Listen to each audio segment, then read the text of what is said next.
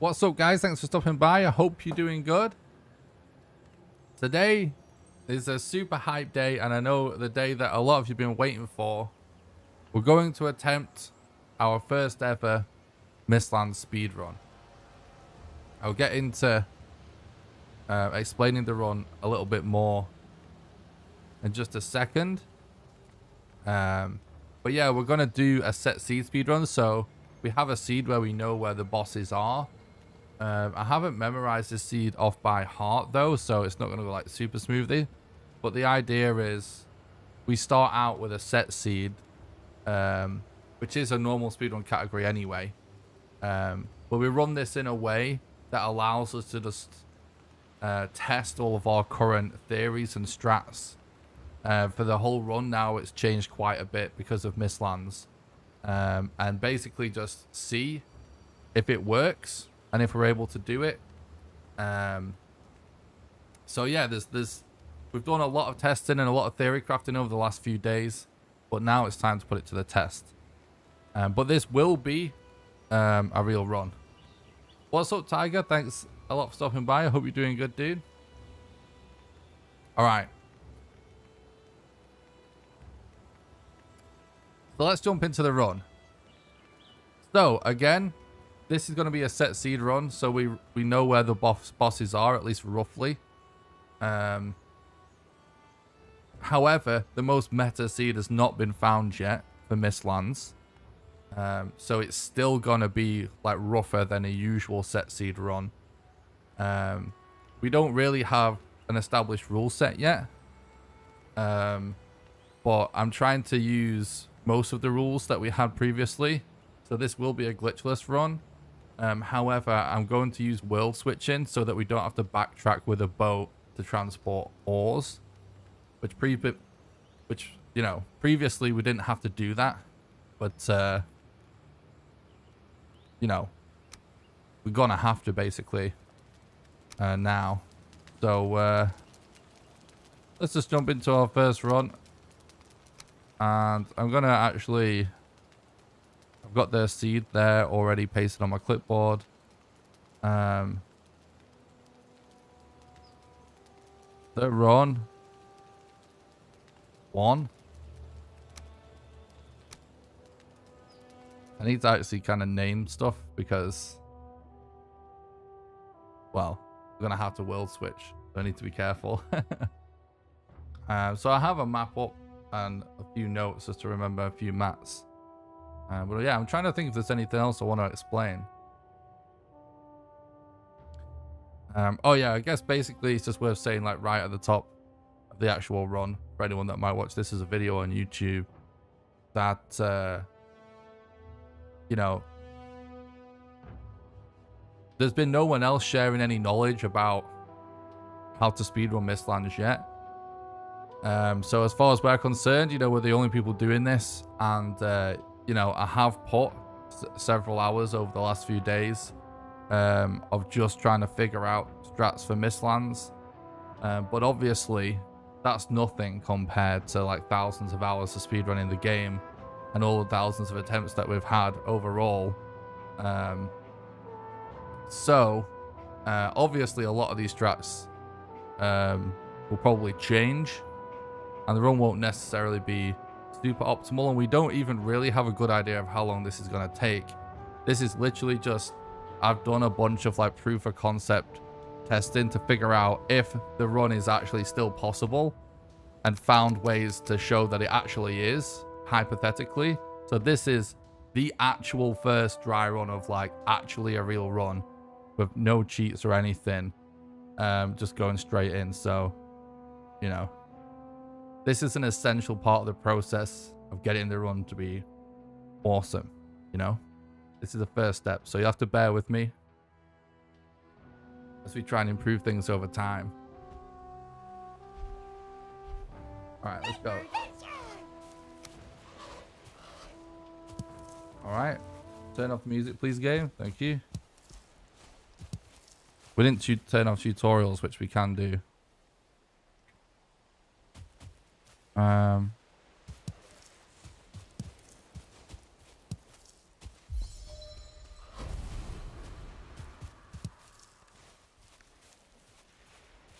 The update is out.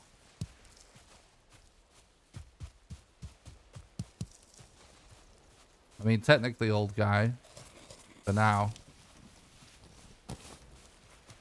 I'm more concerned about the proof of concept right now. The update is out on public test servers right now.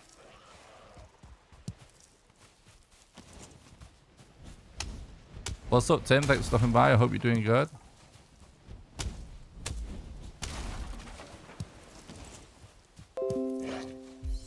Shut up, Windows Update.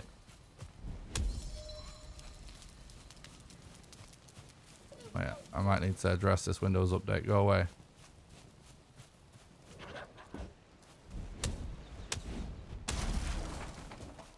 Thanks for the look earlier. I appreciate it. Yeah, we're doing actual attempts today.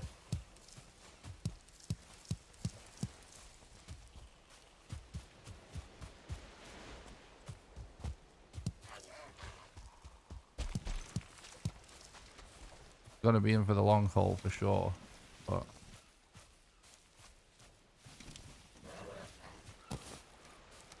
oh yeah, that's I forgot another key thing about this run. It's a no resets run.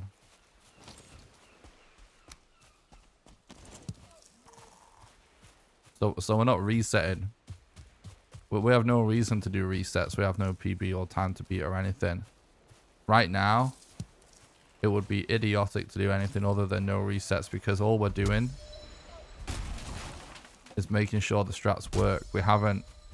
No strat is totally valid until it's been done on an actual real run to completion, in my personal opinion. That's how I like to test things. It's a slower process, but it's more thorough. And you want to be confident in the strats. Hell yeah, we got a trophy. That's good.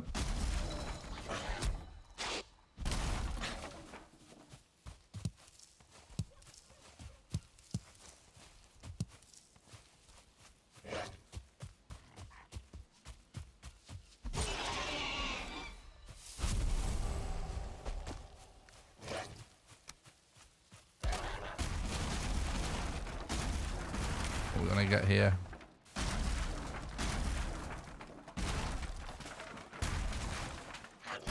It's gonna be super fun though, this run, chat. Yeah, so no resets today. No matter what happens, no matter how bad it does, no matter if we're sent right back to the start. No resets are like such an important part of actually getting good at a category, especially when, you know, doing a massive change to the game like this.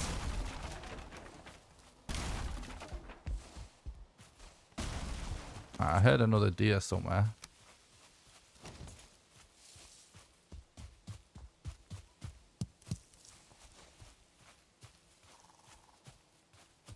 See you on there.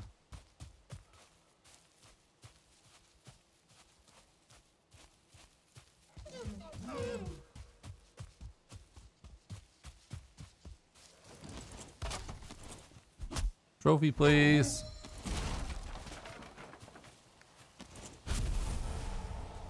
Oh.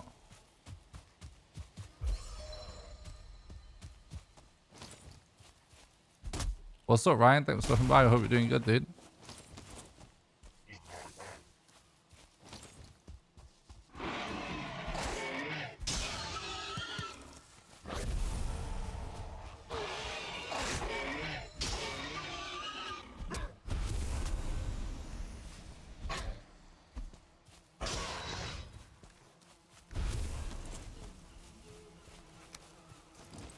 I hear that deer.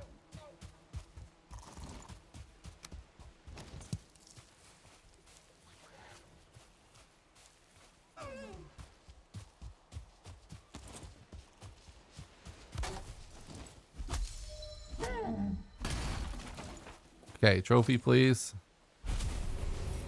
Good. I actually don't really have a lot of stone, unfortunately.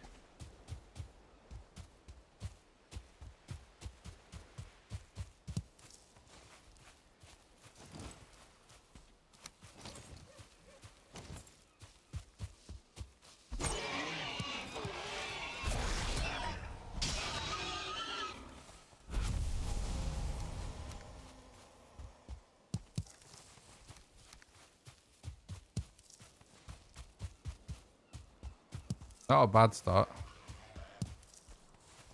What's up, Sinan? Thanks for stopping by. I hope you're doing good. And thanks for the look. I appreciate that, dude. Could do with at least one more stone.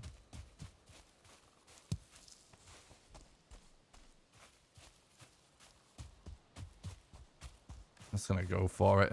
Somehow low on stones around this area. What's up, Daymax? Thanks for stopping by the stream. I hope you're doing good, dude.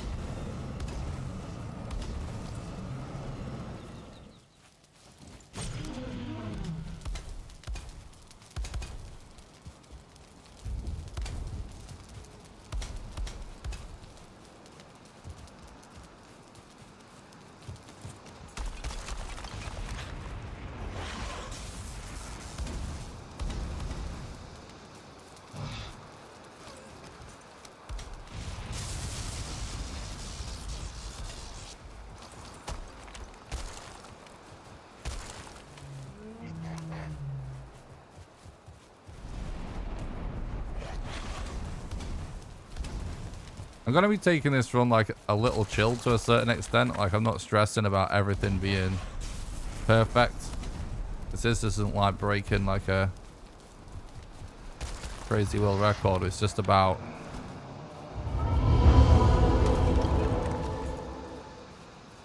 making something that's actually possible that we'll actually be able to improve on. Then it's just going to be about optimization over and over and over and over again. But still, there's still a good time to start with. Reek there. Decent, decent, decent.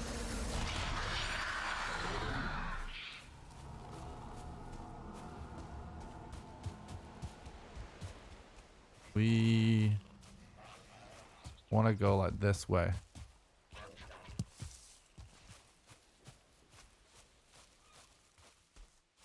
Boss 6 pot on the timer getting me excited. Is that normal? Hell yeah, dude. I was hyped when I created it, to be honest.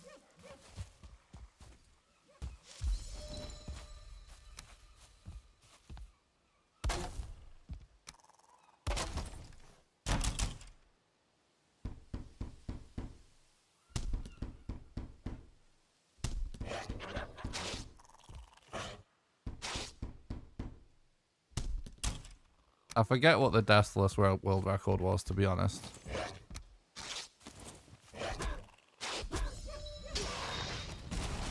But Deathless runs always take longer because they're unoptimal in general. Club.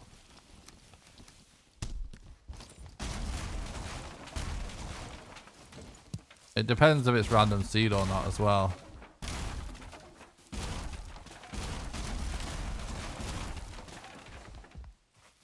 They're not even necessarily harder either. It's just it just forces you to do more prep essentially.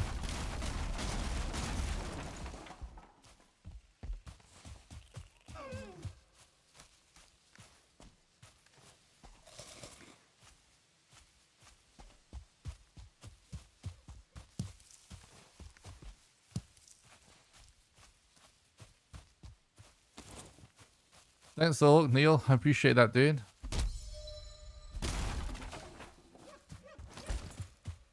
We don't really have... It's not really possible to do accurate estimation of the runtime. Because not like... Strats aren't even really confirmed until they've properly done in a real run, in my opinion, so...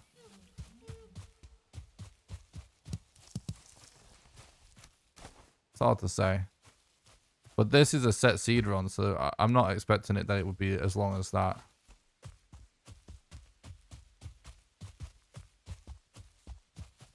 Should still be possible relatively quickly, but it all is going to depend on the Mistlands segment.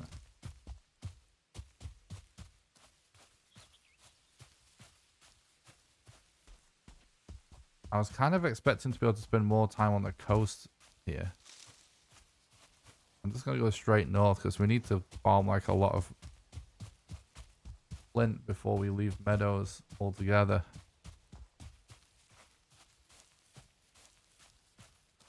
This is the first try of the speedrun, yeah.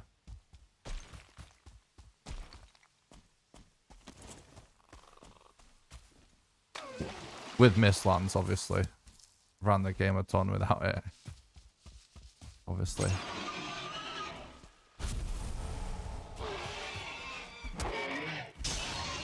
I thought it's worth mentioning in case there's anyone new.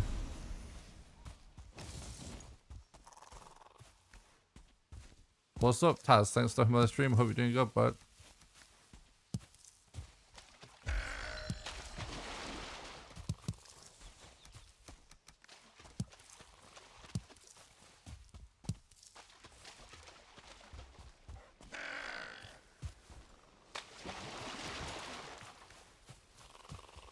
So far, so good on maps. I'm great, thanks, Taz. Thanks for asking. Hope you're doing good as well, bud.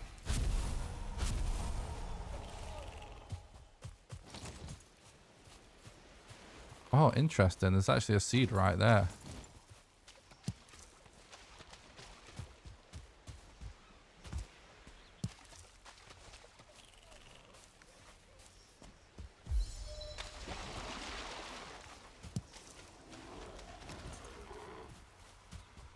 That's handy. I haven't like fully memorized like everything on this seed. I just know the general locations and stuff on the map of like bosses. That's it.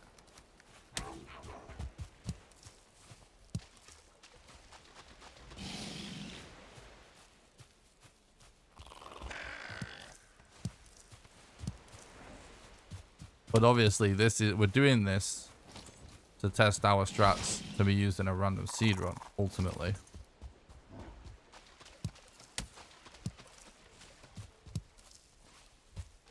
But testing it on a set seed is just a way of doing a real run. And being able to make sure the strats actually work for the boss fights and stuff. And just for getting through dungeons and stuff. Without having to only find out like an hour's in or something.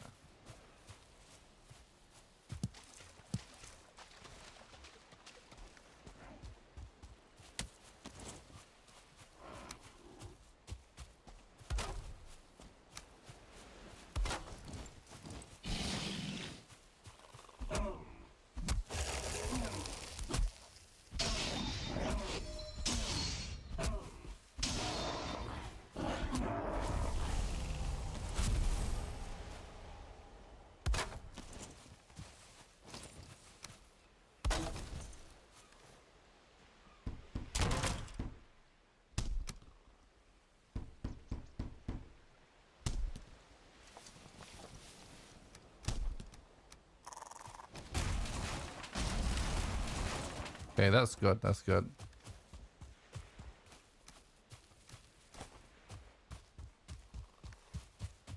I might actually just cook real quick.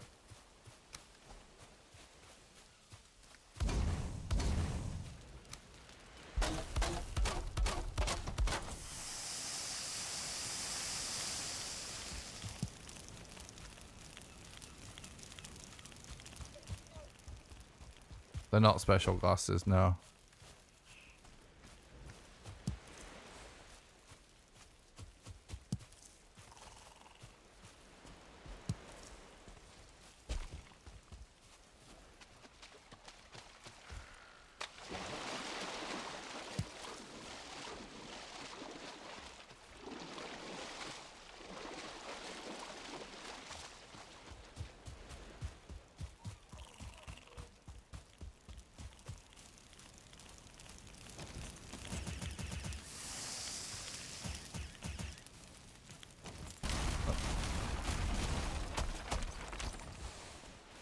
I just pressed E first before deconstructing because I was out of stamina and we're at the edge of it burning. It's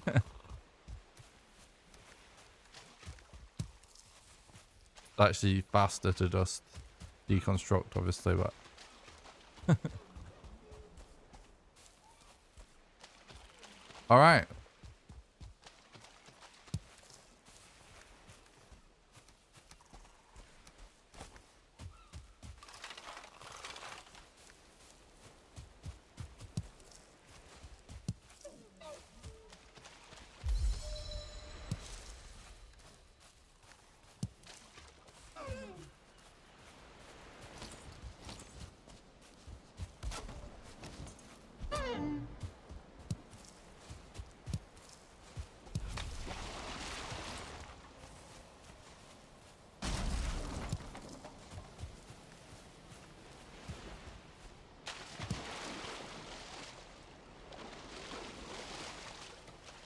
You're welcome, Catatonic. Thanks for stopping by.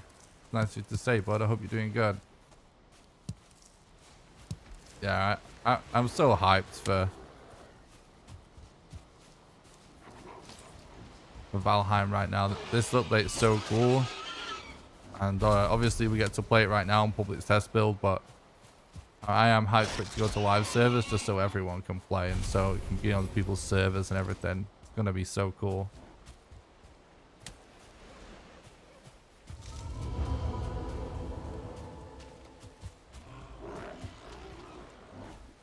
We actually do the Elder really late in the run on this seed, believe it or not. The seed. So the seed we're running right now is the old world record seed, 4 set seed on the previous patch. However, the Mistlands patch has also dramatically changed world generation. And so when you type in an old seed now, the world generation is slightly different to how it used to be. And on most of the seeds that I have checked, some of the boss locations are actually different. And on this seed in particular, thanks so much for the subs on YouTube, Harold and Costo. I appreciate that. I hope you're doing good. All the seeds I checked, the bosses have been moved. So this Elder is miles away on this seed. But obviously it's still I guess this isn't obvious. It is still all on the starter island. Like, the good thing about the way this seed has been left is everything is still on one island except for the Mistlands boss. So it's still pretty good. Like, some old, like, world recordable seeds, that's not the case. But the Elder is, like, right towards the end of the run, which is hilarious. Patrick, thank you so much for becoming a YouTube member and supporting the content and helping keep the stream alive, bro. I really appreciate that. You're a legend.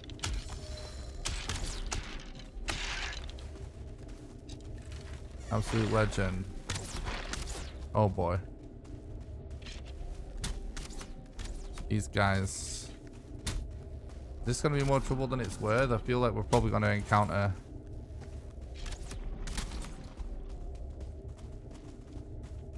How many archers are there?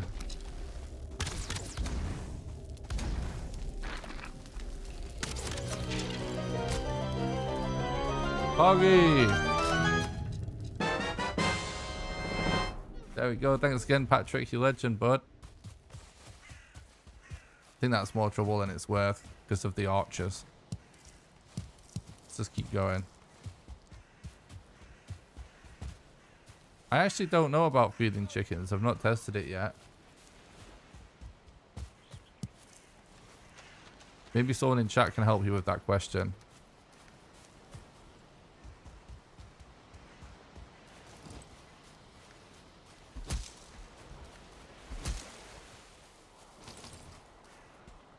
What's up, White? Thanks for stopping by. I hope you're doing good. What's up, Jesse? Thanks for stopping by the stream. Hope you're doing good, dude. Oh, you feed them seeds. That makes total sense. Makes total sense. I want to do something real quick. Print seeds.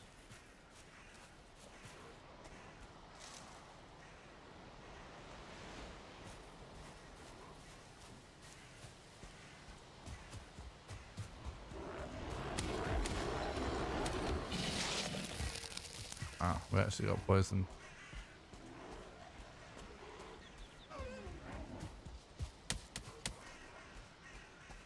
I wanna keep an eye out for like troll caves and stuff.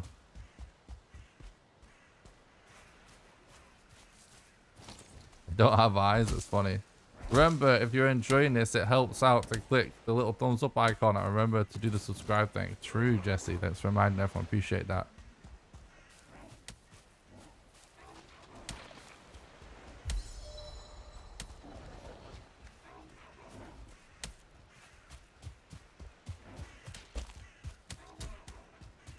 Oh, I think I just saw a fish. We can't pick these up yet, can we? If they're not patched it yet. Nah. You're gonna be able to pick those up eventually. Which will be a nice little bonus on a speedrun.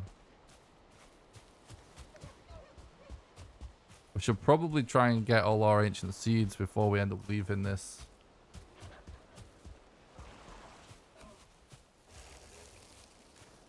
Black Forest. No one knows exactly when the Mistlands update will be on public servers, on like non-test servers, however you want to describe it. It is publicly available now, obviously. Yeah, no one actually knows. They've not confirmed, but apparently for Hearth and Home it was a couple of weeks, so the assumption is it'll be a similar time.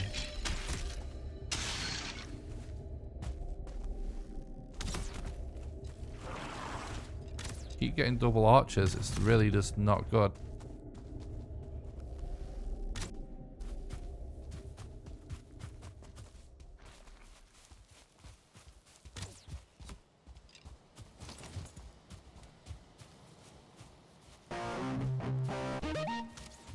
You're welcome, dude.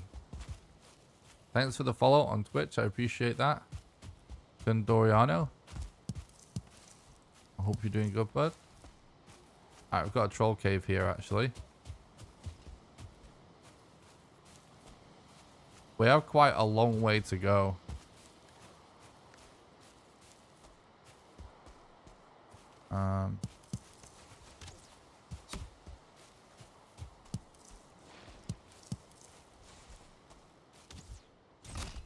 Ow.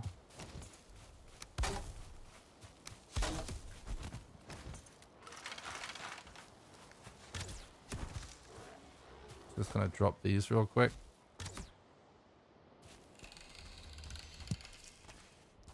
It's definitely happening.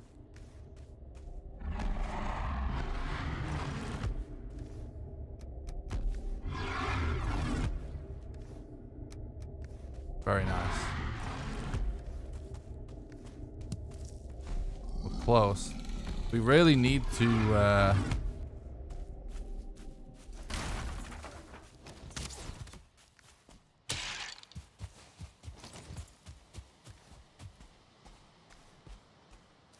get the mats we want sooner rather than later,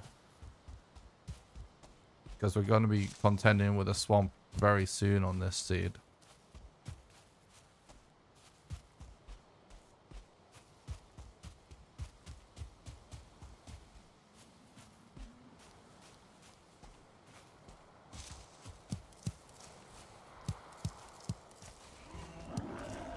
I'm trying to be a little bit more vigilant about arrows as well. I mean, I hope that I'm gonna get to loot. I'm not sure if there's any extra bones we need to run. I don't think there is. Like any extra than what we used to do, I mean.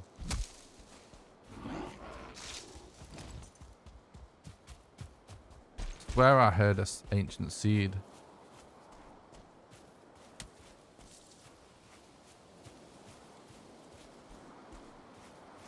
I know we're doing a set seed run to start with, so it's actually just gonna speed up the process of verifying that the strats actually work instead of just jumping into a random seed without verifying the strats. Because whilst we've theory crafted and tested all of the strats, they've obviously not been done in a real run yet, so.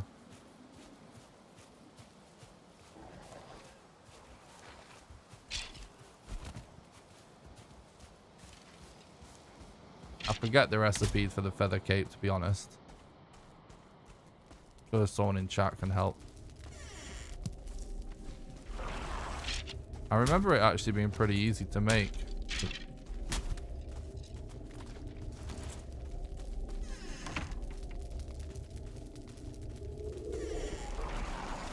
Awesome. Yeah, we're not going for that one. Ignore that. The closer one is not the most optimal one in this run anymore. seed's been changed with the update.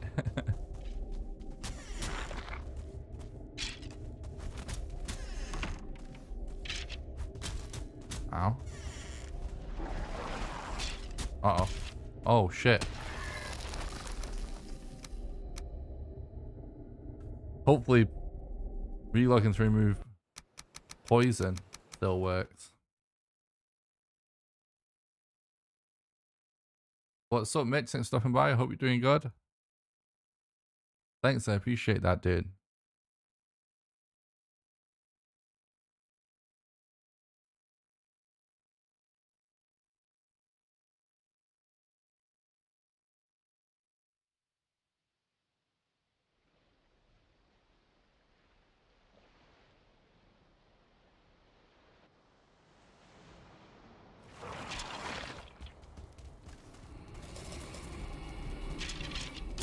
No.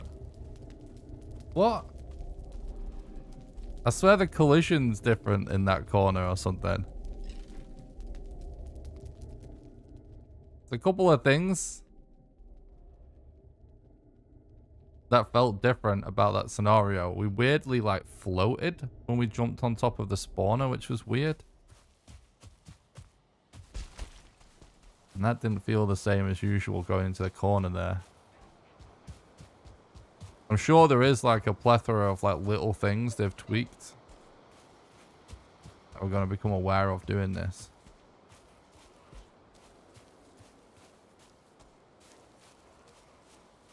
No, Jesse.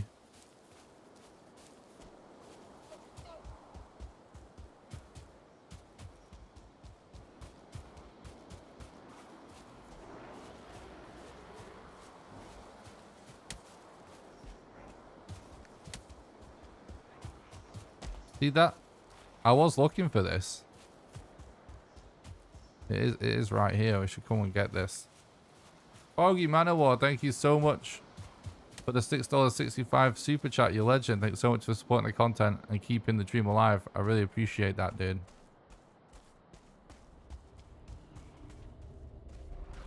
Where did we die exactly? Was it this way? You legend, thank you so much. Been avoiding Mistlands content as the misses and I are awaiting to run it fresh when it goes public. But here's a cheers and good luck on the Speedrun's tumbler glass sign of the horn's medium light skin tone. Oh yeah, thank you so much, dude. I really appreciate that. Thanks so much for supporting the content. I hope you and the missus have a good time.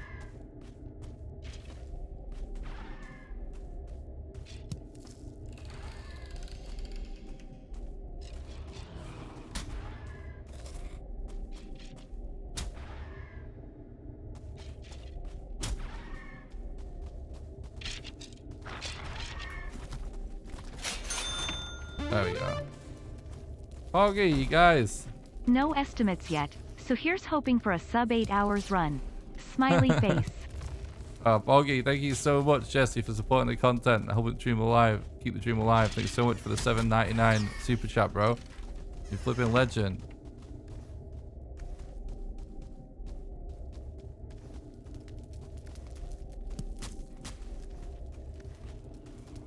We need lots of cores now, by the way.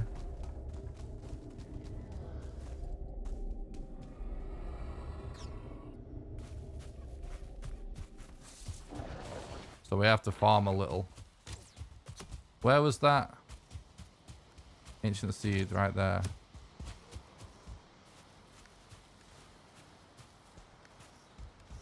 Oh, I didn't recollect the flint. We have to go back.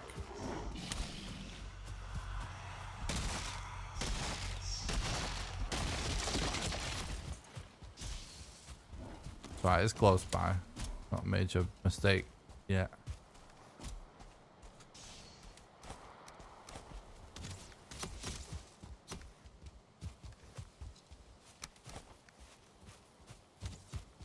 Gonna have to do a lot to manage weight in this run. So it's, to be honest, actually not the worst thing. I was thinking we should be overweight, but yeah, it's because we don't have the flint. Oh no, we are just underweight anyway. Perfect. Right, let's keep going. We could do with one more ancient seed before we leave this black forest. And I'm really GL hoping on we get this another run. I'll keep popping Poggy. back while watching England play USA in World Cup. Oh, hell yeah, Neil. Thank you so much for the $7.47 donation. You're absolute legend. Thanks for supporting the content and keeping the dream alive. I really appreciate that, bud. And thanks for the luck. Enjoy the game.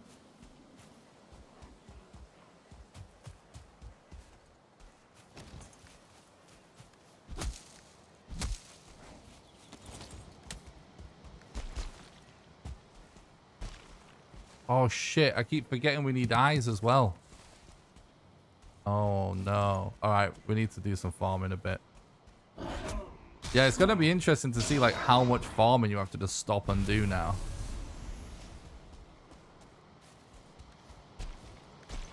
Oh, okay, I totally forgot about that.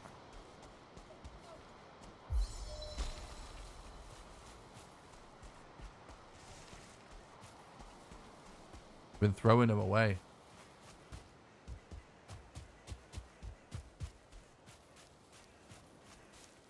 Ah. Oh, it's a rough mistake to make. Here we go.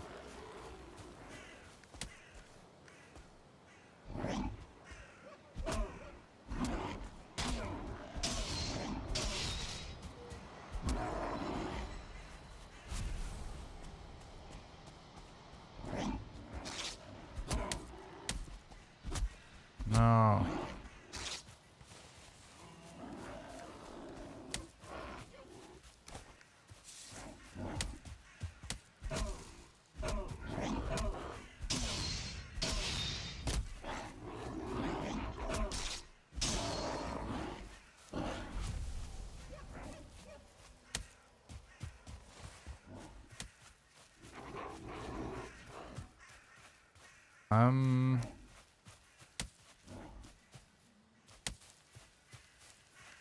I think it might be a good time to do our first server switch to stash the flint.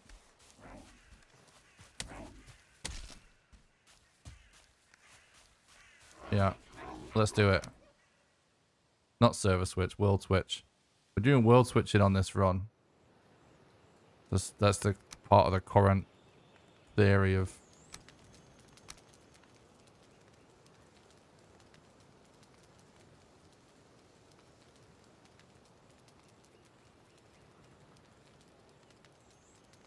not test run. Whatever, dude. It's a speed run. It can have a spelling error. So for a current idea, the plan is to use the second world store map, so might be as a possibility for rickshaw on this run. Wait, you haul it? Oh, yeah. So, we don't know yet really if we're gonna end up allowing world switching officially in the future. But right now it's just to prevent the idea of having to like sail back to a location, because the thing is, for sure, you need to make black metal. There's like tons of ores you need to process now, whereas before you used to be able to get through it without any. You're always gonna have to do some right now. So that would mean sailing back to a location with those ores without allowing world switching. So I think it might be better to keep world switching right now, unless we can figure out like a way around it. But so like nothing's set in stone yet, but it is possible that you start to see runs where we actually make a boat and go backwards and forwards with a boat.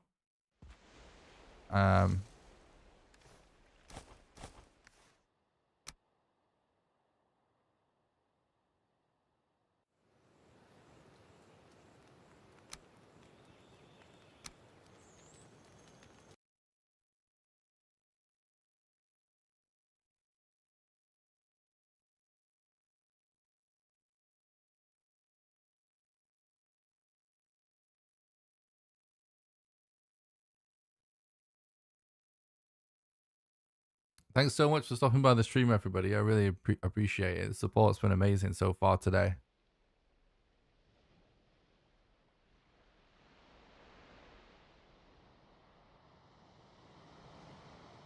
Alright.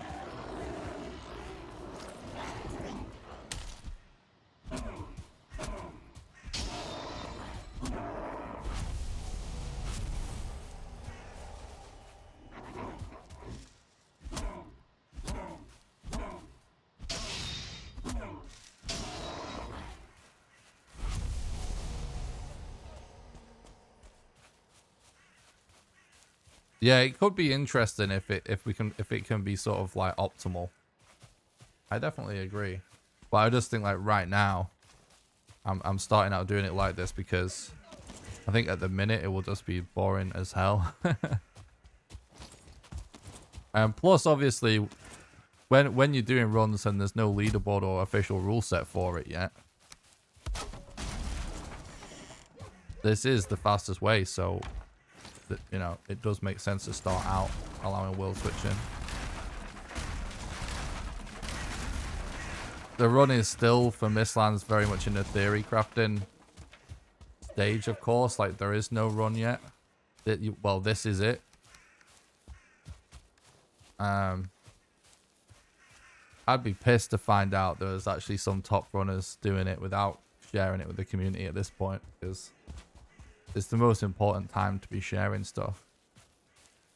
But I would assume we're basically the only top runner trying to figure this out right now.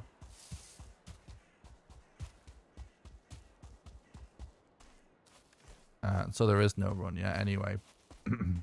But, anyway, yeah, you guys get it.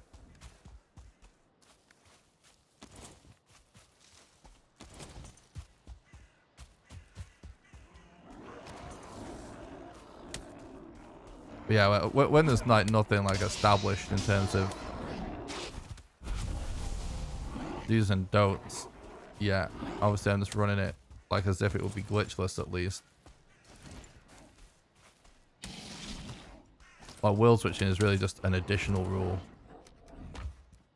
in the previous category, but that was back when balls weren't necessary.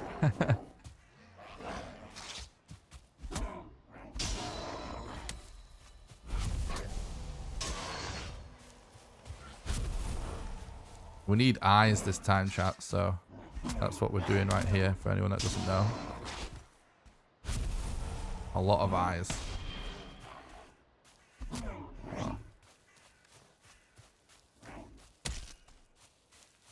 Well, the damage of that is just wild.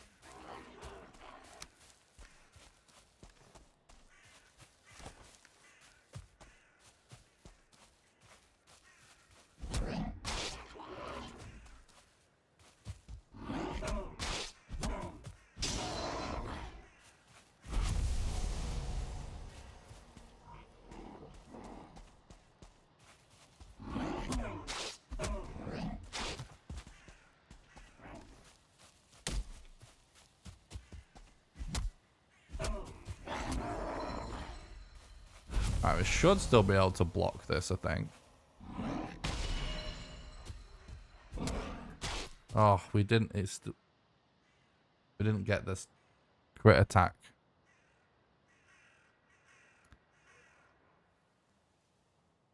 Should have just burned him.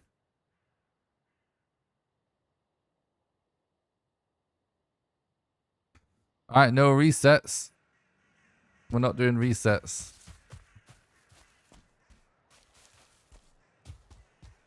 That's part of the challenge today. We stick it out. This is a no reset run. No reset run. Repeat, no reset run. Because this is solely to just make sure it's actually possible.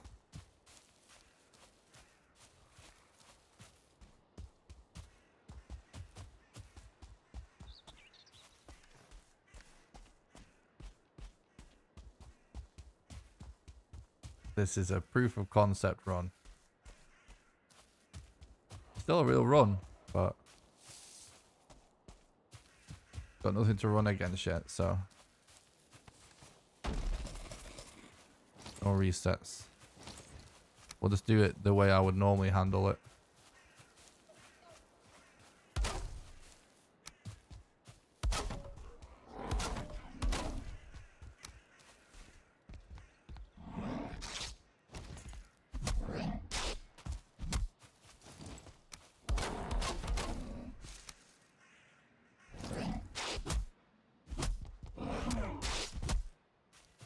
Like, it would actually be good if he gave us as a seed.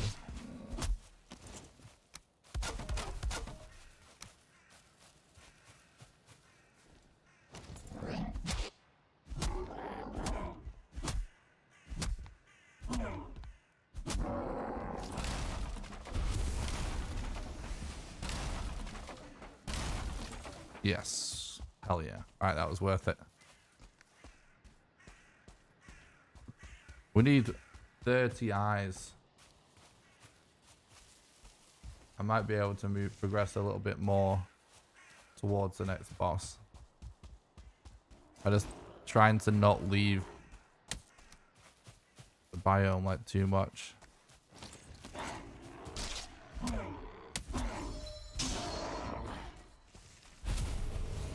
Getting these eyes, it's not too bad with the flint axe. It's actually kind of interesting, actually, because I recently started going for level 3 flint axe, going straight to level 2 at the start, just for a little bit of time save on Yag. But it means you can absolutely wreck raid walls compared to like when you don't do that on these runs anyway. It's actually kind of interesting, like, if we end up having to farm grade wolves in these runs for the foreseeable future, then actually that strat's even more legit. Because it's actually completely worth doing to fight grade wolves. It's very minimal. Well, it actually can be done pretty much no time lost.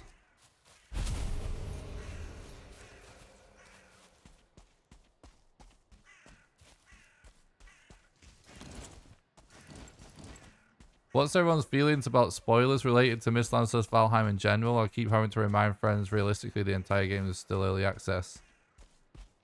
I feel like that's a valid point. I personally just I'm trying to be understanding of everyone's perspective of spoilers.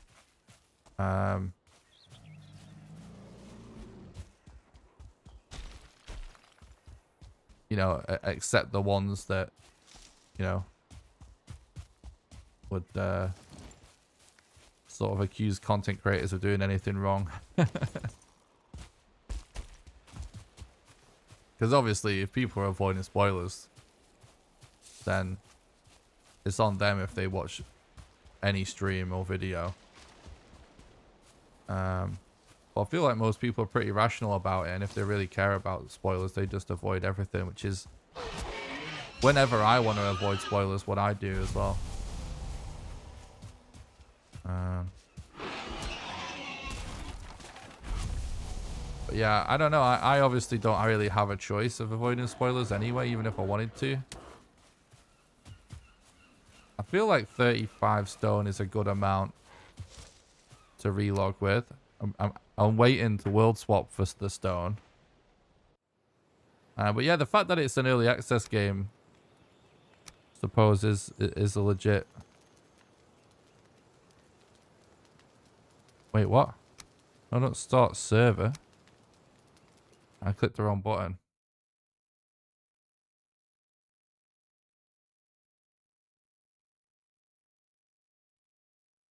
But yeah, I could totally see why people wouldn't want to have anything spoiled to them about this. I could totally see why people wouldn't care. I could totally see why people would view it as like, well, the game's not finished yet anyway, so, you know, it's all a work in progress. I totally get all that. I can see all sides so far, I feel like, of the spoiler discussion around the game.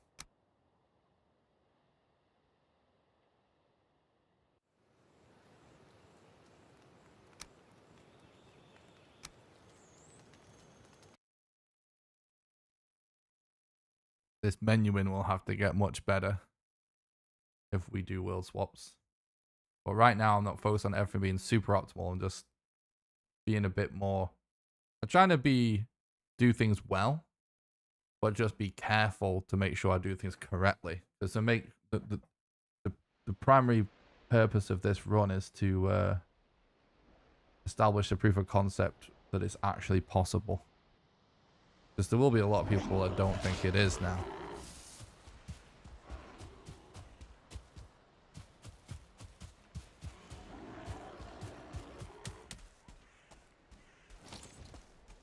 Yeah, yeah. I can I can definitely see that, Atom. Makes sense, mate. That makes sense to me.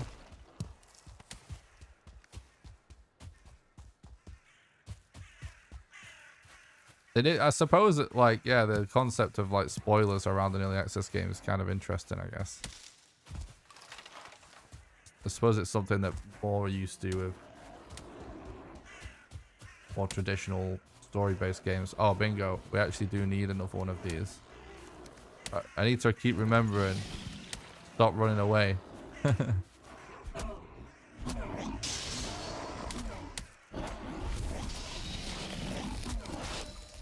Oh, fuck. I just got melted. What's up, username? I appreciate that. Thanks a lot.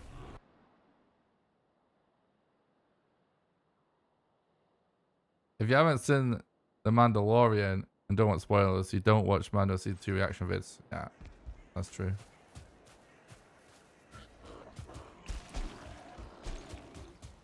I was getting greedy with the eyes grinding then. The thing is, though, if you get corpse run in this scenario, you'll be able to just smash through that whole group pretty quick.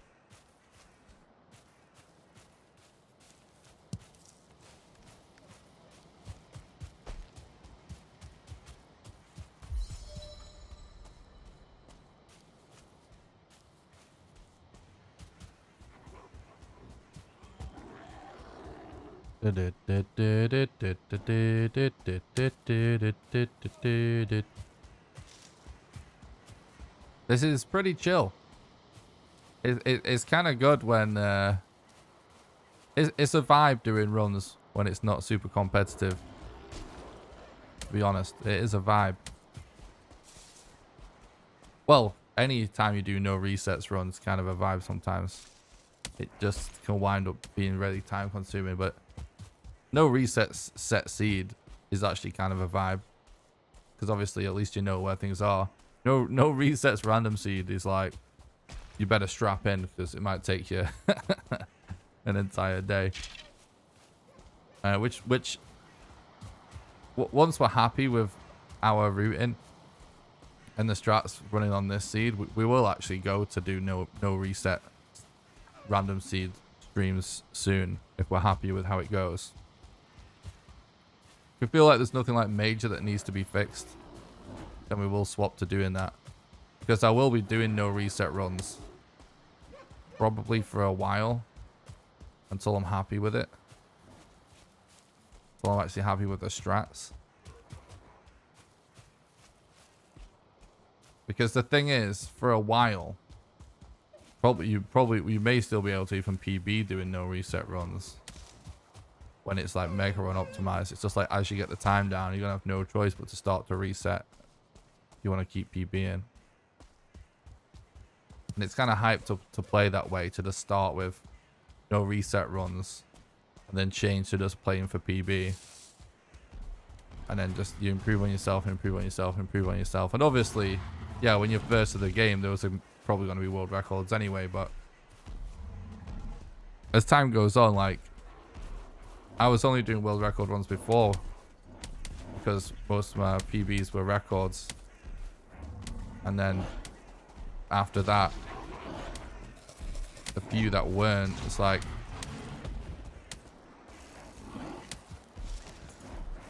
this troll's gonna complicate things, to be honest. Can't. Such a waste, dude.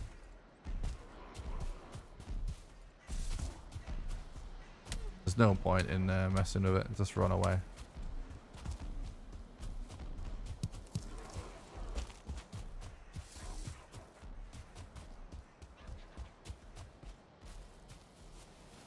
Maybe we can use him for some fine wood. I don't know if it's worth it. I'm sure there's some shipwrecks somewhere. Yeah, of course now we can fight him when we no longer have corpse run.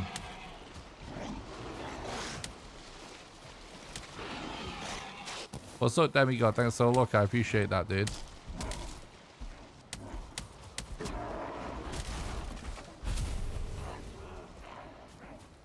Alright, we're just gonna take it easy and try and take these out one bit at a time. As long as we have a torch on,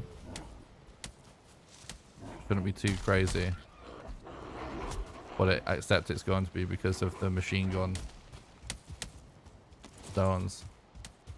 Probably gonna have to get a bed down and just sculpture on it. This is totally worth doing because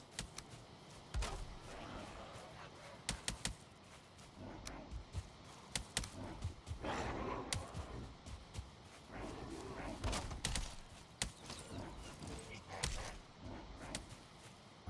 not gonna let us chance, dude. We need so many eyes, you know what I mean? A fire is really what we need right now. Ditched all of our stones in the storage world.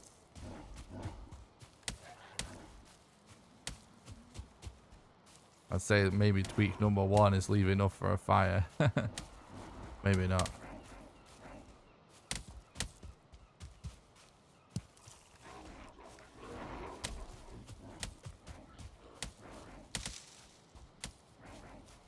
We need to make a lot of we need to make 3 portals basically.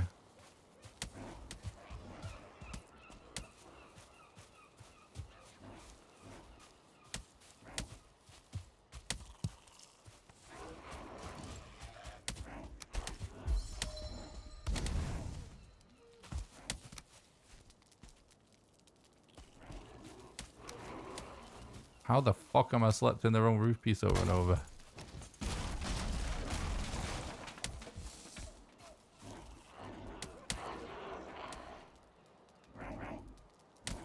What's up, Joe? Thanks for stopping by. I hope you're doing good, dude.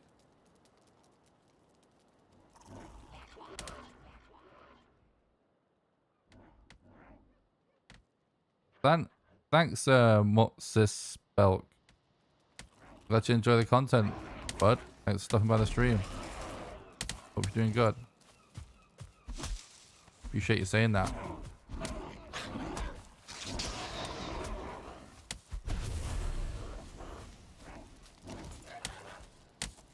We need to do a repair, bro. You're exposed.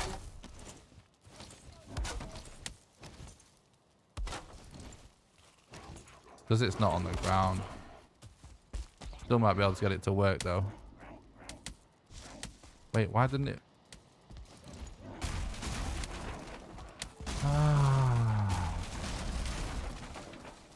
Valheim.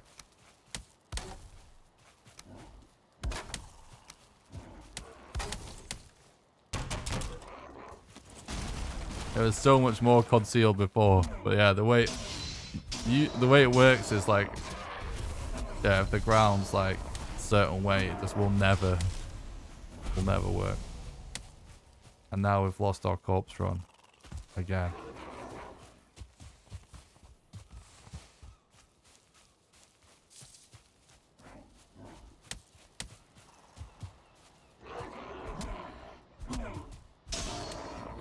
We're getting there though. There's a lot of grade walls to have to get through. I mean, this has been a... not getting the best drop rates of them, by the way. But yeah, it seems like it's been rough, but actually it's not been not too bad. This is like a lot of grade walls to get through at the end of the day.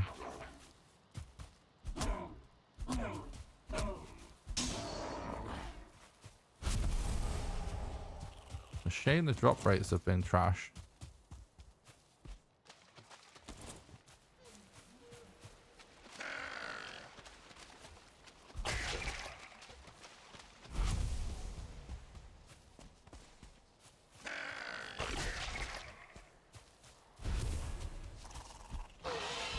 It's incredible that we just only got that many from that. Absolutely incredible. Kind of rigged those drop rates, not gonna lie.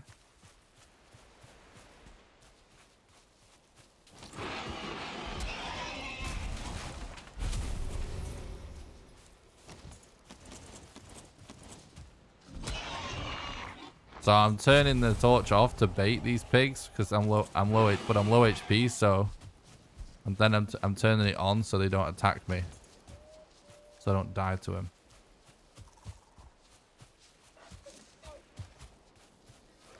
Now we do actually have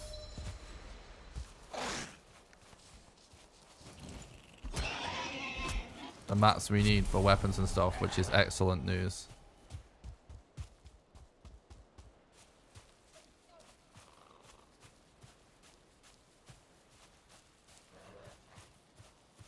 That is it, Mitch. Oh yeah, dude. What a tune. You nailed it, bud. Congratulations. I think we officially have got all the leather we need for the whole run now. Pretty sure, chat. Including the extra leather that we needed for the spinning wheel. Yep. Oh, very close to it, if not. Oh yeah, exactly. I think 29 is the exact amount. Yeah, it is. Should be. Oh, we're gonna have 30. Perfect.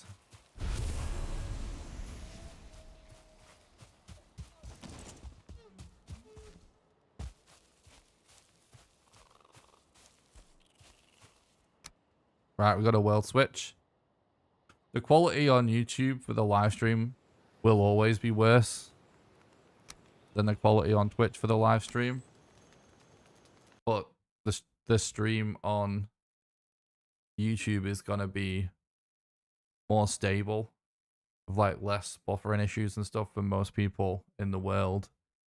And how much of a difference between the two really depends on the servers in each part of the world. But basically, it's not because one's better than the other. It's because YouTube way prioritizes sort of general usability, and it doesn't assume people have good internet connections. It just does it in a way that it will always work on any device with any internet connection, pretty much. Whereas Twitch kind of assumes a much greater internet connection, basically. That's what's essentially going on there.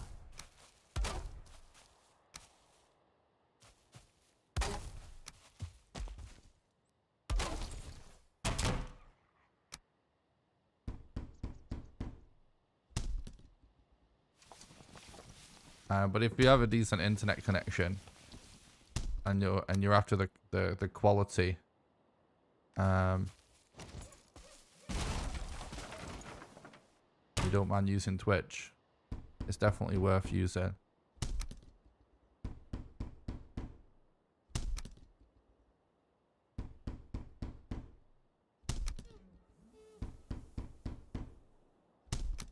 Alright, so far so good, right, chat?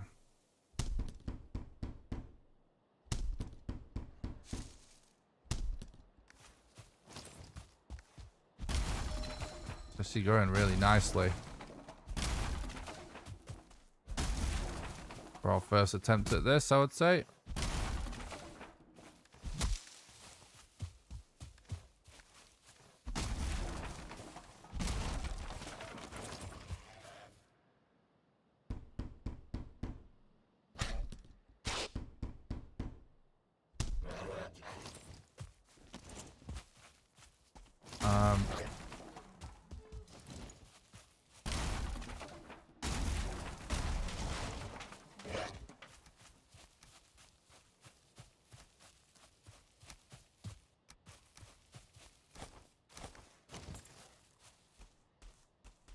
Oh, we don't actually need to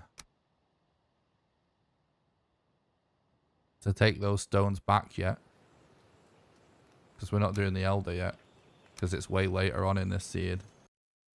Thanks, Jeremiah. I appreciate it. I was driving through the ocean with a boat with full cooked black metal, and my PC crashes after I got on Valheim in the middle of the water. My boat is gone. Oh my god, that's unfortunate. Foggy! Steel, you legend. Thank you so much for becoming a patron and supporting the content, helping keep the dream alive. I really appreciate that, bud. You're absolute flipping legend. That really helps. Thank you so much.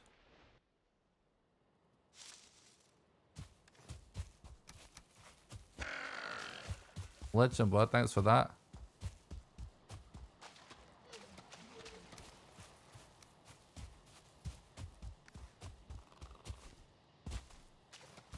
Let me think about what else we need to be doing now on the way to the next boss.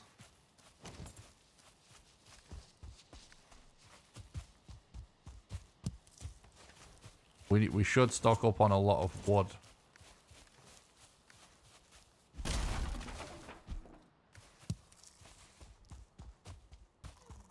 Should be trying to keep an eye out for a shipwreck as well, frankly.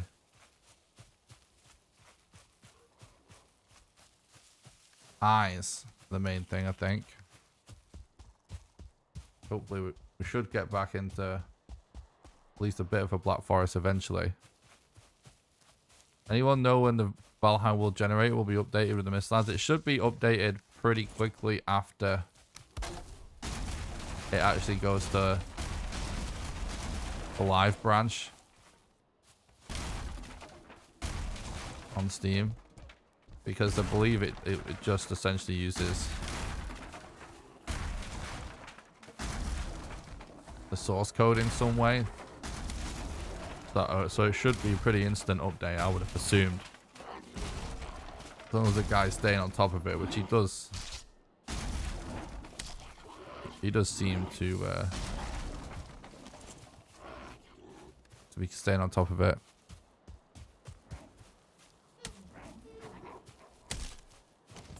Yeah, that is a legit strat. Let me in, please. It's actually just faster on a run where you're doing all the bosses, though, to just keep an eye out for shipwrecks. But and usually, you know, because the runs are quite long, you usually find shipwrecks eventually.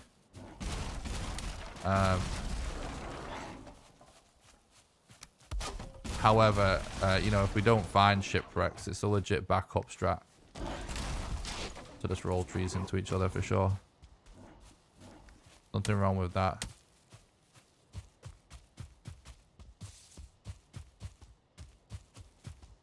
We used to do it all the time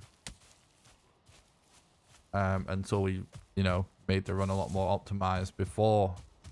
Like basically after Hearth and Home, when we were doing this, running this running like, you know, RSG, new game RSG after Hearth and Home.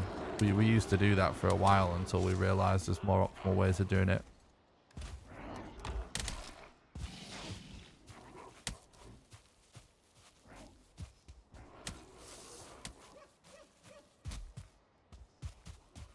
What's up, Basic Builder? Thanks for stopping by. I hope you're doing good, bud.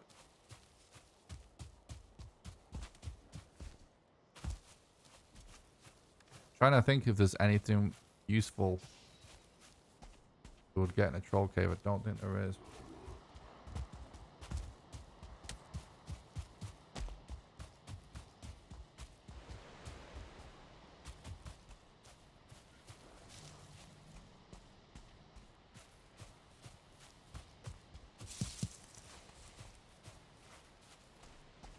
I think I saw one of your builds on Twitter today, actually, Basic Builder. With the first Mistland build or something. I think that was you, right? It's like there's a bit of a ravine that you've got a bridge over, and then a little bit of a castle behind the bridge. Is that your build?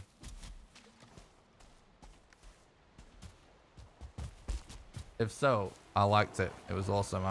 That caught my eye today on Twitter, and I was like, yeah, that's nice. I like it.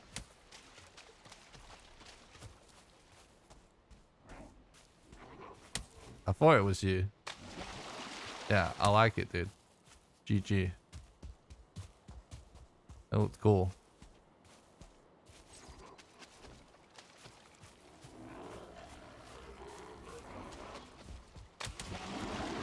How do you know the merchant was here? I didn't. I didn't. I am playing a set seed though, so this is a seed where I know the boss locations. We type the seed in to get it. But I didn't know that there was a trader there.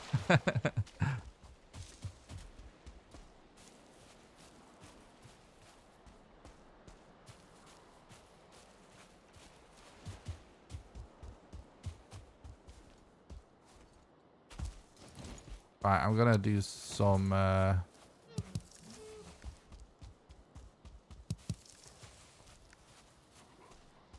cooking soon. Not using this deer meat isn't great.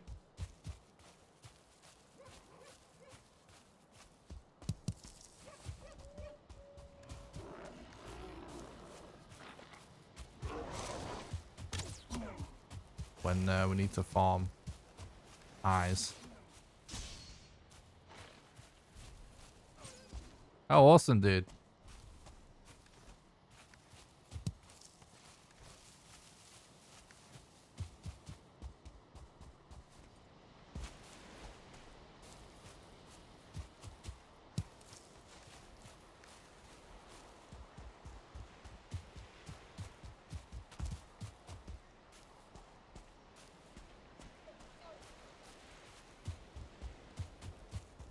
Well, I'm going the right way, so that's a start.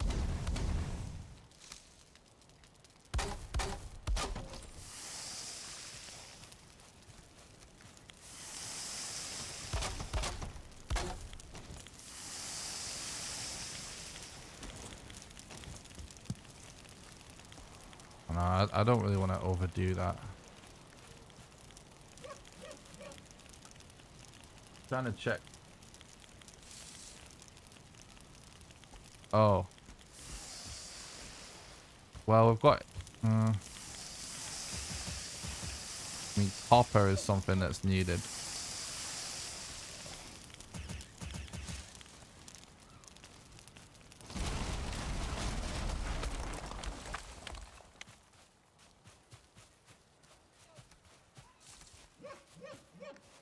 I think we should get copper sooner rather than later, actually. I'm hoping I can get it up in this corner.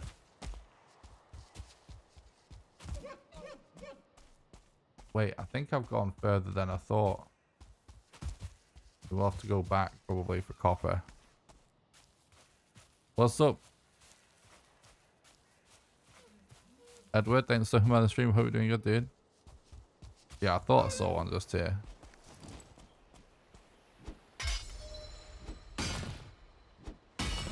It would have been better if we could use the Elder to do this.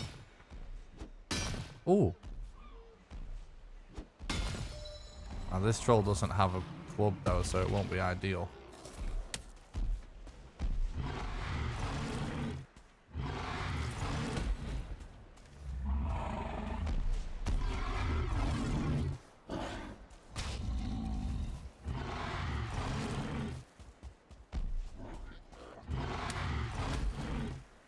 They kind of trash at mining when they don't have club.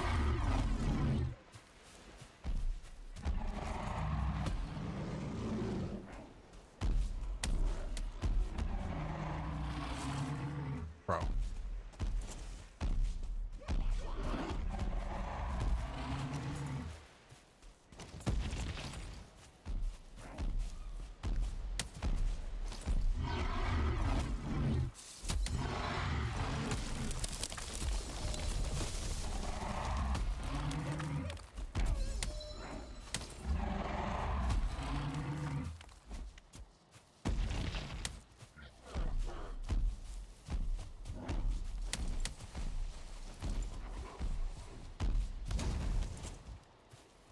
Suppose it's still worth seeing if he will.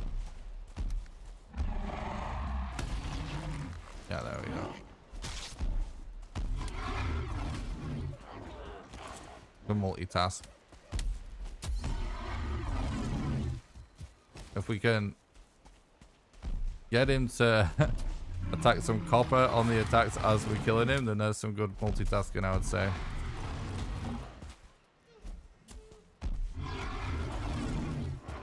Kind of wish he had a club.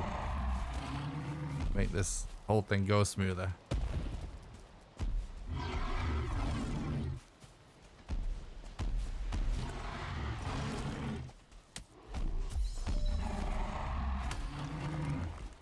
Oops.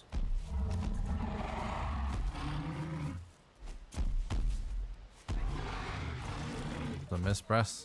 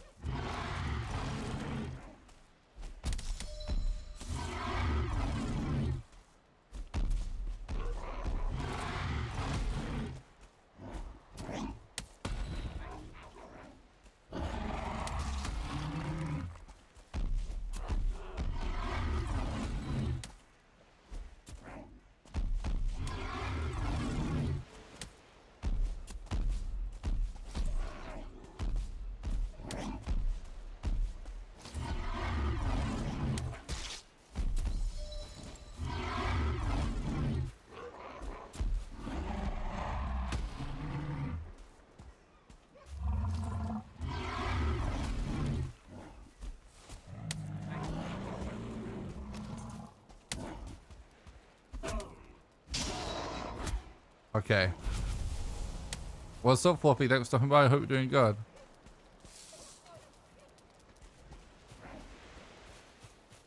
We're doing a Mistlands run on a set seed, so we know where the bosses are, so we can test all the strats that we've figured out for Mistlands.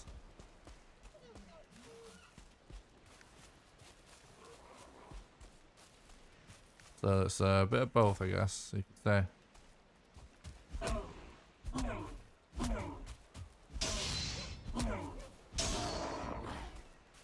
Thanks for stopping by though, Fluff. Hope you're doing good, bud. Really close with the eyes now. Halfway through.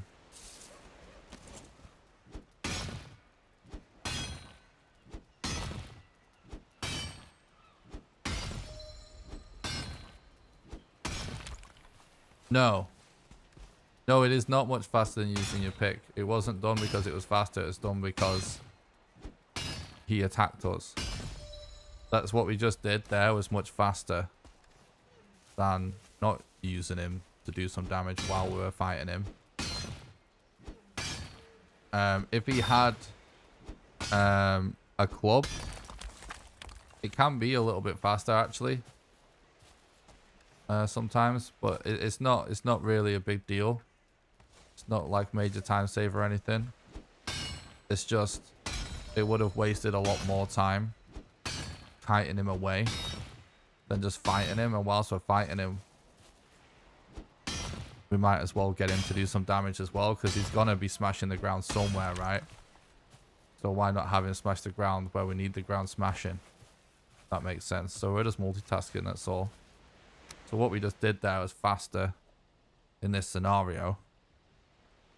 But using a troll to mine for you is not really, you know, a legit speedrun strat.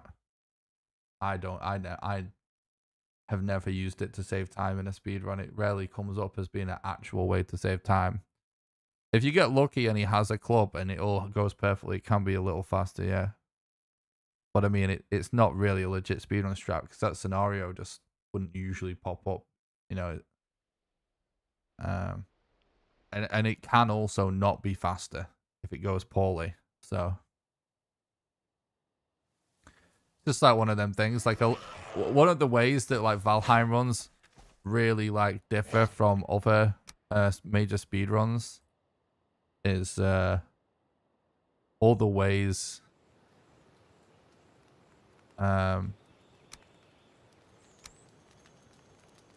That there's all these like dynamic strats that change depending on RNG. What's up, Connor? Thanks for stopping by the stream. Oh, Canaris Design. Thanks for stopping by the stream. Hope you're doing good. I'm great, thanks. So far, it's going really good.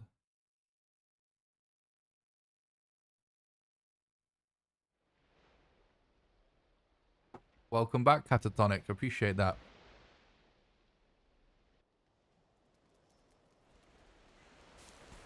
I don't know if I should bother taking that. I might... What random shit did I just pick up that I don't need?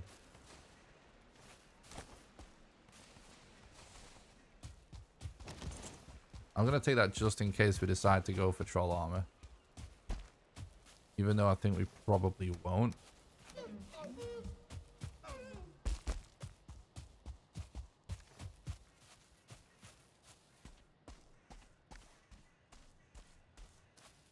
Yeah, I might go for it. But it's not important yet.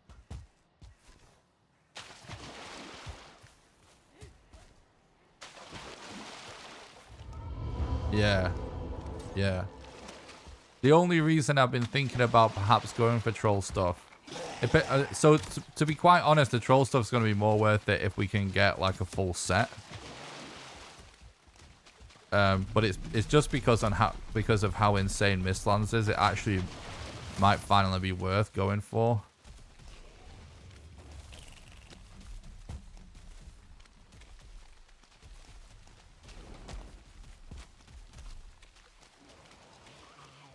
Yeah, it'll be pants because you already have a tunic, so you would start with pants or helmet always. Then you would go for helmet. Whatever, you know, whichever one you didn't do other than tunic, then you'd replace the tunic last.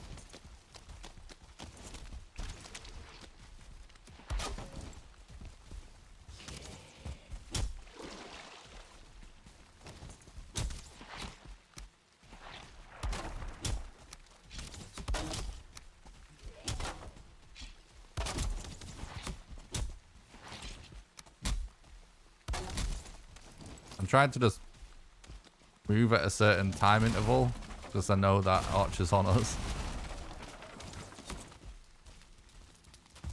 Oh, we don't have Swamp Key yet, do we? Of course not. What am I thinking?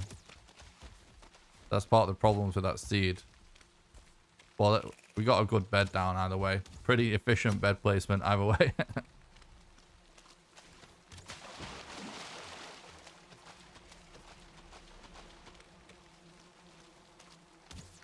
Fuck, we're gonna need...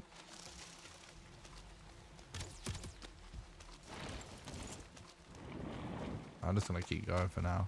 We're gonna need more beds, dude. More eyes, I mean.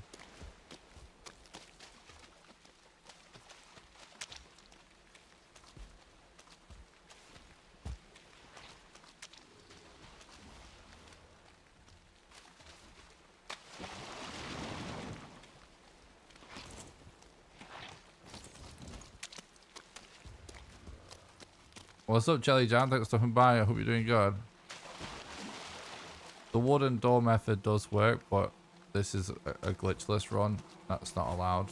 So, yeah, it works.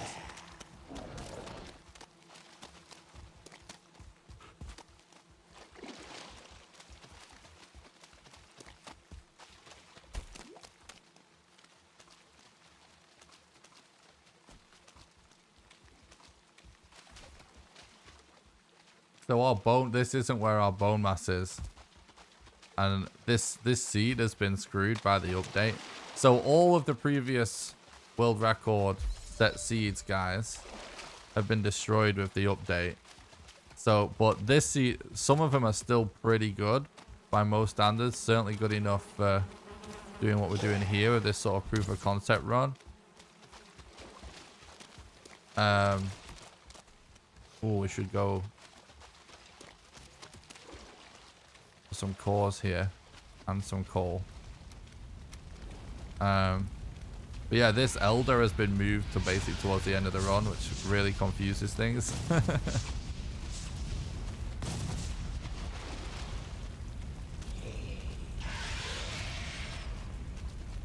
Gonna give it a few minutes for these things to kill themselves.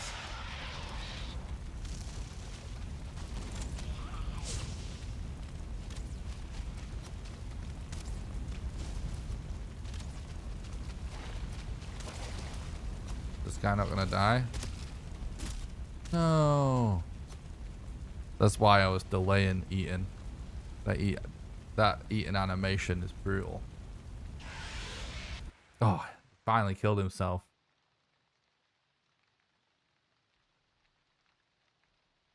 Yeah, the changes to world generation is actually quite different. It's not different to the point where it's like noticeable for just when you're just playing like casually. But when it comes to changes to what were like world record set seeds, every time there's a major update, things are changed. And in fact, in the history of Valheim speedrunning so far, the world record, what the best seeds have been for set seed attempts, have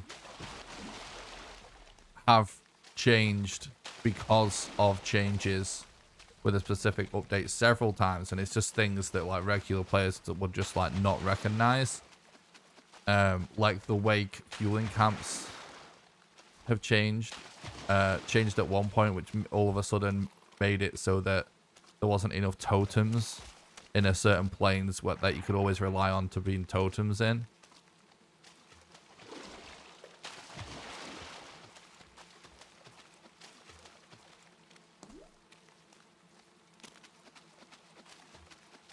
Deathless runs aren't a thing, if you mean deathless speed runs. In fact, Thread used to do deathless speed runs, but there's no official deathless speedrun category, so they're not really a thing. But Thread used to do him. I do think it's something like worth considering being added potentially at some point in the future.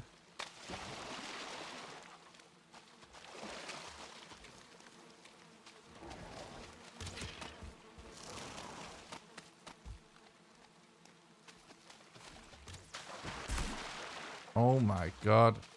Can't believe he managed to get me.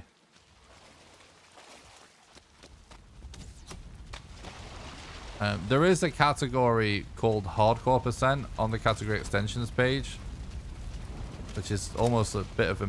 Oh my god. It's actually like a bit of a meme category, I would say.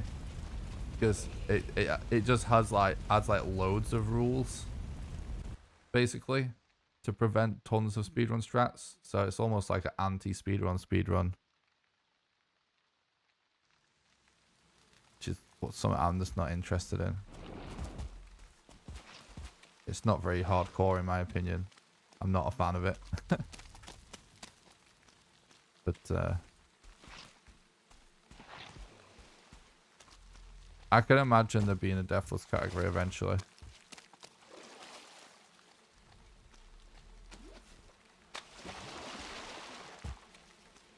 Like there's a certain point when it comes to like restricting things in speedruns where if all you're doing is taking tools away, it just gets to the point where what you're talking about is somebody playing the game completely normally. You know what I mean? And it just gets to the point where everything just becomes over preparation.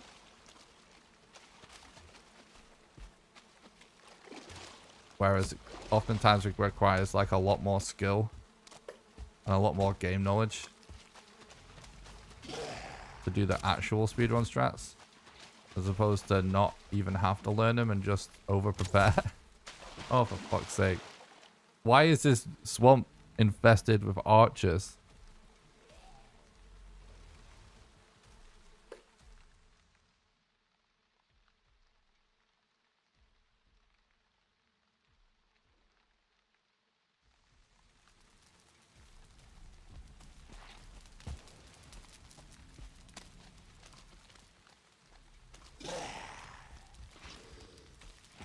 There are several mods that affect world generation.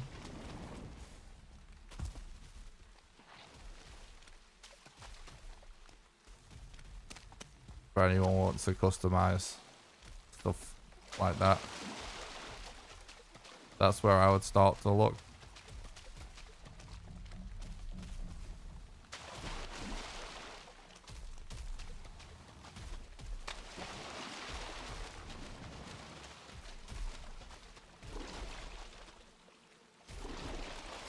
Yeah, exactly, Welsh.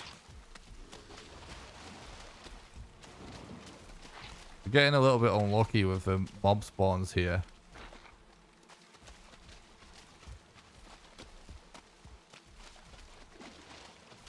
Stormtroopers could learn a thing or two from Valheim archers. True.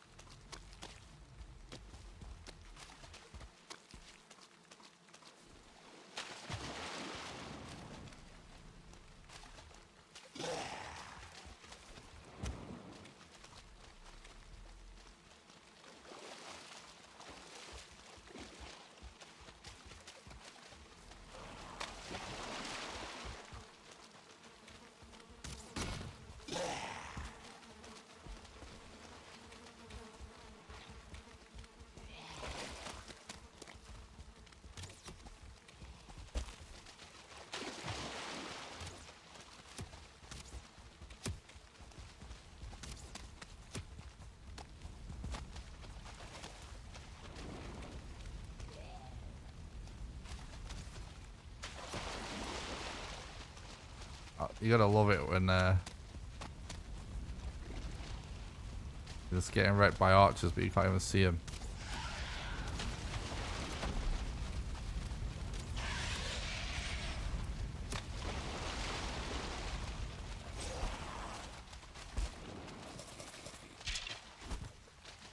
I'm doing this just to retreat a little so my health picks up so we can eat, because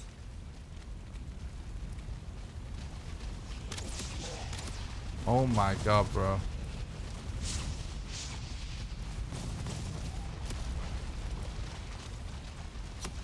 There we go. Right, let's keep going.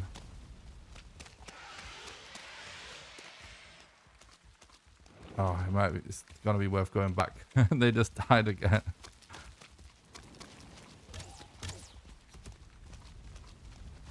We do need cores. Obviously we will need coal.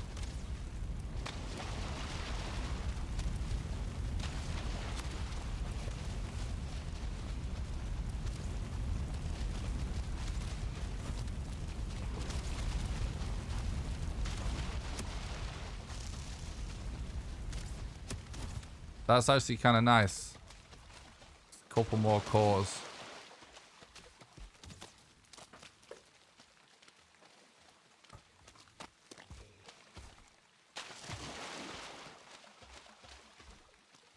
Is Elder your third boss for this run? Bro, the Elder is so broken. So like I was actually in the middle of explaining, wasn't I? So like the set seeds have all been dramatically affected by the change in world generation. Like what has essentially happened is some of the boss arrangements have slightly changed because of the way they've made room for more Mistlands being generated.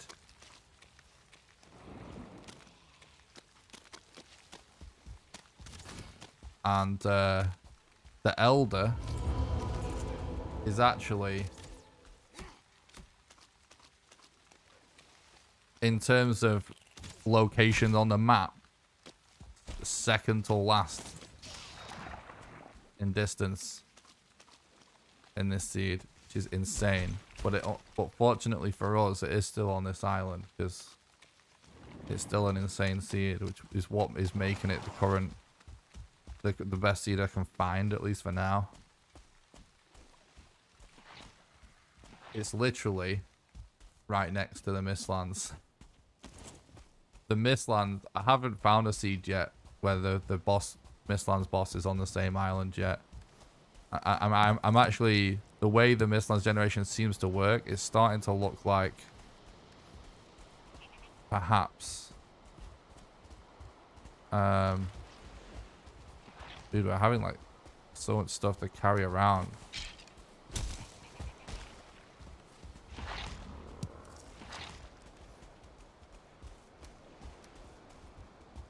I don't know, it might be better to keep that axe actually.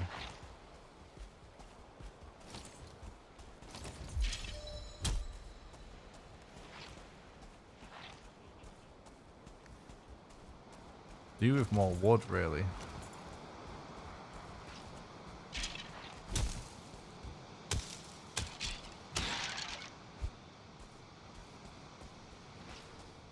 Man, I wish I knew where all the shipwrecks were. I might even look for shipwreck. Oh, there, yeah.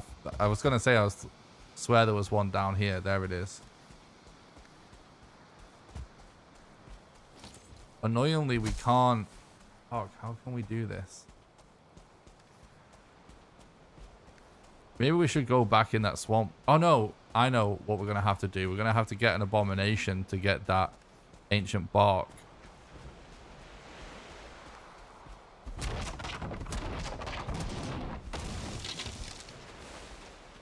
So that we can actually have a bonfire.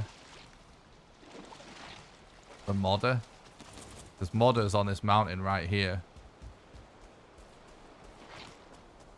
Because I don't want to do modder with campfires. It'll still probably be faster, just take a little bit more time. You know what's actually interesting? I've just realized this. I need to relog there to remove poison. We might as well combine that with a world switch.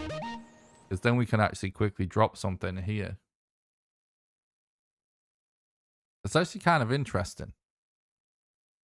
Actually using the relog opportunity for something else.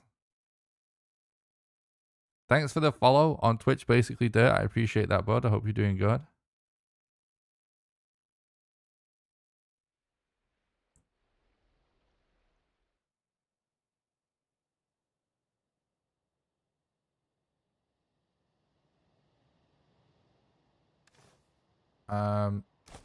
Drop this. So we need 2 more cores. Just remember that, chat.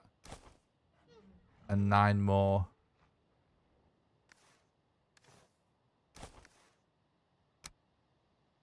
I don't know if I'll remember everything that is there, but should be good.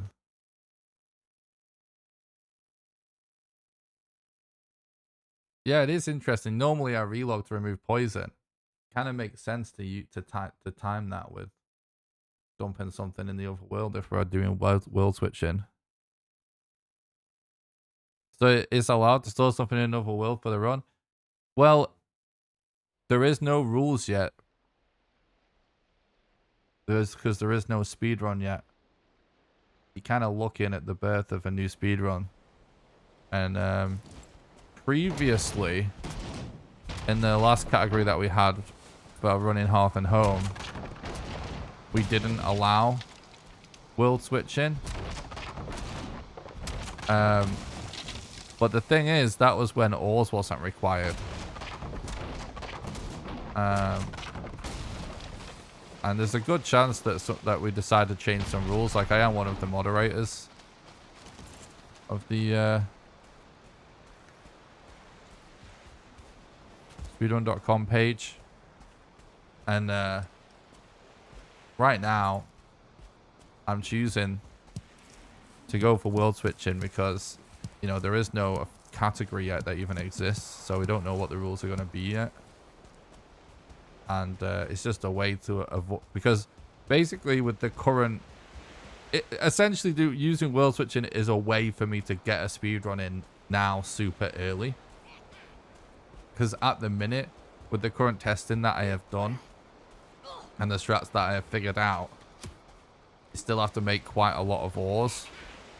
So that would mean you'd have to be sailing back and shipping ores in the run, which I think would kind of destroy the speedrun in many ways. And I don't, you know what I mean? So I don't, in that case, I don't think it fits the spirit of speedrunning to exclude world swapping.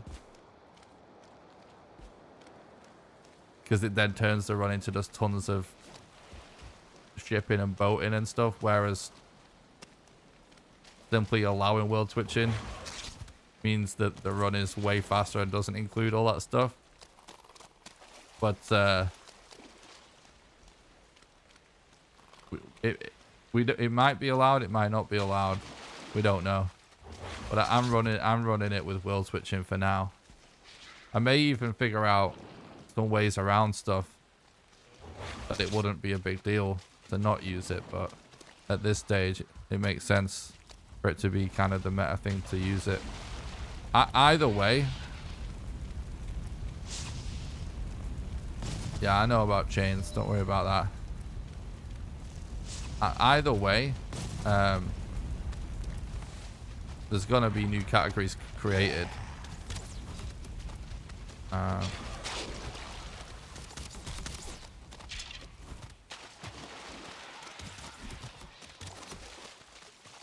This mob's just, the number of mobs is just outrageous. I'm actually gonna relog to try and lose some. We're getting so fucked by mob RNG in this biome, but I'm pretty sure I saw an abomination somewhere.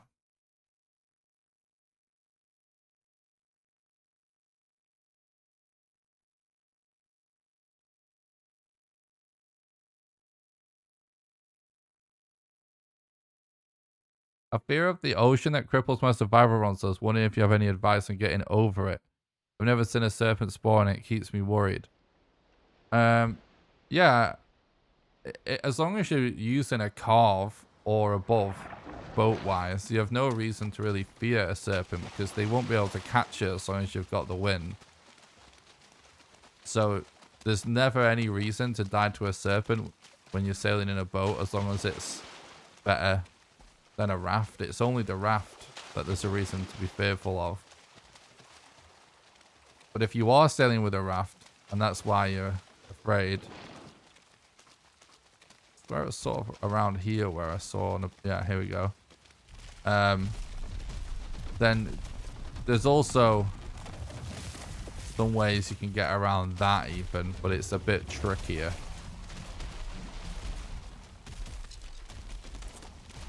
There's no real reason to be afraid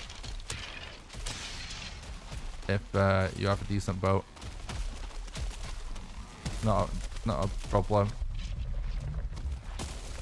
Yeah, the timing of the skeletons didn't allow me to get the dodge on the abomination.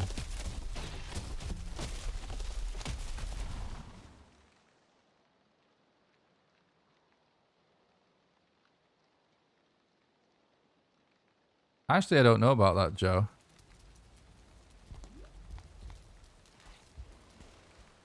It's interesting.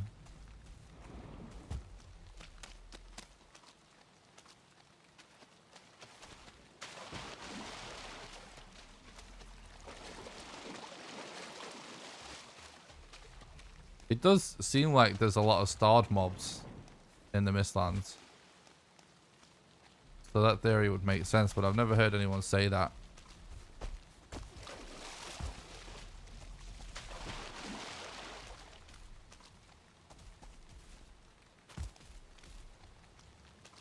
Thanks, Jelly. I'm glad you like the Mistlands content, bud.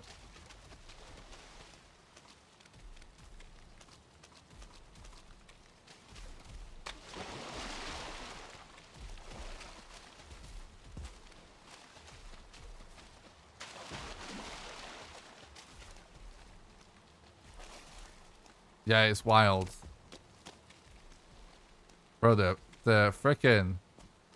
Even just getting a regular, like, 2-star seeker in dungeons, it seems like super common. So maybe there's something to that theory of stars being more common the further away you are from the middle. That's kind of interesting. I've never heard anyone say that before, and I can't think of a reason why it would work like that. But I can't. But for sure, in Mistlands, starred enemies seem relatively common. But to be honest, one thing I will say as well is that there's also seems to be quite a lot of mobs around. And like dungeons seem like to have more mobs in general, just by the numbers. So maybe that is all that it is in my head. But I do agree that odd mobs seem kind of common. Oh shit. In Mistlands, so be interesting if that explained it.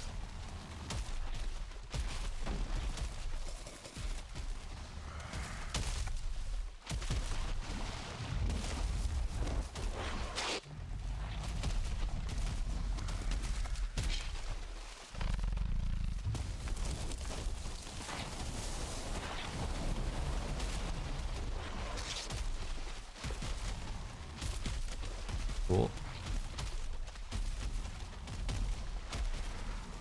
Now, can we kite this wraith away? Because we definitely could use some chains, but chains are pretty common.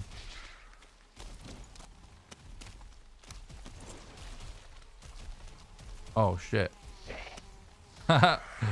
Whoa, I'm over encumbered.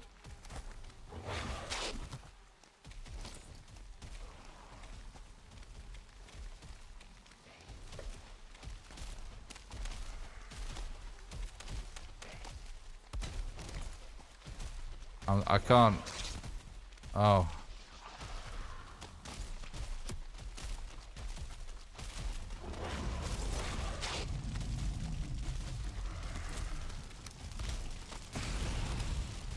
I wasn't sure like how close to weight capacity I was.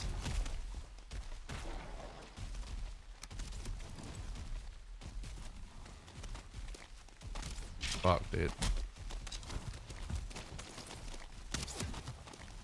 Oh, we're very close. It's the ancient bark, I think, that's putting us over.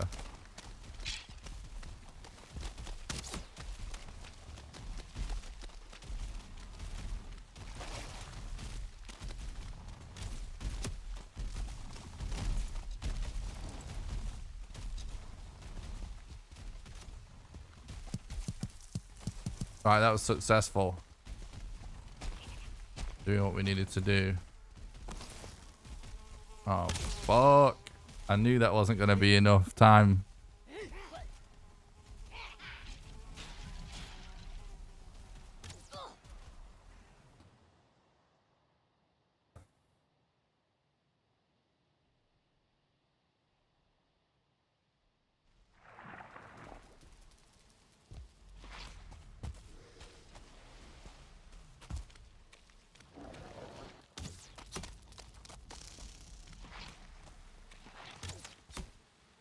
I appreciate that, Fluff.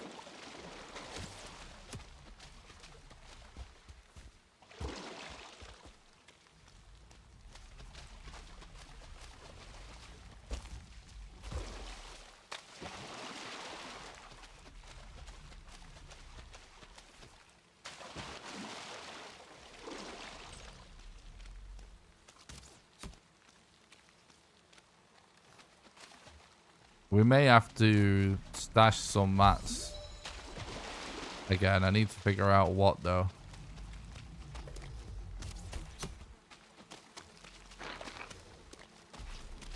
This may be worth checking, to be honest. Oh, why is there an archer there? You fucking asshole, dude. Forget it. Forget it. I'm not checking it. Oh my god.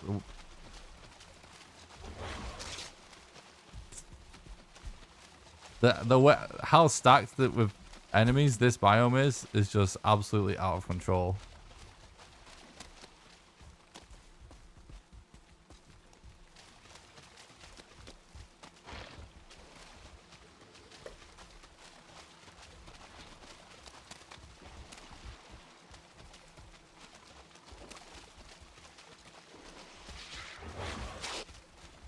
It's like, it's so like horse shit.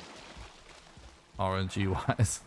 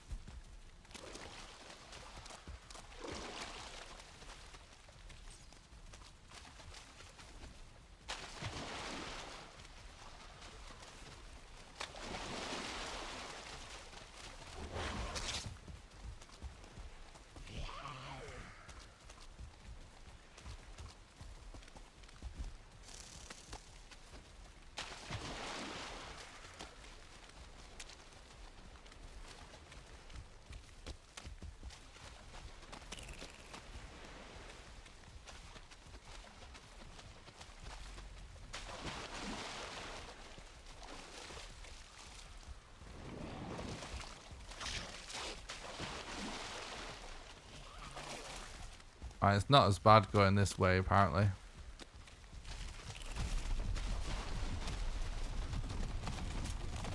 Another abomination, though.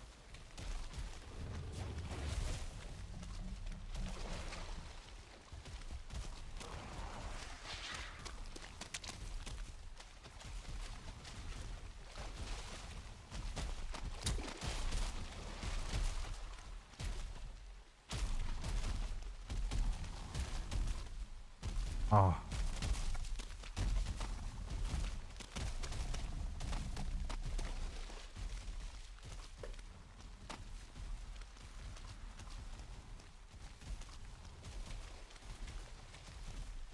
Two abominations around now. In case anyone didn't believe me about the mob RNG.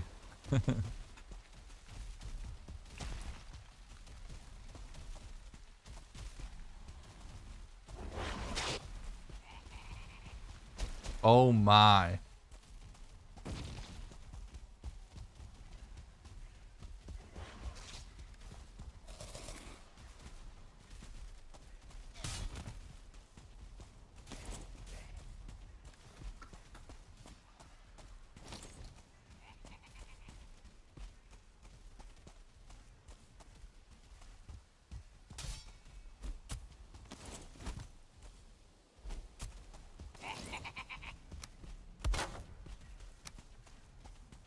I do need black metal, so.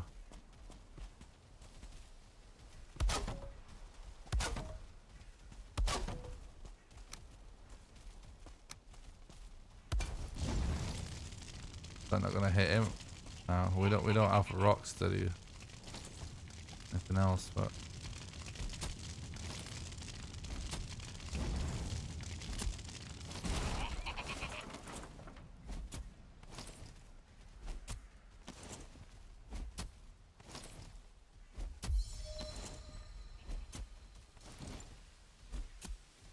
one way to get black metal.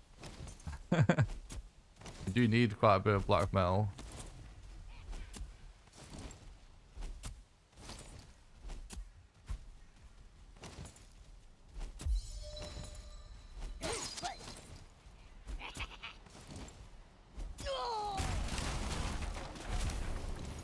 That's right. Sit down, bro.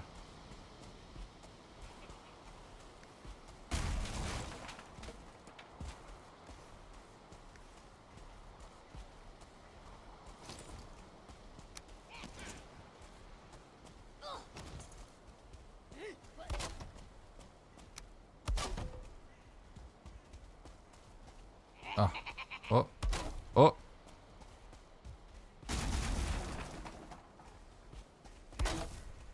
Bro, how many? I need a bit more room for this.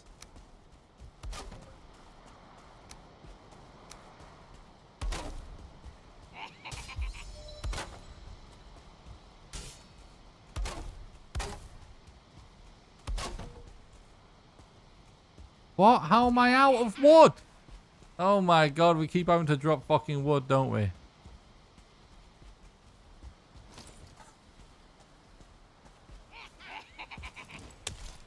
What?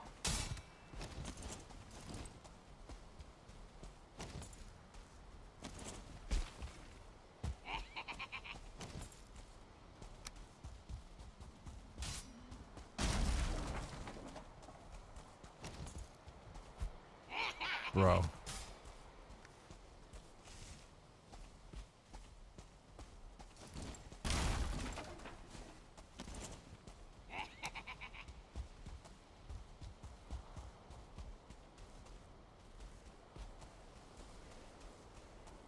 This is just... Oh, almost got it in there. But...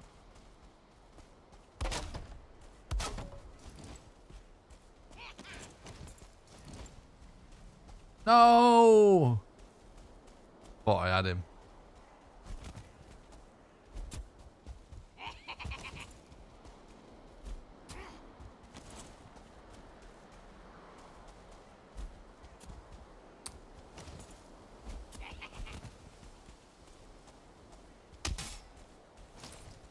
Well,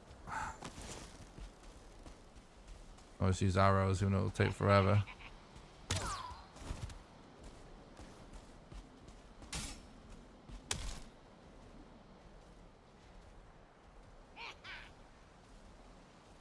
I couldn't see that he was there.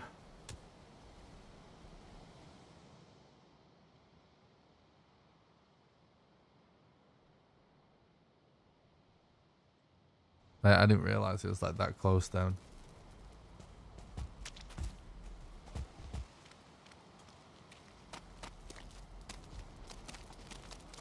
Rip.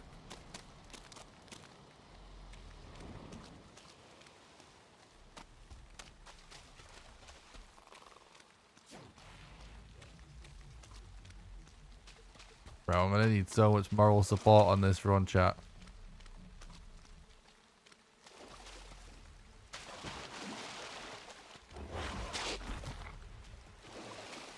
It's gonna drive me crazy at times, I reckon.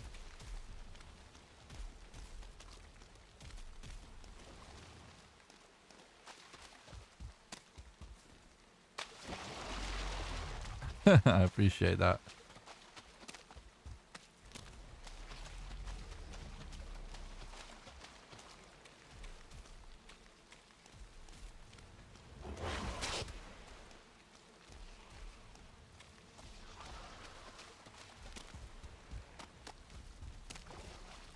We need black metal.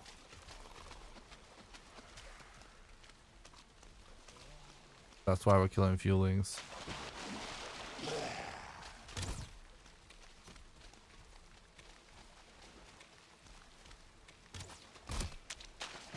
Oh my god. Walked away for 1 second.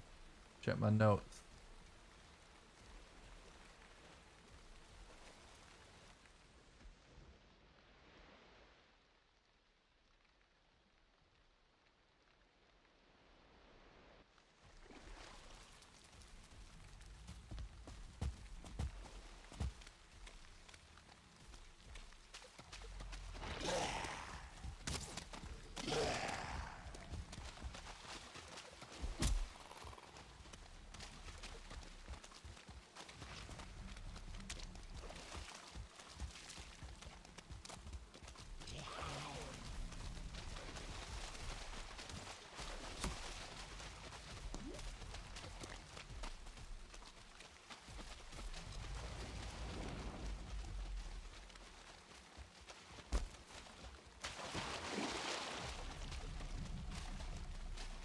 Yeah, we could potentially get them to fight with the abomination for sure.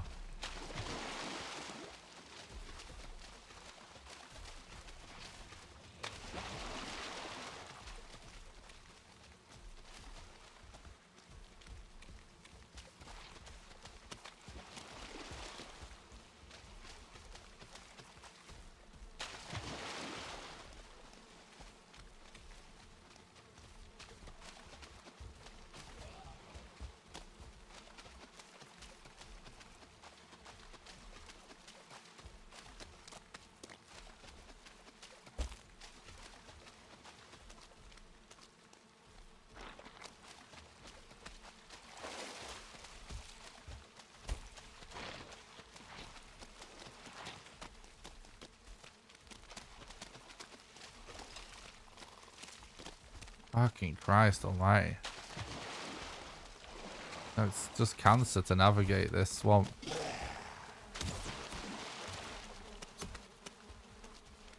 almost impossible to get through without pulling an insane amount of aggro from mobs.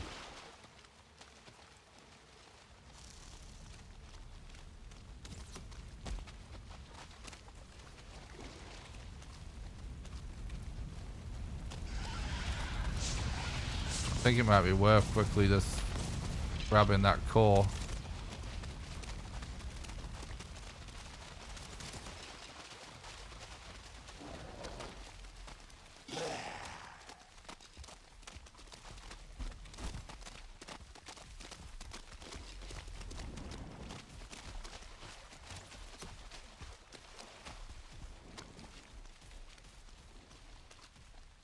How is this seed?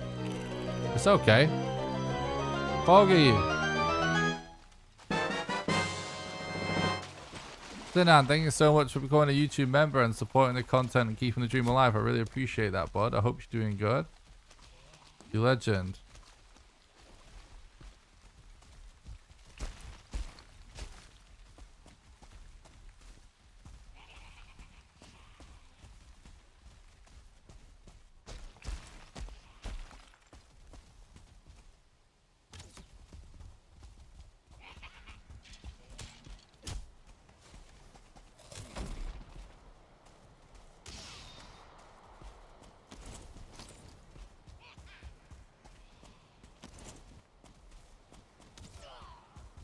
Nice.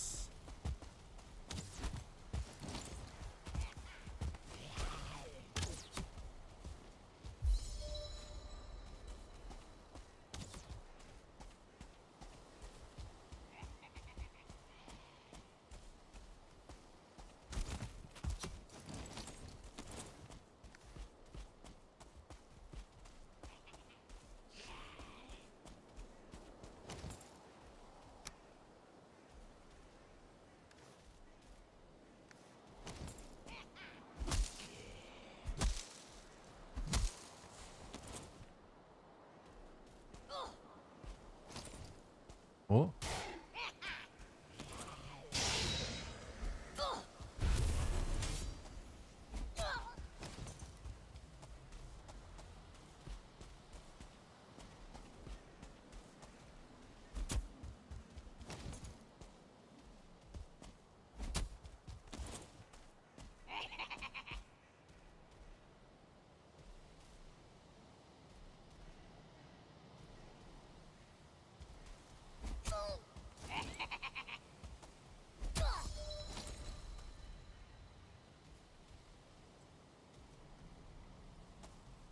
One fueling.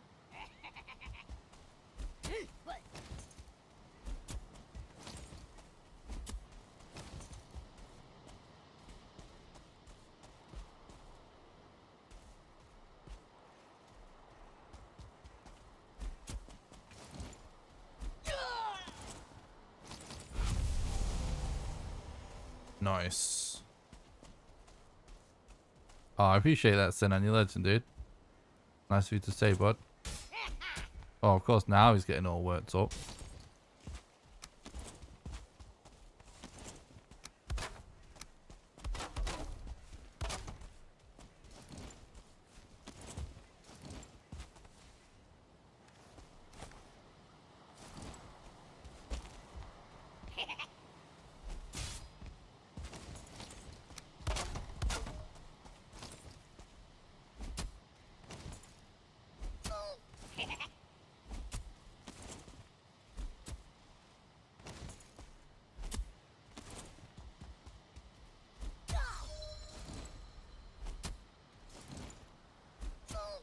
He's waving at us, chat.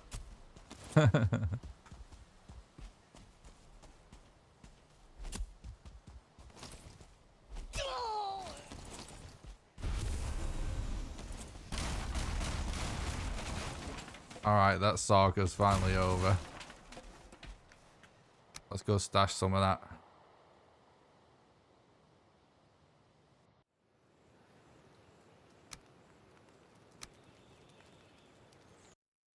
What GPU do I have? I use RTX 2070 Super.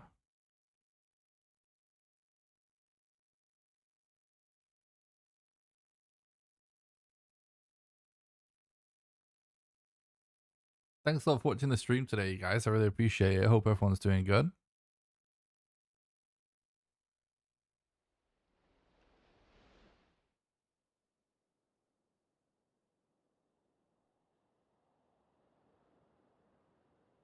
Okay.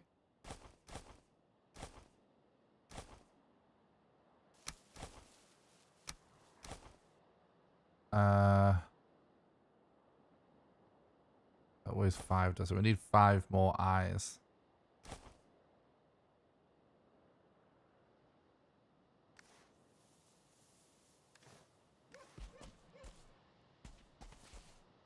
I don't think we need much of this, but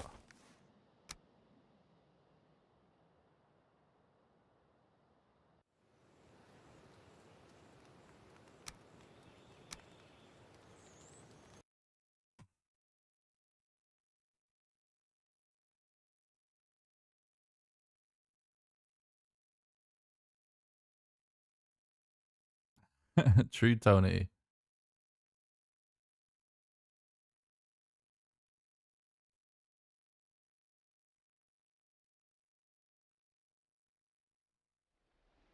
Nope.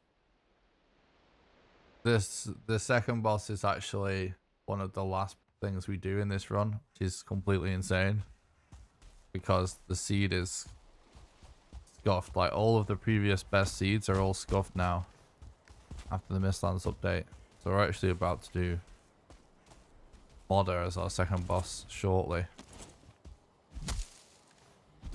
So what we have been doing is a lot of prep.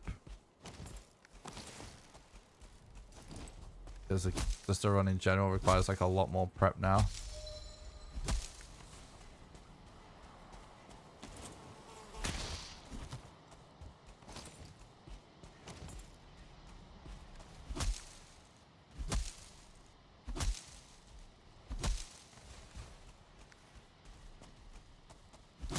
We need 6 more fine wood, I believe, as well.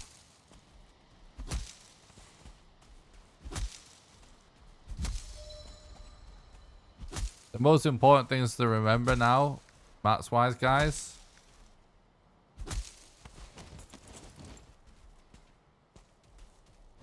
Oh, we needed 1 core. It's 5 eyes. Gonna have to go back for that at some point. That's okay. 5 eyes. And 6 fine wood.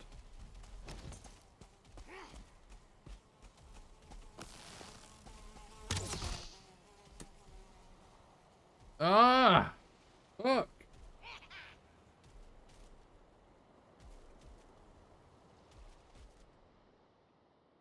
I wasn't fucking on the ball there at all. But no resets. So we'll play it out anyway. Is this still early access? The game is going to be early access for a while until all the features are in. Oh, Mistlands just came out on the public test branch.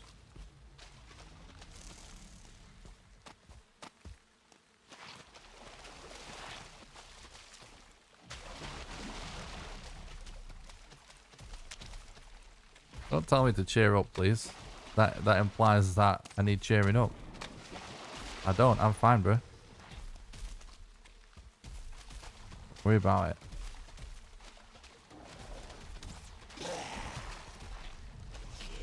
Cheer down. That's better. I like it. I'm not sad.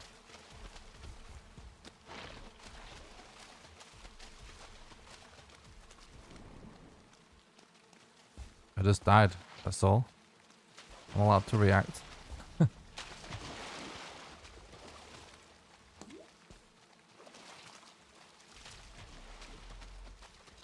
I'm chilling. Gotta beat the game in reverse again? Hopefully. Yeah, we're going for portals this time, actually, Azul.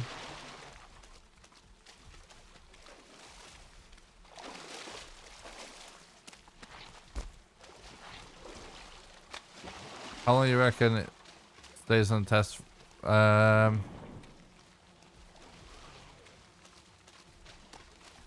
Honestly, I don't really know, but apparently Hearth and Home went to the live branch in like a couple of weeks or something, so people are assuming the same. Which I think makes logical sense. And to be honest, I can't see it being on there much longer than that anyway. Just because of, like, it seems pretty clear to me what it's actually for. Which is just to actually just get a lot of people playing it before it goes live, just to see if anything major goes wrong. I don't think it's for much more than that. There's a lot of lingo that gets used in by gamers these days, and honestly, like, some developers are actually guilty of it as well, so because they encourage it. This is kind of like totally incorrect, like, technical speak of like what a beta is and what you know what a certain thing is, but the way that they do the public test branch thing, there's just absolutely no way it's intended for anything they intend to do any major changes to. Unless something went majorly wrong. It's clearly just something more just to catch any major bugs before taking a wider release. Anything that would take like a major amount of time to implement, I don't think they ever intend to do from the public test build to live. You know what I mean? So I would assume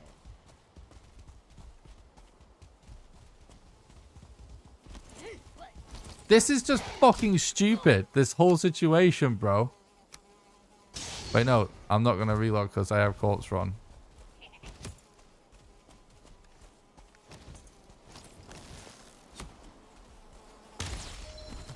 Look at it. It's insane.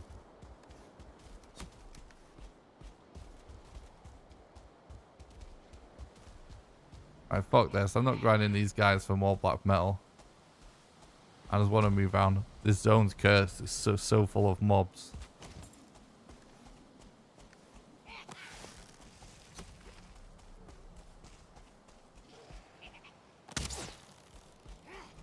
Fucking Christ.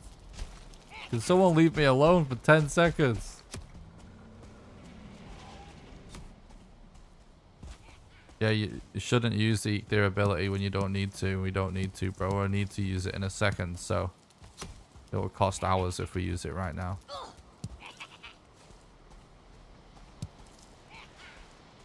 I recommend watching my Valheim speedrun videos if you're actually new and saying things like that, like for me to use my ability. I made an FAQ video, which is good for people that are new to it to watch. Exclamation FAQ, you can get a link to it. It explains all the basic and like most common questions I get about it, like that one. I'll take that one piece of fine wood.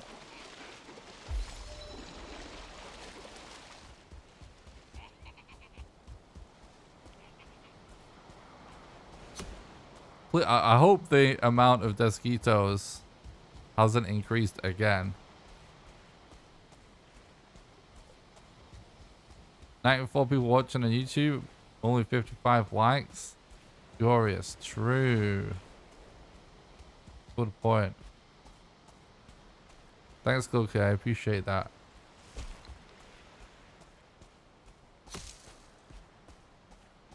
Guys, don't forget to smash the like button if you're enjoying the content. It's the #1 best way you can help me out completely for free.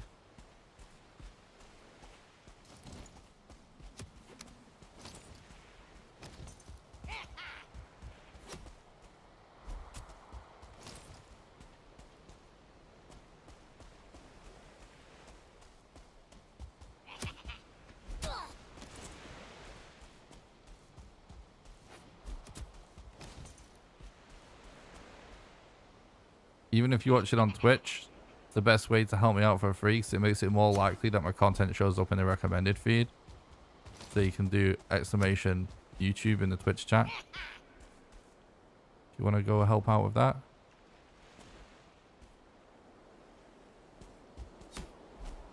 Oh. It's annoying that he's a guy with a spear, dude.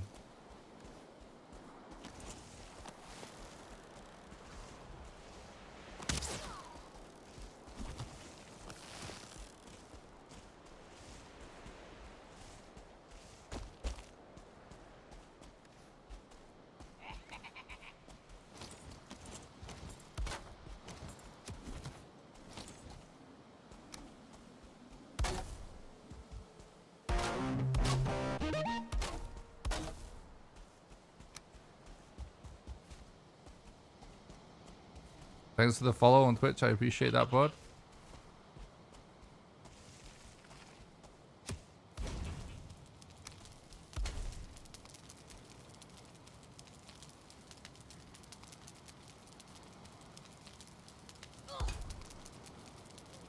Sounds like we've got another one coming.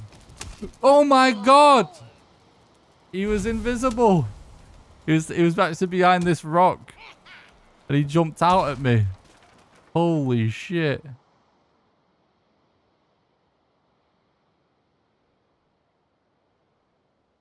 Oh my god.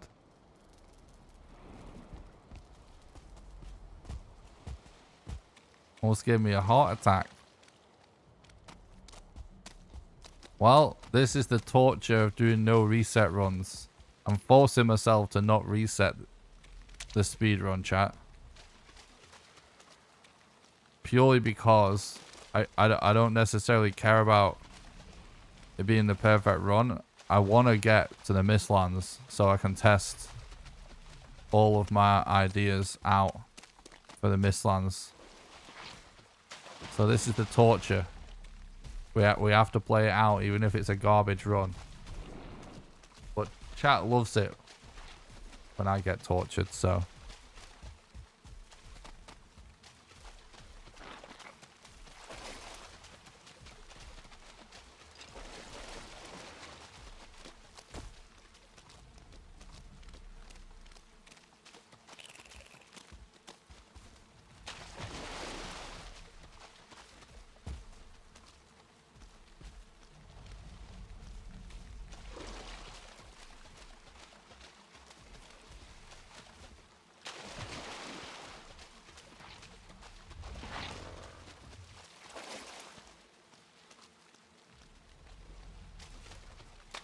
Thank you, Major. I appreciate that, bud. Thanks for the look. I appreciate that, Zuri.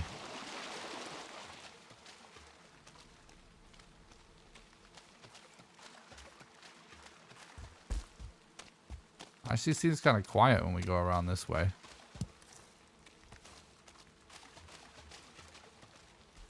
Exactly, Neil.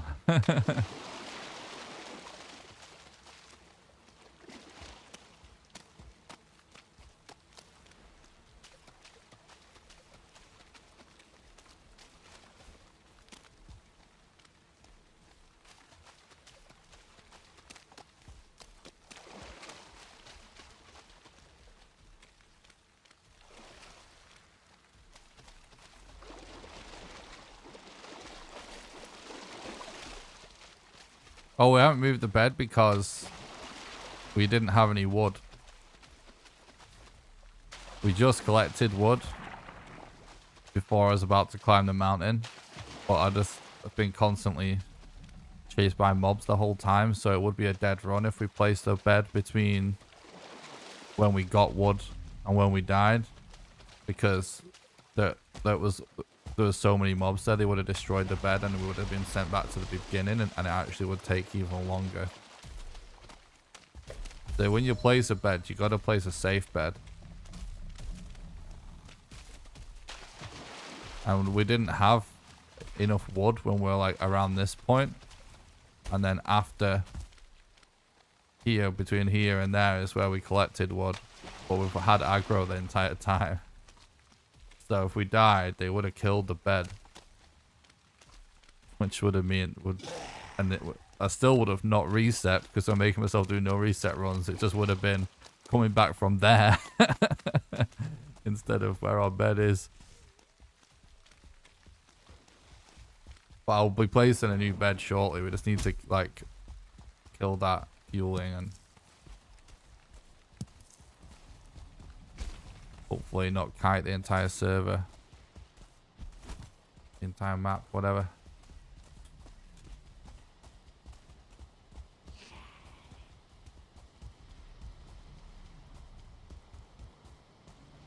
I appreciate that, Jelly.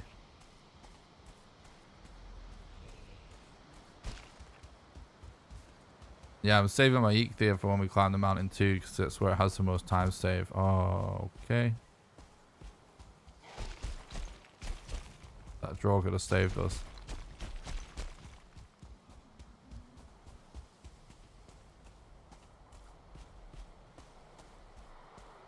He took one for the team, that draw it. Respect. I know. Finally, this might be the first time we've been in this place with no aggro. Oh my god. Jesus, we can finally collect cloudberries. Bruh. Fuck. Fuck. I see 3 Desquitos. Have they actually increased the amount of Desitos again.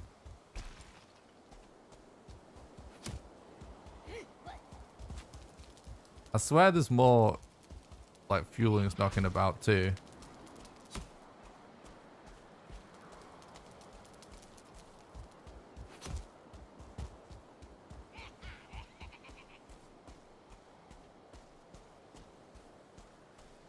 It will, but the Mistlands boss will be number 6 on this scene.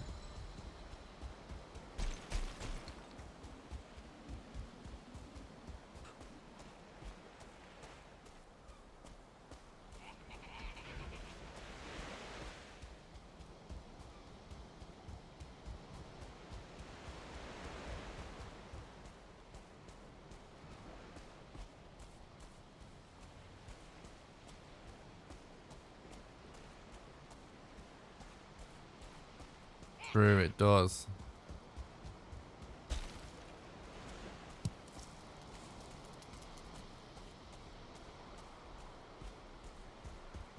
How many fucking fuelings are around?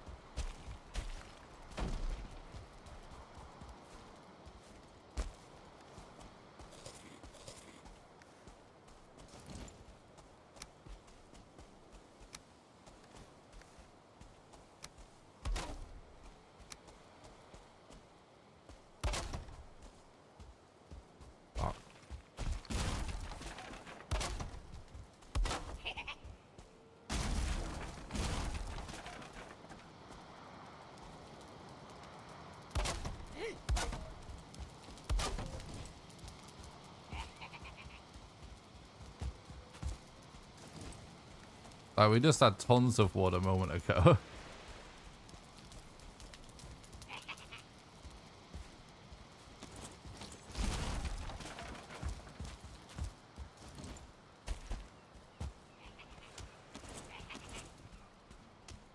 I'm trying to move away. Oh, God. Fuck, that one got out. Let's see what he does.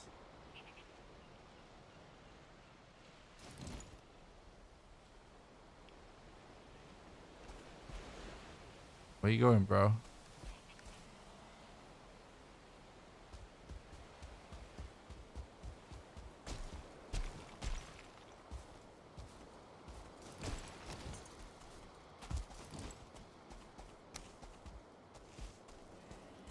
Oh, we can't put a bed there either, dude.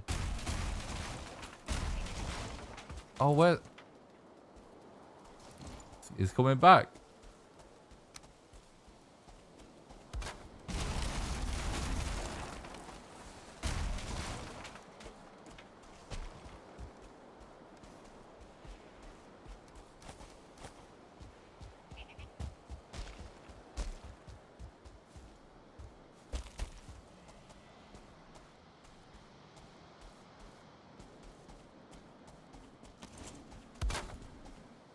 Well,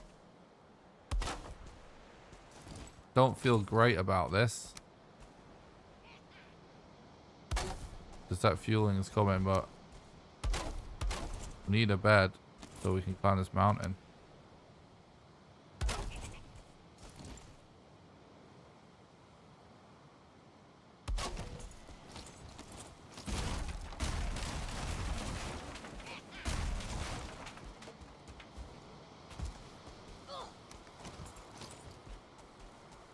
Come on, bro.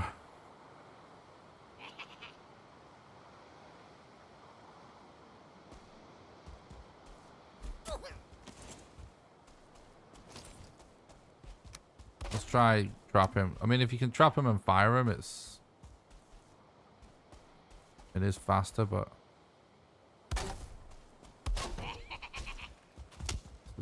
actually getting it is a bit stuff.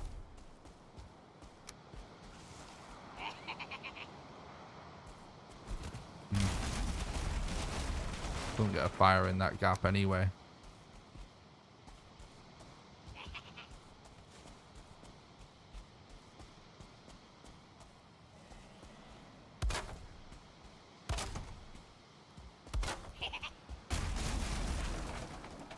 terrain is not helping really.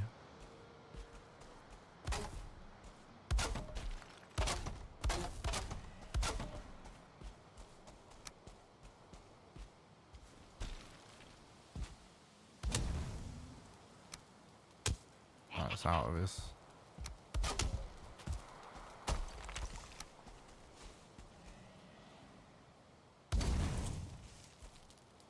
He's so close to being able to take damage from that.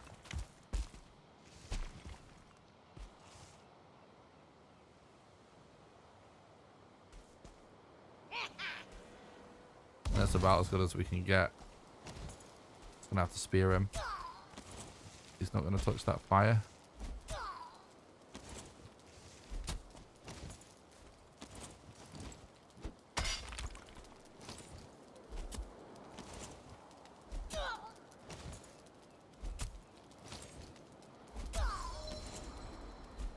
Yeah, it's the Valheim Affordable Housing Program.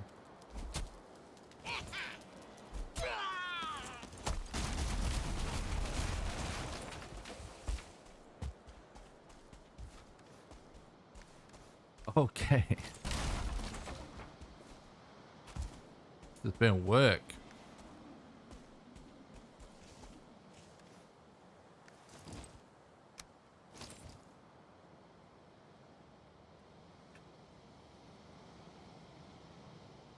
Hang on.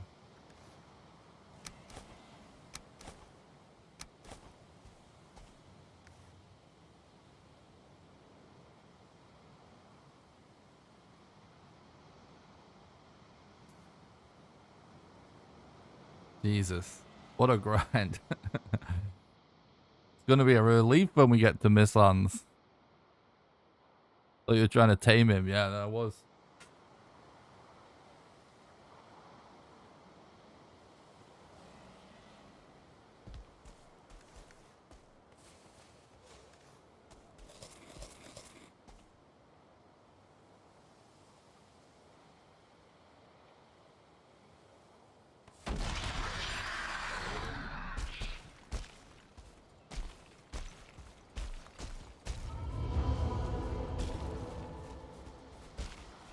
Oh, they've patched this.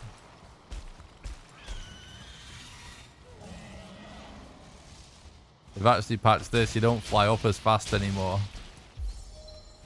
You still go up pretty fast though. It still works. But you can't zoom up quite as fast anymore.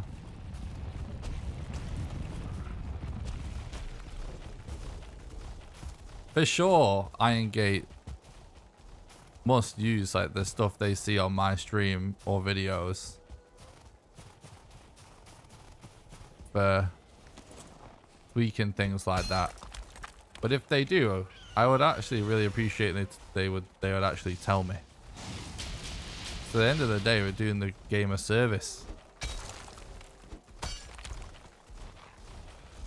mean, they don't have to, of course, but do you think it would be cool to know?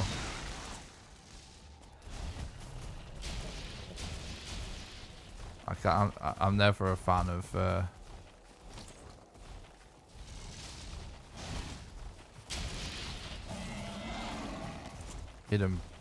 hidden changes, if you know what I mean. It's cool when they're super transparent about stuff. They do a really good job at that, but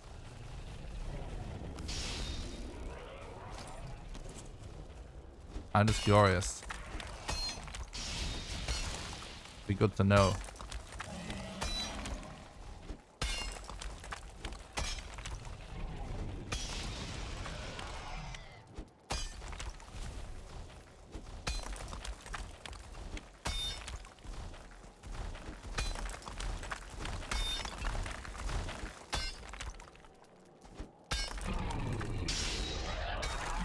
Hopefully they've not like changed how this works. Oh,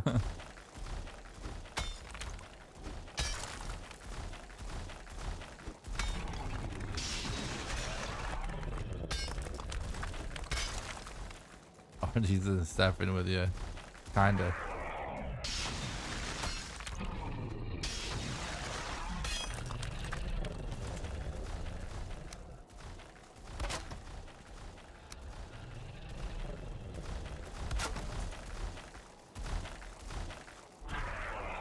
Okay.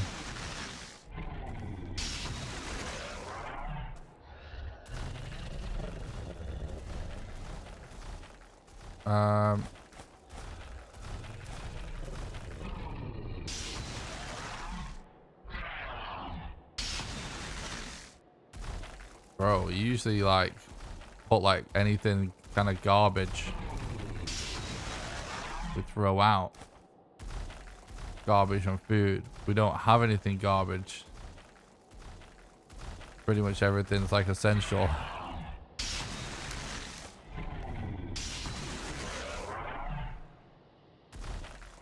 Let me double check this is done. Yeah, we're good.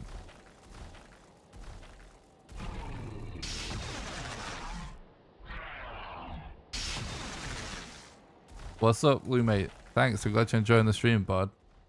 No, there is no Mistlands speedrun yet. This is the first one. Which is why I'm doing no resets, because there's no time to run against yet. And it's just about testing the theories at the minute. So I've figured out some ways around things that I think will make Mistlands speedrun possible within a reasonable amount of time. And so I'm just doing a no resets run on this seed. To test it.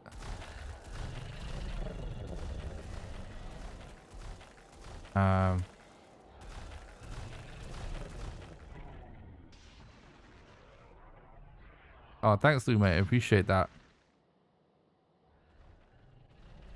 Yeah, it'll probably be a little while until we actually have leaderboards set up for running Mistlands. Just want to make sure it's done correctly. From like a moderation standpoint.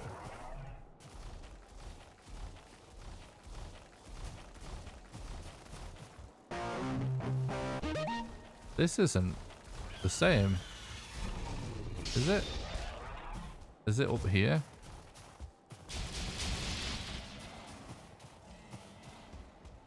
I swear this looks way different to the seed that I actually checked. The fuck?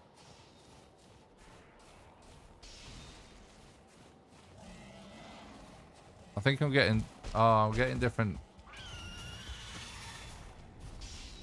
Yeah, I'm getting... Yeah, no. I'm thinking of a different seed. Fuck. I don't remember the egg locations. Which is not good. I was thinking of egg locations from a different seed.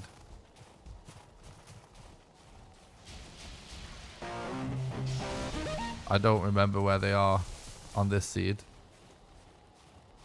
So that's not good.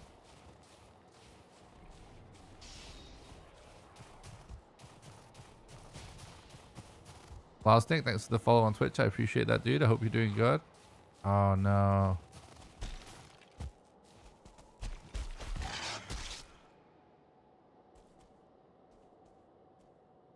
I should have...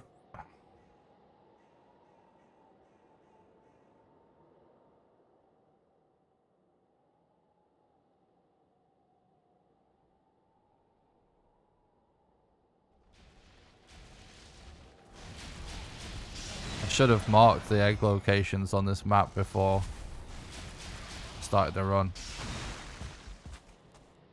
So we're going a bit blind now.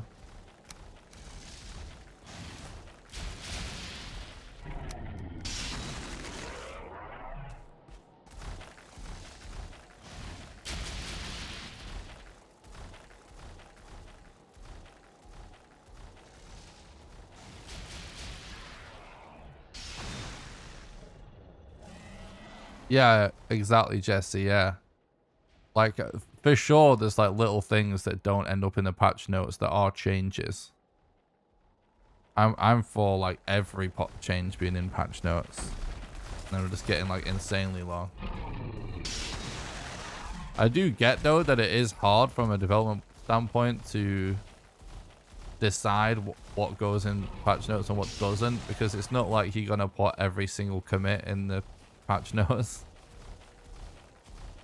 Because I know, like, from like a developer standpoint, a lot of developers would be like, well, if it's every single change, you know, you don't get what we change. There's all this like stuff in the code gets added or changed all the time. But so I do understand why, but it's just when you play a game a lot, like from my experience of having played a few games an insane amount, or I mean I guess a couple of games like an insane amount for content and stuff,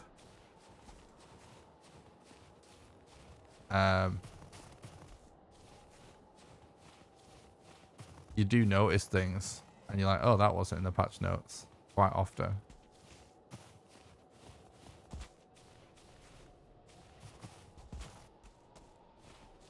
Okay, there's one egg.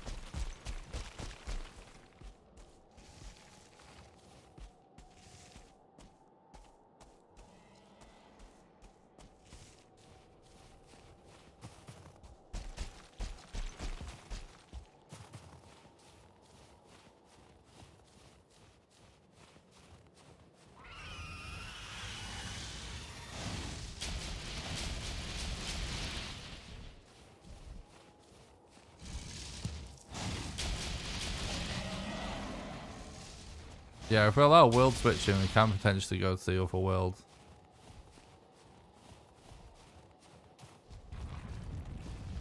But we are doing world switching on this one, obviously.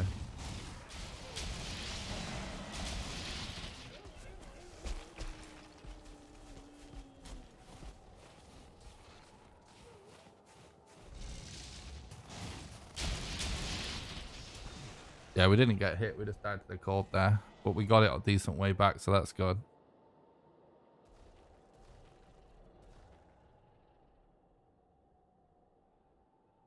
Yeah. There is a site that shows you everything on it, but yeah, it's not updated to work on this build yet.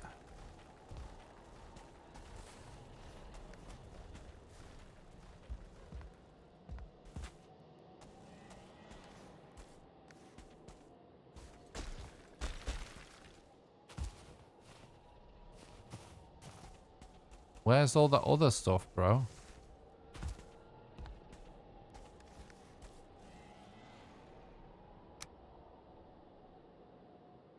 I think it...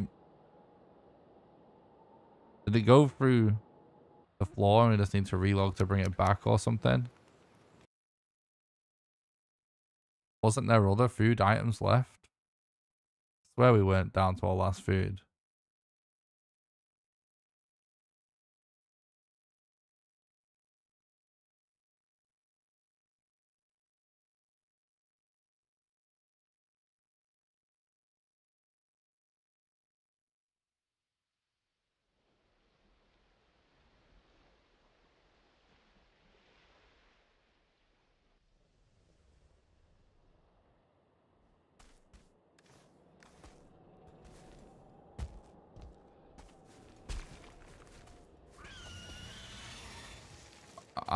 Okay.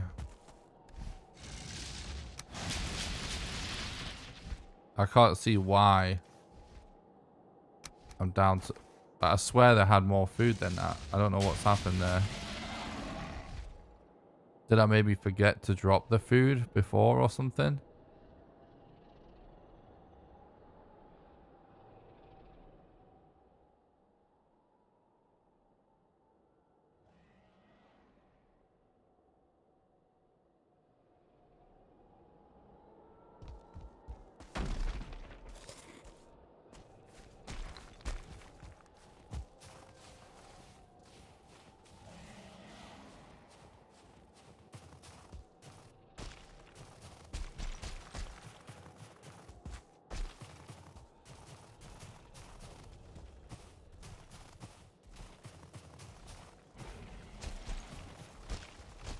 Yeah, when it goes to public, the live branch,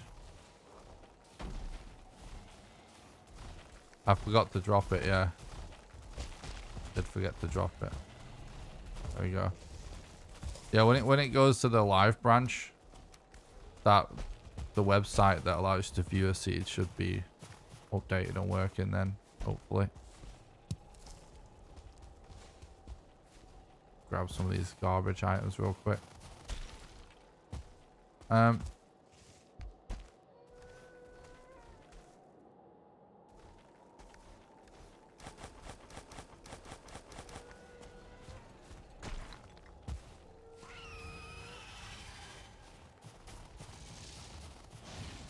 I feel like I remember eggs being sort of in a bit of a line on this seed.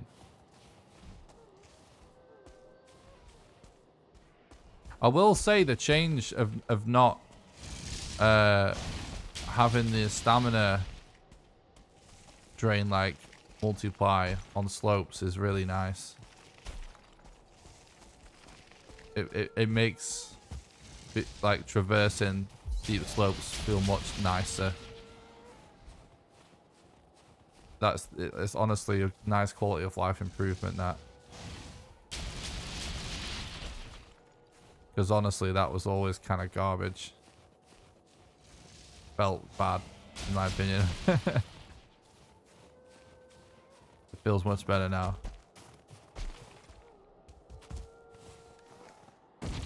Oh, okay.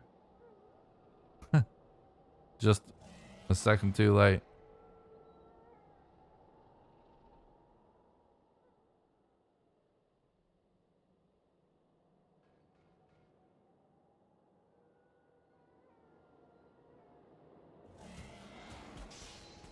Yep.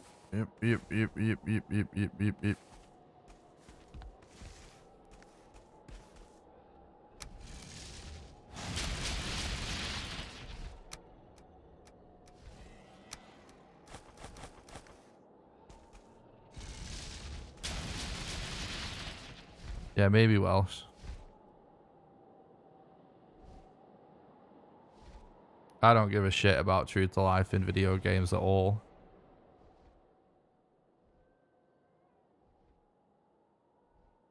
Especially with a game as unrealistic as Valheim. It's just, you know, the goal is to be to make an enjoyable game. Making something unfun and feel like bad gameplay just because it's realistic is trash design, in my opinion.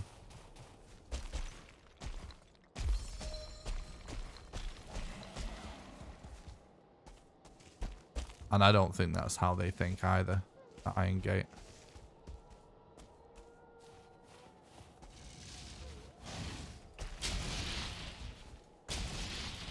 Which is probably why they changed it.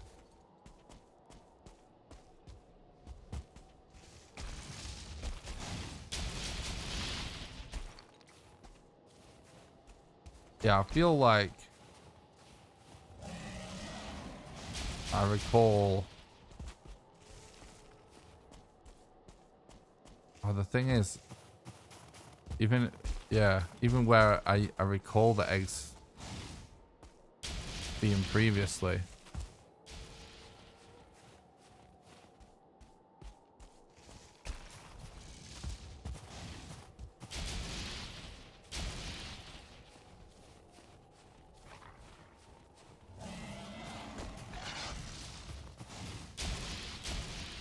They're not going to be in the same spots, are they? I think there was one around there, but they've all changed. Killing ourselves for the corpse run so we can survive the cold without crafting any items.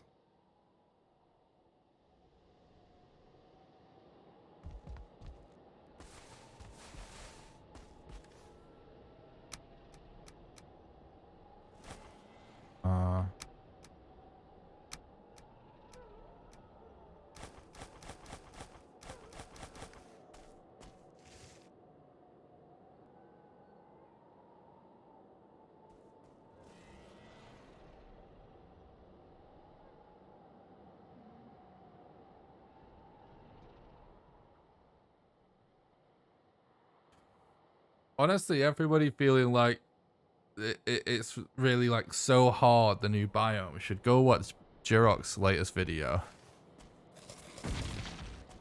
Like, it's like I've been saying, like, as I've gotten more used to it over the last few days, as I've done like a ton of speedrun testing. It seems insane at first because you just don't know how to deal with all the mobs.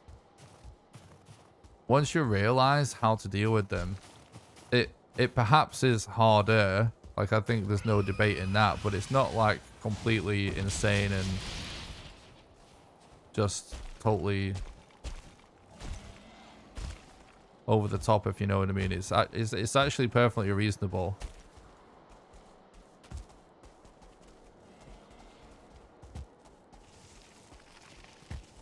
Basically, if like, it seems to me from the testing I have done that if you just stick with like mostly elemental damage, no one to my knowledge has found anything that does like yellow damage that any of the mobs or bosses or the boss there is actually weak to.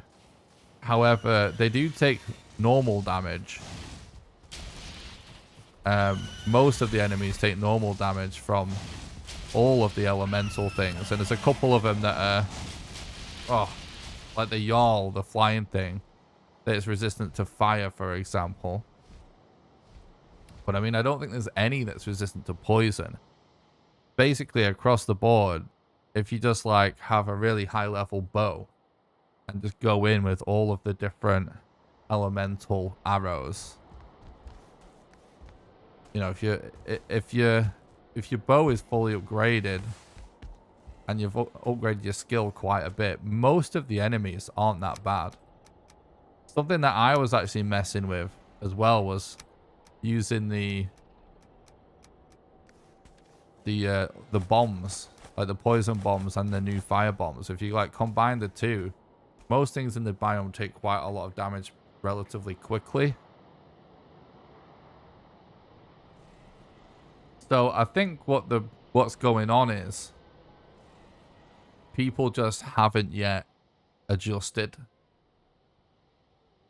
because like with everything, that it takes a while for everyone to adjust and just like figure out the meta of each biome kind of, and each mob. And as people get more used to it, I don't think people are going to be talking about it being like so insane.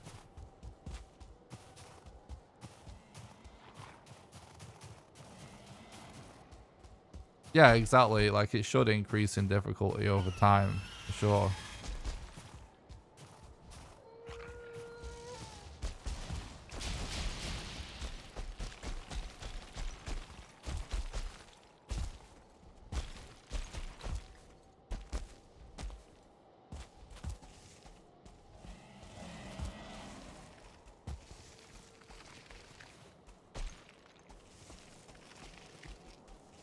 The soldier and the Jarl have weak spots. The arse of the seeker and the underside of the Jarl get yellow hits.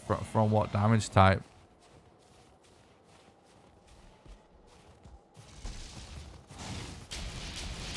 Just anything they're not resistant to or something.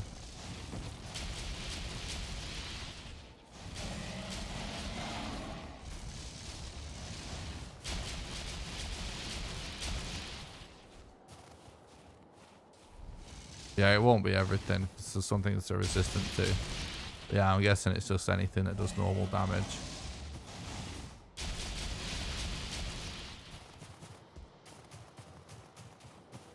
Slash and blunt.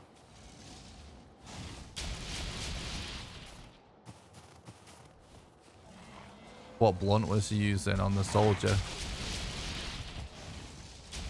What weapon? To test that. Anything in the, okay. Makes sense.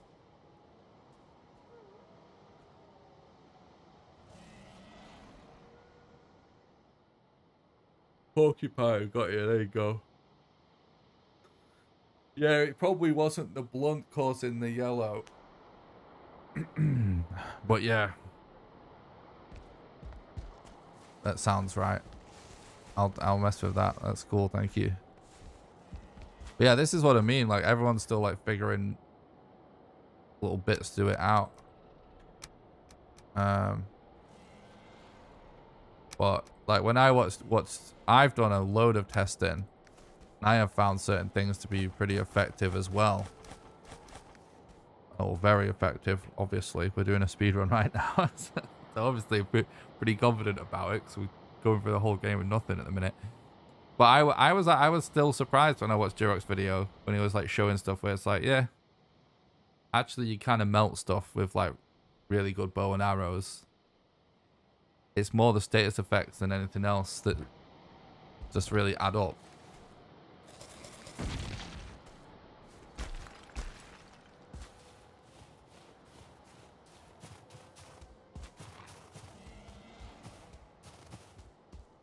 What's the best weapon to use from the start to the end?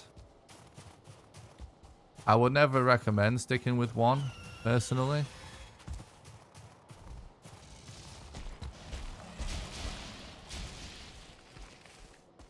But if you're going to insist on sticking with one, I would stick with the mace. You're gonna make me pick one. Just a little bit more versatile.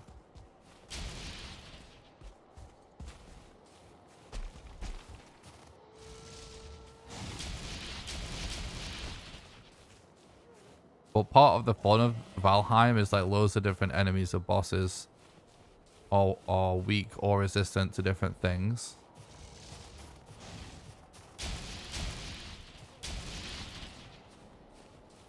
Oh, did he say? I didn't get to finish watching that. It's good to know.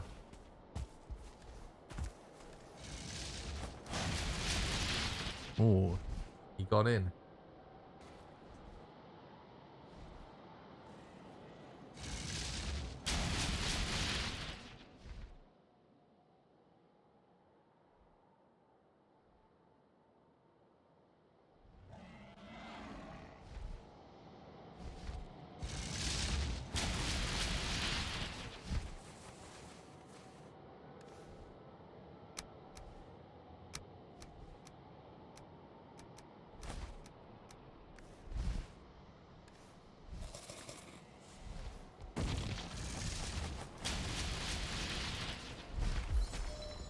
Right, one more.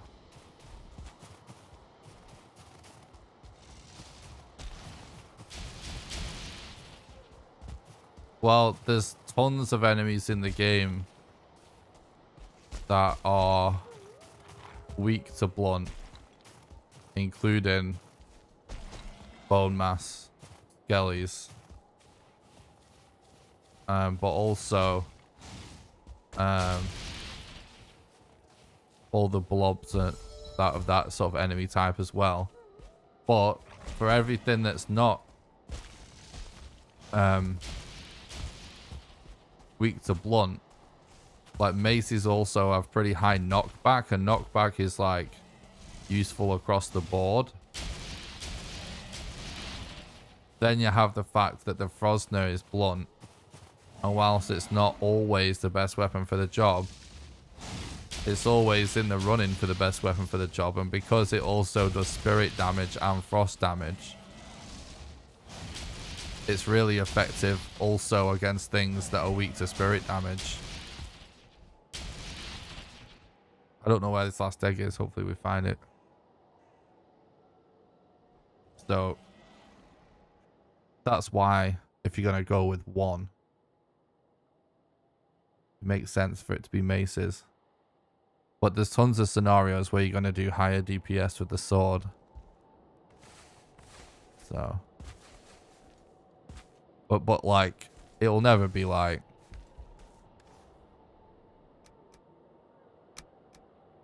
It's not necessarily, it doesn't necessarily mean it's a problem to use something else. It's part of the fun of Valheim, so you can get to play how you want and still manage to do things well.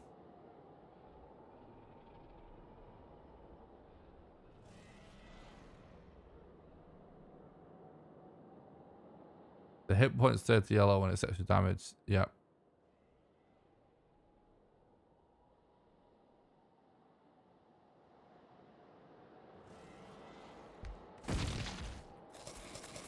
Yeah, that's the way.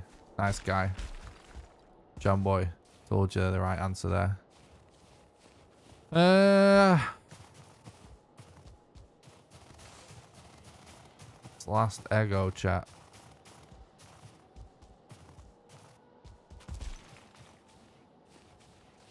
I do kind of feel like it might be over that hill again. I wish I remembered to mark the egg locations on the map before I saved it off. Oh, what the fuck. Thanks for the follow on Twitch, Bluemate.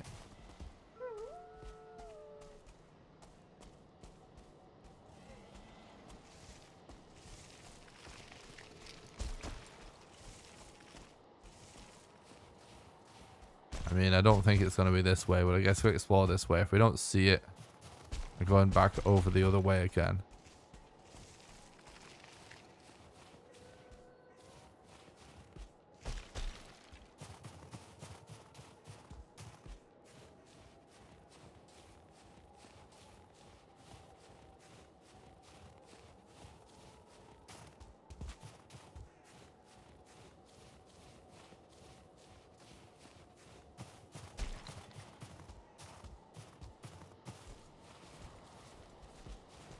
By the way, chat, you know what? All the mobs taking elemental damage for normal means in Mistlands, don't you?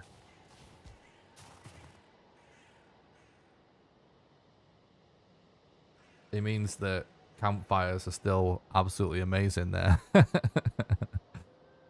If all else fails.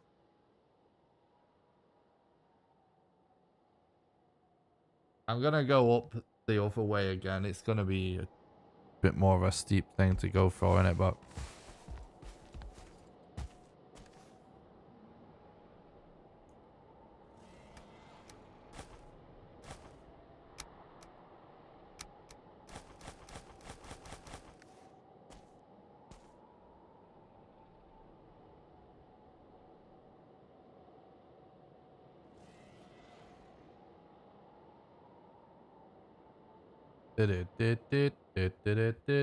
oh, we just hit the 3-hour mark of the stream. The 3-hour mark is normally when I remind people the ways to support the content financially, because it is the financial support of our community that allows me to put so much time and effort into the streams and videos for you guys. Let me use this right now. So, if you would like to support the content financially and help keep the dream alive, then you can do so on Patreon at patreon.com/NickRawcliffe. Patreon allows you to do a monthly donation, sort of like a Twitch sub. Except you can do it for any amount of money, even as little as $1.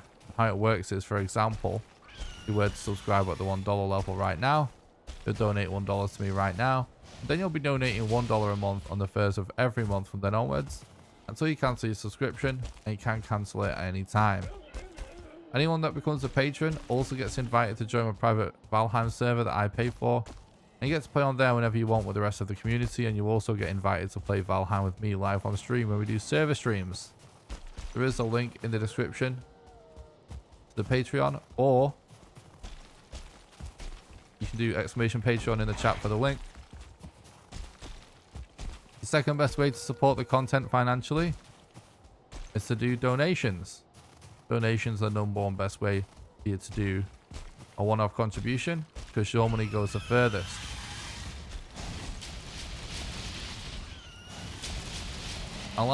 Oh, there's a link in the description to the donation page, or you can do !Donate in the chat for the link.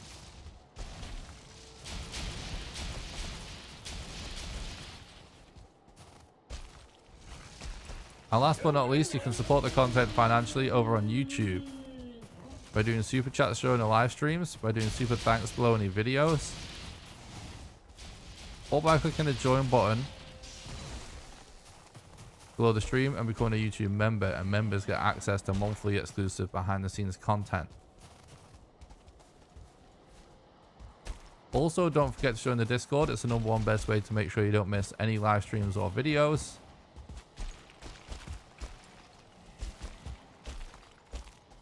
You get an invite by doing !Discord, and there is an invite in the description as well. And I do stream on Twitch and YouTube at the same time. So if you're watching on YouTube and you'd rather be watching on Twitch, there's a link in the description for that. Or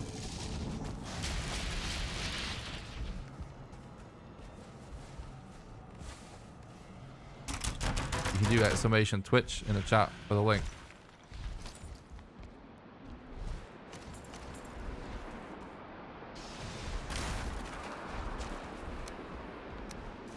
Oh, I have to world switch. I forgot we left the core. And regardless of what platform you watch on, the #1 best way you can help me out for free is by smashing the like button on YouTube and subscribing for the YouTube channel, because it makes it more likely for the content to be recommended to new people in the recommended feed. So if you're watching on Twitch and you want to help out for free, do exclamation YouTube in the chat and smash the like button and subscribe. It really helps. Even if you don't plan to watch on YouTube, I totally don't mind. If you prefer to watch on Twitch, that's fine. But if you want to help out, that really helps. But I do recommend checking out the YouTube channel, because I do post Valheim videos there as well. And I've got some completely insane challenge videos over there. I don't think we need to have all these. Poggy. Jamboy, thank you so much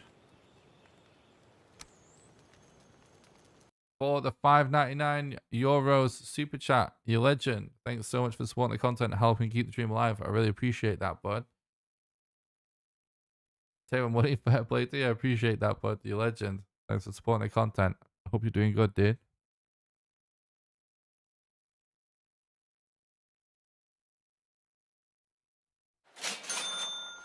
Poggy. There he goes. Thanks so much, Jamboy. You legend. Take my money, fair play. TYA winking face. Thanks, bud. Appreciate that.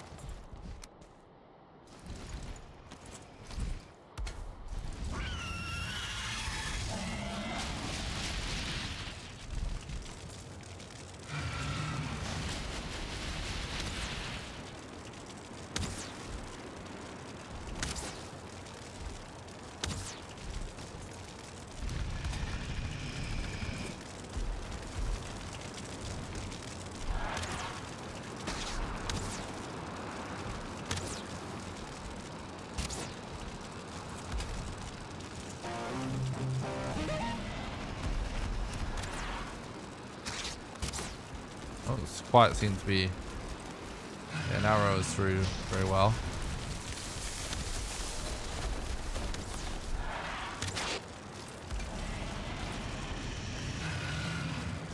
That's better. This is actually good DPS so far.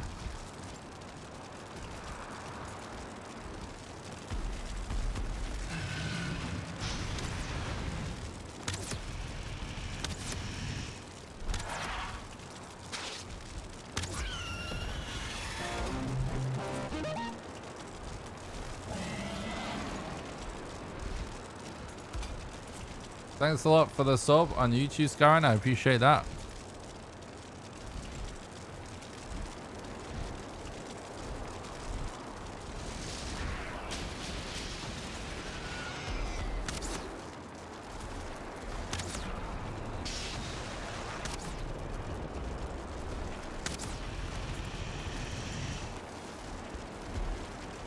I want to get him on the bonfire as well as hitting him with this. So a lot more DPS.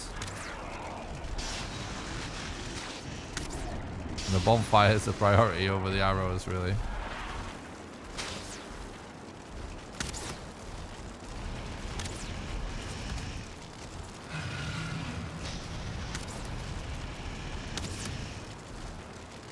There we go, that's perfect.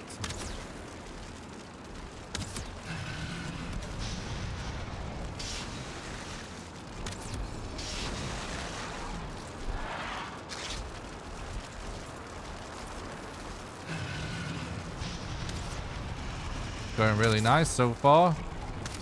I memorized that egg location and managed to remember to mark them on my map before I started. This segment would have been a lot faster, but it's not been bad actually. considering. I forgot about that.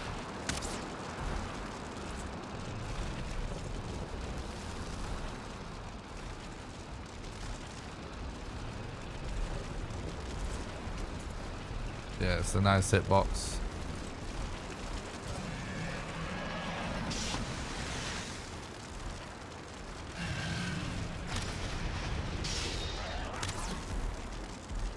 Check my bed was alive after that. No! No! No! Thank God for that.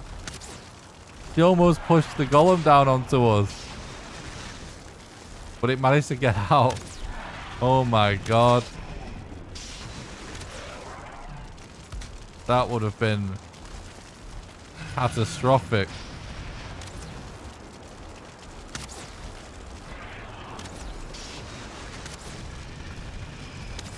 If only the golem actually did damage to her, eh?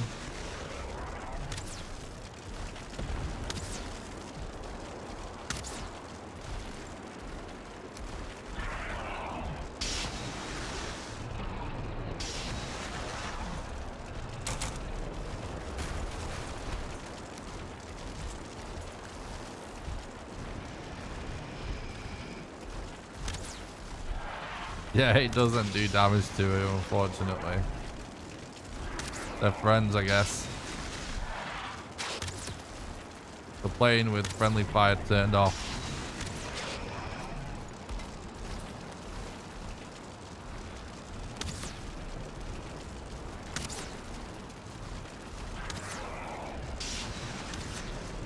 That's it right there, the perfect DPS, pretty much.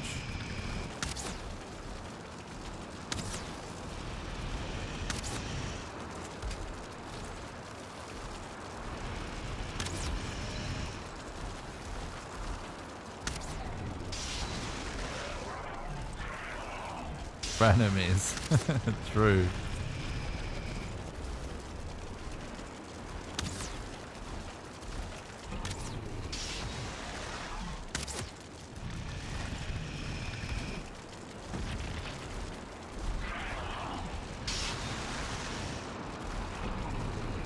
Okay.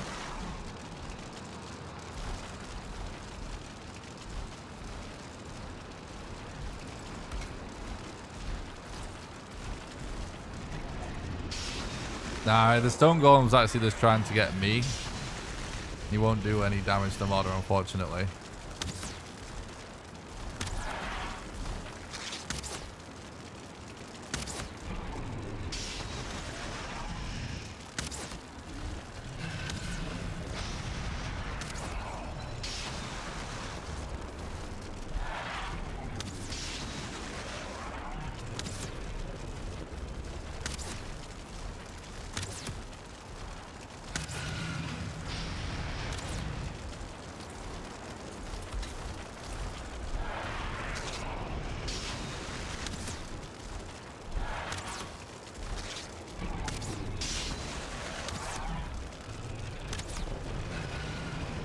It would be awesome if he did.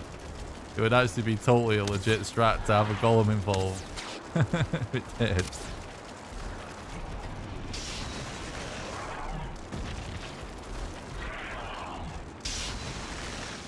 He had a decent amount of arrows, which is good.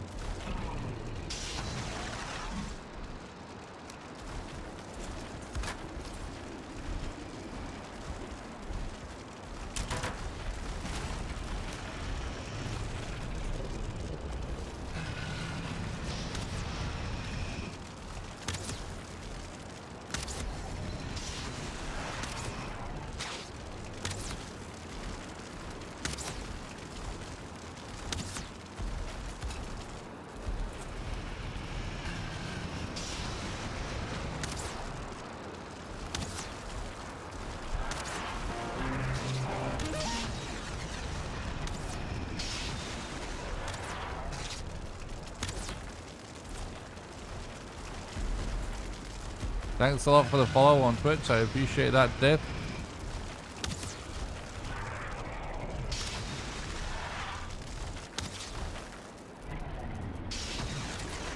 You're smothering the fire.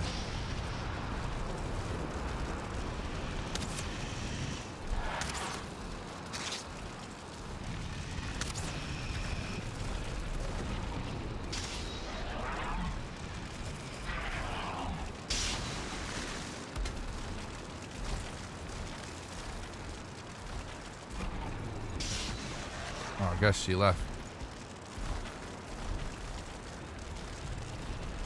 When she's hovering above us like that, it means we've got the setup just right. Because it'll kite her to be directly above us. That's what happens when you can't see her, basically.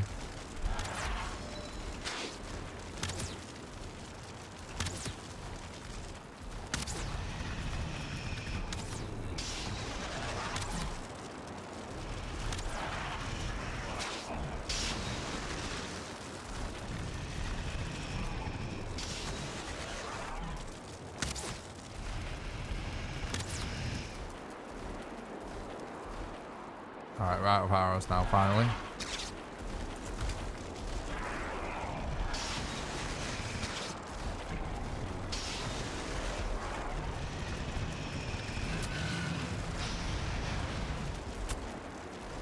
Man, I can't quite get my spear out of the hole. Oh my god, dude.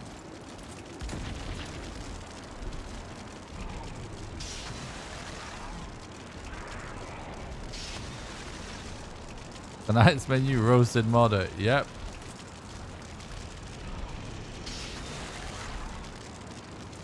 I want to at least manage to get a few spear hits in, just for the wolves. But we should prioritize keeping her on fire.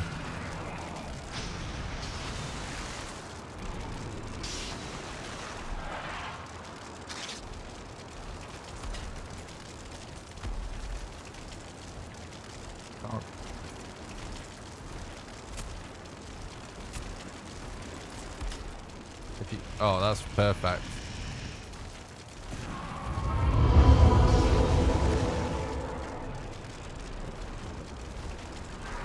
All right, bro.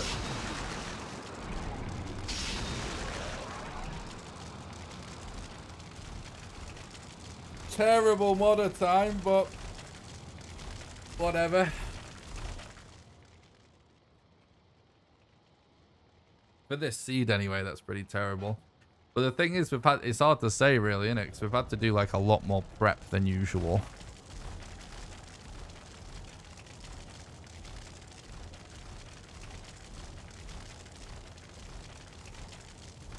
What's up, VV? Thanks for stopping by. I hope you're doing good.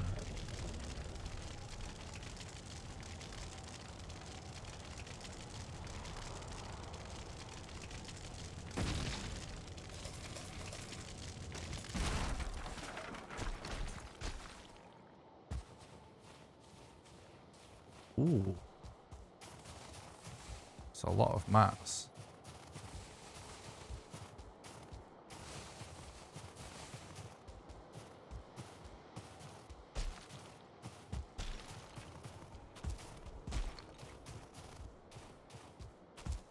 All right.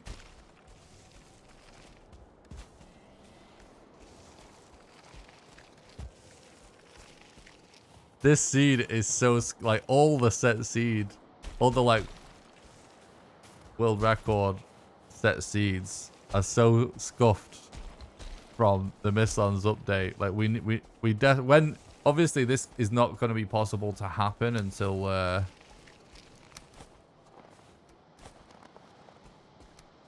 it's on, you know, the, whatever you want to call it, like the live branch or whatever.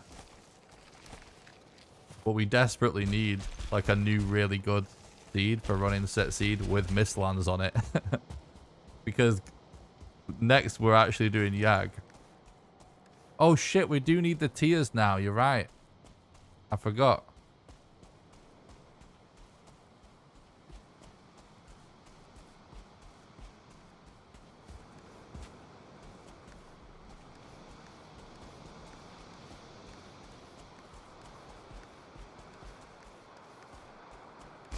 Right, I think we might have mats for a portal, right?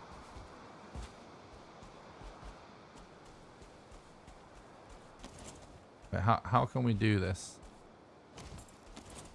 Is there a way I can kind of cheese this? I don't think there is, right?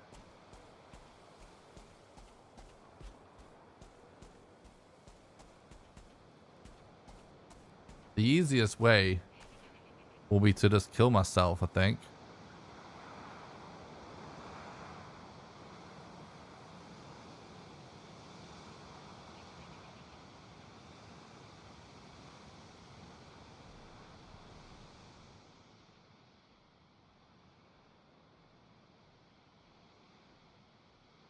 We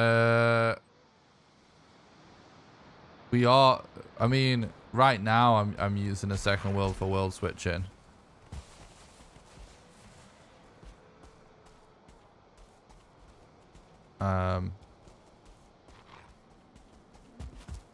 Whether or not we're going to use the second world for world switching forever, we don't know. There's no point in speaking in absolutes, basically in speedrunning almost ever, but certainly not in the early days. And in a game like Valheim, we're going to be in the early days basically forever until they stop adding content to it.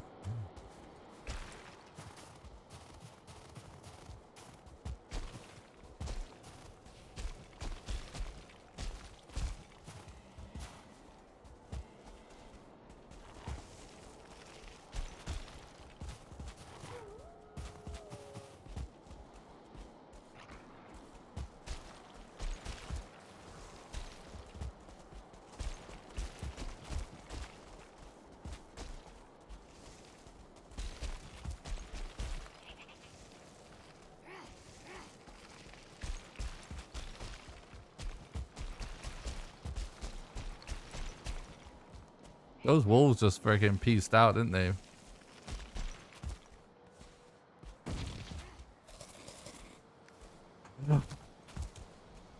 Some of the animations are so freaking dangerous to get stuck in.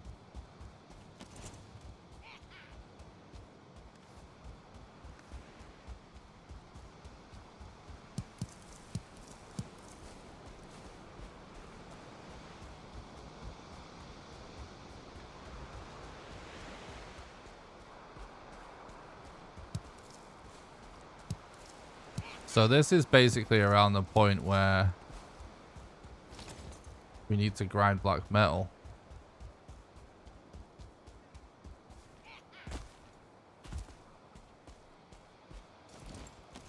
Can they climb this rock? Let's wait and see. Yeah, they... Oh, no. It's like, no. Nice. Got lucky there.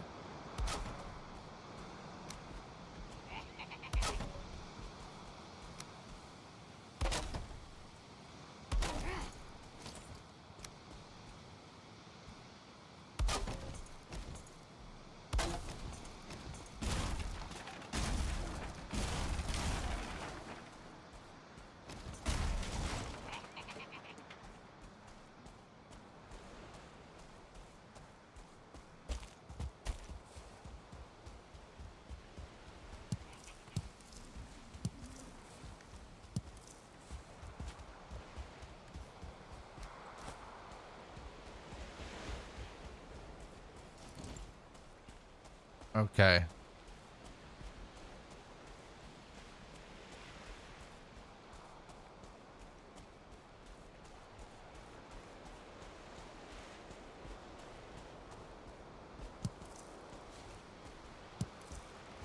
I mean, the thing is, though, we're only going to resort to boats. Most likely, if we decide to not allow world switching.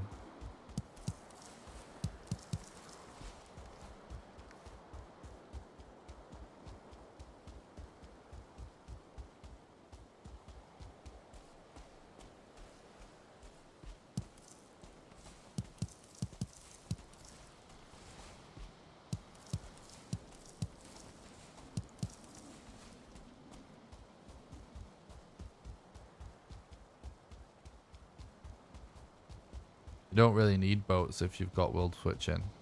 Kind of the point.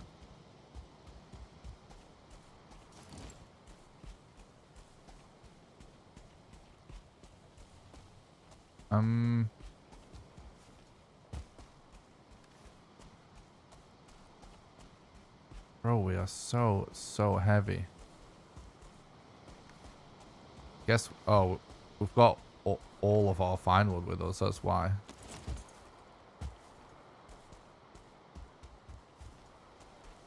I guess what we should do is world switch, ditch some stuff, and then just start freaking YOLOing for totems and for black metal. See what we get.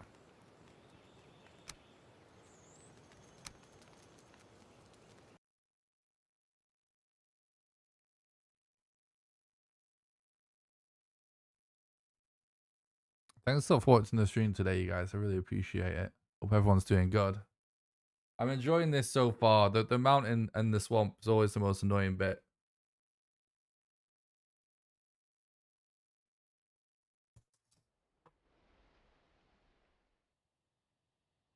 Well, I mean, we're not totally done with swamp yet, but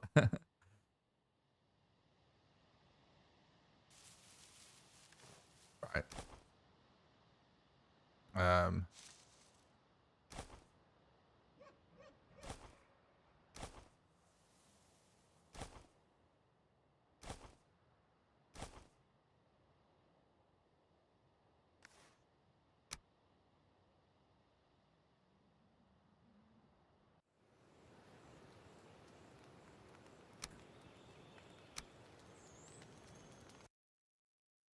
It is always no armor challenge, it's true.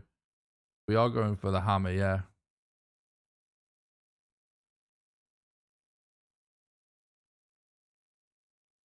Honestly, the crazy thing is the hammer doesn't really... It's in terms of how long it takes to actually get it and use it, it essentially is the equivalent of going for an iron mace pretty much.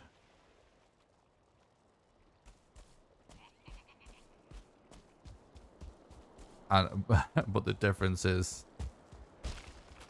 it allows us a really easy way to deal with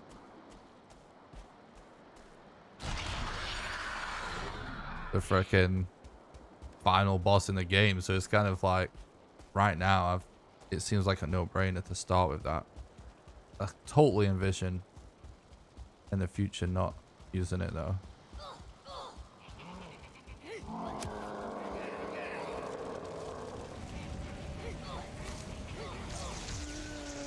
Oh, this. I think the move will be to deconstruct, won't it?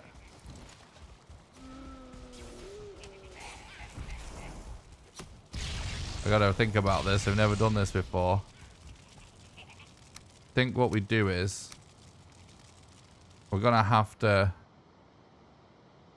world switch to regen stamina, which is a bit annoying because if I realized if I did it right, if I knew this was the case, we wouldn't ordinarily have to do this. This is just to get me out of the scenario. What we should do is put a crafting table down and deconstruct the chest as you run through them to quickly get whatever black metal is in there. That's what we should do.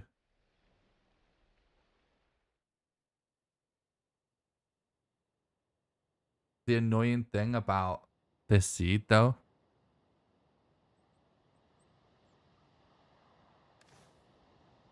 is the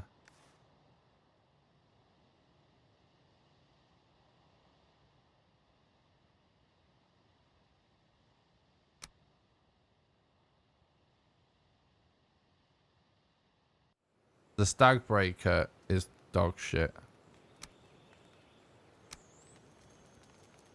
It barely even registers as doing damage against the final boss, and actually it's not really that much easier to get because it requires tons of trophies, which are actually very RNG.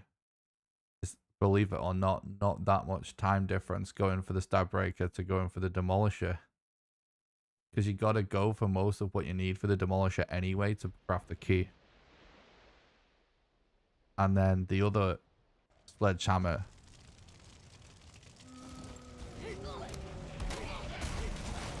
Oh, I'm stuck. I'm stuck.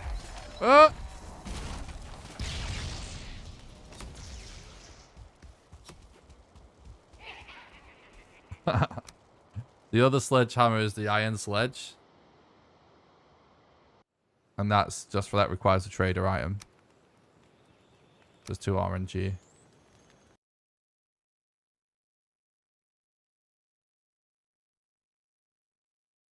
Greetings, Wesker. Thanks for stopping by the stream. Hope you're doing good. Appreciate the love, brother.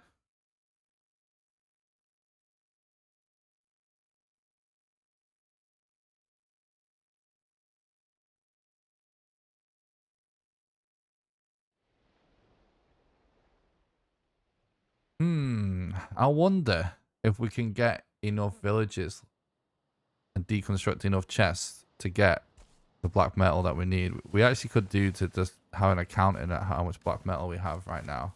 11, that's so close, dude. So close.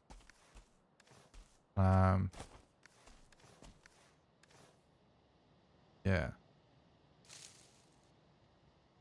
What else did I just pick up that's weighing me down a ton?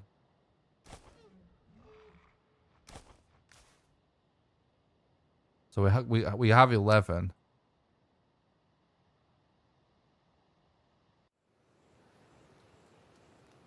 We need 30.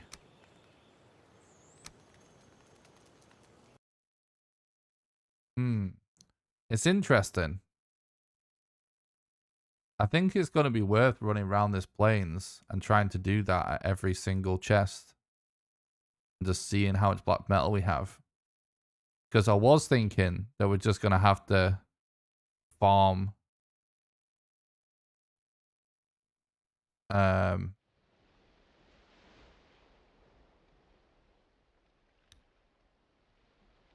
fuelings, which will take ages, but I was thinking, oh yeah, we can definitely get these to fight as well, which gets a bit more black metal. Yeah, I'm actually thinking we may be able to get enough black metal actually without having to kill fuelings. However, it makes sense if you can get an easy fueling kill to do it still, doesn't it?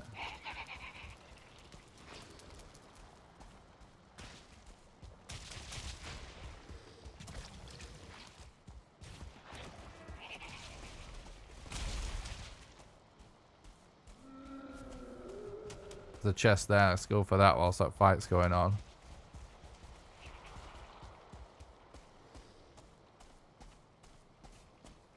I mean, on this speedrun category that I ran before Mistlands came out, we didn't allow world switching.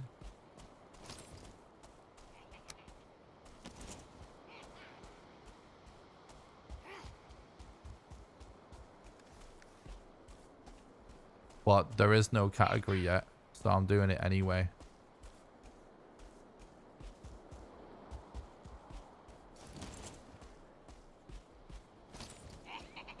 Honestly, if the speedrun gets to the point where you have to use a boat and it ends up being like not fun to watch because of it, I'll just continue to run it with world switching regardless.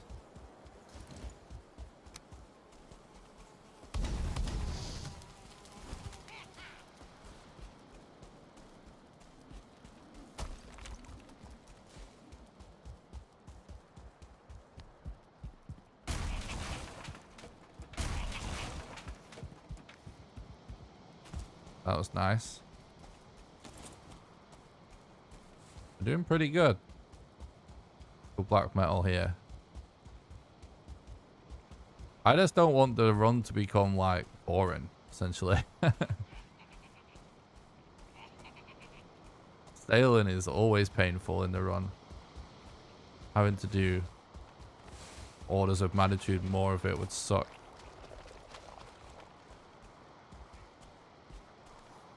Oh, it's stuck in the tar. Oh well. Not worth.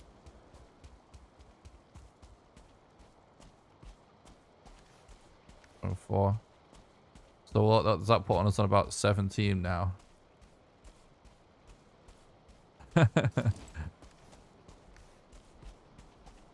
Watching campfire strats versus Desquitos makes my blood pressure spike. Yeah, it's not the simplest strat. It's not the simplest strat.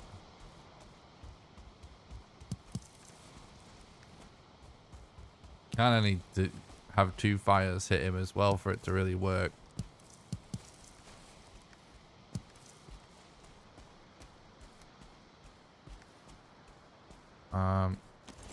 I might actually cook this wolf meat real quick. Just why not?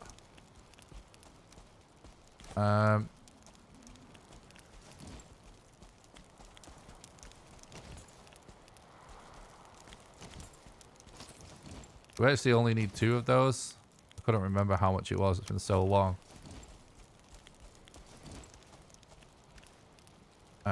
We're gonna have to ditch that black metal before we get more because it is really heavy. And it's gonna get us killed. Like 100% it's gonna get us killed. Oh, 60, bro.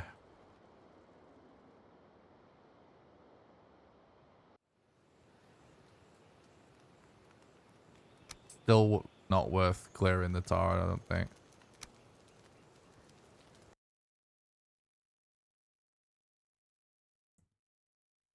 Plus I think the fueling's mostly won that fight.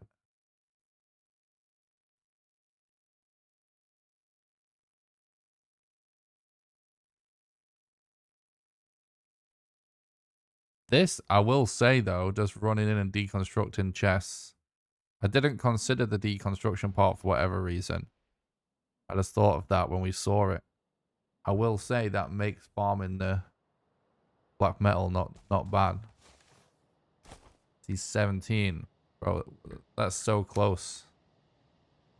Considering we just started going for black metal, really. That's very reassuring. What's your record? There is no record, bro. There's no speedrun for this game yet. This is the first one. We're trying to figure it out for the whole speedrun community right now. So that hopefully everyone can start doing it.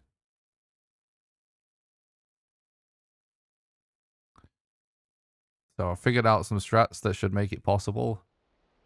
So this is like what we're doing right now is essentially just like a no reset set seed run. So where we know the boss location. But I'm just not bothering resetting even if it's trash. Just so we get to the final boss and make sure all the strats actually work. Once we know it actually works, we can start optimizing it and hopefully that opens it up for everybody then.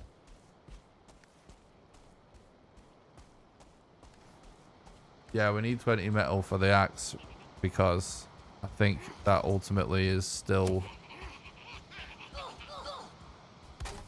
better than relying on soldiers to break the trees for you. So no other... No.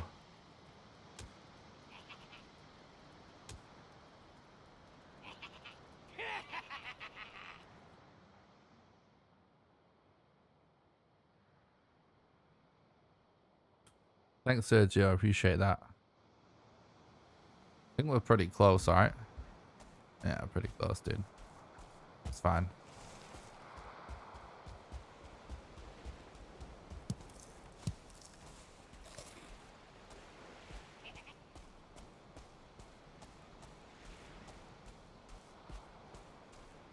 Was there a sharpening stone in that crate? I didn't even notice.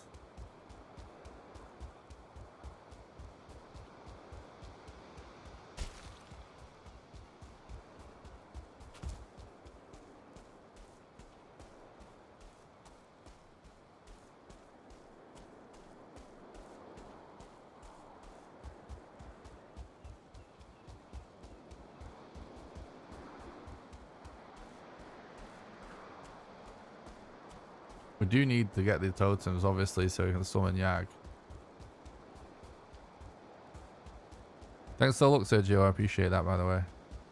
Yeah, well, like, so I think it's... Oh, we need to make sure we don't forget the linen as well. Ooh. With my testing so far, there is one way I have found to get Yggdrasil wood without making a black metal axe. And it's by kiting a Seeker soldier to Yggdrasil shoots. They actually can break them. But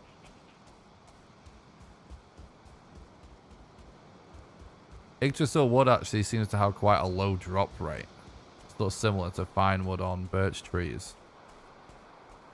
Maybe even a little worse.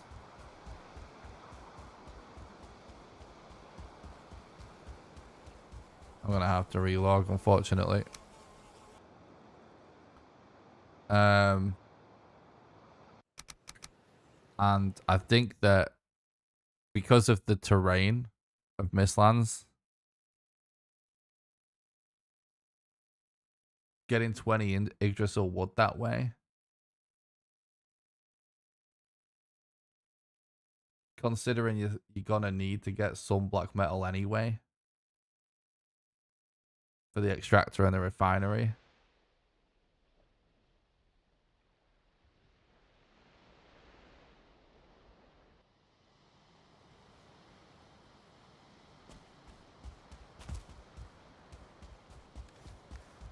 I don't know. I just think it right now. I just felt like, at least when I'm starting my runs out, I feel pretty confident I could actually do it faster with the axe than without. But maybe with more practice, I'll be able to do it faster by using a seeker or something to knock the trees down.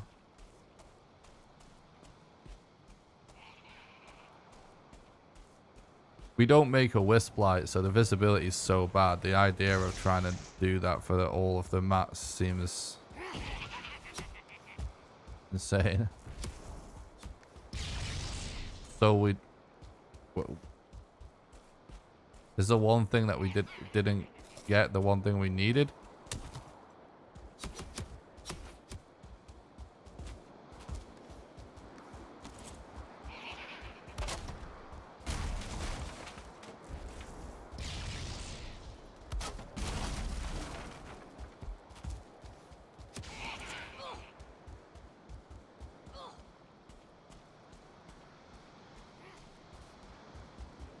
Okay.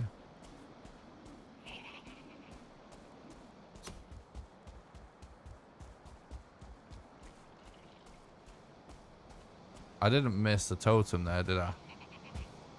Nah, I don't think I did.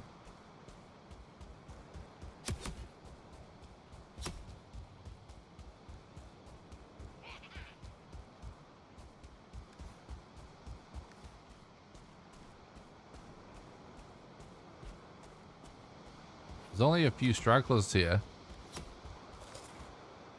I reckon the users stand a good chance of winning this fight. Could be some more free black metal.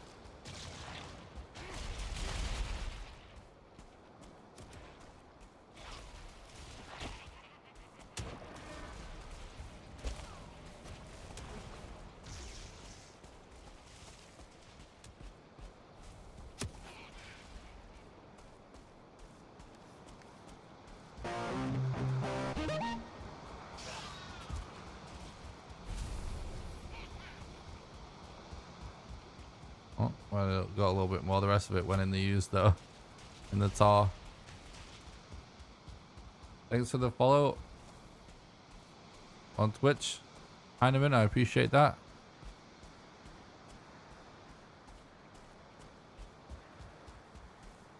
Oh, I'm dead. Oh.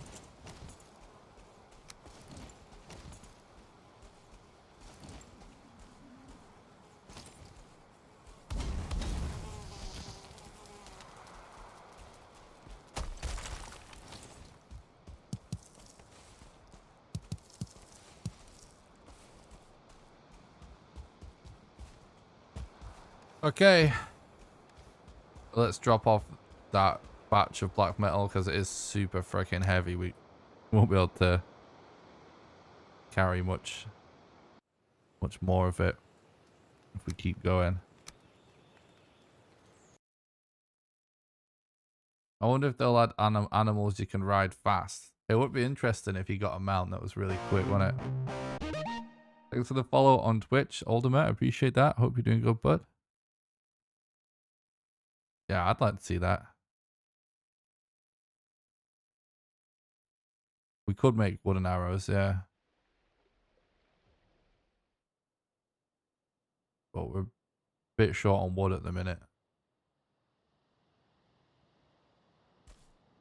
I suppose 25. 5 more.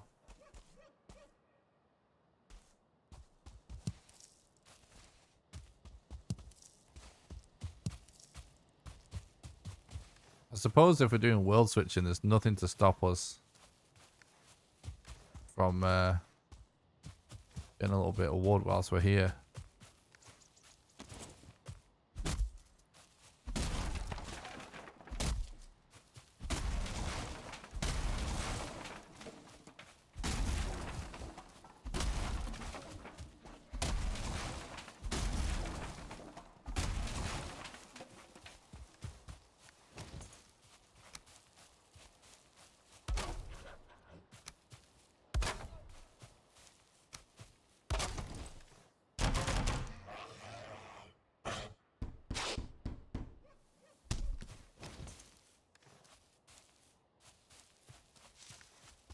Actually, we could actually potentially make more fire arrows.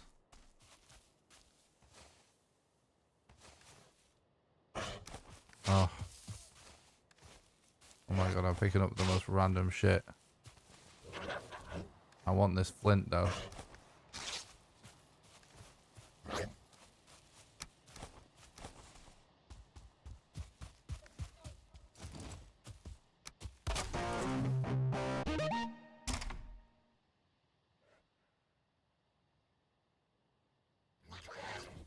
I don't have the wood. Thanks for the sub on YouTube, Sergio. I appreciate that. Hope you're doing good, bud.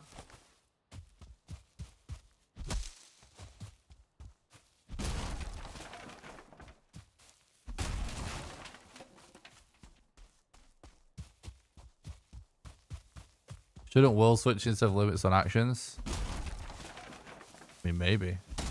But we don't have rules yet.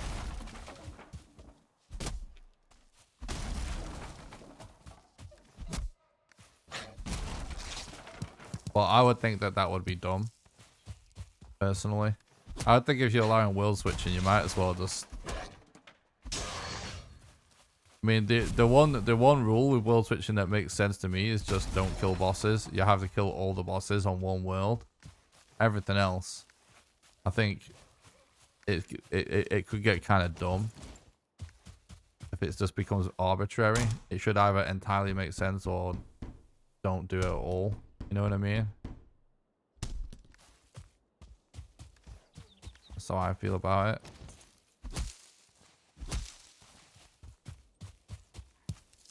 But I was thinking that if we're going to do world switching for the foreseeable future, you would just make it that the rules that you had were that you had to kill all the bosses on one seed. I honestly, like, I don't see like where the problem is with allowing world switching at all. And like I said, if the run becomes just like tons of like boring sailing and stuff, but world switching means it isn't, then I think that world switching sounds better than that. But like, I don't see what the argument is against world switching in any way, other than perhaps just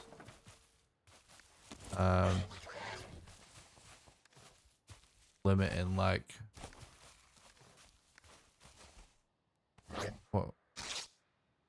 what's making me super heavy. It's actually just all the wood and stuff.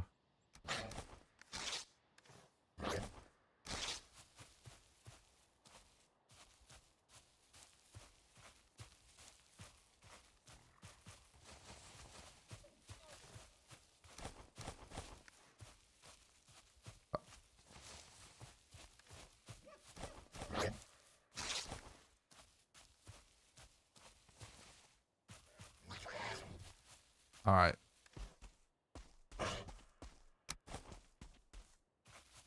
What do I have that's like a huge problem weight-wise here?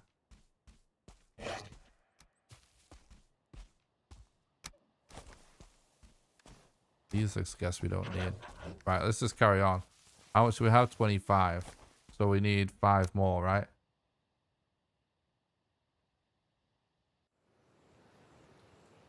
Do we still have the 41 fine wood on us? Is that what we have?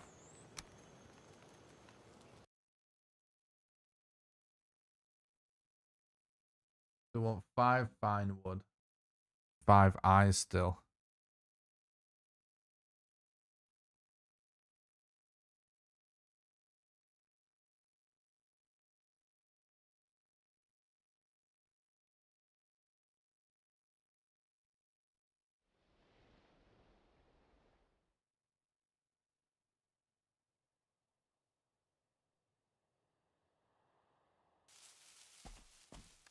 That's just a fucking bullshit statement, mate. Someone that's not a runner, clearly.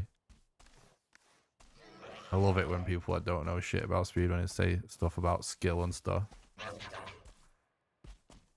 Fine wood. I'm sorry, but it's so cringe when people do that.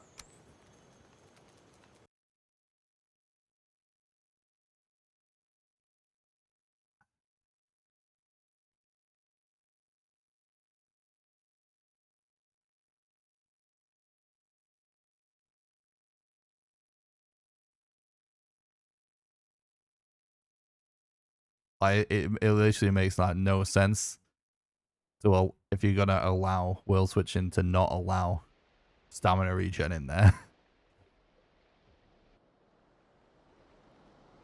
That's what I'm saying. If you don't allow it, then you don't allow it altogether. You know, like weird half measures that just make for just arbitrary restrictions here and there. Speedrunning is supposed to be beating a game quickly at the end of the day, and the game works how the game works.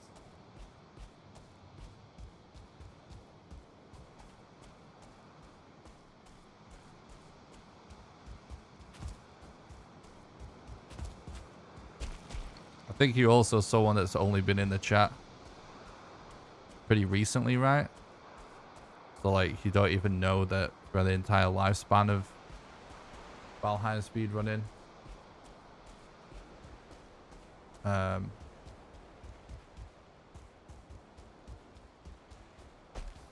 Like relogging to refill stamina was like a common thing.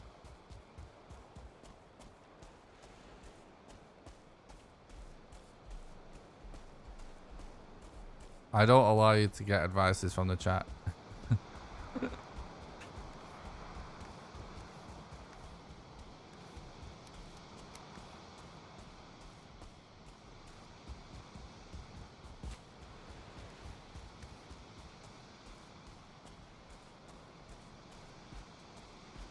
Yeah, it's best just to leave the decisions about the rules and stuff to the moderators.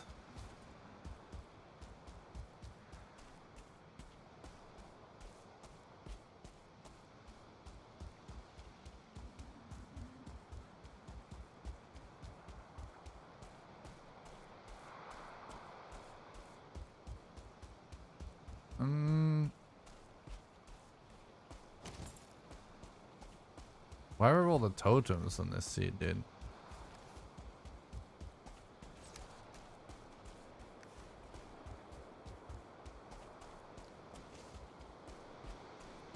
Sounds similar to reloading to skipping cutscenes in every game that skips cutscenes. Exactly. That's why I advocated for these for it in the first place. When this strat was discovered and we were discussing rules as a moderator.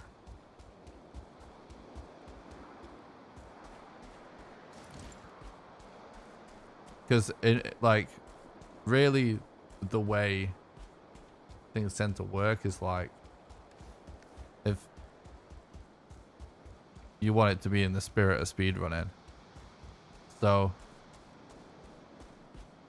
whenever something is like really commonplace in the world of speedrunning, regardless of whether or not people know that or not, like when you're talking about runners, like they will know. Generally it's more likely to become an accepted thing if it is something that's commonplace in the world of speedrunning, like some sort of reload strat like that.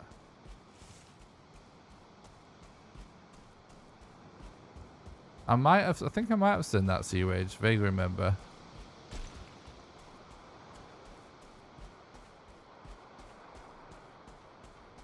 They weren't dead though, Welsh. Like I saw them in the village.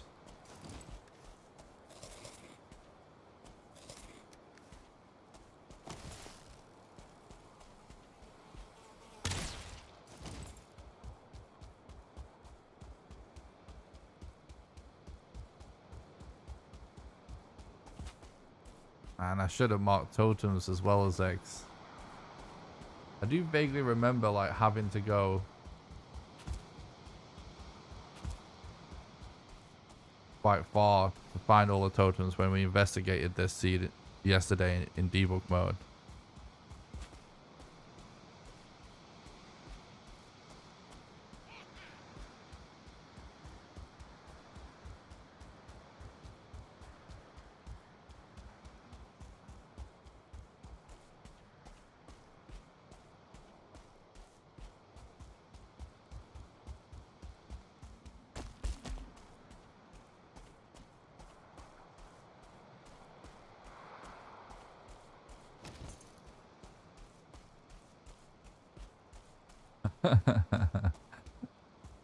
It's definitely going to get interesting once we get to the Mistlands. For sure. I think that's what everyone's here for. Just waiting. Everyone's just waiting. Just like, yep. It's fine, yeah. Get through this, get through this. We want to... Oh, no, what am I doing? Wrong thing. Like, everyone's just waiting. Just like, yeah, I can't wait to see him get owned in the Mistlands. It's going to be hilarious. That's what everyone's here for, right, chat? This is the worst bed in history. Let me restart this. Do it all backwards. Like, that should be up there, and that should be down there.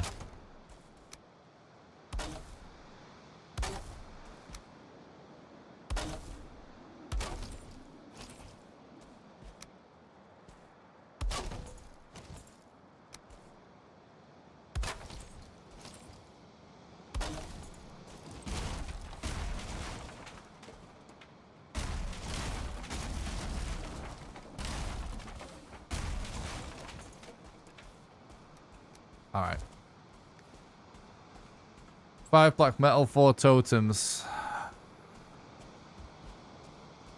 And 5 linen. Oh, I think I see some flax.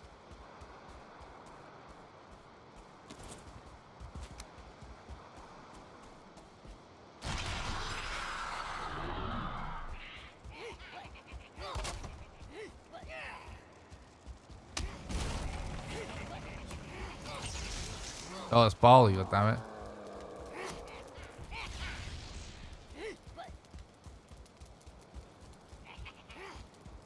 It's all barley. It's been chubated.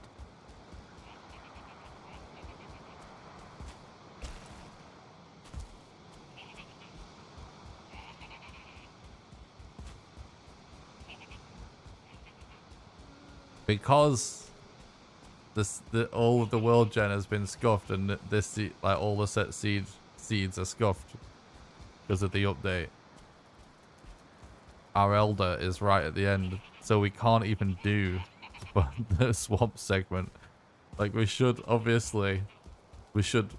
a seed eventually where we could actually be looting all these crypts, but we can't right now.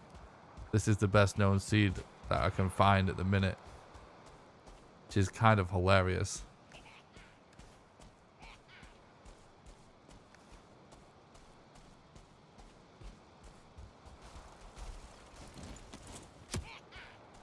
Bro, chill.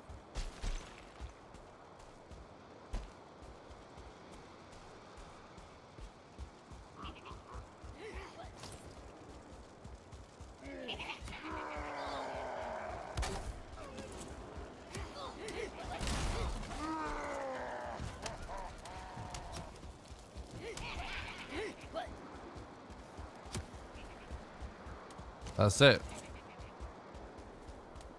Got all the black metal we need.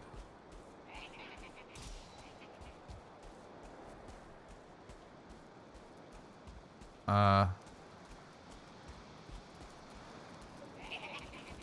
think we need more cores still, don't we?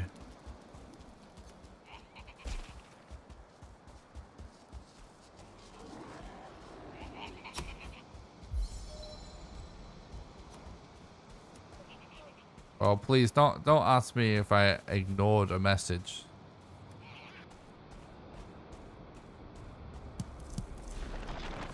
It's hard. I can't keep up with chat. I know that I do pretty good keeping up with chat in general compared to a lot of streamers, but it is hard to actually do a decent run and stay up to date with chat and talk to everybody. So I apologize if I miss your message, but please don't start being paranoid about me being ignore you and stuff. It's just gonna get frustrating. I'll try and find it, mate. I can't scroll up. I won't do that, but if I can see it, I'll read it. You're talking about switching problems? Are you calling that wheel switching? I mean, it's world switching or seed switching.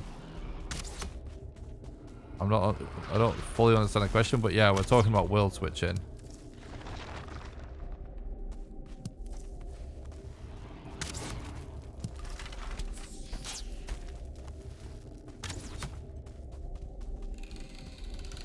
Oh, dead end.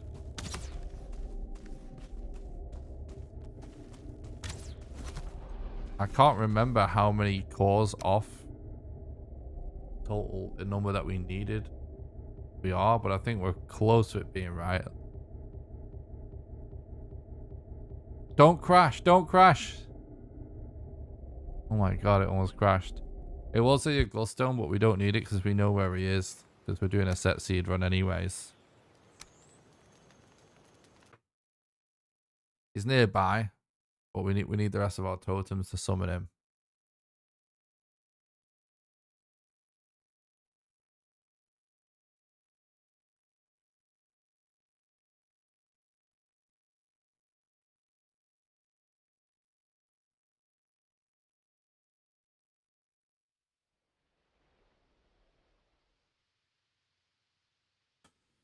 Yeah, just really Mistlands. It's just you got to explore like the strat. I've tested it a lot, and from my testing, it's basically like,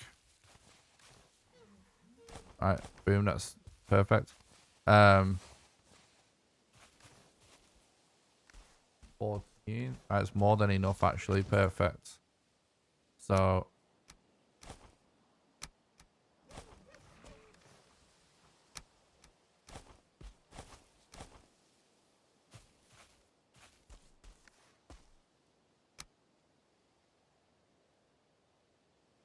So we want 5 more fine wood and 5 more eyes. So yeah, in the Mistlands, the real only way to get around, because we're not doing it without a wisp light, just seems to be to just scale absolutely every bit of high ground possible and every opportunity, and just try and use that to just pick a place that looks the most promising. Obviously, the perfect world, you immediately see a dungeon or something. But just keep rinsing and repeating that until you see dungeons. That's essentially the idea.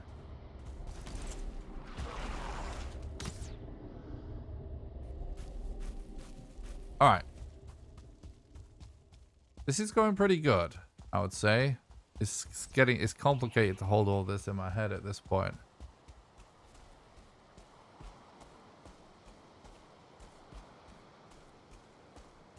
I think we go through here.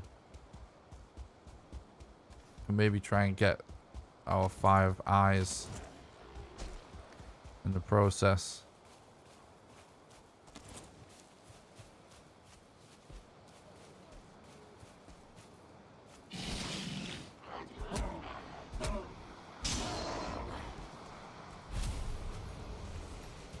Yoink.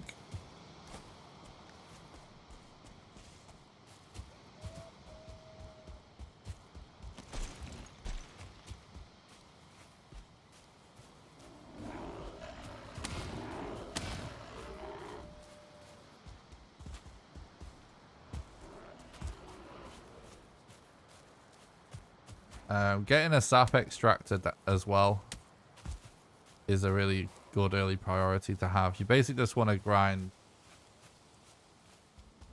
as many dungeons as possible as fast as possible. This is an easy bed placement here, so we might as well go for that.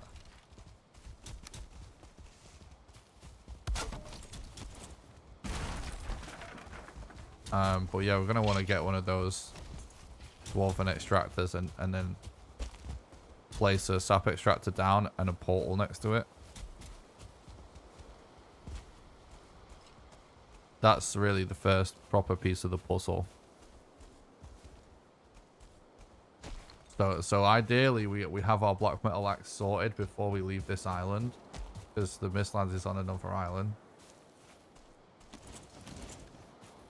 And basically, as we're exploring Mistlands, we're constantly climbing up to try and find dwarven structures and dungeons, and we check the structures for we grind the structures for soft tissue and the extractor, and then we do the dungeons to find the fragments and the boss stone.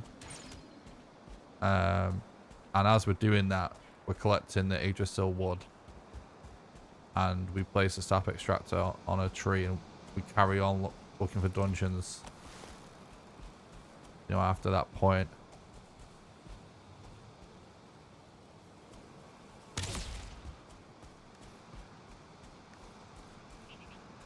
Which we should be able to multitask pretty good at that point, as long as we find everything we need. Oh, is this one of the camps that had a lot of totems? I feel like this is one of them seeds where it seems really stingy for totems, but then you just find camps with loads of them or something. I'm wondering now, is there a chance that totems are now random or something?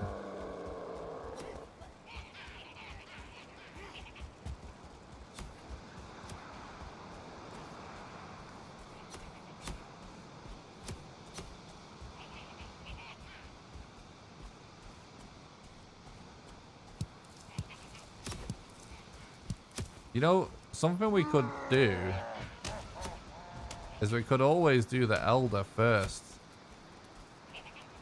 before Yag, because we'll have to come back on ourselves anyway, so it doesn't really make a difference if we do Yag or the Elder next.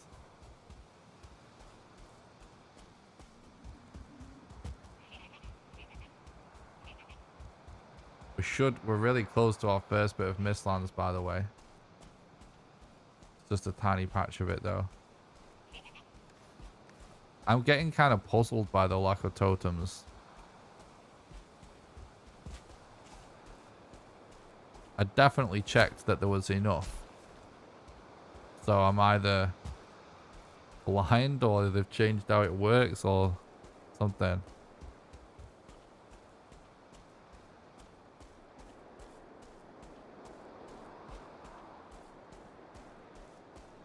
The problem with putting a... Yeah, I mean, we could put a portal down, I guess.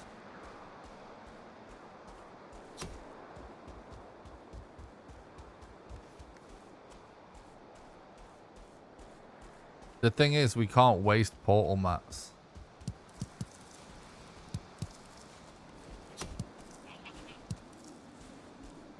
We need to put a portal down.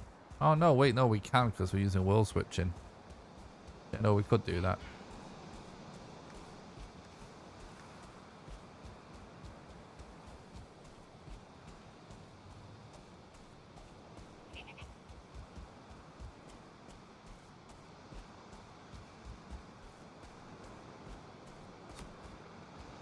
Well, that's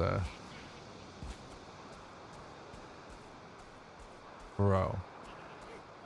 Don't tell me they've changed how this works.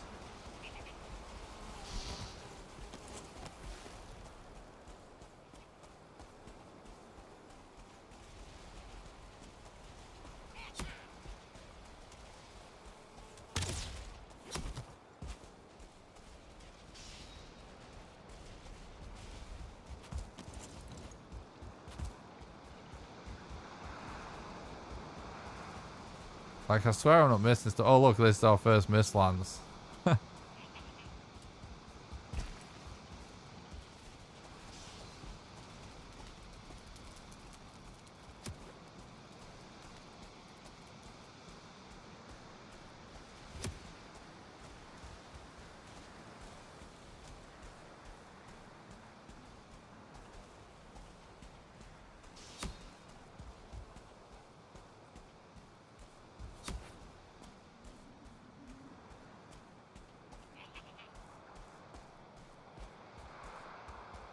I'm just thinking about whether I should put portal down or not, but that feeling's kind of annoying.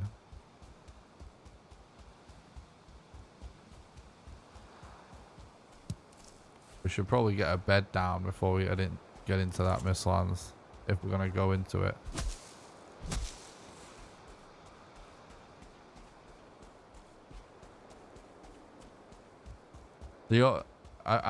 If it's, I have a feeling the way this seed was scuffed with spawns and stuff, I think the rest of the totems are in basically another biome that's connected via this island via a swamp.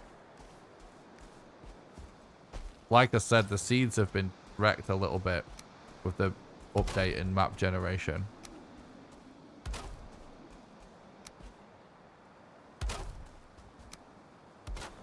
I don't know if we're going to find anything interesting in this Mistlands, but we're not going to prioritize that anyway because it's teeny tiny. Not just yet anyway. Gonna get this other bit of plains to find the totems, hopefully.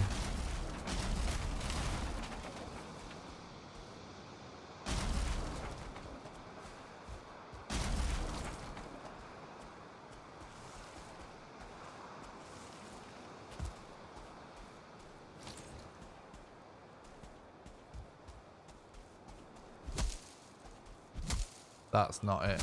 That's the wrong way. That's towards the Elder.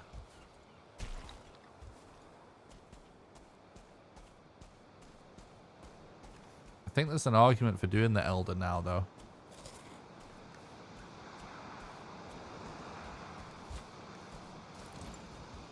Let's do the Elder.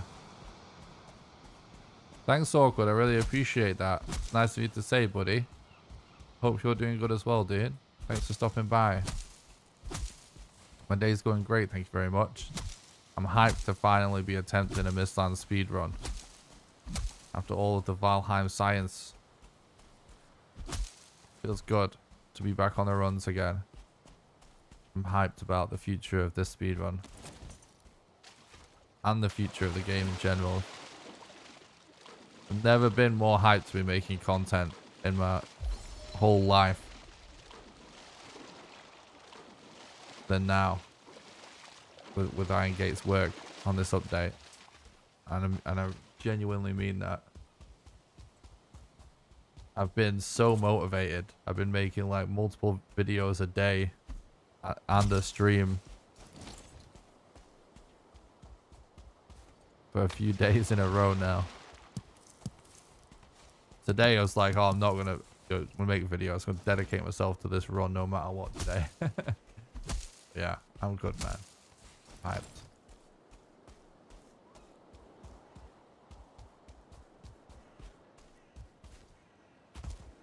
Oh, thanks, dude.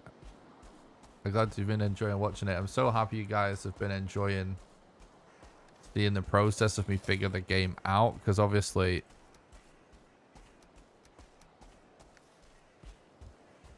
we're still miles away. But we'll see how well what we've figured out so far goes, but obviously it's just what has to happen and essential part of the process. I realize it's not as high octane as the stream usually is, but I'm so happy people have been liking it anyway.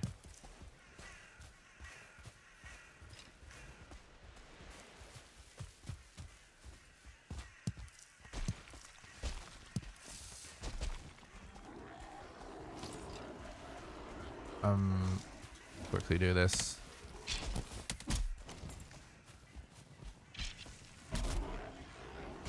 This should give us the eyes. If it doesn't, this game is rigged. We can't get 4 eyes out of all his grade wars. I don't know what I have done to Orange Jesus to offend him.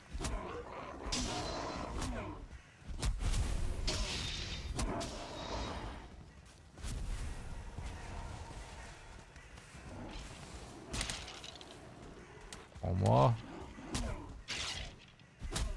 Oh, I missed. It's a war. We're on the side of the skeletons, apparently. Alright, I'm Gucci. You guys can fight it out.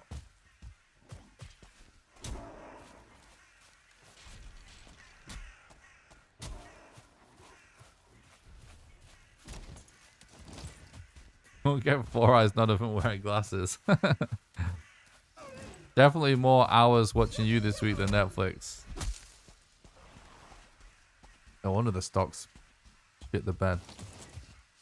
No, I'm joking. I appreciate that. That's really nice of you to say, bud. Is it me? Is that like we're just the stream is just popping off so good we're affecting major corporations stock value? That must be it. I appreciate that, dude. That's really cool. There it is. I have to say, sometimes you still get kind of lost even when you're looking at a map when you do succeed. Ooh, look at that.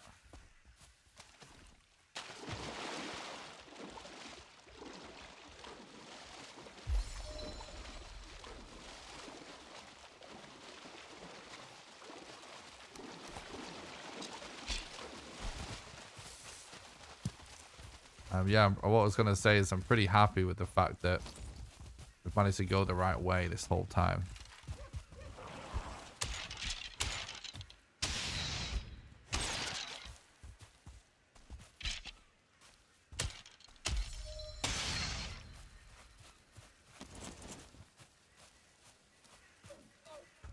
We need a good bed spot. Then we need to world switch to go and get all our rocks.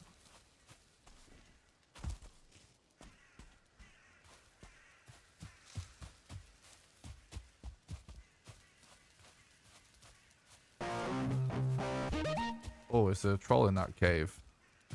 Please don't be a troll there. It'd be perfect if there isn't. Thanks a lot for the follow on Twitch. I appreciate that, Mandaxa. Oh yeah, dude.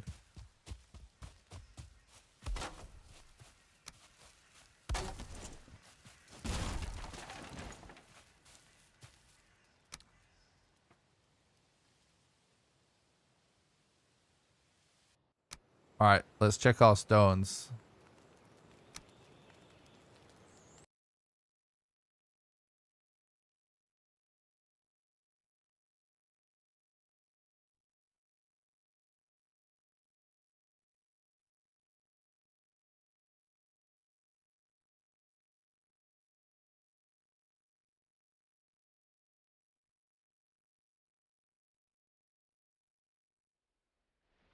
Oh, nice monkey.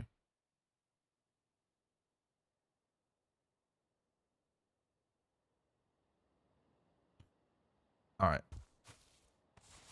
Ancient seed. And stone. Where? There was a huge amount of stone we had. Here we go.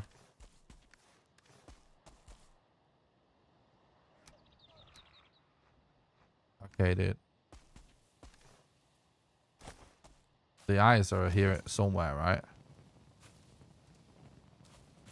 Yeah, they are.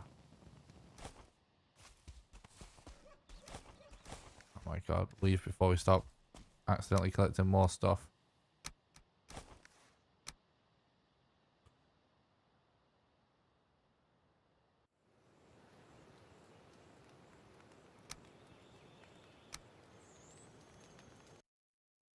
Yeah, it's unfortunate, Monkey. Sometimes totems are just really rare.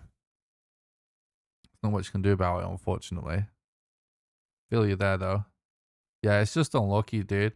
Sometimes you get a camp with like 3 or 4 in, and then you can just get 0 for ages.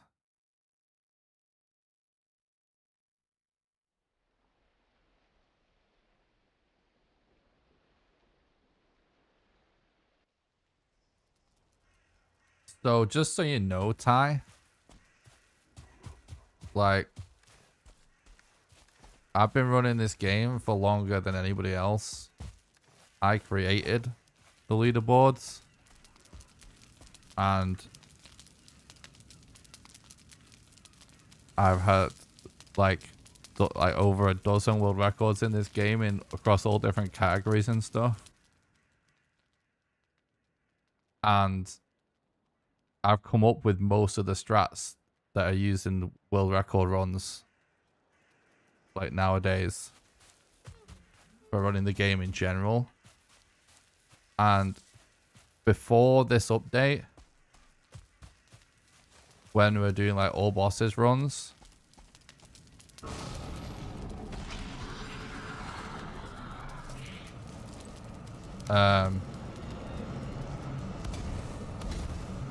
we didn't allow world switching, but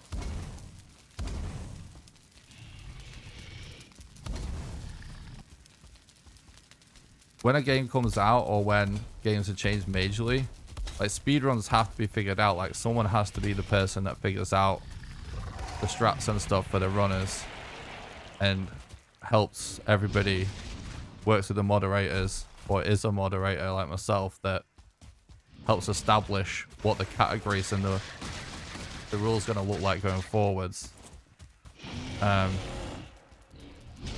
No one else is really doing that for Mistlands.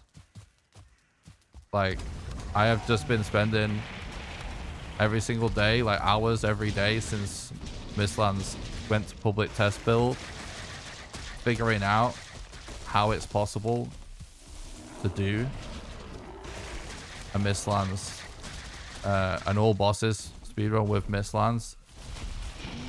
And it's still really early days. You know, it may actually, like, games take years to perfect in the speedrun world at the end of the day. And it's not even publicly out on the live version yet. But the stuff I've figured out so far is like what I would say is the minimum kind of like viable set of strats for a run. And those strats currently require you to make a lot of ores, which right now it's looking like there's always going to be some ores required. And basically with current strats, current known strats, that means that runs for the first time ever are going to require lots of backtracking with boats, like sailing backwards and forwards and stuff. And so basically kind of ruining the run and making it super boring, considering none of that actually was necessary up until this point. So right now, there are no rules. There are no leaderboards. Like, we're going to be creating them based on what runners managed to figure out in the early days of Mistlands being available. And this is just part of the process. And right now I'm doing these runs that allow world switching because it's a way for me to test the strats and figure out whether the strats that we have so far are actually viable without having to sail backwards and forwards and potentially have chat watch a run that looks like watching paint dry because I'm just on the ocean half the time. So I just decided that right now the way to get the speedrun community off the ground with Mistlands is to start it with allowing world switching for now. But there is no allow or not allow because there's no category and therefore no rules established yet. But this is really just like a proof of concept, and it's really more about me being able to do consistent runs and get into Mistlands sooner rather than later in runs, so that we're able to test that segment out over and over. So anything that I'm doing right now we may decide is not allowed or becomes its own subcategory or whatever. It did a ton of damage there, so that's good.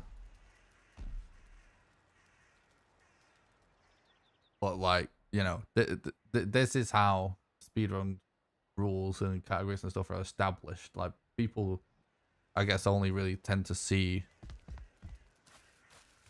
the final product, but it's just part of the process. Like, yeah, some stuff may end up not being allowed. I will be one of the people responsible for making those decisions, but not the only person. And based on how these runs go, I'll be deciding whether I'll be advocating for that or not. But obviously, it may just be that a set of strats get figured out where it's not really necessary, and that'll change things completely again. So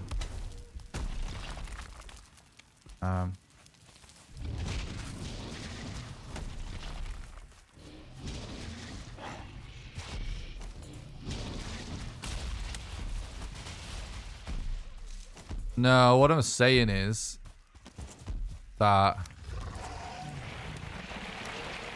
right now, with the amount of mats, with the amount of smelting and ore transportation that would have to happen, it will make the run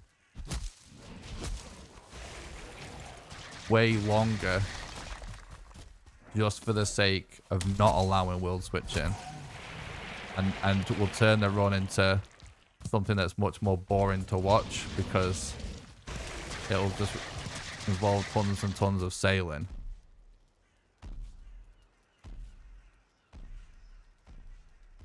And you know, making decisions as moderators that just ruin runs, because runners won't want to run something that's just that as well, you know.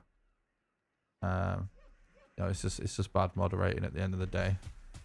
But it may not come down to that anyway. It's just right now this is the current solution. No one else is providing anything.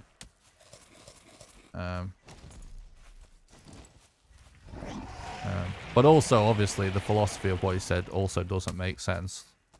Like, obviously, like, a speedrun is just beating a game quickly. It's not a speedrun, because on multiple worlds either. So it's all just part of the process.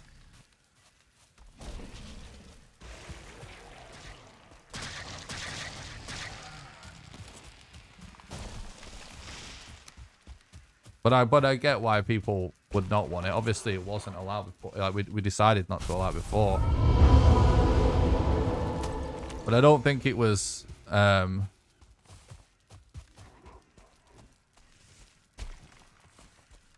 oh, we got it. I don't think. I'm trying to think of the reason why we didn't allow it before. Like, oh yeah, that's so. Like, before, it wasn't like there was nothing in the game that forced you to make or to do all the bosses.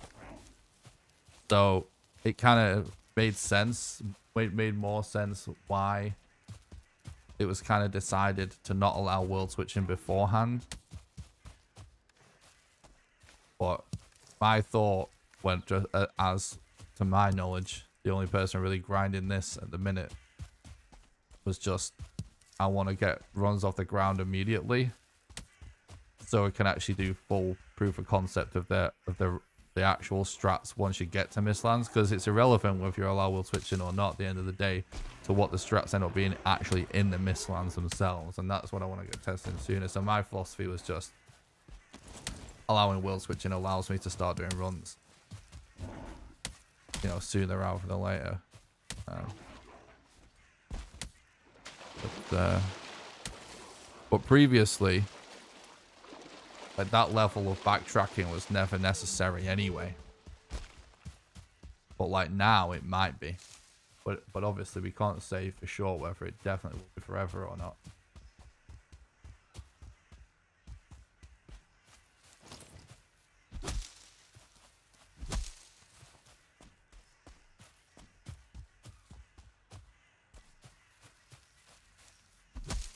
Nah, it won't be worth it, Welsh.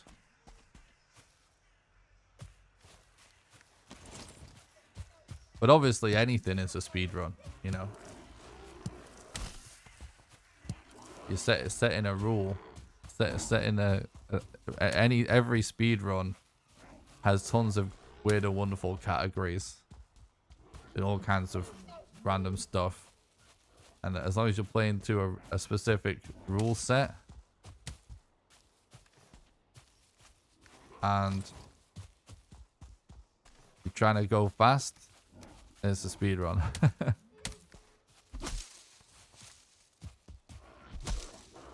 So I don't agree with the concept of it not being a speedrun because it'd allow world switching. The amount of speedrun strats in the history of speedrunning that's been around for decades that involves some sort of like weird save switching strat at some point is massive. It's no different to that really.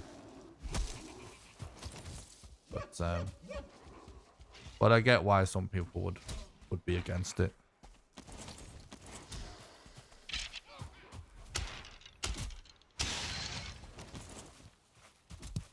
I'm just trying to actually move the needle at this extremely early stage.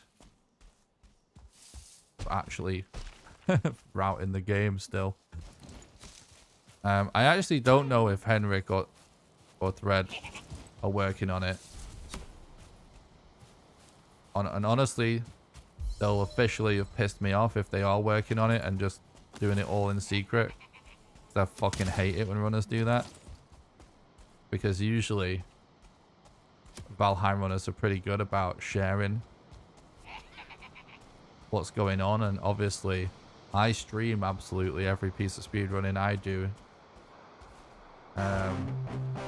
So everyone just watches my stream and copies like whatever I'm working on anyway, just because I stream it.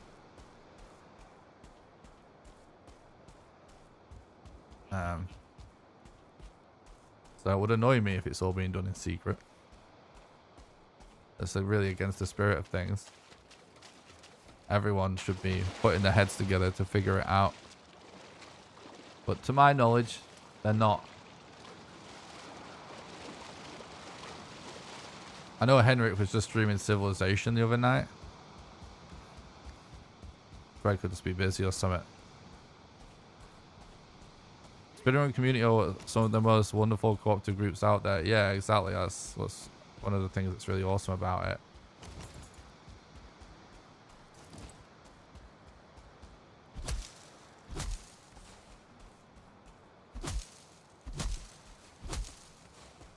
So what are you getting from the other worlds?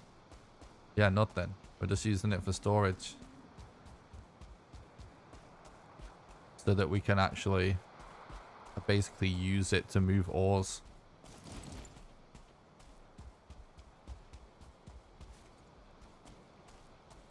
That we wouldn't otherwise be able to portal. And store things that make us overweight. Oh, look at the hair is in the plains.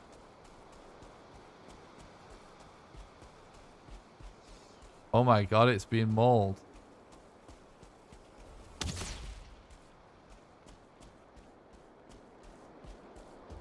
Speedrun community and Valheim community equals max awesome. Hell yeah.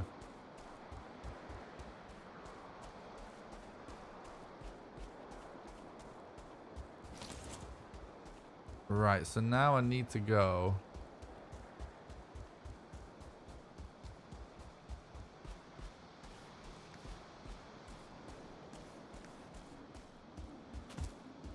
This way.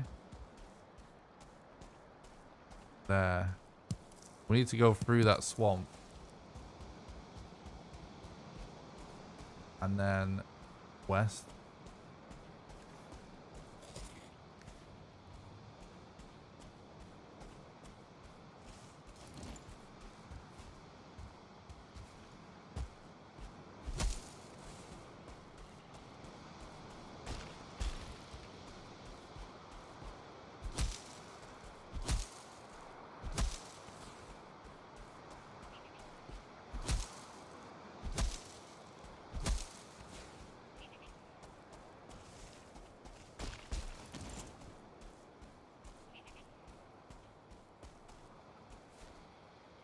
Do you try to finish every run, or do you give up sometimes if the seed is bad? It depends on the situation. Right now, I'm not resetting, so we're trying to finish the run no matter what. No matter how bad it goes, we're finishing it, or at least trying to.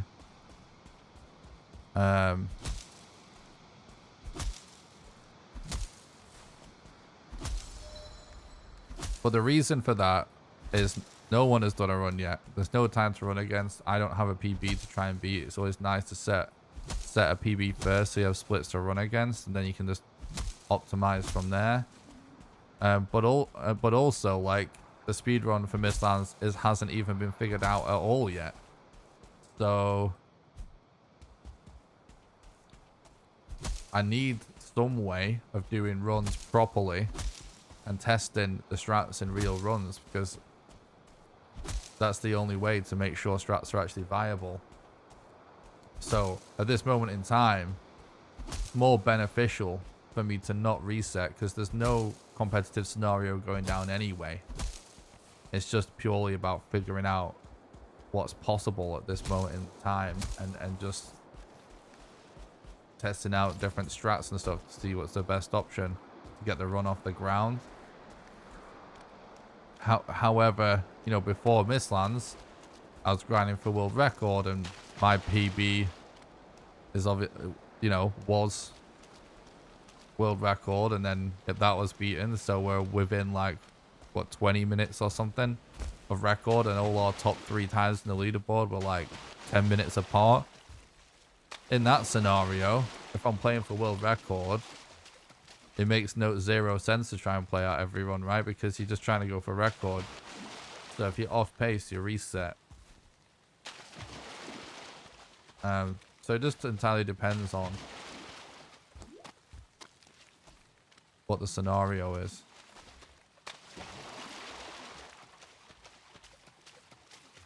Generally, when I do world record runs, I don't reset. If it's still possible, it can be world record. I don't reset. We don't need that, actually. But as soon as it can't be record anymore, I reset. That's how I do that usually.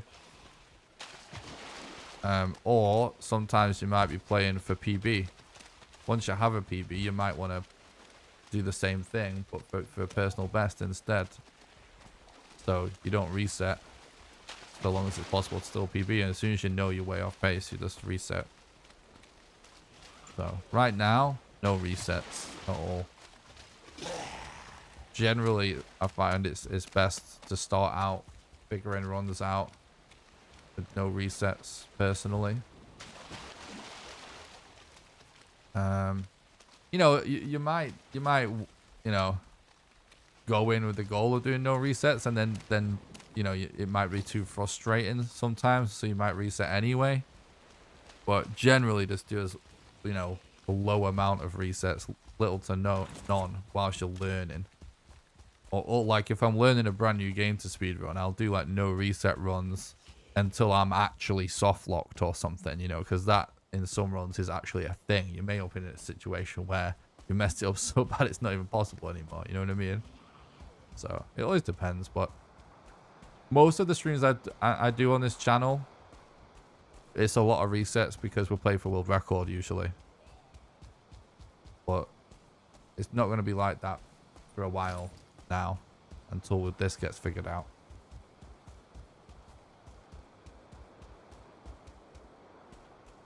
Boss 2 was modder. This seed is scuffed. So you should know, guys, that we're doing a set seed run, which means we know the seed, so we know where the bosses are at least. But the thing is, all the best seeds in the game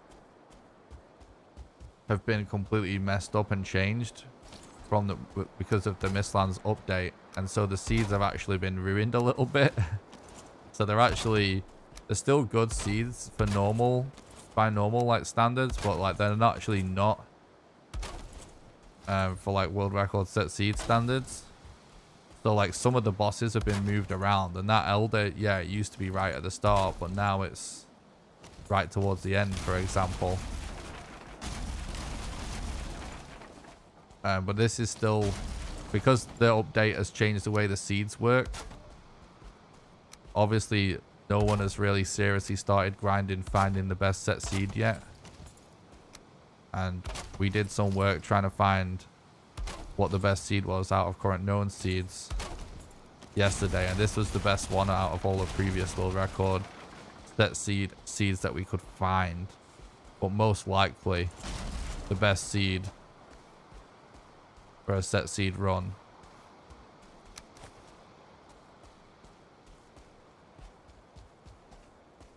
Post Mistlands is gonna wind up being a completely new seed, I would assume. Because they changed the way the world generation works so much. So yeah, like a lot of this stuff is scuffed, guys. Like normally you wouldn't have to go this far for totems or for the elder or whatever, you know. It's not perfect, but it's the best one we have right now.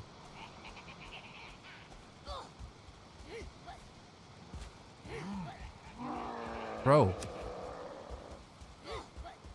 where are the totems?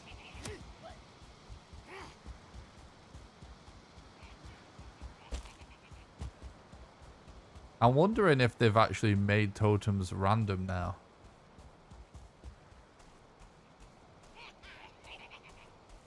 Because if not, then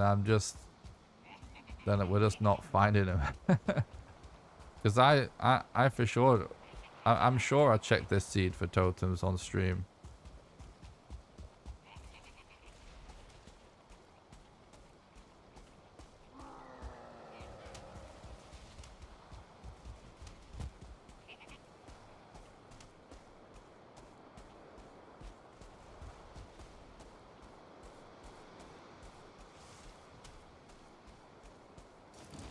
Oh my god, I didn't see that guy.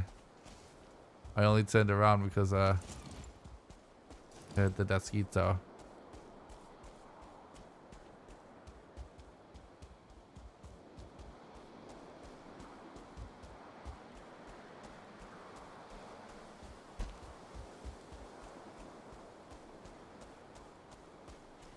What's up, Drew?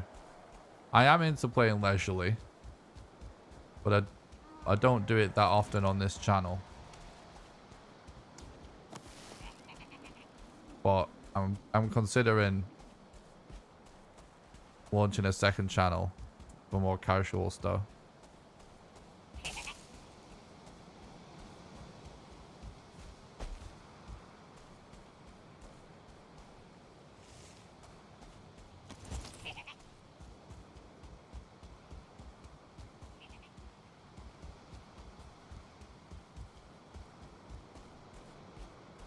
Like, the main thing I do on this channel is speedruns and basically completely insane challenges.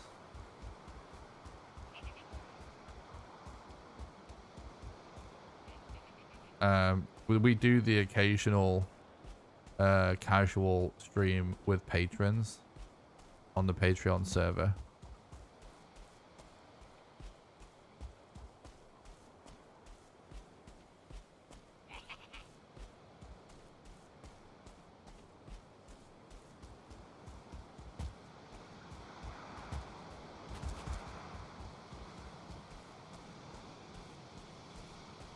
But I'm thinking about starting a second channel for just Let's Play content.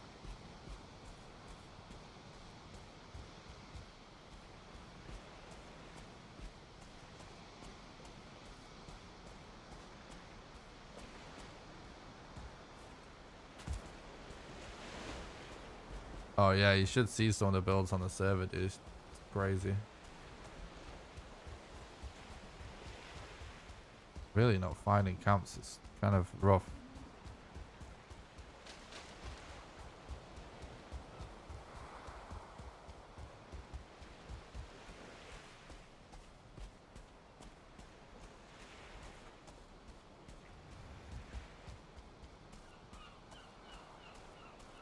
Yeah.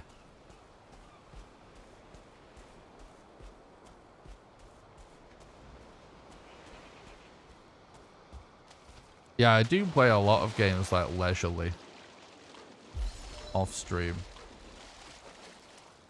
But I am kind of into trying to play a lot like games well, even off stream a lot of the time. Because that to me is really fun. But for sure, I also play games really leisurely off stream.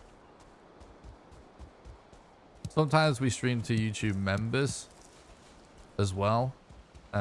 Who's been doing very leisurely stuff.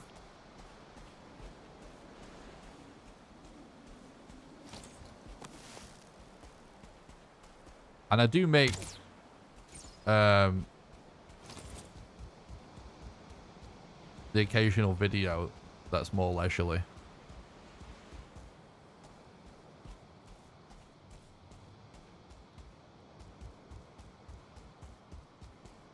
And we have done the occasional build stream, but it is like mostly speedrun and challenge content that I do.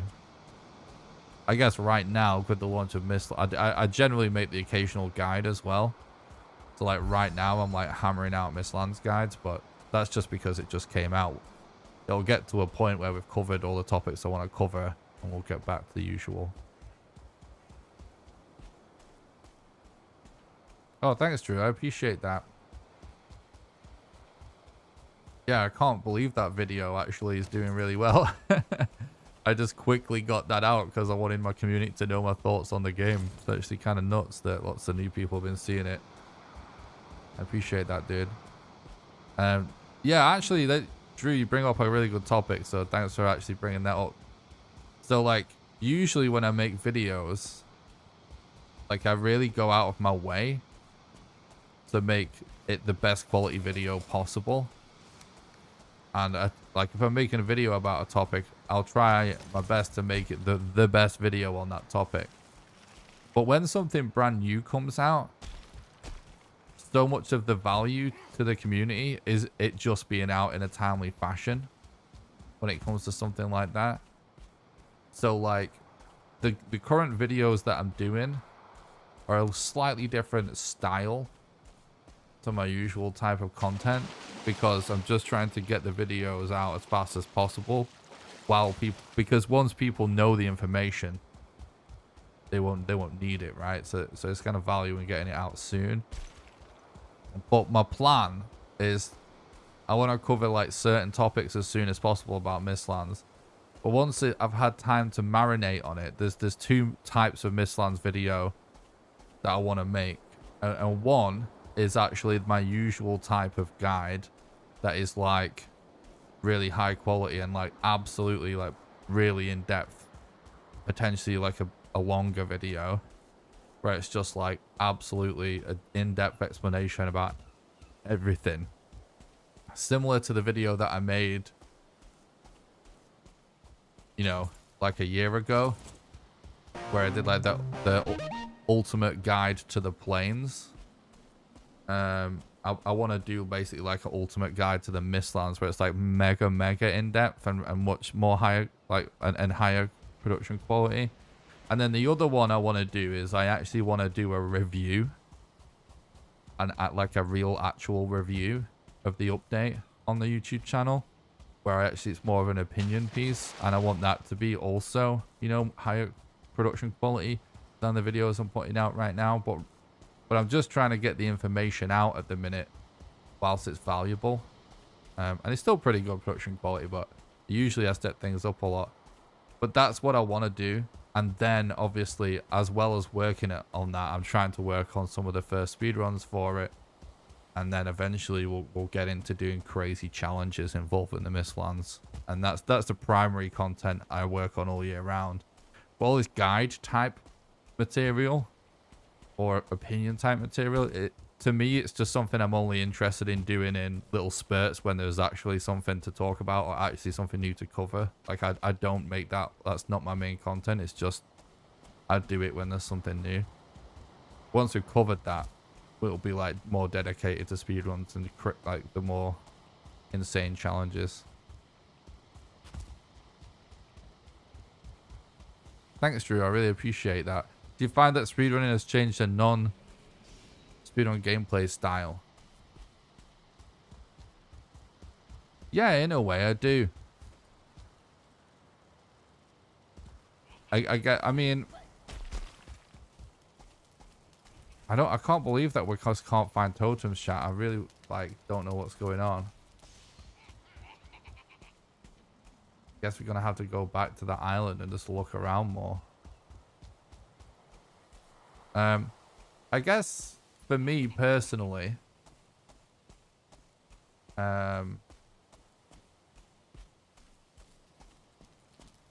what actually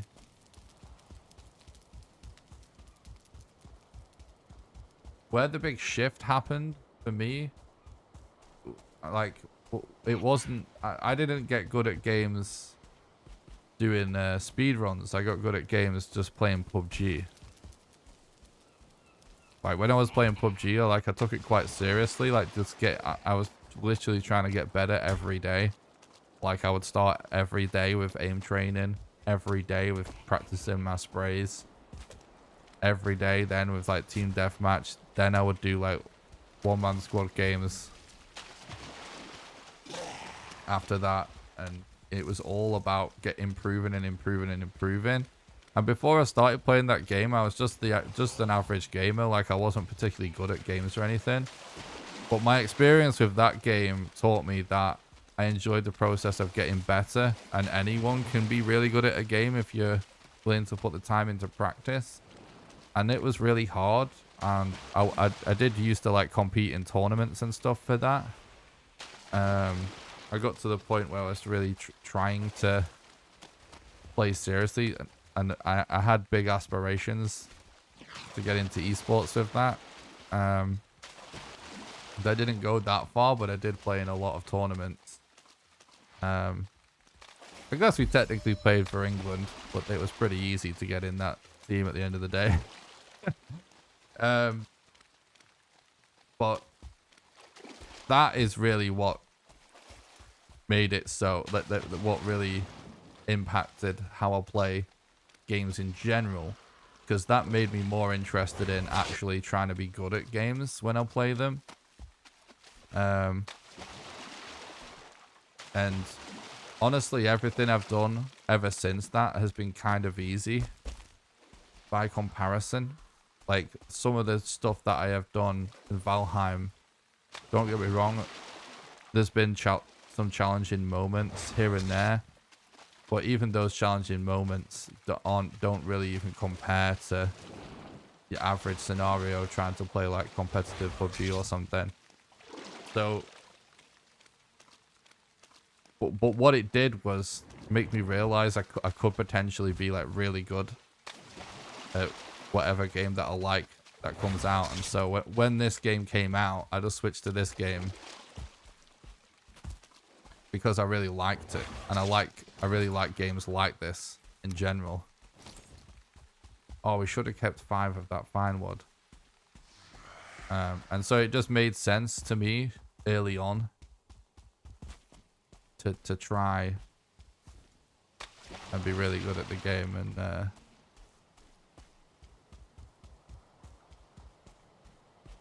And that has changed how I play games in my spare time quite a lot.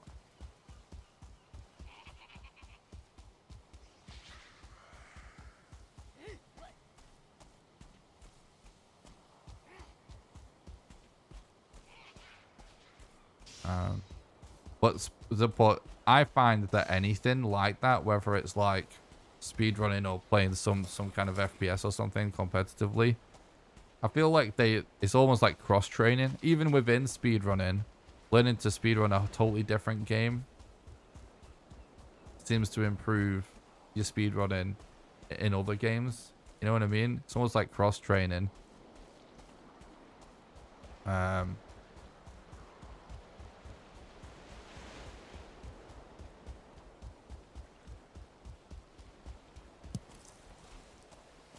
But I do find myself trying to be more efficient in games than I used to.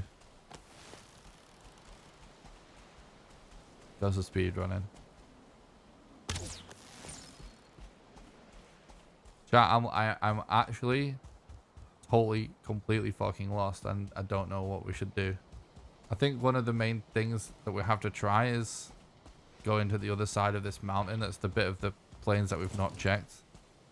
I have a feeling that there aren't enough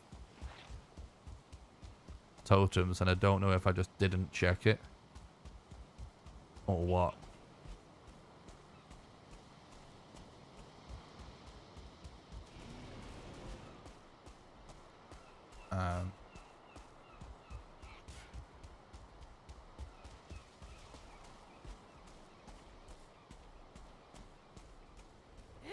But I thought I did.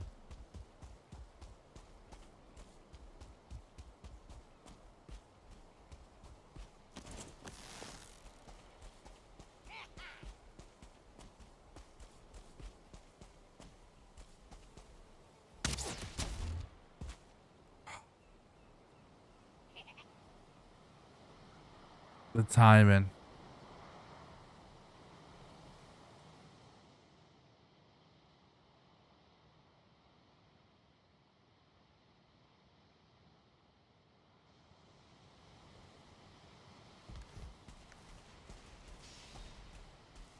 Fuck. That's annoying.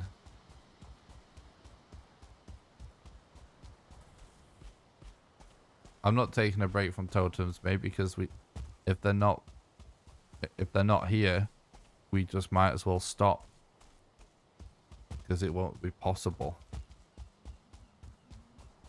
So we need to know. The totems are the only thing right now.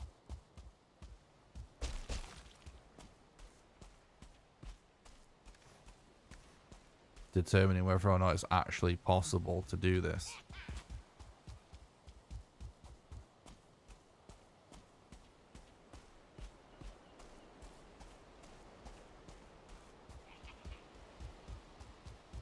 It'd really suck if we had to like build a boat and go to other islands. It defies the whole point in running the seed.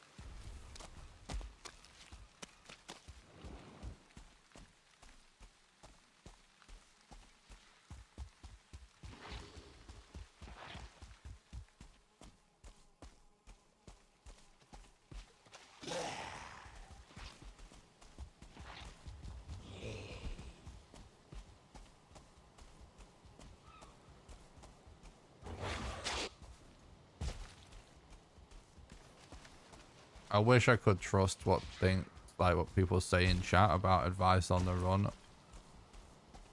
but usually it's so unreliable.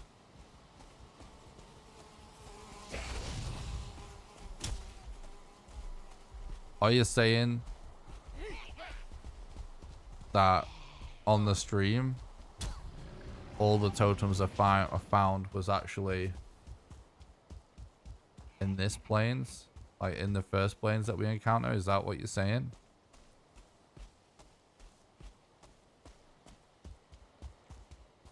Like on the stream yesterday?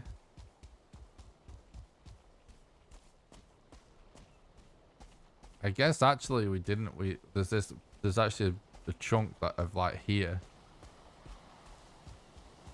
that we haven't checked. And if it's there, like there could just be like, because I was thinking, I think there was just like one camp that had a lot of totems.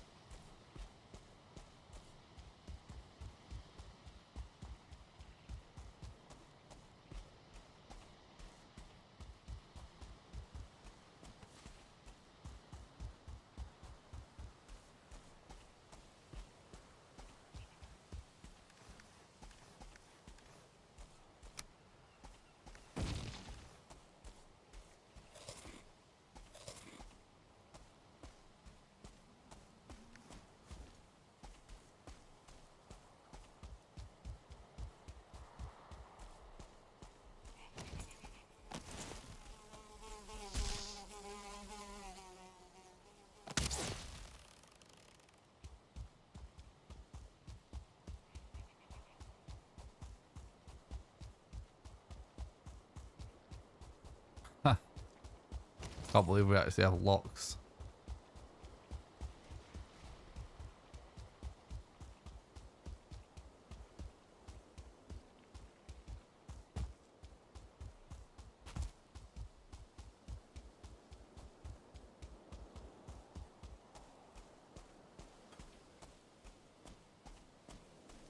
Thanks, Fantastic. I appreciate that. It's kind of nuts. Like, yeah, I think like for a video that's been out like a short period of time, I think it might sort of have blown up faster than any of my other videos, I think.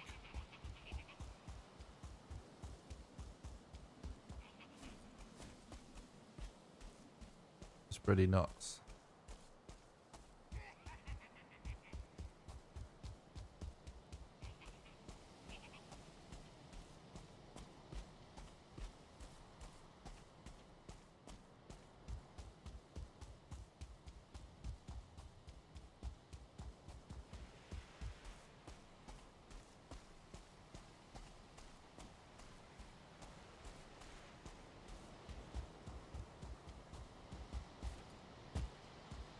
Thanks, Ashley. I appreciate it. It's really nice of you to say. I'm glad you enjoy the content, bud. I hope you're doing good. Yeah, I guess we're gonna have to finish off checking this plains. Be a little bit unfortunate, but it's all good. Oh, looks like we've got a hard spawn here. Let's get a bed down as well. It's a pretty nice spot for a bed.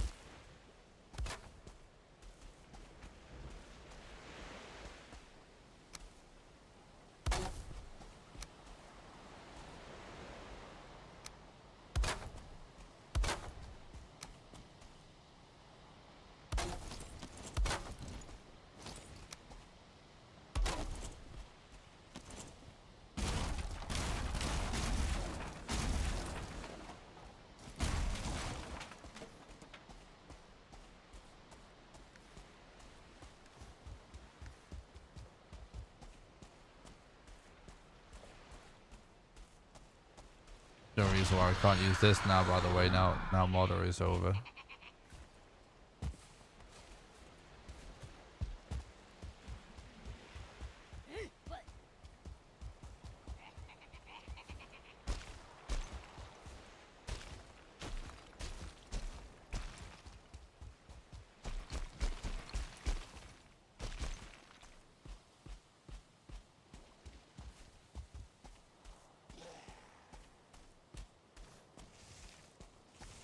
You know what? I vaguely remember flying down this part.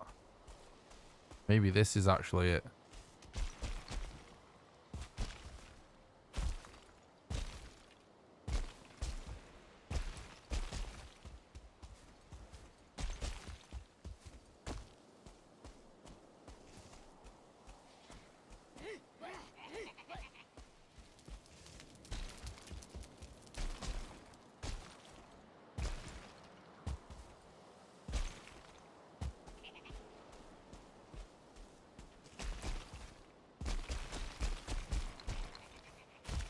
Need 3 more totems.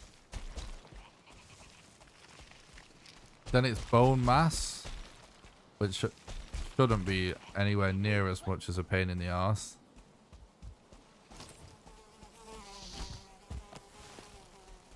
And then it's Mistlands time.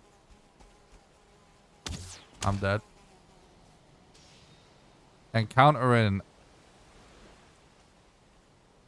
a Desquito at the same time as a fueling is kind of a death sentence sometimes.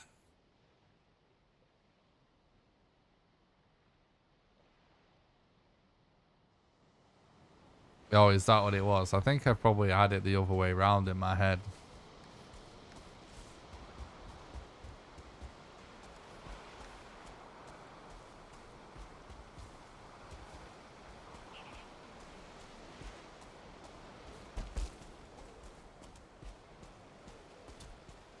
Is that based on the VOD, the video of yesterday's stream?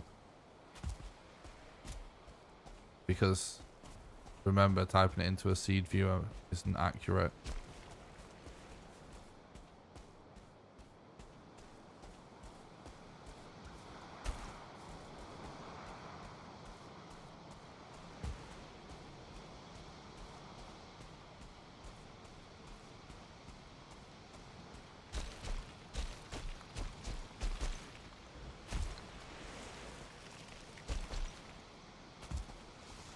So far, we've done Geek Elder, and Modder. We're just getting the last few totems now for your glove. And then we'll be doing bone mass. Oh my god.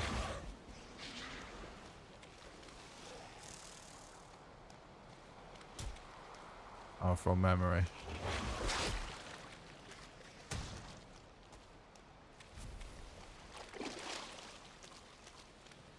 I think, like, yeah, I should have remembered to mark eggs and totems on the map that I saved for myself. But at the end of the day, this wouldn't be a problem if the saved feed viewer was up to date. Just kind of forgot that I have to do that myself now at the minute. And I think part of the problem is we checked, like, we checked several seeds yesterday.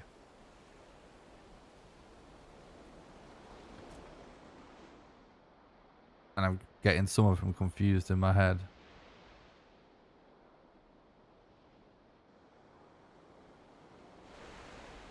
Night D, I appreciate that, bud. Thanks for the dedication. Thanks for watching the stream. Hope you have a good one, dude.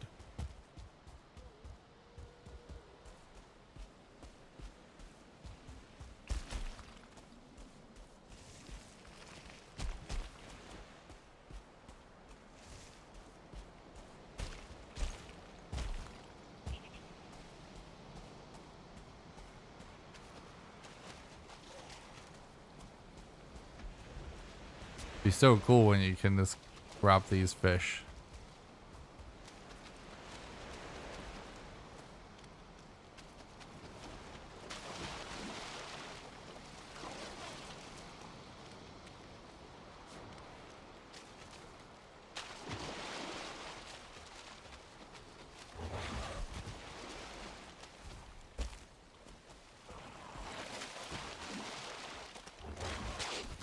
Or dipping into this plains was a bad idea. This swamp, sorry.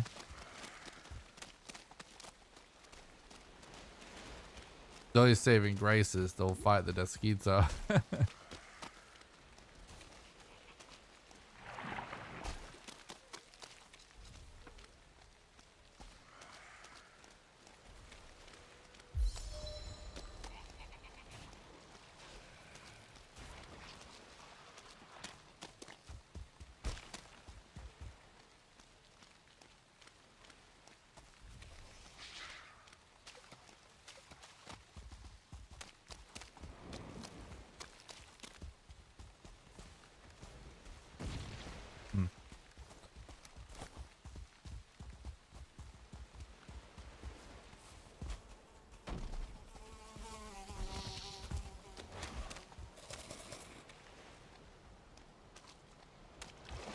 I can keep going, I don't know what's going on there. Let's get me out of here.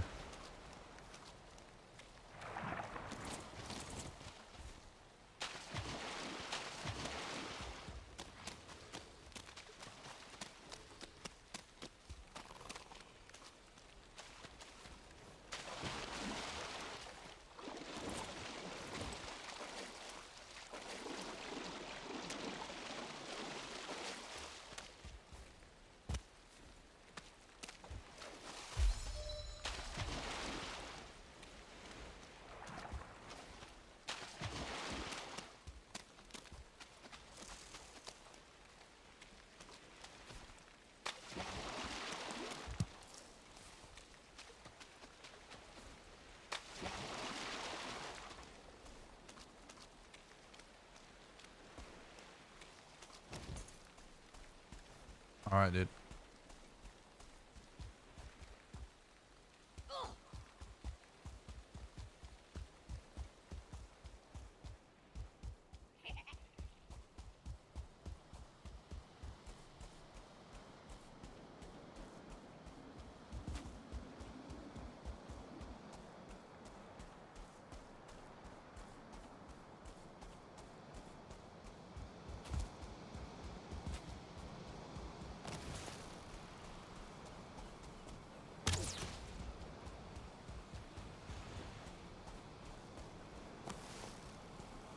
I shouldn't have bothered going for that.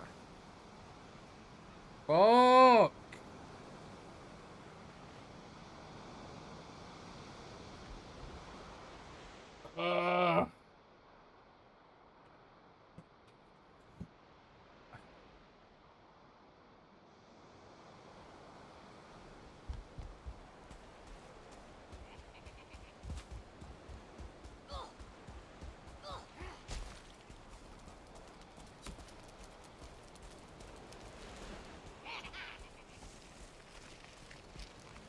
Getting melted by armies of seekers is so preferable to dealing with mosquitoes. Oh my god, right on time, arsehole.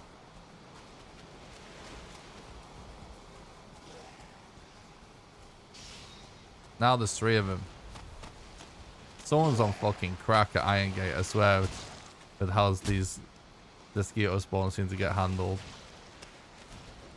I don't know at what point it became possible for there to be 3 on top of each other like that. I don't know, but it's wild.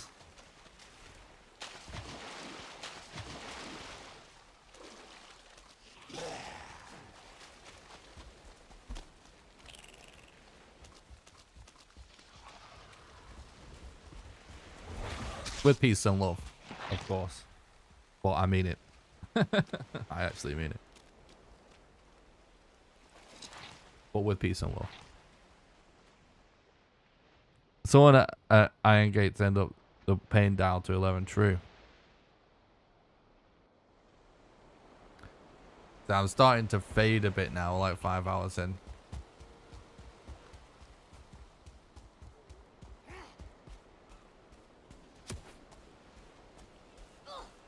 Starting to feel like we could have just done a random seed run.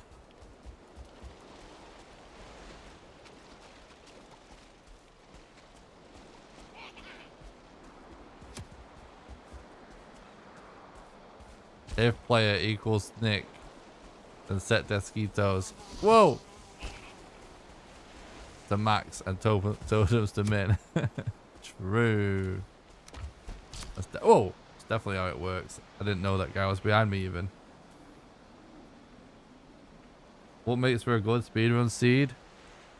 All the bosses on the same island. Which we don't know that that's going to be the case yet with Mistlands. All the bosses are on the same island for this one except for the Mistlands boss. That's the best seed I've been able to find so far. All bosses on the same island. All totems on the same island. Man, look at all these fish. Oh, I know it's still bugged. I heard that this was bugged, but I saw the E and I got excited.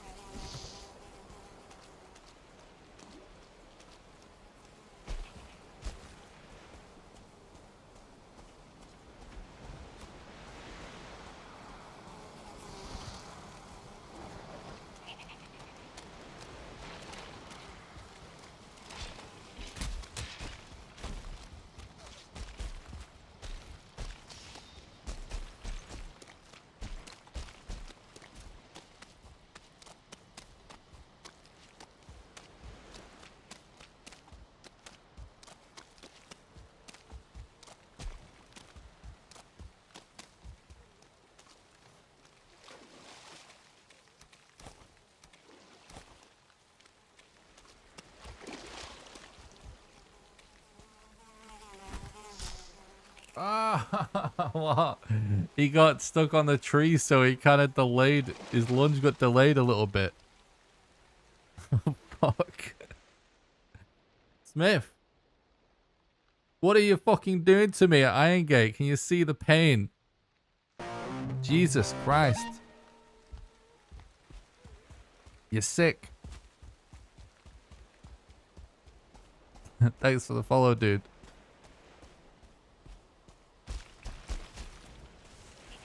Sorry for sending my personal mosquitoes at you. See, chat knows. They called it. He pressed the button, chat. He pressed the button as soon as he entered the chat.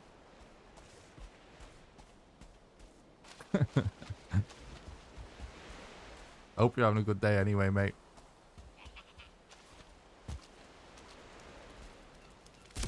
Oh, for fuck's sake. What is happening right now with this little bit of coastline? It's brutal. Losing my mind because we're 5 hours in. It's been ages since a run's been this long.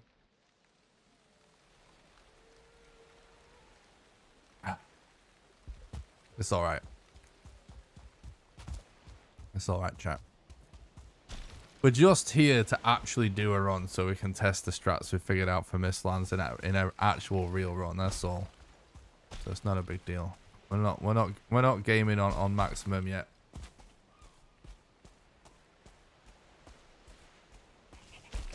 Yeah. It's not bad. Obviously, we don't even know like what a set seed time would look like for Mistlands, but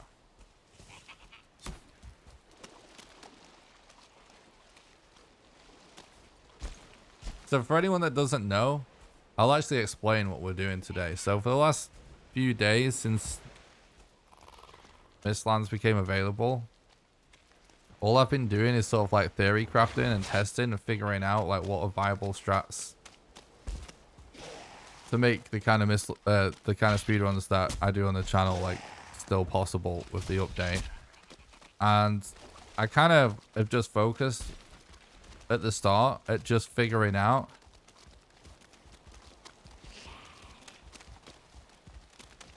just like the bare minimum to just make a run possible, because that's a good place to start. Because in my personal experience with doing speedruns, it's all well and good having tons of really lofty hypothetical goals, but like really the way it works best for me, at least, I know some people are different. You know, I like to do all of my optimization in actual real runs and just set a time and just go back to basics of just run for PBs or whatever. If your PB happens to be record, then you're running for record. Or if your PB is close to it, then you're running for record. But I like to just figure out a way for it to be possible and just do all of my learning and figuring things out on real runs, and I can just iterate on it over and over again until it's good. So we figured out hypothetically some strats to make it possible to do it quickly. So now I just want to test them actually for real instead of just like cheating my way into that part of the game. And so the best way I decided for me to do that is to find a seed that we know where the bosses are and just see how it goes doing sort of like a set seed speed run. Basically up until we get to the Mistlands, and then just like do the Mistlands segment. So it's essentially actually like a legit like set seed speed run.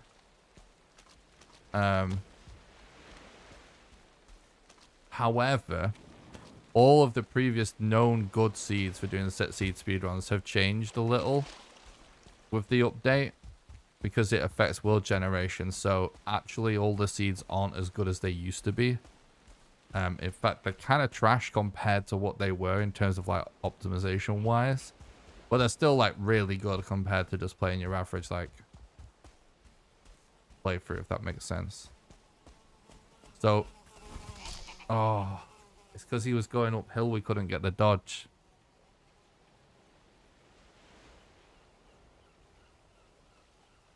Have we done some changes to your pre-Mistlands strats?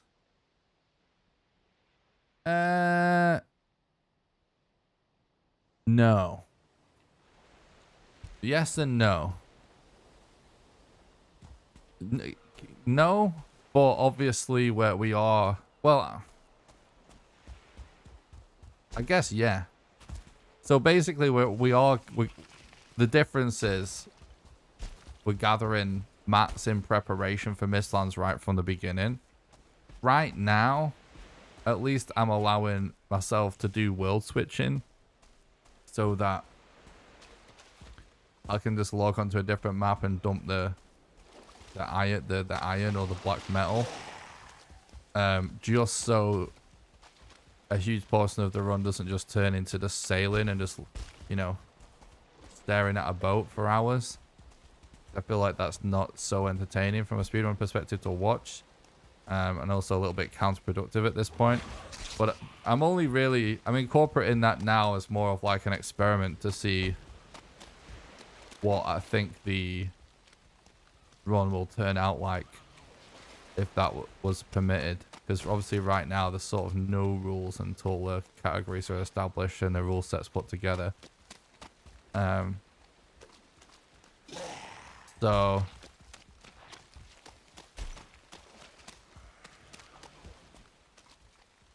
yeah, I guess there is changes to it. I mean, the basic strats are remaining the same. It's just I'm going for mats that we need later on. And we're allowing world switching. So if I get overweight, I just like switch to a different world and just dump them on the ground. So those are the main differences right now. Well, really, this is all just to enable me to get to Mistlands on a real run, so that I can actually test my Mistlands strats out on a real run. It's really the purpose of like my kind of like setup for today. Whether or not we do world switching or continue to play set seed runs, you know, it's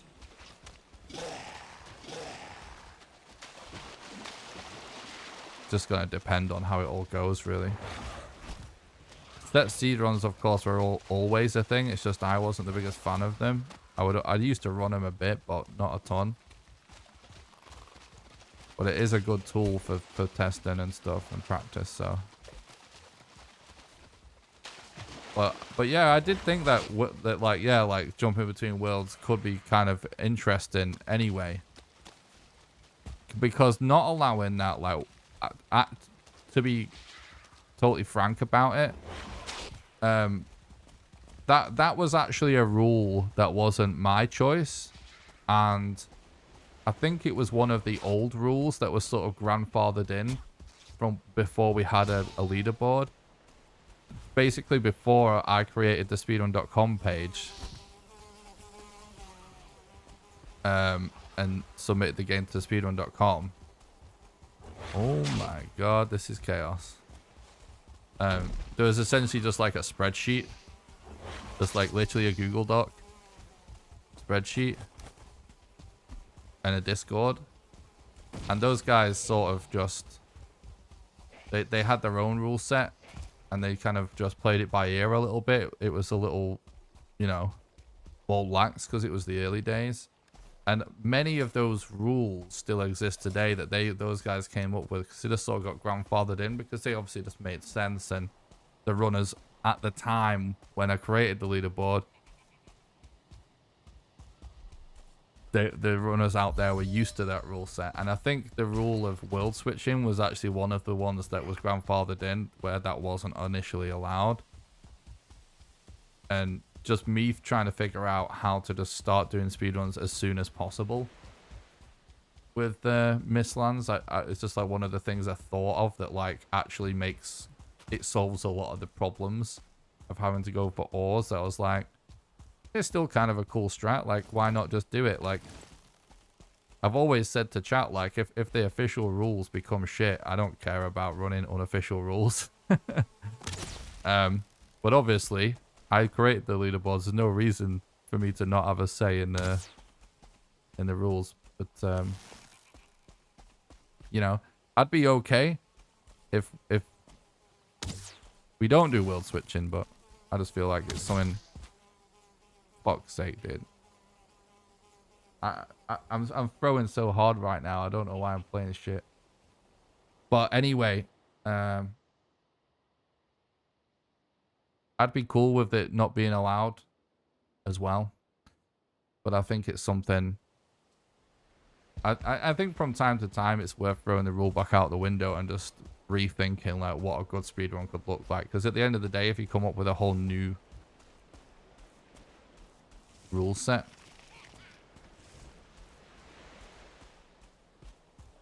could come up with a rule set that makes for a far more interesting run.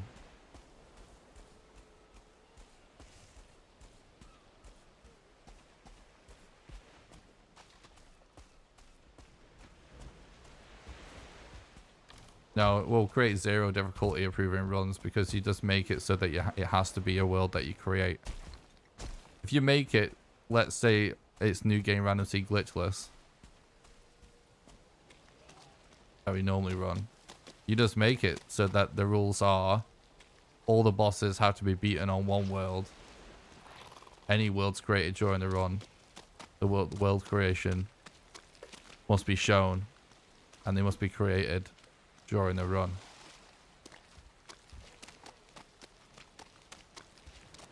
You're not allowing just to switch to any old world. Just literally the same as starting a new run. You know what I mean?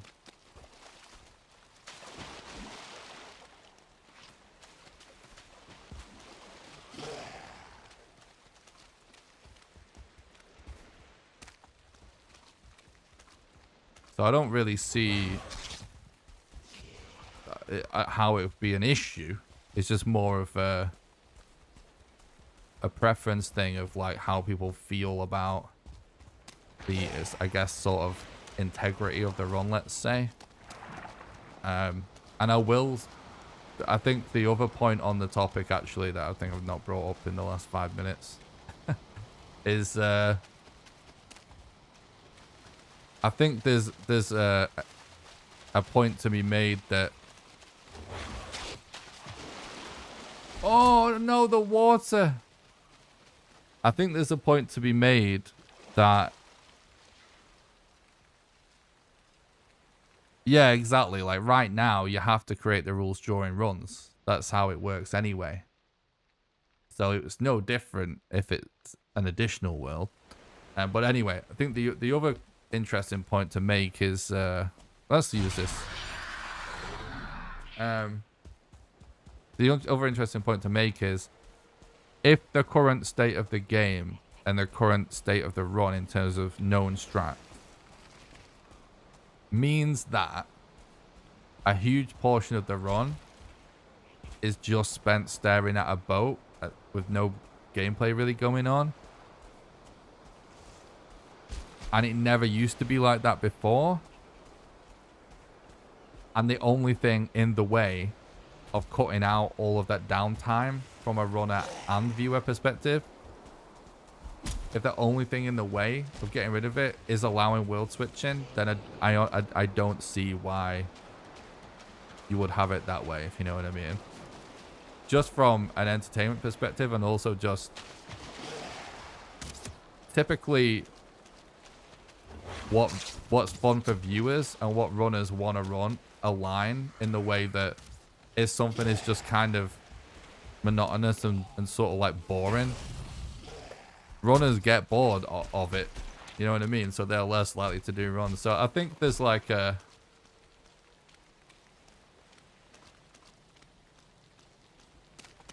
good argument for it.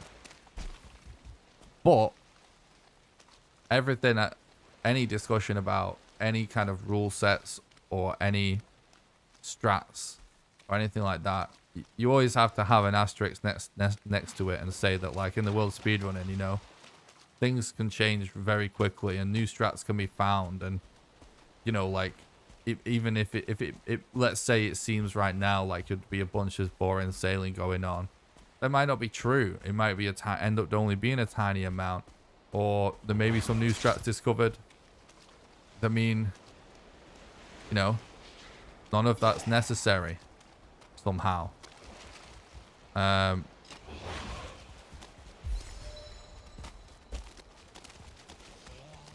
So, like I said, I can just as easily see it deciding to make it not allowed.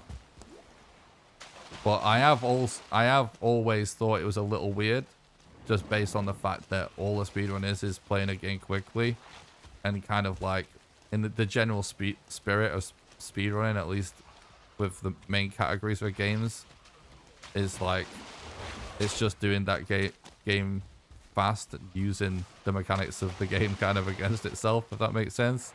So if a game does a thing that makes it faster, but you're not doing it arbitrarily, like, why would you not do it? Like, that's against the spirit of speedrunning. That's what my argument would be. But like I said, though, before this update, that it's not like world switching... That world switching wasn't doing that because ores wasn't necessary. So it's like there wasn't really like major time save to be using it anyway. So it's not like it was ever done as a way that goes against the spirit of speedrunning. But I would argue that if it is the solution to a bunch of time saved now, then it is kind of against the spirit of it, if that makes sense. But only if there isn't a legit way around it. Because if there's a legit way around it, it's irrelevant. Would runners want an official rule set from developers, or that might not be a thing? Nah. I think that's a slippery slope. It's a potential garbage and weird stuff, frankly. I think it's totally fine for developers to want to put on some sort of competition. Why am I blind?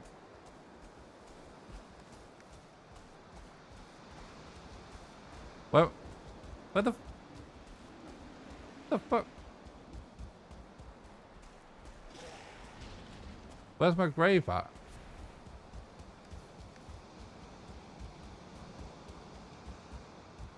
Hidden behind a bush or something that I can't see. Yeah, I would say it's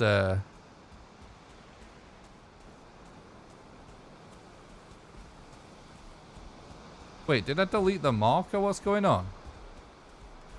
Oh, I already picked that one up. Oh, you're right. I'm confused. I'm tripping. I'm sorry. We're deep into a run. My head's kind of turning into mush the longer we play. Anyway.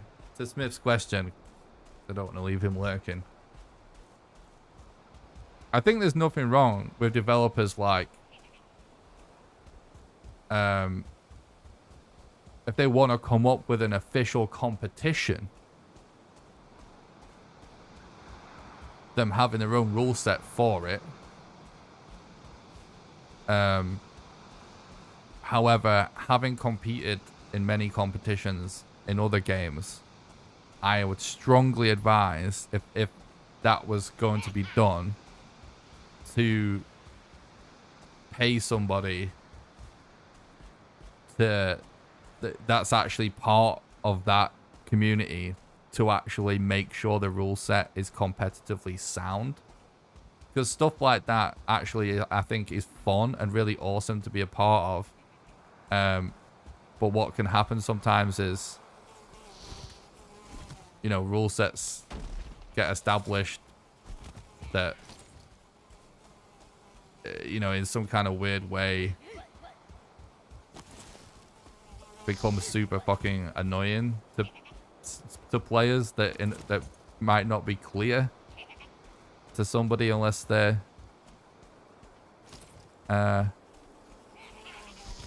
actually in that scene themselves. Like, for example, like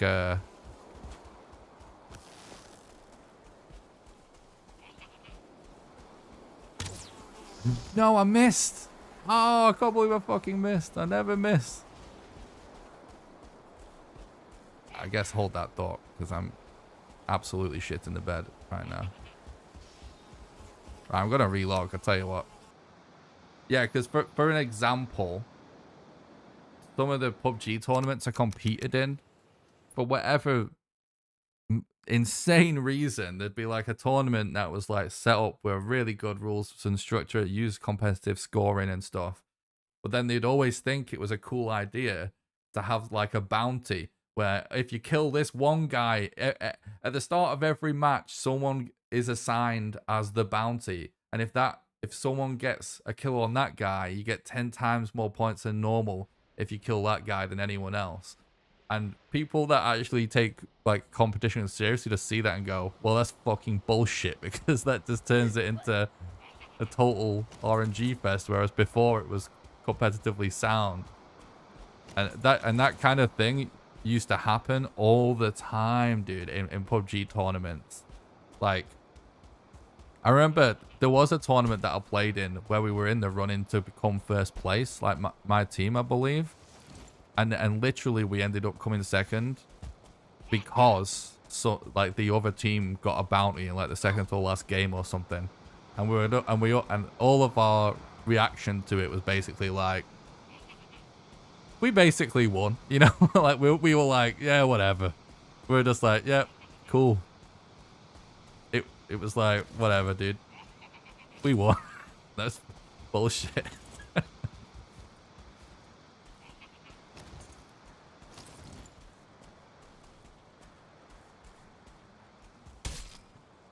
No. Oh, I looked away for just a second, dude. I can't believe this death cycle I'm in right now. It's brutal.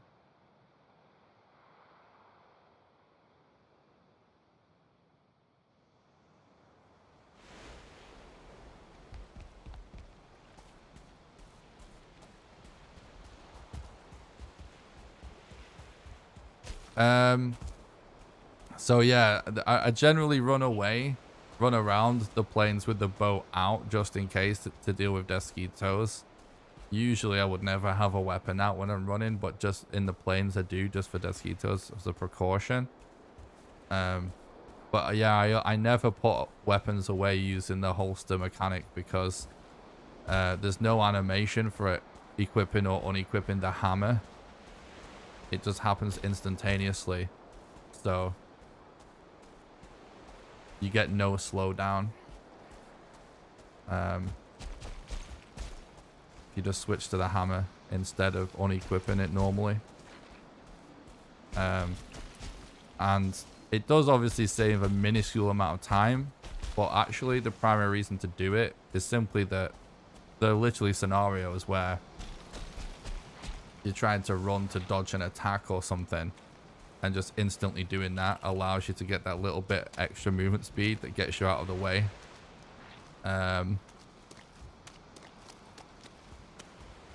Just in time.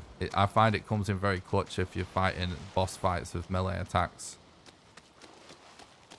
But I'm so used to it, I just do it all the time now. It's the second nature by this point. I do still need to make a video of like all of the little micro things.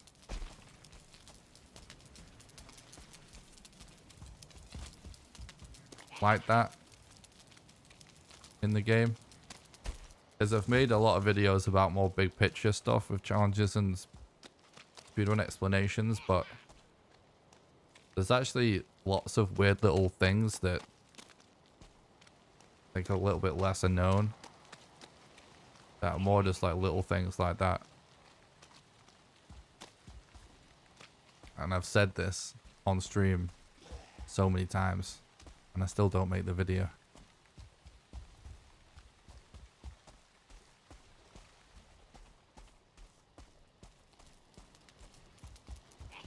Oh, I appreciate that, bud. So, yeah. No, I totally understand that.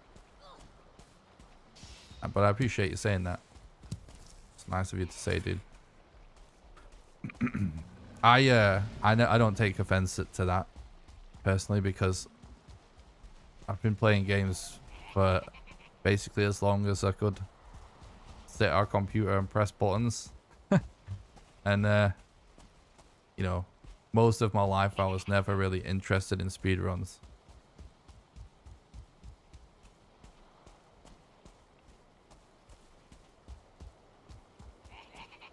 Probably only within like the last 5 years or so I even begun to enjoy even watching them.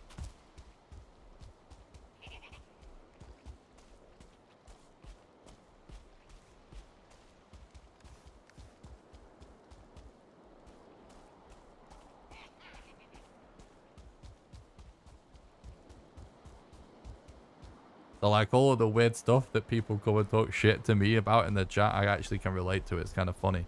You know, when people come into the chat and are like, why is he just running past everything? This game is so beautiful. There's so many nice items that you don't get to look at. It's so dumb to run past everything. Why would you ever want to do that? Like, yeah, I used to think like that too.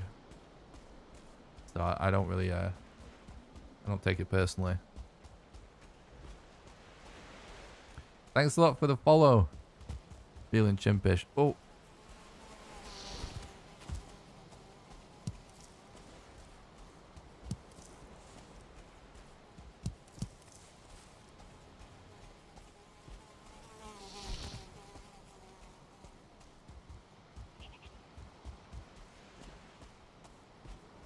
Yeah, for sure.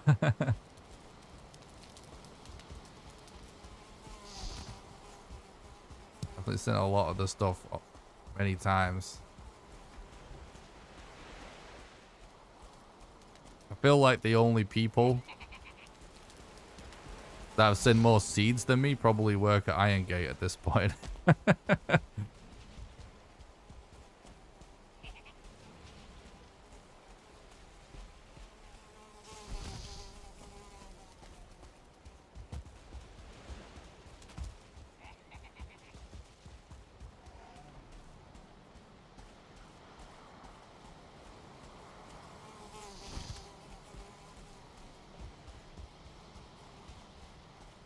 Oh, really? That's interesting.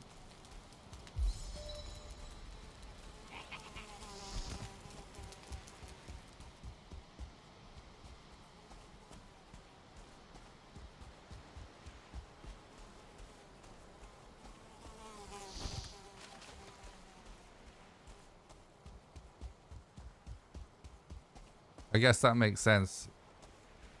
Yeah, like if, yeah, that does make sense, really. I guess it's just to a certain point completely unnecessary when you've got mechanics to test.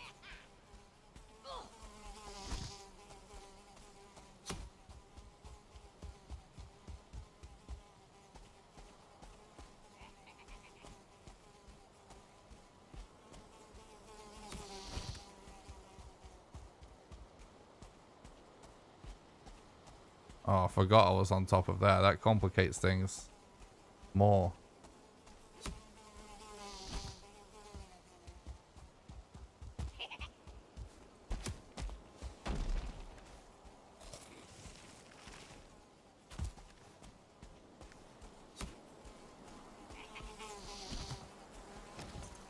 Bro.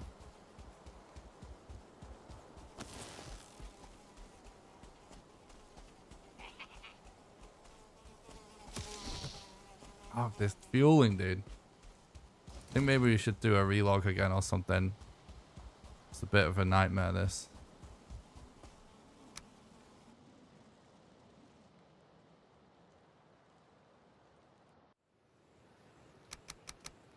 Oh, interesting.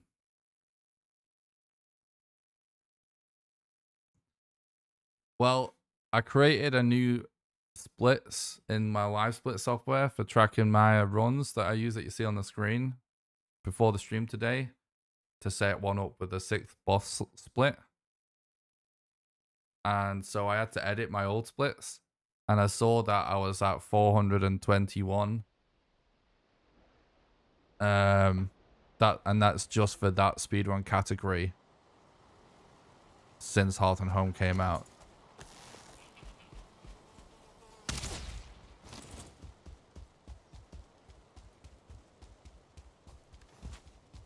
Finally, dude.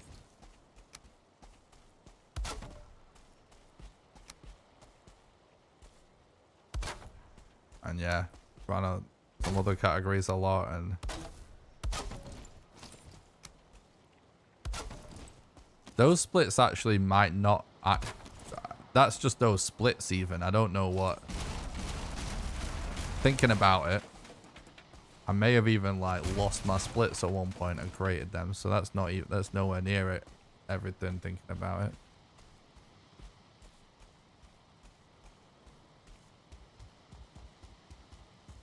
Totems, chat. Totems, finally.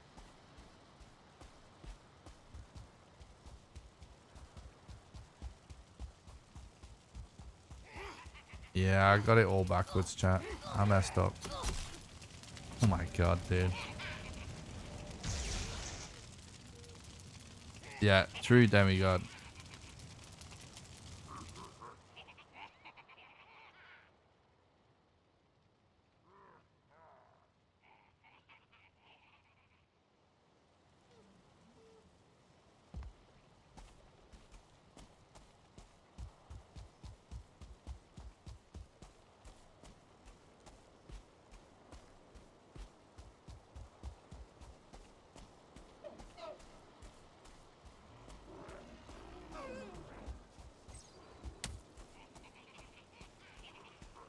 Yeah, I reckon I've probably done runs on a couple of thousand receipts at this point. That's what my estimate would be roughly.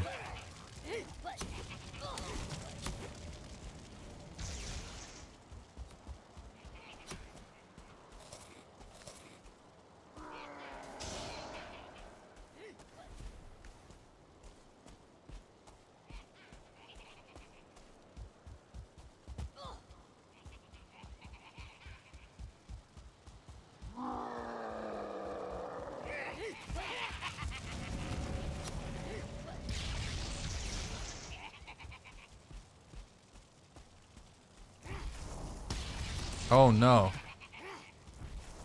But luckily it's raining. That's kind of funny. Jeez, of all the spears, seriously?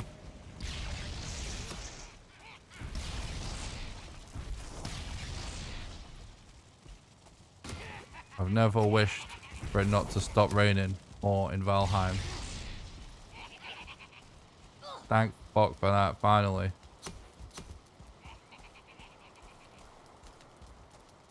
Oh my god, let's try and relog, I guess.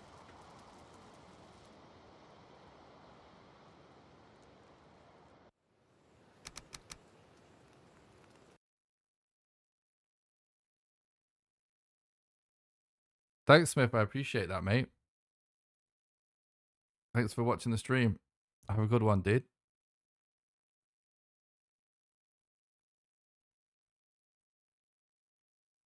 Let's just ignore like the last hour chat. My brain just totally turned to mush and I played like shit and we went the wrong way to get totems.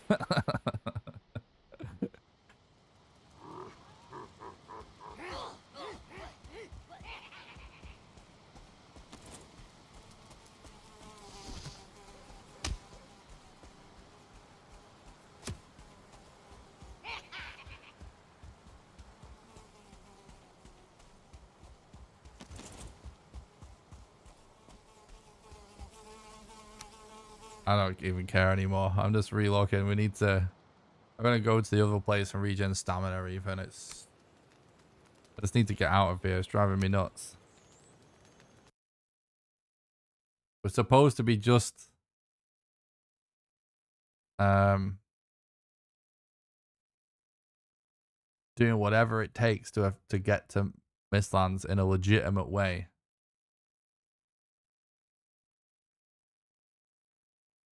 So that we can do a real run using the current strats that we've found in Mistlands. That's all I care about. I don't care if it takes us freaking 10 hours to get there. I just want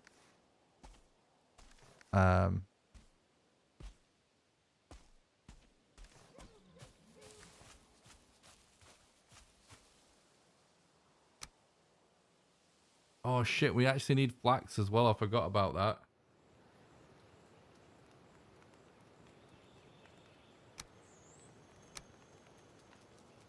Nah, it doesn't hurt the speedrun a lot. It's more of just you have one less, you know, little method of getting out of trouble, but the main usage of it was when running uphill, because of the stamina drain multiplier that they used to have, where you consume more stamina going uphill, but they've actually removed that. So them removing both things actually is not the worst thing in the world for the speedrun. I would actually rather I'd rather them not have the drain multiplier. Oh my god, this is just chaos. Yeah, it was kind of ridiculous for swimming. Yeah, I'd rather not have that crazy drain going uphill because that always felt kind of obnoxious.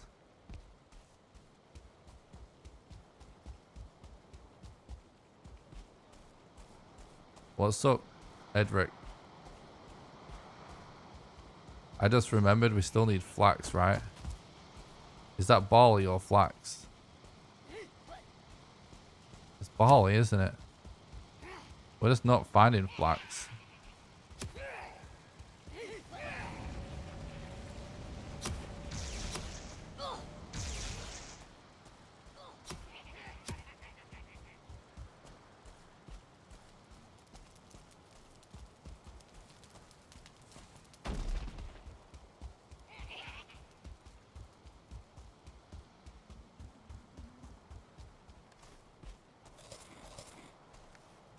But I've always said, like, I don't mind the developers making things harder.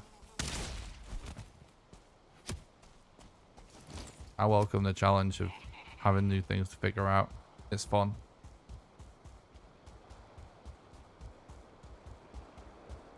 In fact, if the run just stayed the same forever, I'd probably get bored.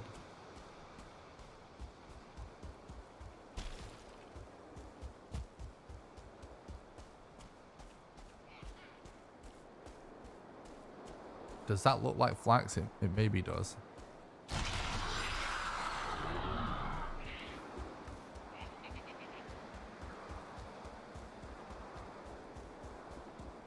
Yes. Finally.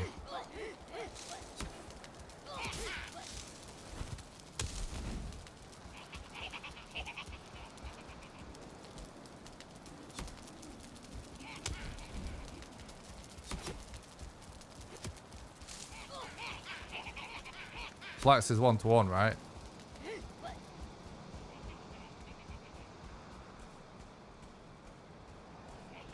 We had this conversation yesterday. It is, isn't it? Definitely.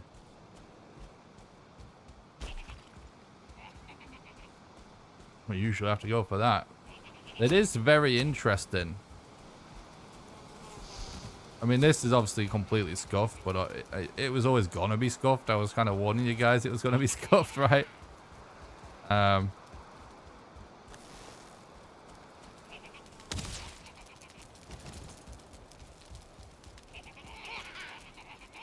Yeah, the update's so good.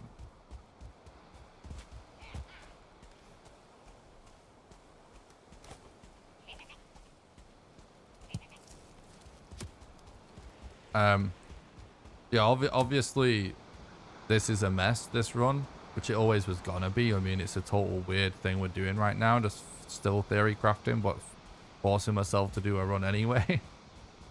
I know a lot of people would just, we could have just continued to do more testing streams and testing streams and testing streams and testing streams, but I'm just excited to actually really manage to do runs. But anyway, what I was going to say is it is actually interesting having to gather more resources and craft more things. Because what I'm realizing is actually how much of what we're doing on this run is actually possible to do pretty quickly.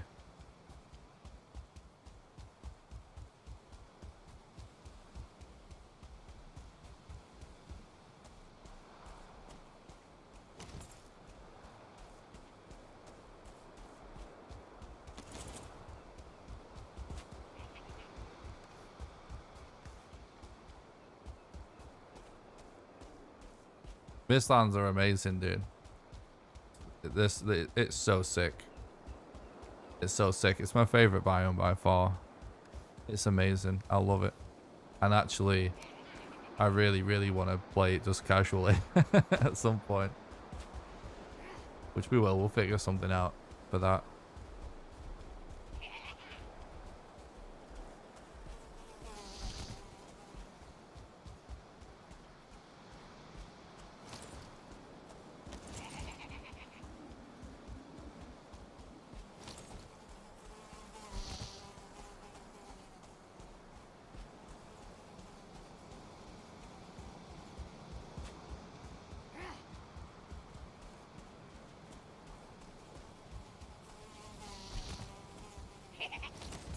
I might go into this swamp just so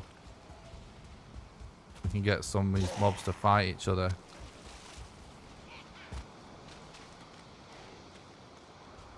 So Yag's like here-ish. We should check this for fine wood.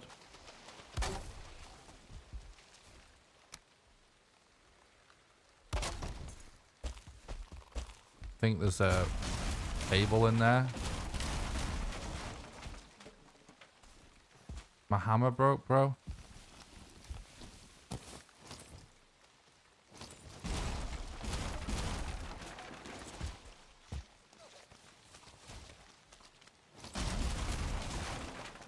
I think we needed more fine wood, right? I think we need 3 more.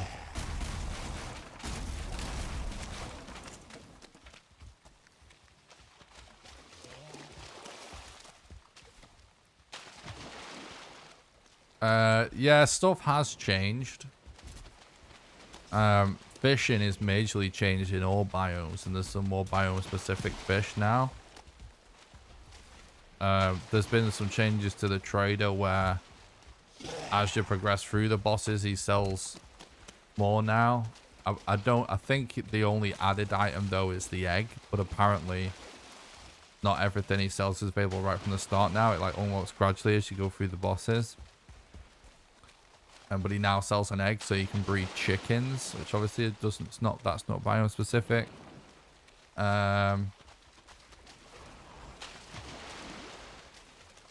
Yeah, there is some changes that apply to other biomes as well, but I'm just not remembering them all off the top of my head because the list is huge of changes in this update. Maybe someone else could tell you. Yes, new music and sound effects. The new music's fucking awesome, by the way. The music's a bit more dynamic now as well, like certain music when you rest and stuff like that. Certain music at the trader.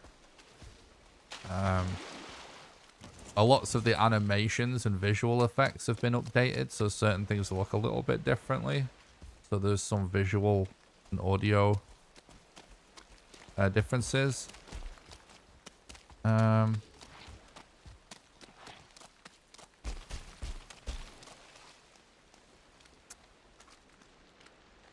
I can't remember. What else, chat, in the update applies to other biomes? Obviously, the Glove thing. It is now a torn spirit that's used in a craft now.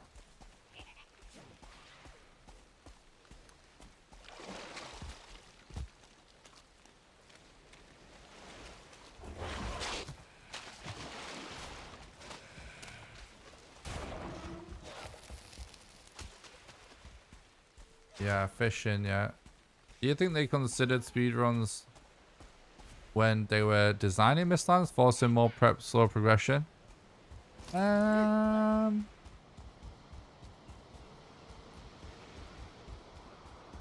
Well, if there's anyone from Iron Gate watching, feel free to reply to that question.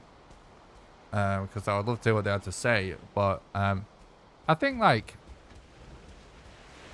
I guess considered is quite of a subtle thing, right? So, like, yeah, I think it perhaps is conceivable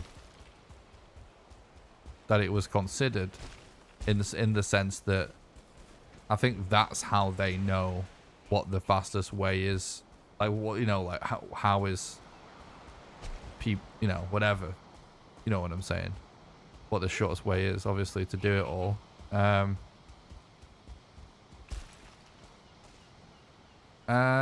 But I don't know if it was really considered much. Obviously, I have no idea. It's just pure speculation. But yeah, if you're asking my opinion on it, I would say that perhaps a little.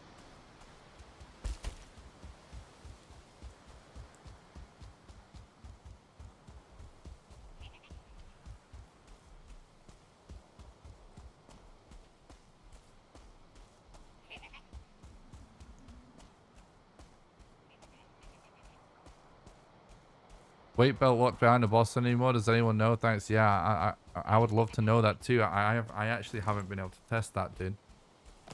Very good question, though. Be great if someone in chat does know.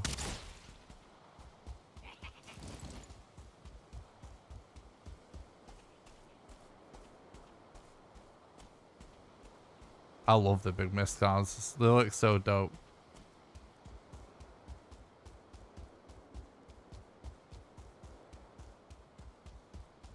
Alright, nice one. Seaways is going to report back to us, chat.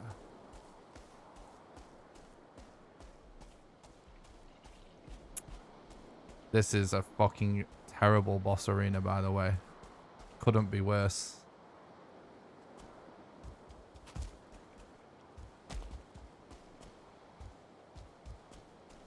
We just have to hope some of these mobs don't get involved.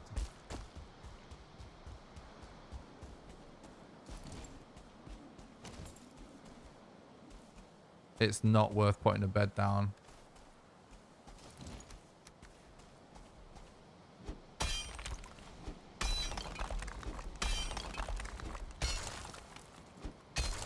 Because these Loxes will be able to destroy it. We'll be in more trouble if we put a bed down. Yeah, we've got Tar Pit Village, multiple Loxes, Mistlands within like a 100-meter square.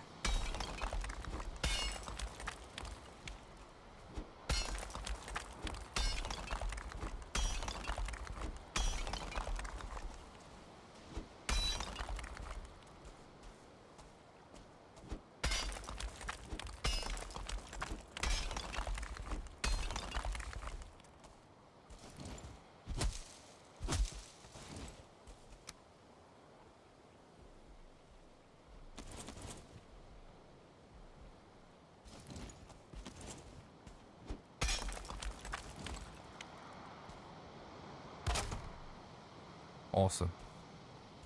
That's good at least.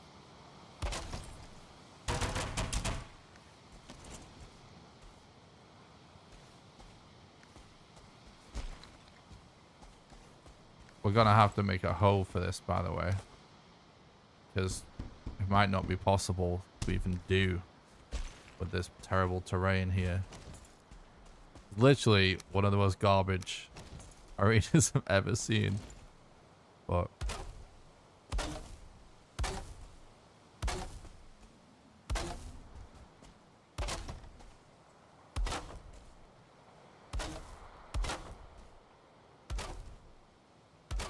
oops.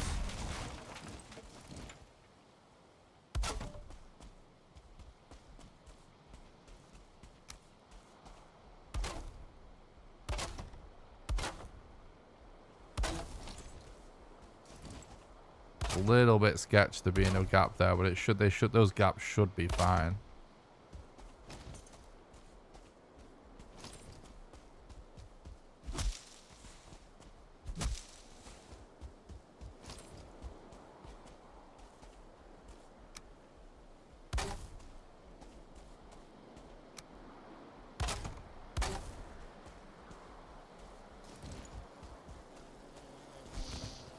Whoa. Isn't that a different noise?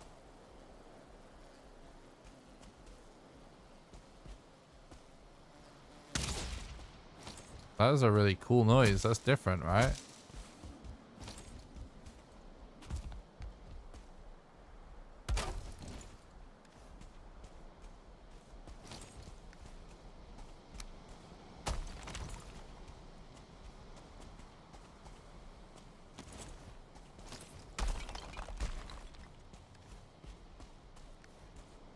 Please do not aggro fucking locks. It's the last thing we need.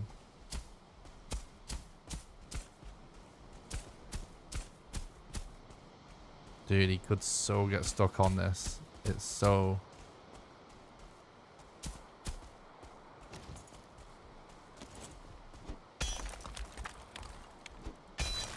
This is such a steep thing.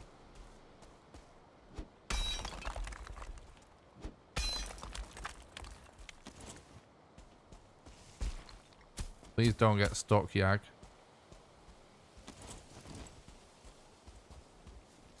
Alright, I'm gonna try it. We actually need to world swap because we've got our fine wood is on the other world.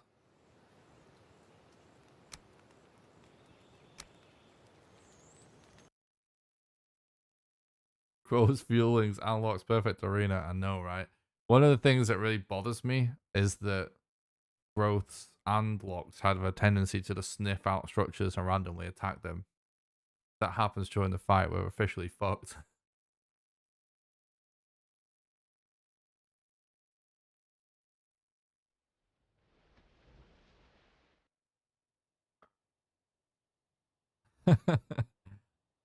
Thanks for the look.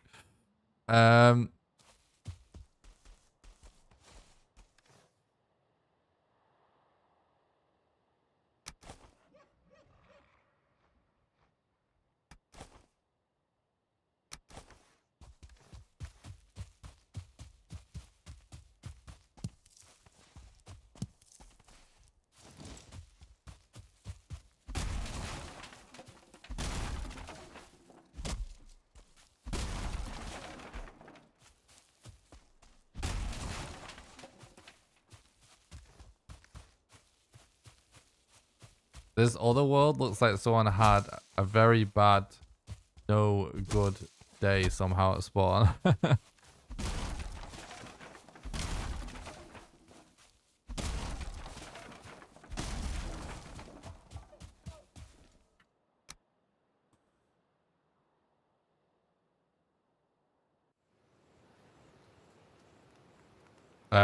I actually got literally 40 of my wood from a single shipwreck.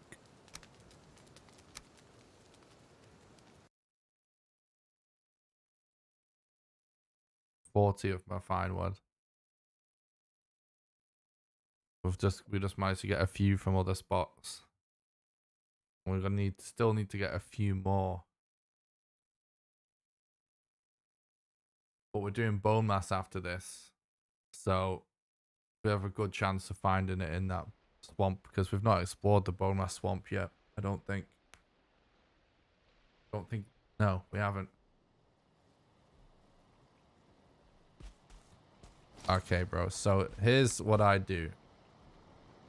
I put this right because that gives me a marker for height, chat.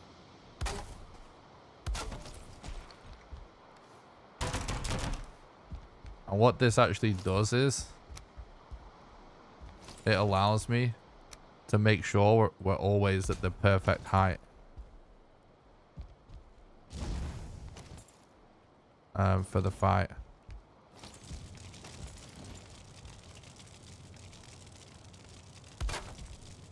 Then this is to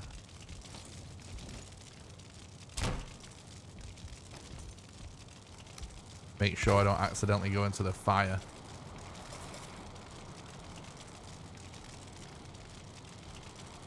We get rested real quick.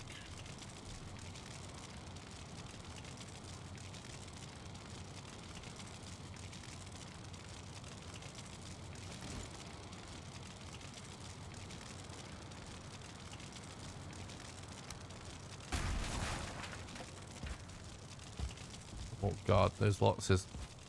Oh, I'm pressing the wrong buttons. I just realized we're gonna aggro them when we...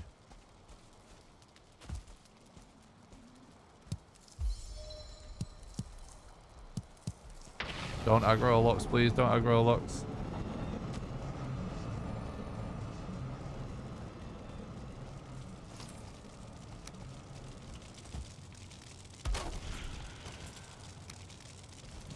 Right, please don't get stuck, Yag, please.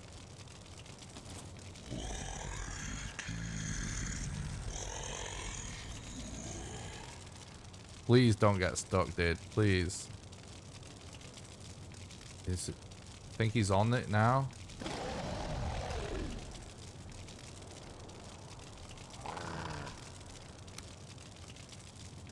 I can't wonder if he did that because he saw me or not. Let's just relog and see what he does after the relog. That's not a good sign that he already tried to attack. So basically, if you get a certain like type of land formation,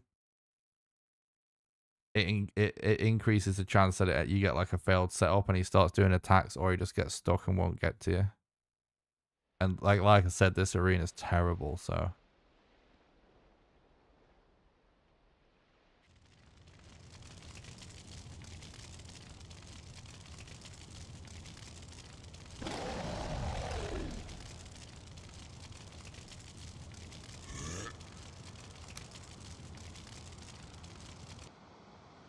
I'm wondering if they've changed this.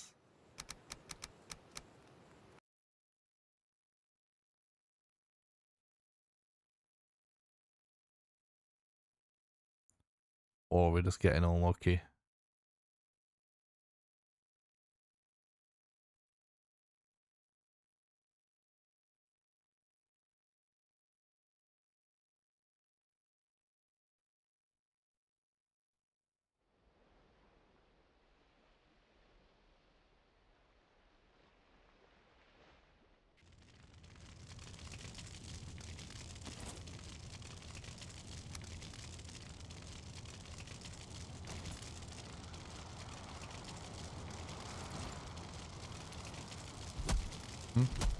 Seems fine so far.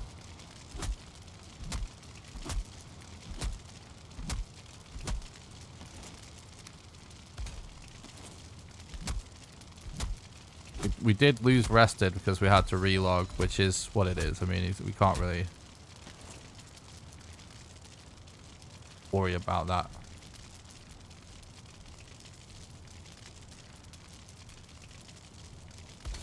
Luckily, we have the level 3 flint axe, so it's actually faster than usual anyway.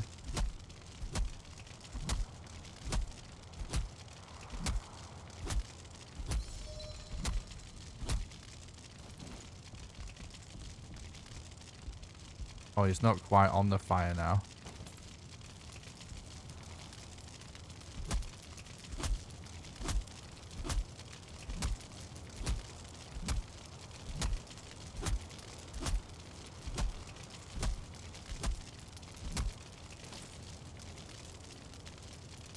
Interesting, Sea Wage.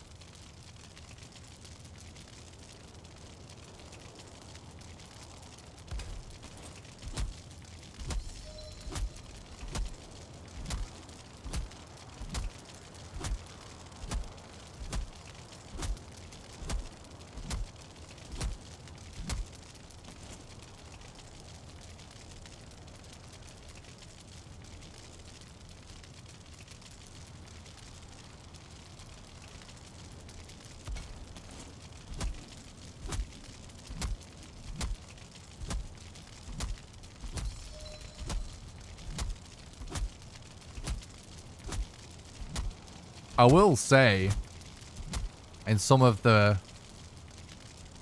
biomes I've been in on this run today, I do feel like there's an insane amount of mobs, like more than usual. But I just assumed I was getting, you know, unlucky because it wasn't an amount that wasn't like it wasn't possible before. So I was just assuming I was unlucky. But I will say I've encountered a lot of mobs today.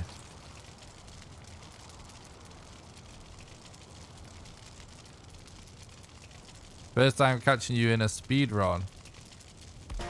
And this is a genius way to fight Yag. Oh, thanks, Gamer Doctor. I'm glad you like it, bud. Thanks for stopping by. I hope you're doing good. Thanks for the follow on Twitch, Mechanism. I appreciate it, dude. Hope you're doing good.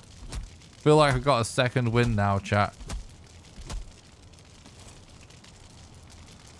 Totally just went into a whole world of like brain fog.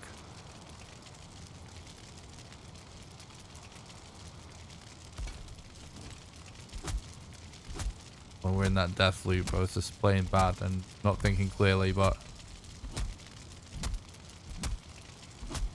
it's clearing. After this fight, I think I'm going to quickly just go to the bathroom and might even grab like a Coke Zero or something, just a little bit of caffeine. I'm not good with caffeine personally, but I think I could actually use some right now because the run's getting long. Still got some time ahead of us. We're getting close to Mistlands.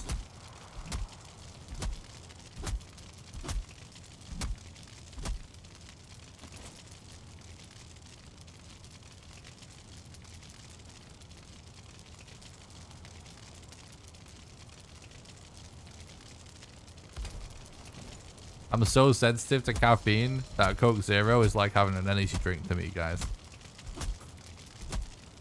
It's super weird as well because for years I drank so much coffee, but for whatever reason I never built up a tolerance, so I've just given up on coffee.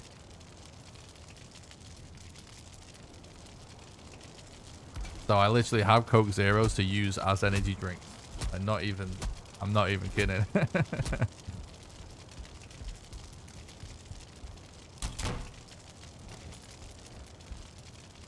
Because if I actually had an energy drink, I think my head would explode.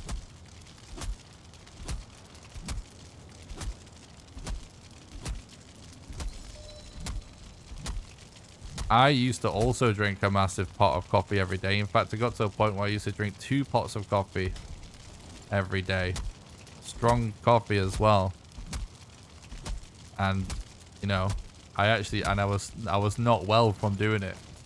And it's like one of the things I've realized in my life that like, oh, I'm actually...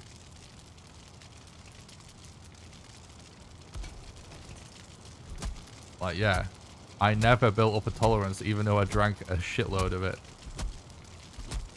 What is my preferred tea? Well, like I said, I don't really do like caffeine or anything anymore. So I start most days with peppermint tea because I find it helps with my digestion with the day before, and then I usually finish meals with peppermint tea because I like that it helps me with digestion. I feel like it just settles my stomach really well. And then throughout the day, I've just got like a load of other random like herbal based teas. Like I'll either have like there's one that's a cranberry and raspberry one I've been liking if I just want like a hot drink that's refreshing. Or I've got like a turmeric one or a ginger one that I'll have like more sparingly. Well, that's just like what I have like in the middle of the day. Just like one of them, just like I have a mixture of them that I like to mix it up with, but mostly the cranberry and raspberry one if I'm gonna have more than one like cup of it. And then if it's the end of the day or I feel like I just need to relax or something, or if I'm stressed or anxious, I drink chamomile tea.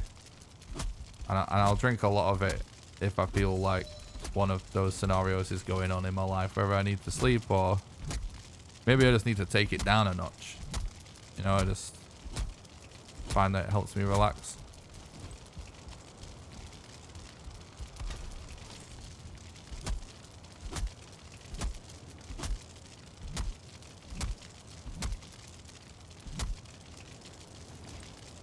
No, I don't think so, Fred. No.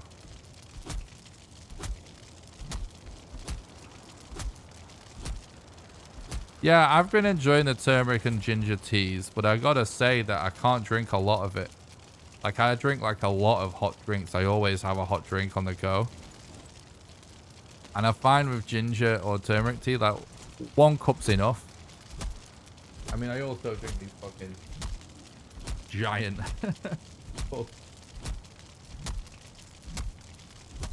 I feel like I can't just like binge drink that stuff. It's a bit intense of a taste. Drink like a lot of it, but just like a cup of it is nice.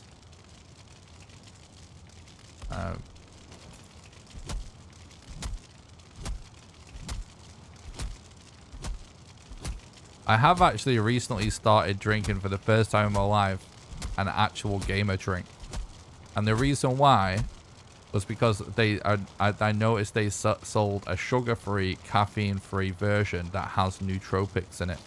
And I've always wanted to try drinking something with nootropics in it. He's not getting on the fire for whatever reason. And I have to say, I'm enjoying that as well. It's like something that gives me a bit of a boost without being too wired.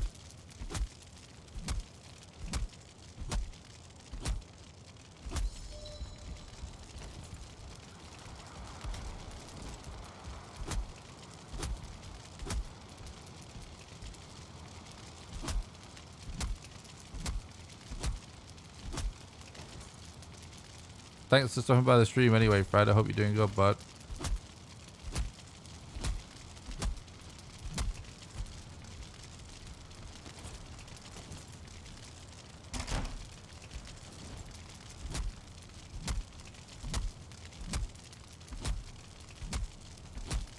It's actually pretty good damage like this.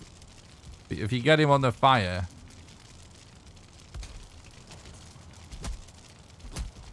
and with the level 3 flint axe, it's pretty good damage.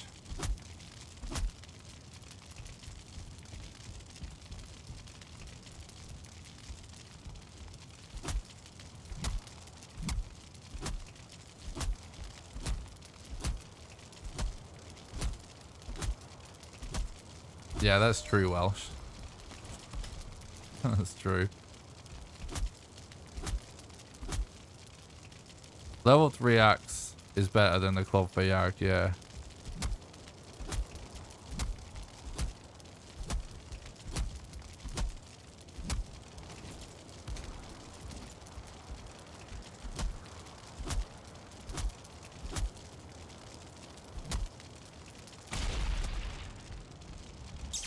Oh shit, I didn't press the split button. Alright, I'm quickly going to the bathroom. Alright, I'm going to grab a drink and go to the bathroom real quick, but we'll leave the timer going because that's the rules. Alright, be right back.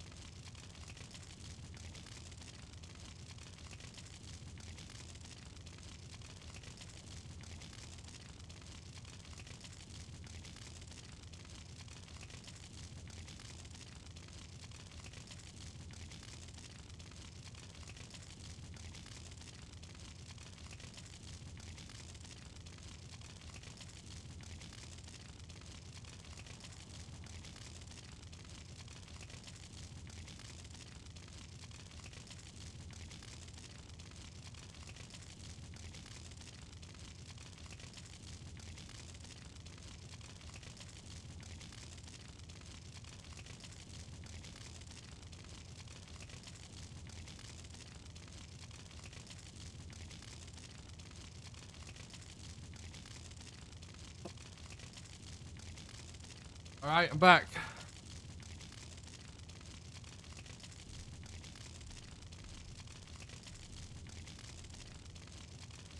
Ugh. Still going.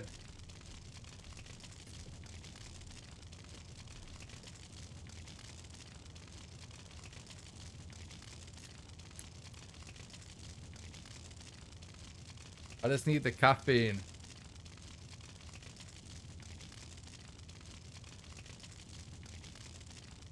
Because,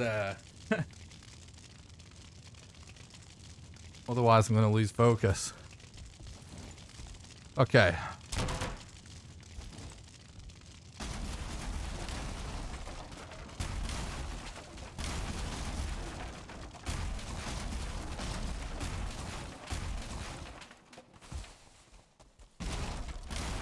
Lose speedrun attempt successful. Hell yeah, dude.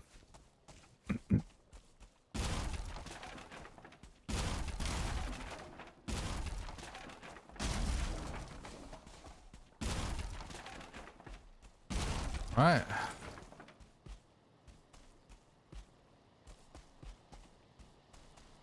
Am I carrying anything that I don't need? Yes, I am.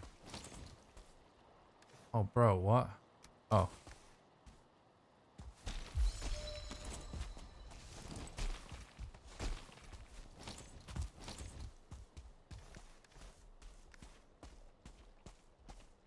Okay.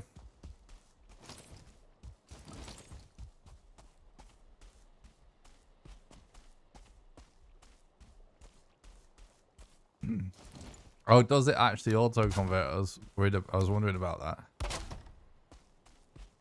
Something I was thinking when I made that video was like, there'll be a guy out there that just was stockpiling your glove things for no apparent reason that just hit the fucking jackpot if they auto-converted. Because, like, that's actually such a big deal to be able to have enough wisp lights to clear an entire Mistlands right now. Oh my god. Hello?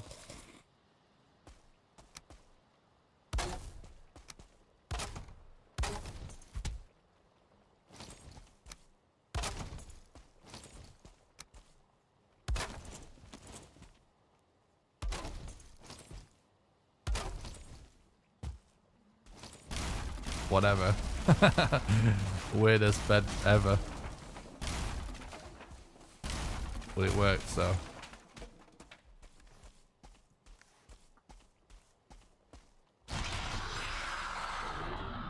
Yeah, we've spent the last few days just doing speedrun testing on the new boss and the new biome and everything. So this is the first actual official attempt at just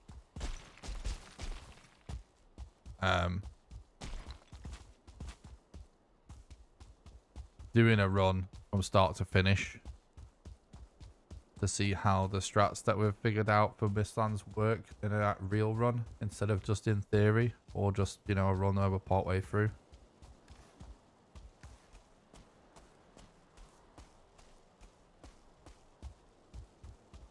And I'm also just setting a time right now, you know, that's it's something to run against if we stick with this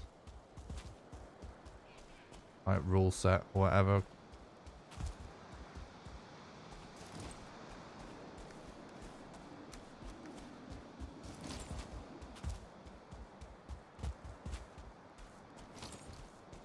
Yep.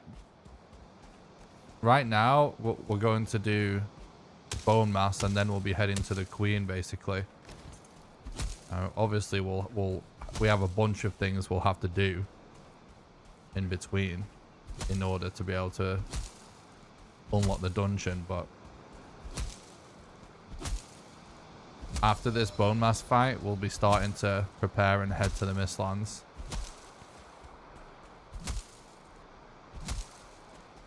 So it shouldn't be too long now till we're actually in the Mistlands, chat.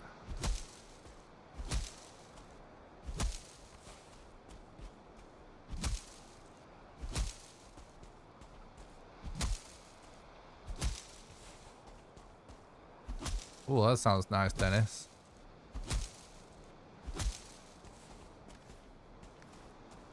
It's nice to have a little extra wood for this fight.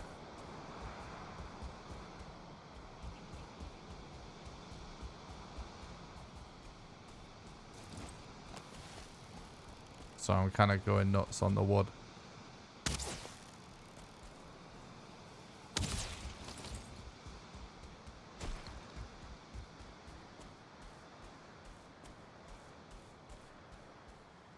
Oh yeah, what does that do? Sea wedge.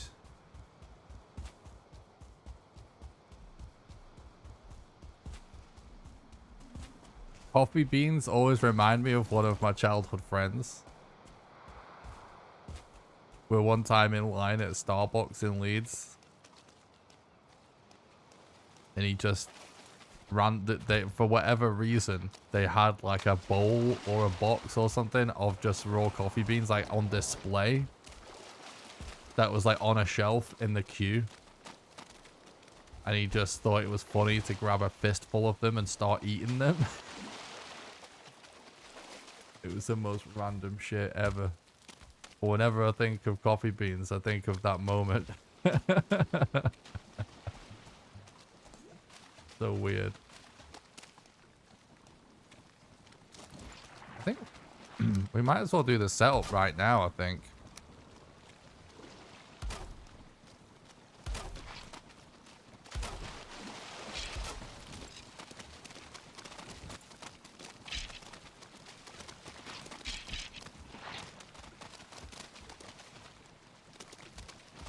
Oh. I think that's gonna be fine. We can do the rest from up there.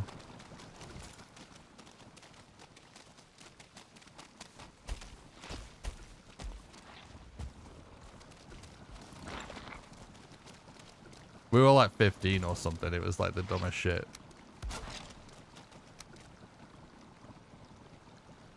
But it was funny at the time because it was so random.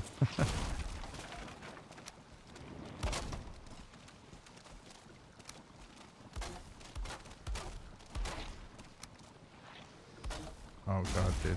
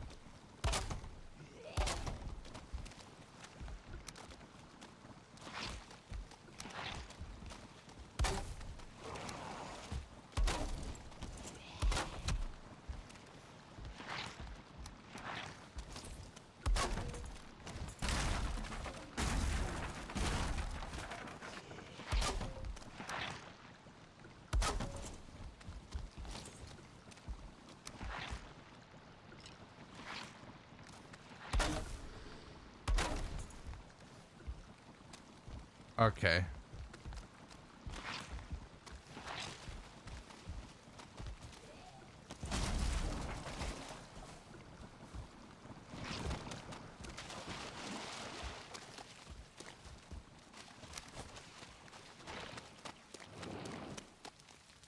I love the cross out too. It's so fun.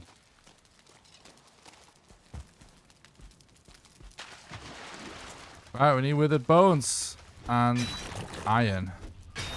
And this is really where I have to start processing stuff.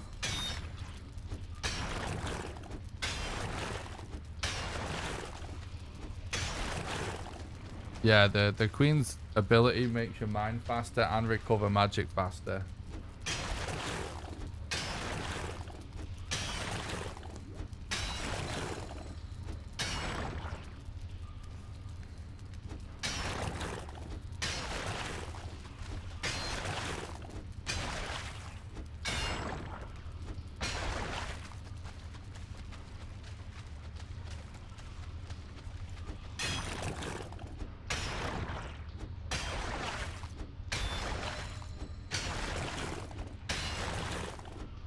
Making sure I haven't missed anything. I think we're doing really good in terms of remembering what to do. Chains is something that I don't know how many of them we have. We need to keep an eye out for that.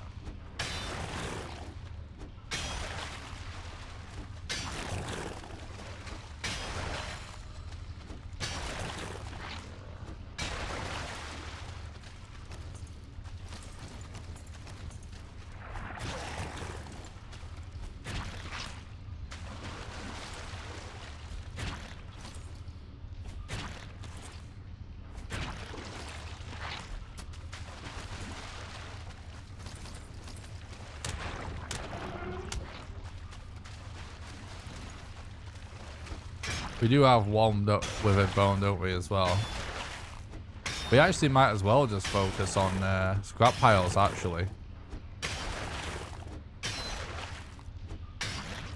Because the main, like, we want iron, don't we?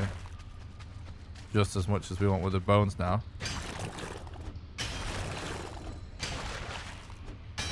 Thanks, Catatonic. I appreciate that, bud. This is actually Cherry Coke Zero or Coke, out of whatever order you say it in. Cherry Coke Zero, I think.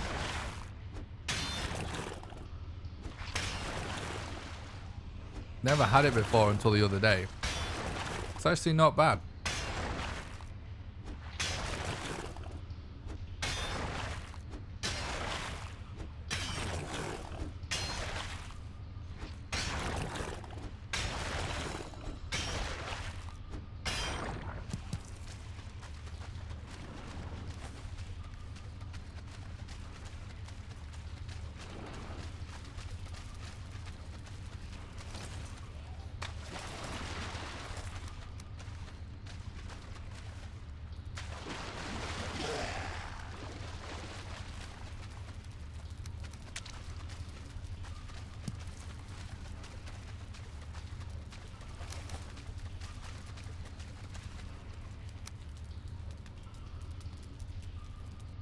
That's all the iron we need.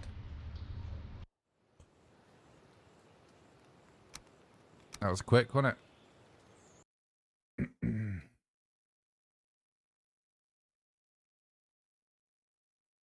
The slow bit is coming up though, which is what we gotta do. Just like, you know, short, like basically before bone mass probably is when we'll do it. It's actually start setting up like kilns and smelters and stuff. So hyped to see how you will manage to dodge all the seekers. Yep. We'll see how that goes. It's not gonna be pretty. Me too. I'm also interested in seeing how I will do that.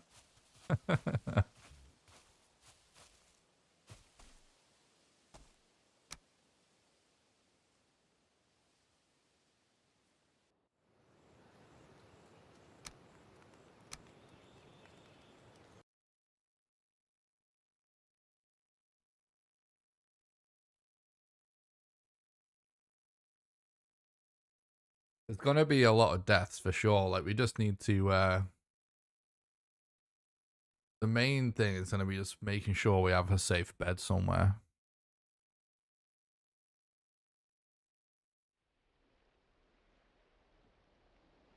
Guys, thank you so much for watching the stream today. I really appreciate it. These last 4 hours have just disappeared. Oop, it feels like 10 minutes ago that I said it were 3 hours in. Now coming up on 7 hours basically.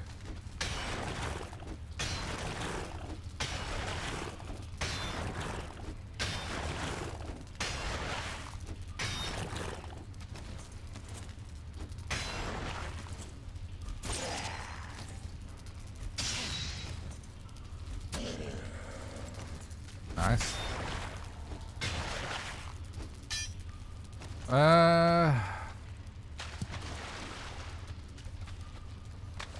Suppose now we're kind of done with the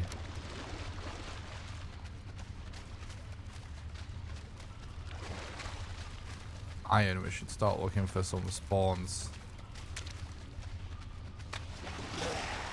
Oh boy. Of course you were just waiting there. You couldn't have come out to show yourself right away. You had to hide like an asshole.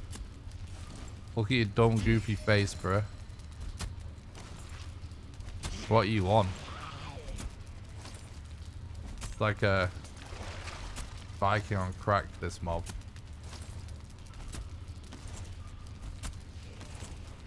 The crackhead of Valheim.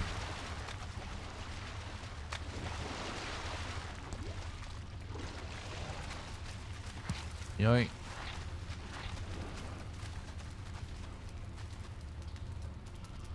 I don't think we need any extra ancient bark, do we?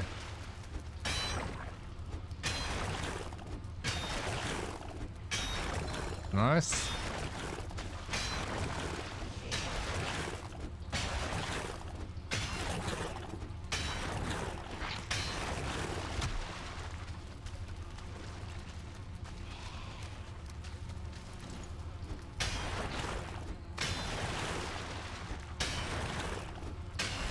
Nice, we need 4 more.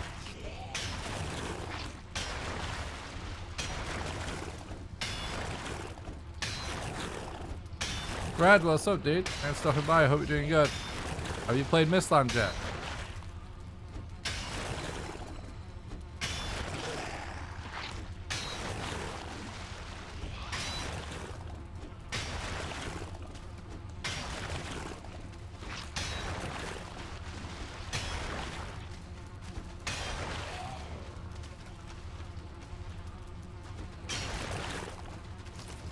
Nice, nice.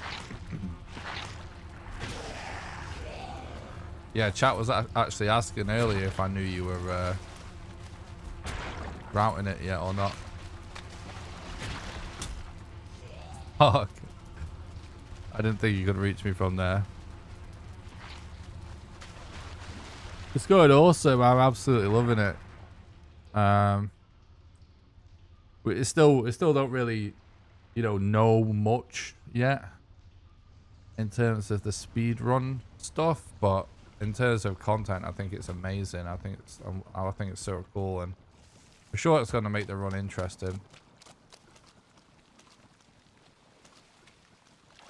Yeah, basically, Thread. So I'll summarize like what I've determined so far in terms of strats. Basically, I've just like figured out, like it's not like I've got it all totally sussed yet. Like I've just figured out stuff that I think is like bare minimum that would still be like quick-ish. But basically, yeah, like I think. Oh. Whoa, this is so far into that dungeon. How far from the gate it is.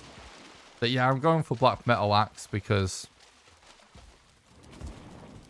you know, you can get Seeker soldiers to destroy Yggdrasil shoots, but I tested it a bit and it just seemed like, at least for, maybe that is what we will end up doing, but for now at least it seems like a pain in the arse. And then for the actual final boss, I don't know if you've seen my VODs or anything yet, but like there is a strat. Or you might have even just seen it yourself anyway. Where did that... What have I got in my inventory? Oh, it's that.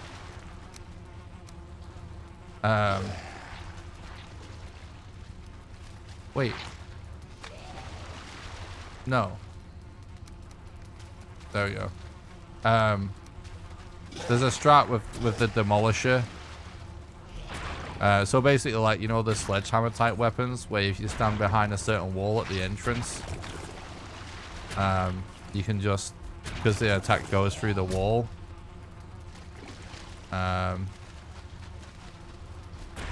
you can kill the queen without taking any damage. And if you stand in the right spot, she won't spawn mobs in, but if you stand in the wrong spot, she will. So we're making the Demolisher, which at first I thought was gonna be too much of a waste, too much time to make that weapon, but actually after testing it, because of the amount of mats required to craft the key anyway, the only real big thing that's like extra that you need, that you're not gonna be working on anyway, is like 20 iron. Which at the end of the day is obviously a lot of potential for iron gathering in the run anyway. So I'm going for that strat for now. And when it comes with dealing with everything else, it's like basically I'm just running around blind in the actual Mistlands. But what I'm doing is I'm just climbing on top of everything possible to just constantly be getting the bird's eye view, so you can actually find a direction to go in of something that looks like it could be a dungeon. And then in the dungeons, I'm basically spamming campfires and cooking stations to trap as many enemies as possible if I need to fight them, and killing them with campfires and like whatever melee weapons I have.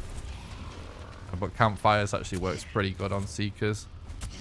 And everything else I'm just running past. That's my brief summary of where I'm at right now. But the point in that is that it's using like commands and stuff. I've tested that that's hypothetically possible. I've done like, got the boss fight down, practiced that a ton. But what I'm doing right here, this is my first attempt at actually doing it for real in a real run. So I'm using the best seed that I can find right now just to just to do a run. So it's an absolute garbage set seed run, but I'm doing no resets or anything. On a seed I don't know particularly well anyway. Just so I can do like this, have this as sort of a proof of concept run to make sure those strats really are viable, and then I'll be able to like know more from there basically.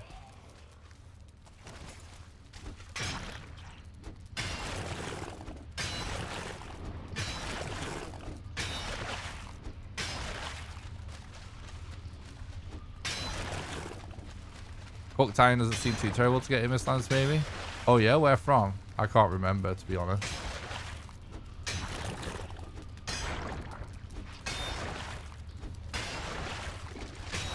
Oh, I forgot like one of the major things. I'm using world switching right now too, because obviously, you know, we're still figuring stuff out. So I'm using world switching to sort of teleport ores around. Oh, okay. Yeah, you're right. I do know about that. Yeah, the problem I've encountered so far is just like it's hard to see, so. But yeah, I'm using at least, I don't know if it's sort of a rule change that we will actually do or not. But I'm testing out doing these initial runs, allowing world switching. Just so I can stash things when I'm overweight.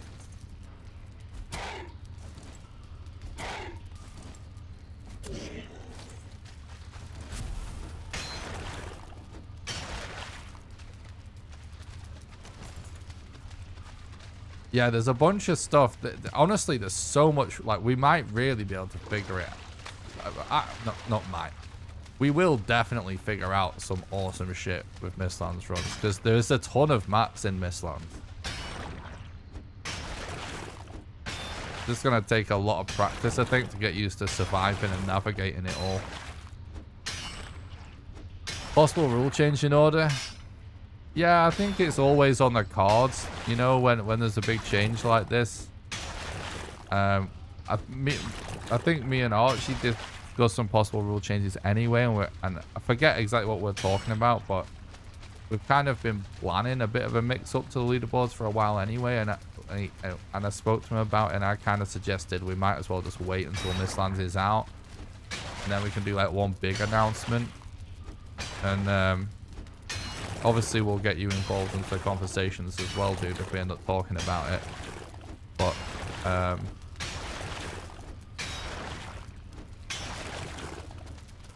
But yeah, maybe I'm just spitballing at the minute, just to actually try and get runs down any way possible. Just going with whatever intuitively feels right and fun, if you know what I mean. Right now, we'll just see, but yeah, we'll be mixing up some stuff for sure on the leaderboards, one way or another.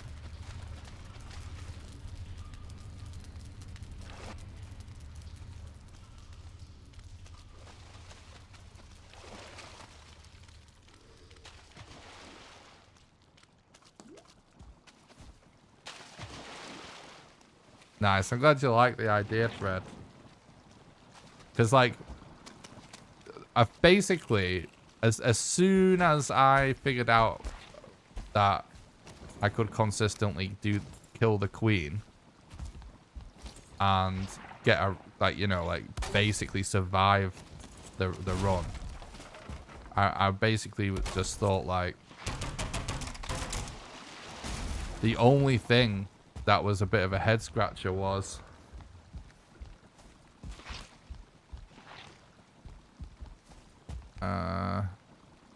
let's go to that one, was what to do with the fact that we're going to be making so many ores. Oh, there's a fucking abomination there.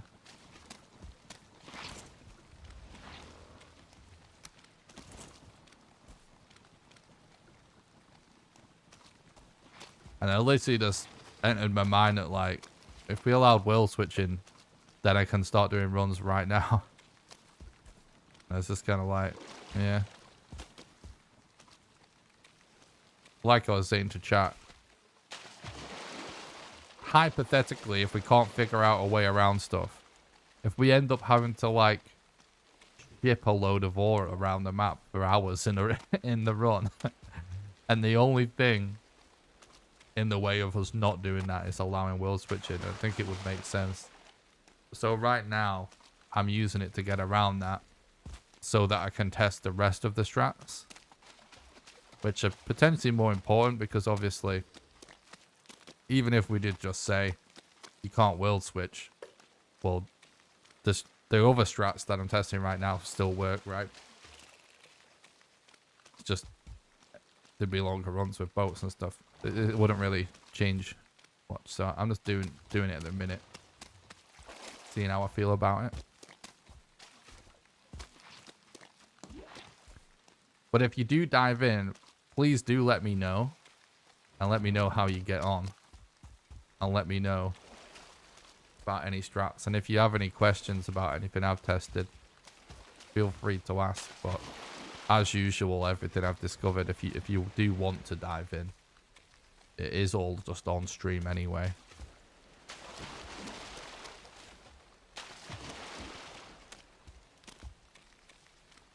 So you can always find it on the YouTube if you want.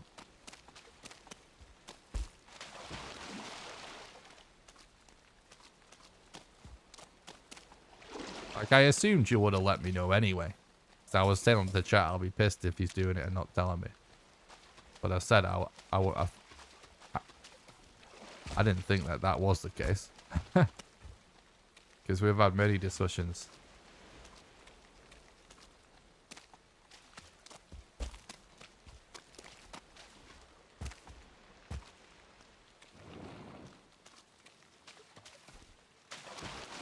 But I think the future of the run is looking so sick, honestly.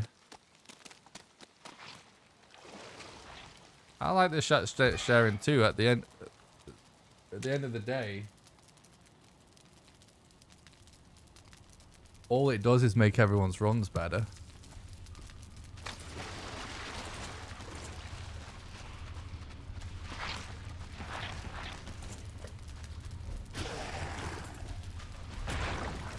We're getting kind of dog shit RNG with these river bones so far. It's all good. It's kind of chill this run, to be honest, chat, because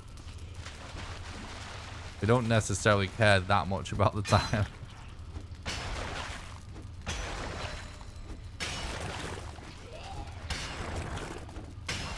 What's up, Jesus? Thanks for stopping by. I hope you're doing good. Hello, I'm new to your channel. Was watching your set seed world record and can't believe you run through the plains in just an hour just to get fuel and told me was naked. Props, man. Thanks, dude.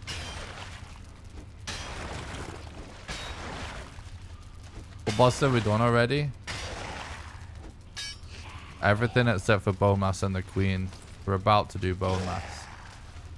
Just need 2 more withered bones.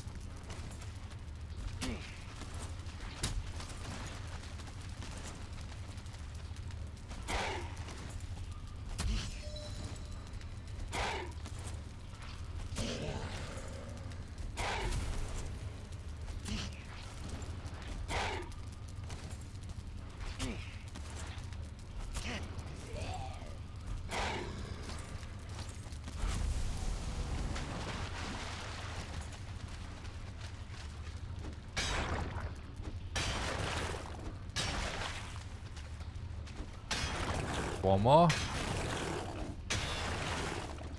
Alright, nice. I do also, though, want to...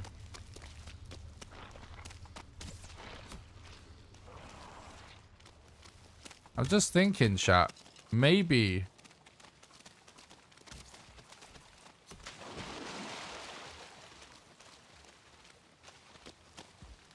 Maybe the best place to set up our smelters is actually on top of a crypt in the swamp. Because it is actually one of the safest places you can build something. Even though it seems weird because it's in the swamp. But that might be the move. You know what I mean?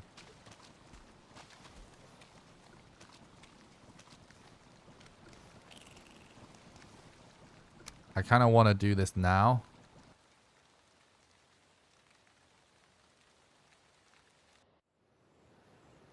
Yep, Yag's dead.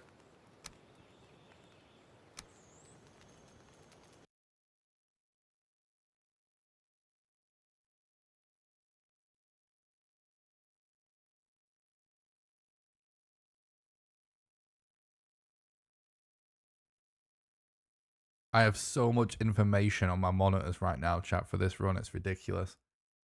When I was setting up the stream, I had a thought where I was like, I need a fourth monitor.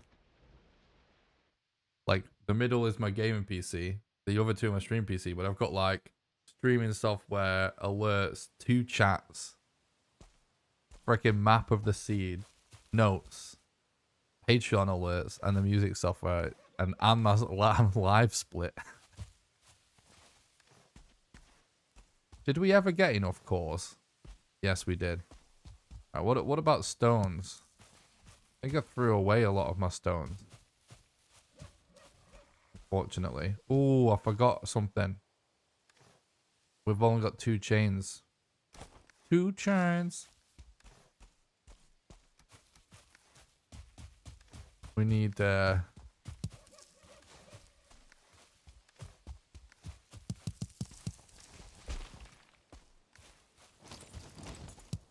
we do need to farm a bit.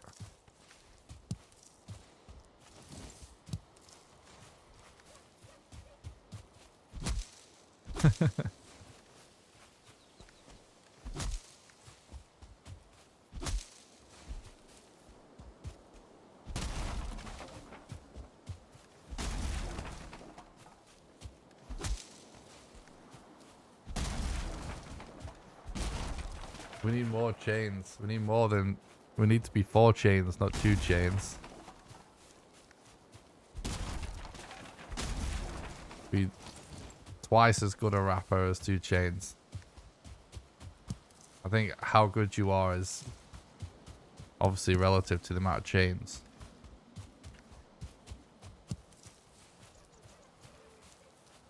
Superstar.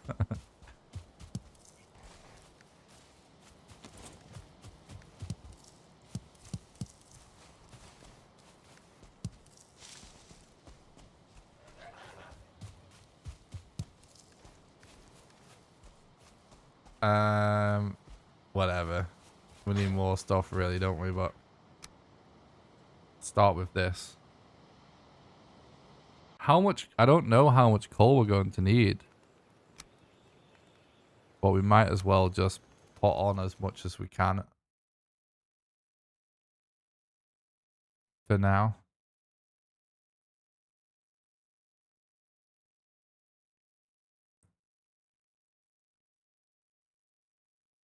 Is the coal consumption of the blast furnace the same as the smelter, chat?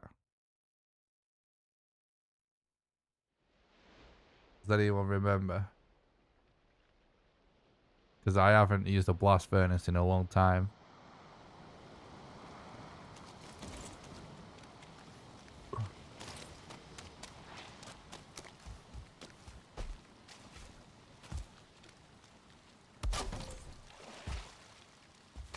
More chains, more swag. True.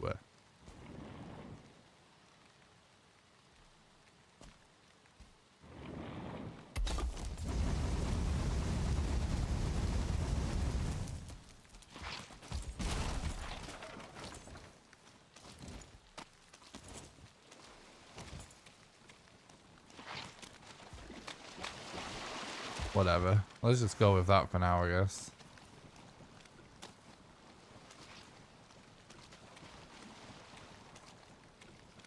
Apparently they patched the 21 thing. People were telling me about it in the comments. So it's the same.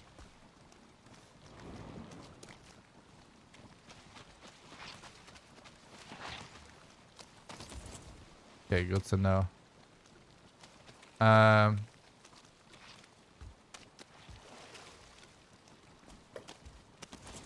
Whatever, let's just do the boss fight for now.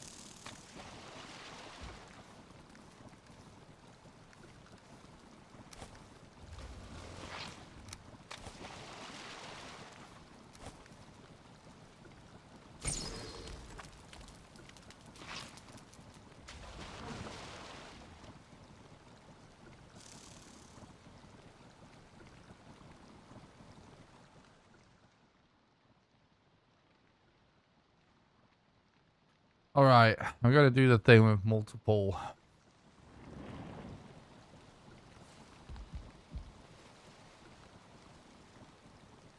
Tombstones again. I do kind of like it.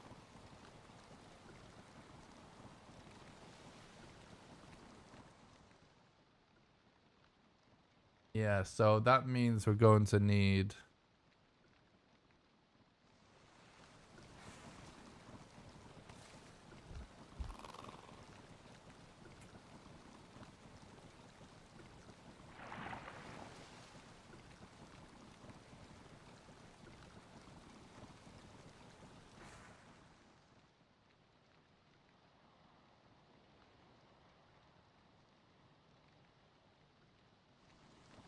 What, like 142, is that right?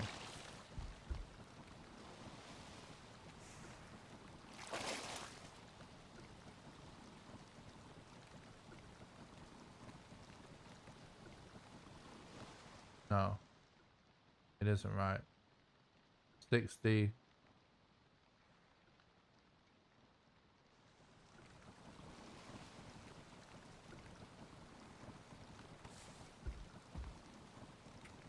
$60, 70, 80, 90, 102. No, it's not it, right?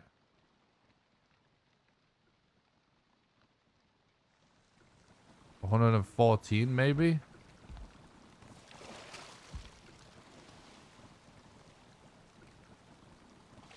If you had another monitor, you could pull up the calculator. True.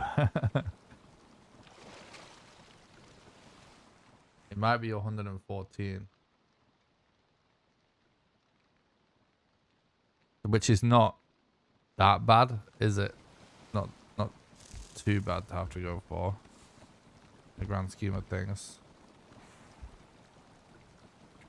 In the world of Valheim, it's not really crazy, is it?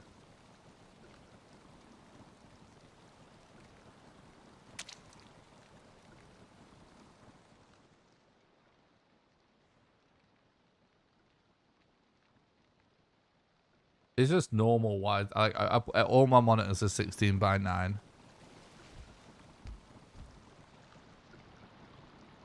I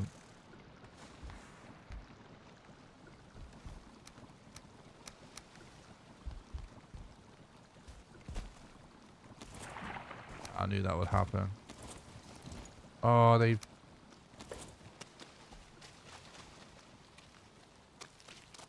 I forgot about needing 2 wood to place this fire oak back again.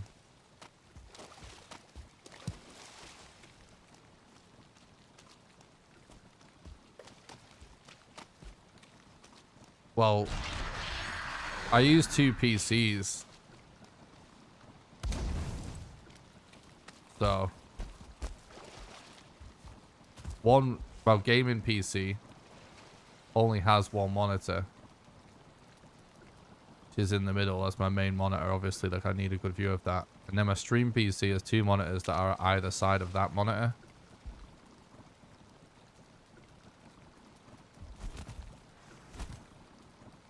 Oh, why am I not...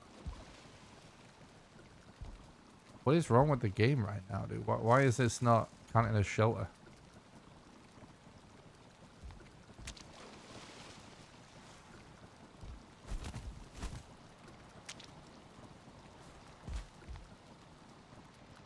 Yeah. Oh, there we go. Oh, what?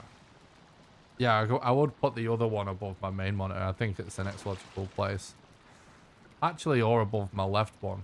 No, but my camera's above my left one. So, no, yeah.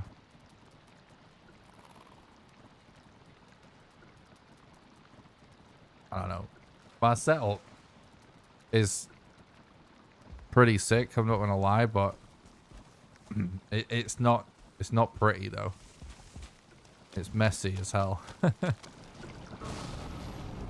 In terms of, it's not like super messy the room, I'm just saying that my setup, it's not very visually appealing. Just does the job.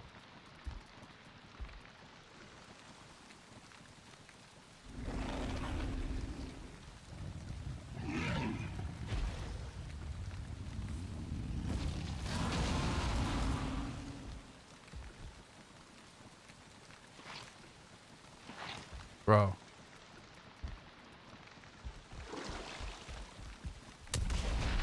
I don't recall how much attention I paid to how good of an arena this was, to be honest. Behind the scenes stream shows setup. That's a good idea. In fact, yeah, I did think about doing that at some point.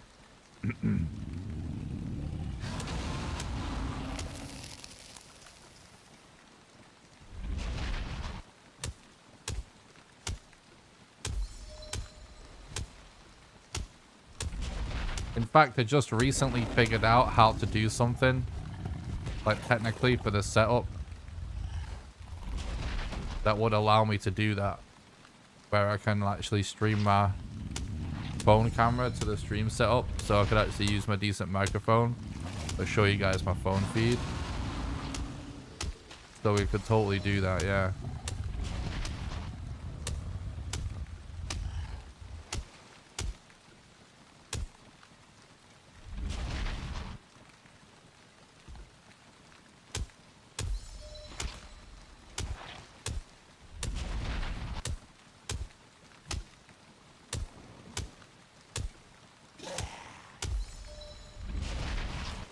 We have got to go crypt diving though for some more chains. That is something that I wasn't doing consciously, to be honest.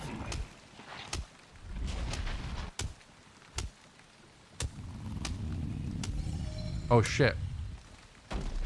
I almost forgot that I was doing multiple corpse runs.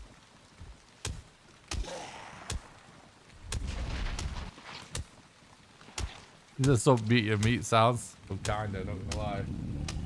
Kinda right.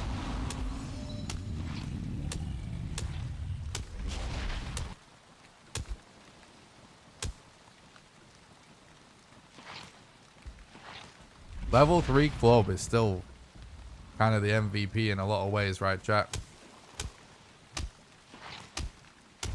Still just so impressive how powerful it is against bone mass. Never ceases to amaze.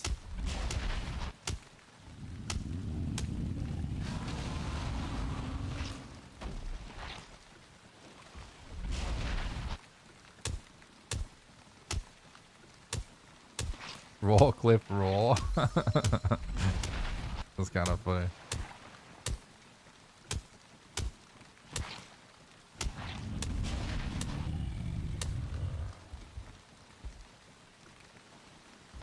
I know one time I was watching a stream. I forget what streamer it actually was. It was just some random streamer. And I was talking in the chat. And the guy saw my username. And he goes, Oh, look at this guy. What an edgelord. He thinks he's so cool. Nick Rawcliffe. Oh yeah, he's so raw, so cool. What a name, like so edgy. You probably thought you were so cool when you came up with that username, bro. Like he was like ripping on me, like as if he thought that it was like a cool screen name, and and it was so funny. Like I was actually just laughing at him, and I had to be like, bro, it says it on my birth certificate. What are you talking about? I can show you my birth certificate, dude. Like, it was actually really funny. Like he thought, like that, he thought that's what I did, and I was like, thanks for the compliment. That's actually on my birth certificate. It's actually my real name, dude. So I actually thought it was kind of a compliment. He thought I had like a badass name. So badass that I invented it for my Twitch account. So an his attempted insult at me completely failed. Like, yeah. Yeah, it is my real name. Yeah.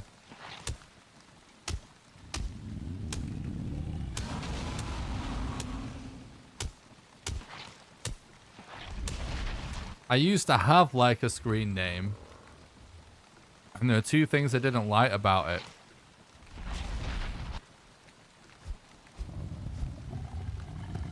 One was that, you know, I get it was like some people just didn't even know how to say it. And two, which I feel like is a problem everyone has. And two, I didn't really like the idea of having, like, I don't know, like, I know the two things aren't necessarily the same thing, but having a screen name, I feel like, to me personally, felt a little bit more like coming up with a persona. And I kind of always prided myself on being myself. And I didn't want to ever feel pressured to be... Oh shit, split. I didn't want to ever be pressured to like lean into a persona, and so I was just like, fuck it, I'll just go with my real name. And then part of me was also like, yeah, to be quite honest about it as well. Another factor in me deciding to just use my real name was seeing like really huge content creators wind up working in the real world on like TV or movies or whatever, or video games or whatever it is. And I feel like it always winds up being so cringy outside of gaming when those people wind up getting introduced as their screen name. Because it's... And like regular people... Like, my thought was like... Regular people that aren't just like gamer nerds like us will just think that is so strange. Like regular people... Regular normal people just expect like normal names, and there's way more of those people out there than there is the other kind of people, if you know what I mean.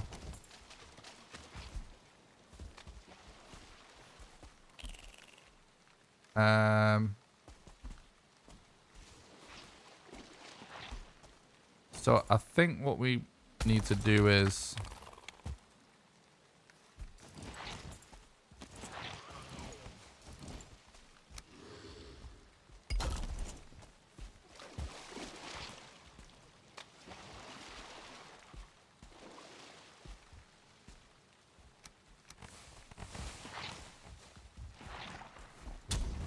oops.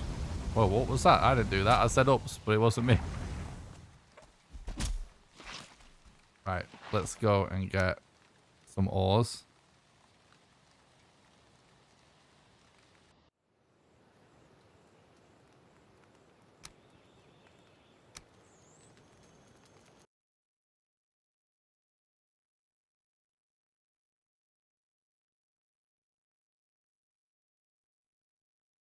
Nice, Jesus. And that guy's account was named Giga Chad James Bond 69. True, probably.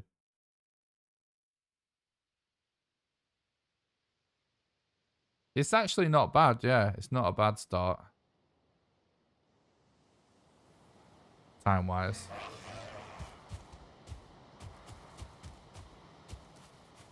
What did I come here for? Iron, right? You can only do 10 at a time anyway, can't you? How much coal? Oh, we actually have 20 more coal here. Holy shit. How much fucking coal did we end up getting? Didn't even notice. That's a lot.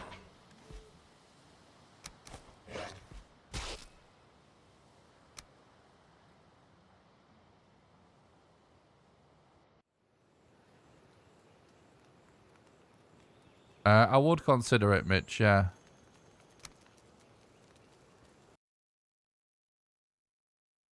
I don't really... I'm not going to right now, though. I don't actually reckon it's going to be that useful to have bone mass.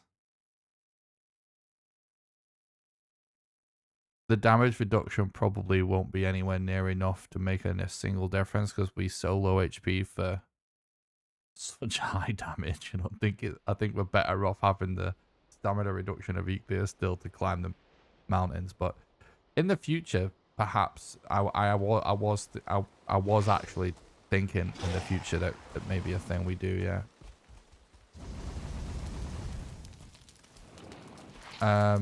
So the other thing we need to set up is I forgot. I'm an idiot. I'm a fucking idiot. We needed fine wood. We need to do the portals now too, right?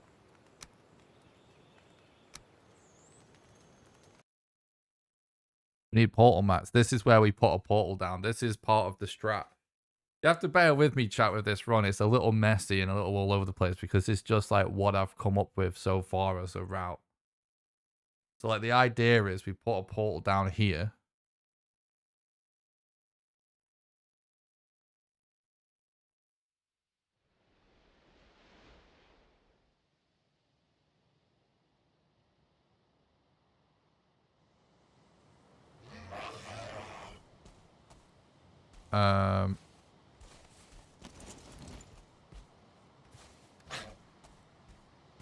Right, we just need like half of them, right?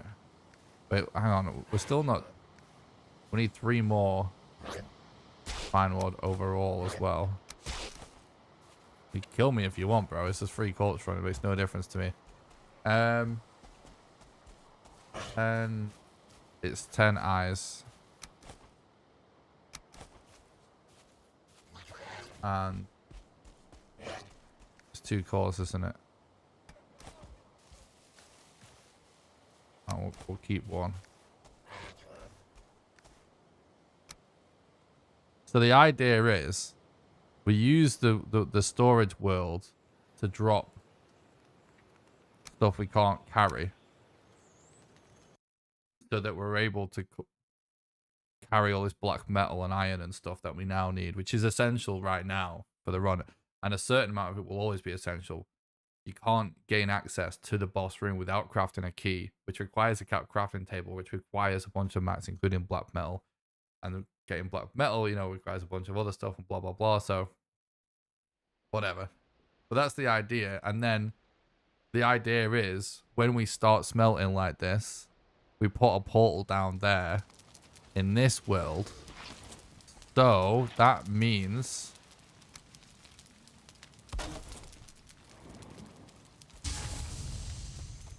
that we can then put a portal down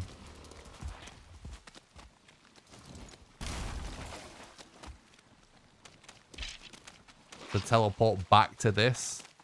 So now I'm going to continue on heading towards the Mistlands. But because we've got that set up, we can portal back to keep checking on our mats. Do not spawn that abomination. That would be terrible right now. So that means all that smelting's going on whilst we're actually playing. Whereas if we did all of the smelting in the test world, in the storage world, it doesn't keep going unless you're actually logged in, does it? But this way it will keep going. And it being on top of a crypt is pretty safe as long as you don't spawn an abomination.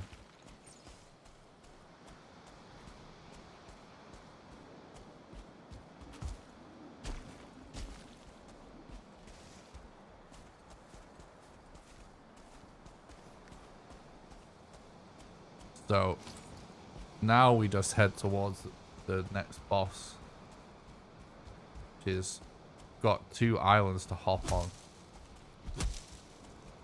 But as soon as we get onto the next island, we encounter our first Mistlands. But the boss is on the next island to the east after that, which is also Mistlands. And we know there's tons of Mistlands dungeons there, so.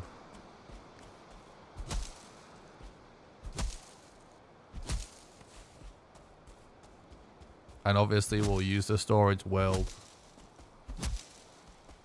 to place any ores down we want to teleport with, so we can log off, go to storage world, place ores, then teleport. Then relog again, back to storage world, collect ores. Everyone knows that trick, I'm sure.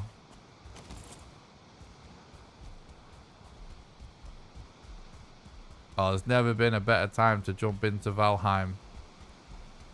Well, I suppose technically the best time will be when this is out on the normal live branch on Steam, just because if you want to play on servers and stuff, it'll be better then. But yeah, Mistlands is a perfect time. It's so good.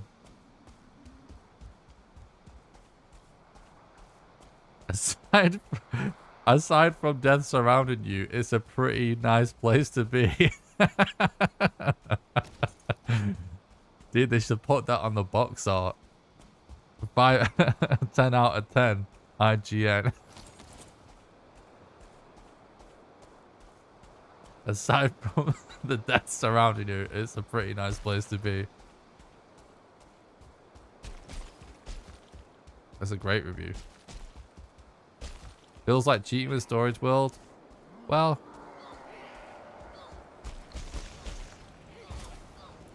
it's a strat. We may decide to not allow it, but right now using that strat is what's going to allow me to test the Mistland strats properly. We don't have to do world swapping, but this is what right now, just a way of me get into the Mistlands segment sooner, so we can test all the strats there in real runs instead of just fake runs with cheats, you know. There's no rule set or leaderboards yet, so if at the end of the day, like I said, like if we do end up having to use boats and ship mats, and the run becomes like 3 hours of just staring at a boat model on the ocean, and the only thing stopping it from not being that, being something generally more fun to watch, is allowing world swapping. It makes sense to allow world swapping, but oh my god, dude, typical. The double encounter is always brutal of the fueling and the Desquito. But anyway, you know, we may end up with more ways around stuff, but honestly, I think as more of you guys start to realize just how many mats are required to actually even just gain access to the final boss, may start to appreciate that strat a bit more. If you're gonna watch a lot of speedruns, that is. Because unless we figure out some other stuff or some other type of like rule set that makes it that sort of combats the needing to smelt so many ores issue, then you're gonna be facing a choice of allowing relogs or have the run be just sailing around forever, which frankly is just, you know, a no-brainer to allow world switching, in my opinion, in that scenario. But also, it's worth noting that, like,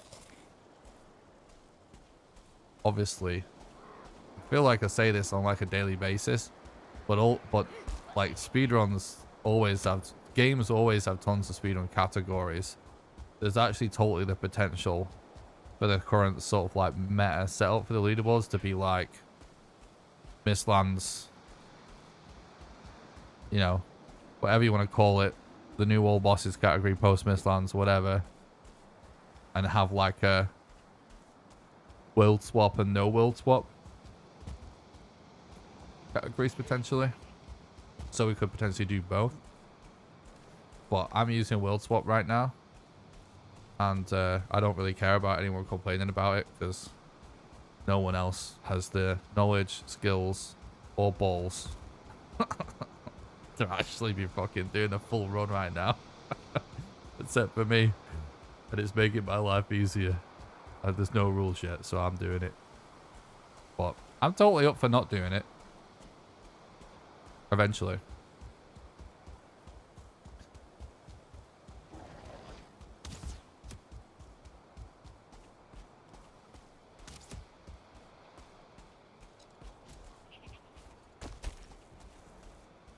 And if anyone has a disagreement with that, by the way,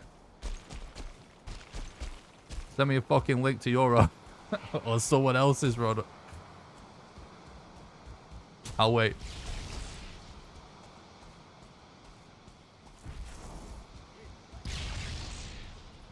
I'd love to see it. Always happy to have competition.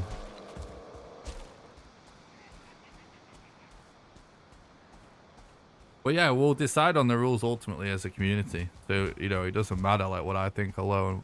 We'll discuss it with other moderators. I don't mean chat. I mean like other moderators. And like I said, if we decide not to do it, not to allow it, I'm fine with that.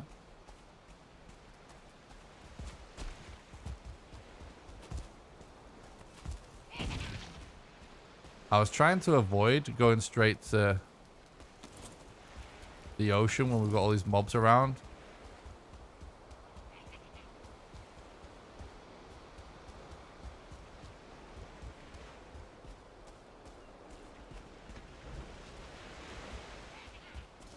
This might be a better spot.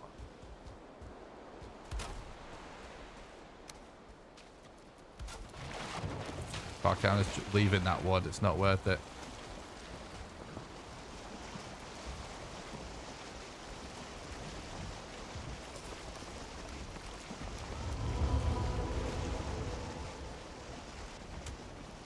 Can't wait to eat some funny mushrooms in the Mistlands. Buying loads of totems now, true.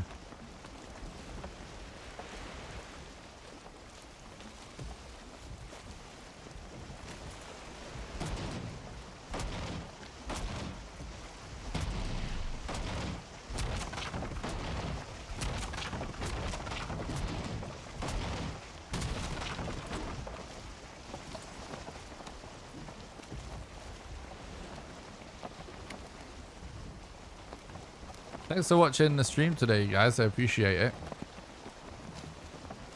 Oh, fucking chains. We forgot. How big is this swamp going to be? It's pretty big, I think.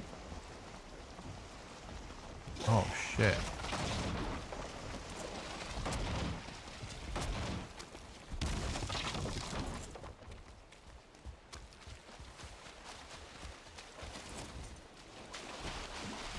Oh, of course. Appreciate that, Jesus. Um,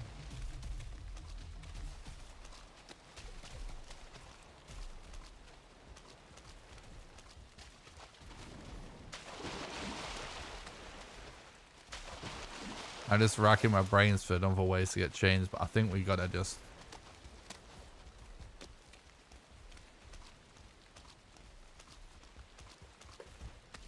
Why does that look tiny?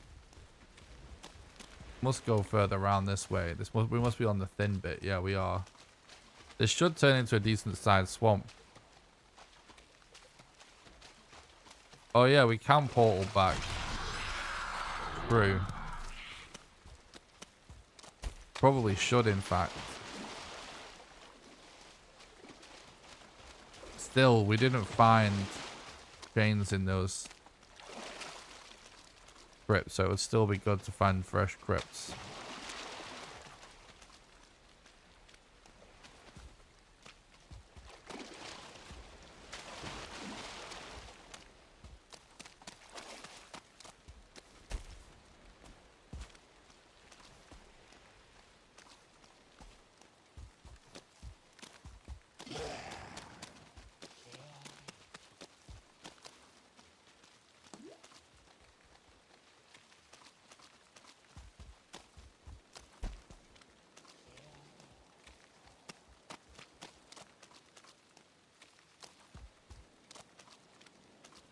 Yeah, exactly. We don't need many.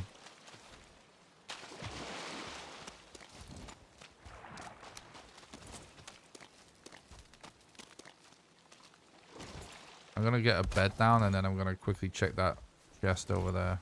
If there is one. Hopefully there is one.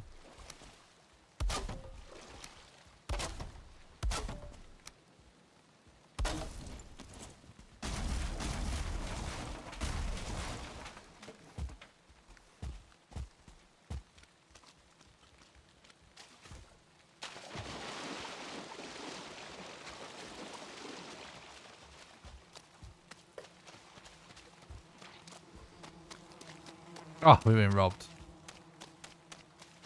Rigged. Rigged. Right, we should go back anyway, because that ore is probably done by now. We should get another lot on. So let's world swap to get the rest of our mats. Burn up a portal.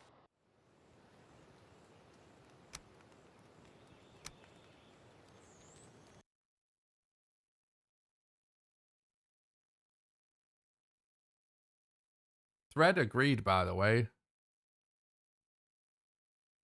that at least for now, world swapping is a good solution.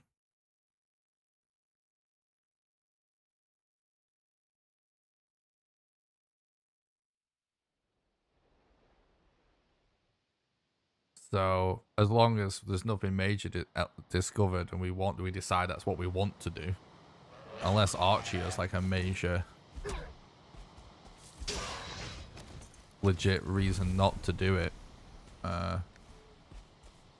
seems like we could have people agree to it, because you know, I kind of feel like it should be me, Thread, and Archie making the decision, most likely. No one else is really active enough in the mod community to really have a say, in my opinion.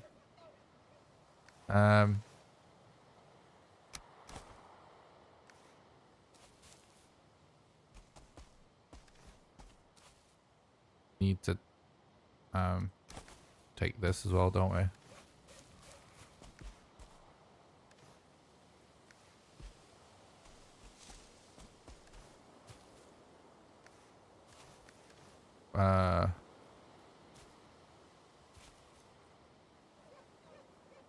What do we not need? This is what's... Oh, we can drop this for now.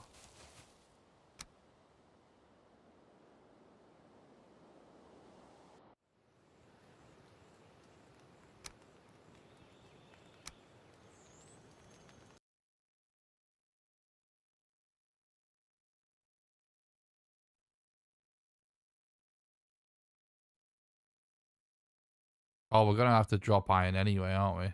Fuck, what am I doing? I thought I was there already. I'm getting ahead of myself.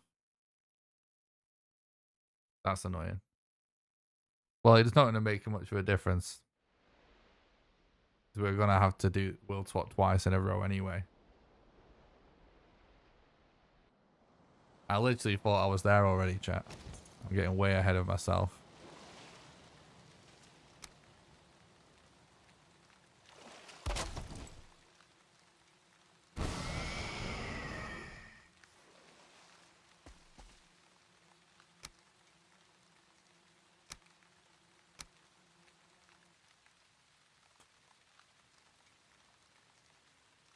I messed up a bit, but it's not going to be that much different.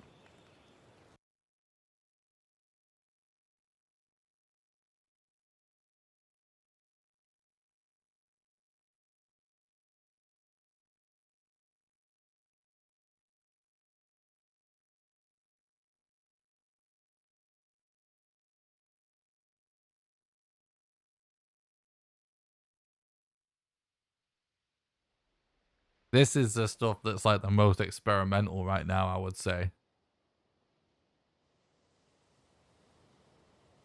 In the run.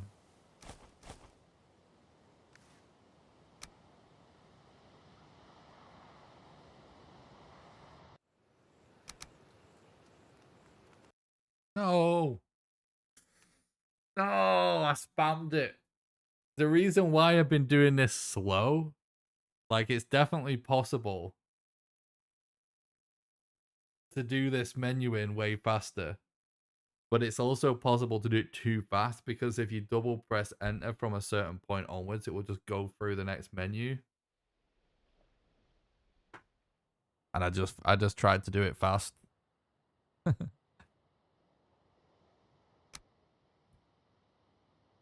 Thanks, Christinity. I appreciate that.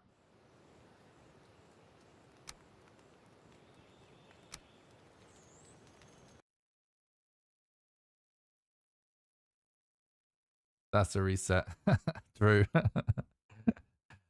Lucky for us, we're doing no reset runs today. Yeah, this been a dead run like a million times over. if I was doing a reset.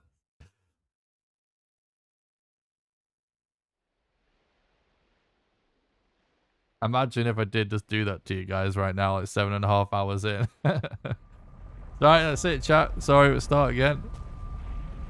People will be like, what the fuck, Nick? I'm not staying awake for another 8 hours.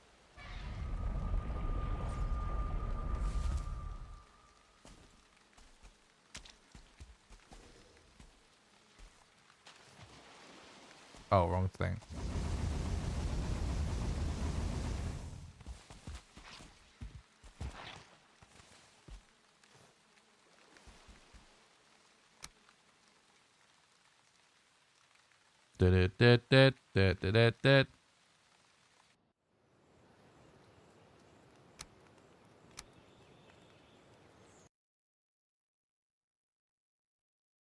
It's all nothing. Good, good.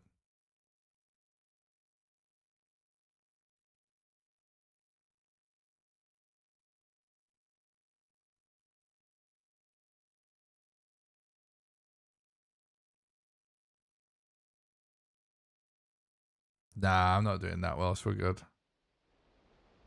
We can just fire up the seed anytime we want.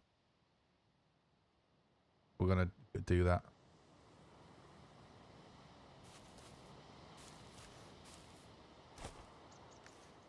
$16. So we need to do coal next time. Oh, you know what?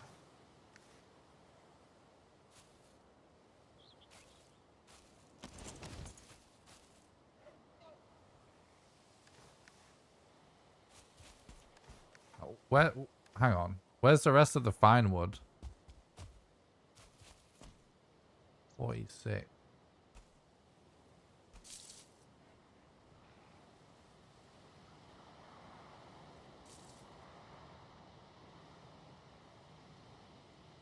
Is it? Hang on, chat. Oh no, we can't do this now anyway. Can't do this now anyway. We need to do copper next. I was thinking we need to get the spinning wheel down. Because what we probably should... What my plan is with the spinning wheel...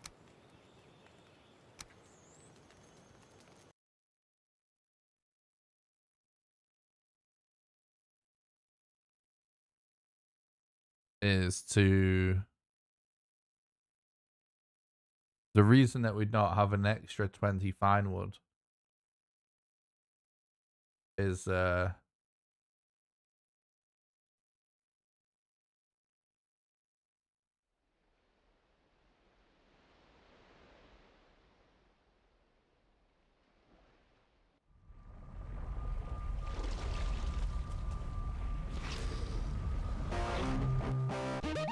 wait, did I just set that going or not?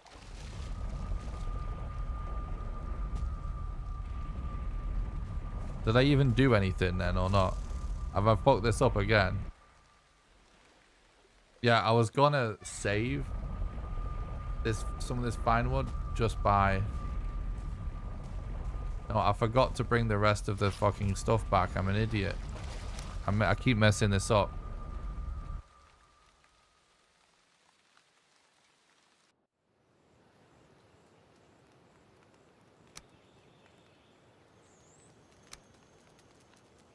Also...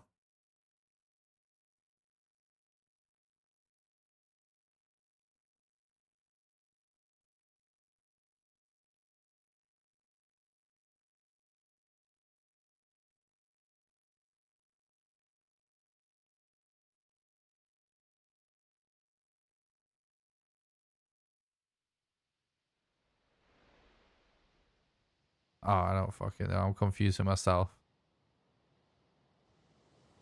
We probably... Yeah. We should hopefully stumble across more fine wood anyway. I think we're going to need more fine wood. Just thinking, is 46 even enough? I might not have updated that. That might be meant to be 66. Yeah, I mean, it is still practice. Kinda.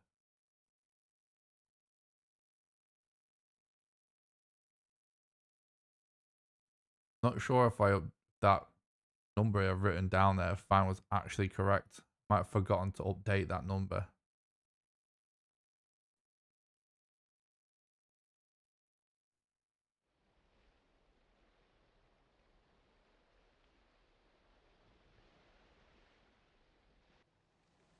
Yeah. I think it kind of did.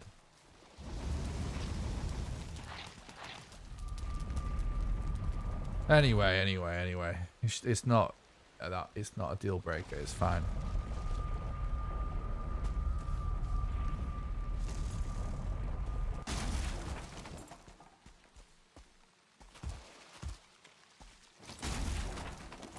I think I confused myself.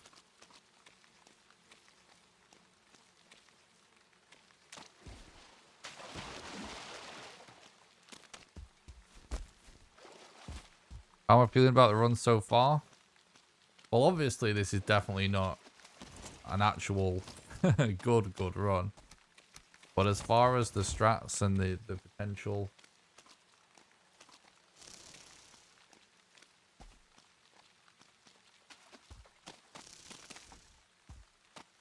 future of the run, I'm feeling really good about it, actually. I'm actually feeling better about it than I thought I would.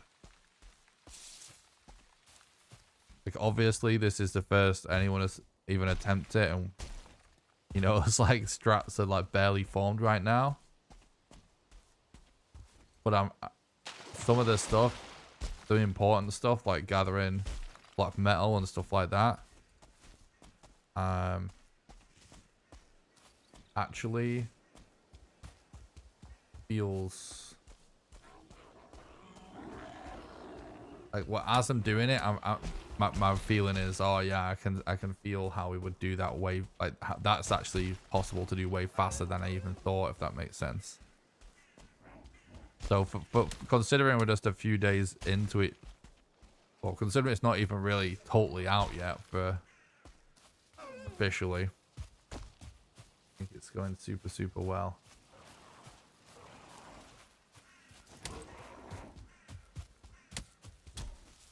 I would really love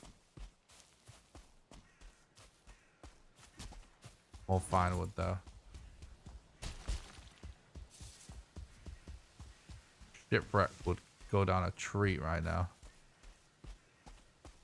There's more fine wood.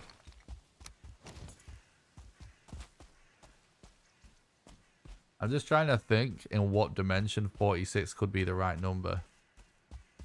Because it's one portal at the smelter that's gonna have to stay there. There's no way of porting back, right?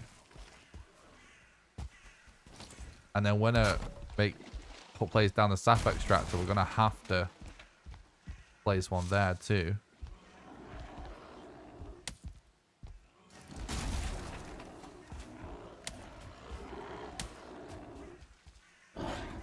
Whoa, I'm stuck. I'm fucking stuck, bro. No. Holy fuck, we almost died.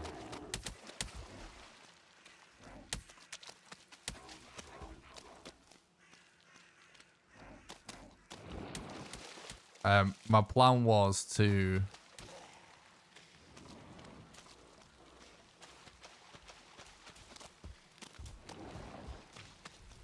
I think it's supposed to be a 6, not a 4. Oh, whatever. I definitely see a chest there. Let's go for that.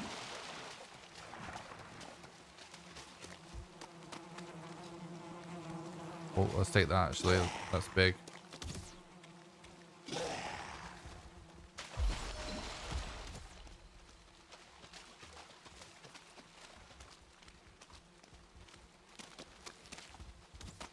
Yeah, it's not that bad, but remember guys, this is a set seed.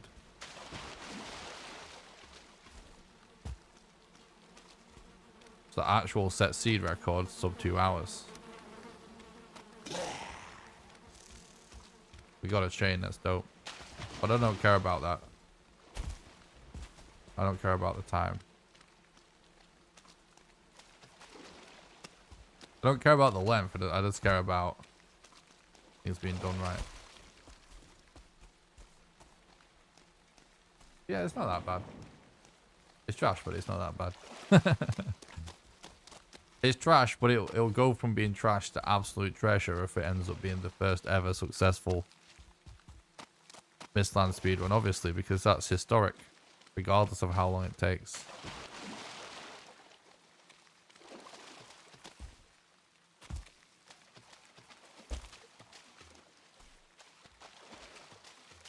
Yeah, we're getting stuff sorted out, exactly.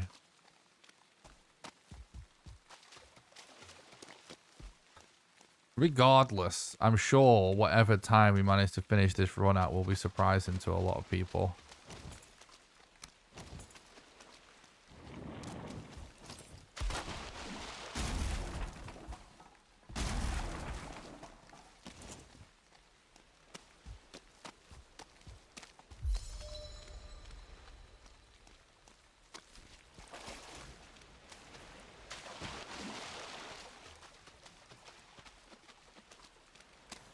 One more chain. I'm actually surprised I've managed to remember all this new stuff pretty well. And go in the right direction for the most part, except for that snafu with the eggs and the totems. 7 hours of entertainment. Can't get that elsewhere for free. True.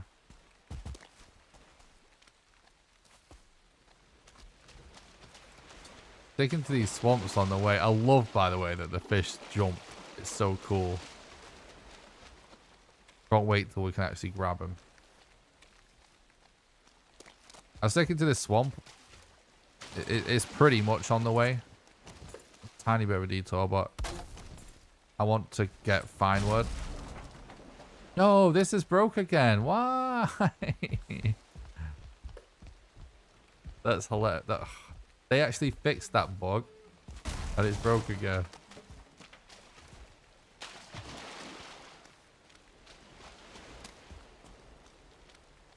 I remember the early days when 8 hours was the length of a good 5 boss run. Yeah, that was true for a long time.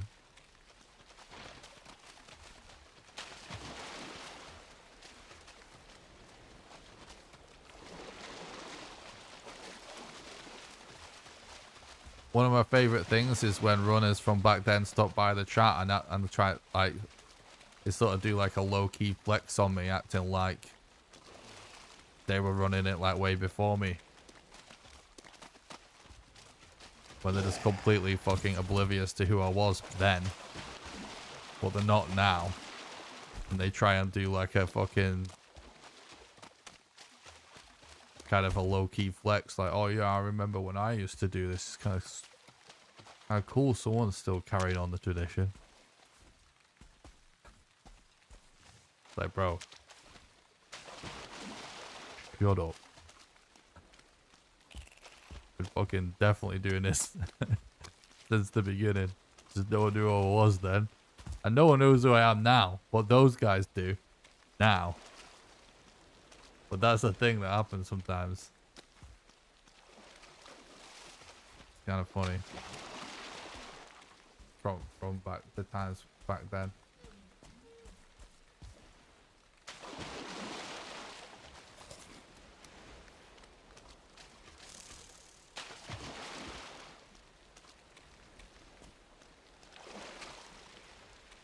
I think it's because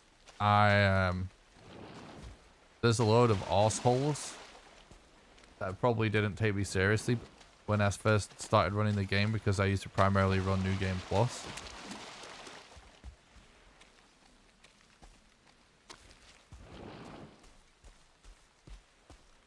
But I will like all the arseholes like quit. The Valheim speedrun community is actually amazing. Like the people that were in it that were kind of dicks. It's just like classic dicks in life. They just quit anyway.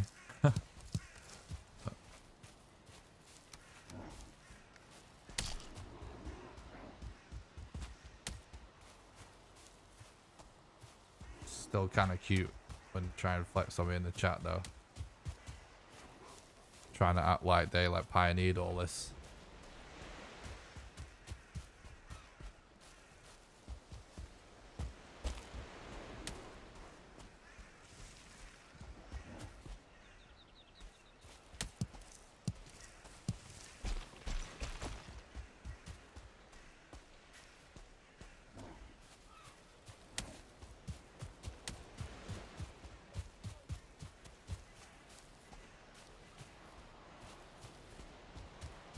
Just sticking to the coast, just praying for a shipwreck. Come on, RNGesus.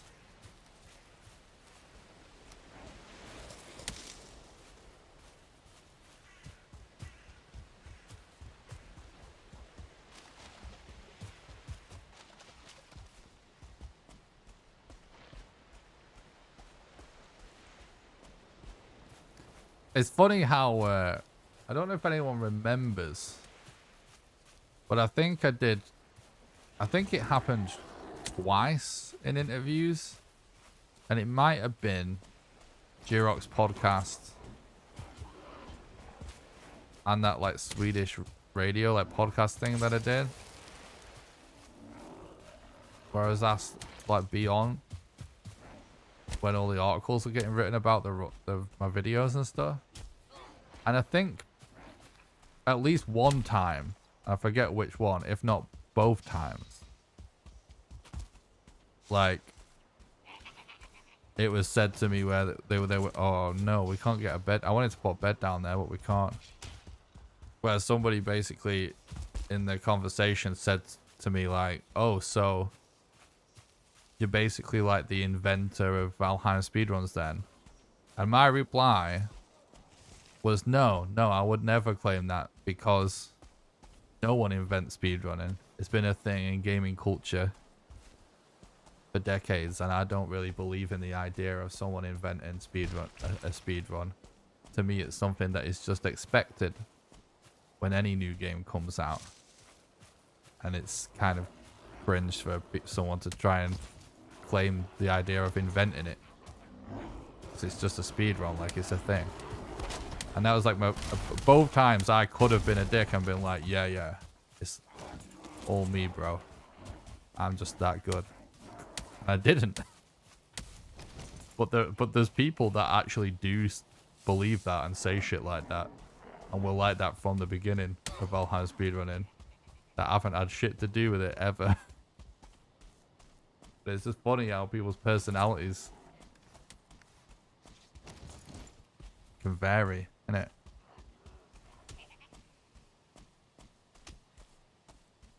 We're being hunted as we're entering the Mistlands.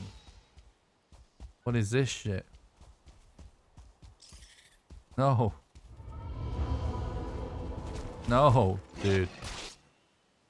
Oh my god. I'm logging out. What a time for an event. I'm going to the other world. Jesus.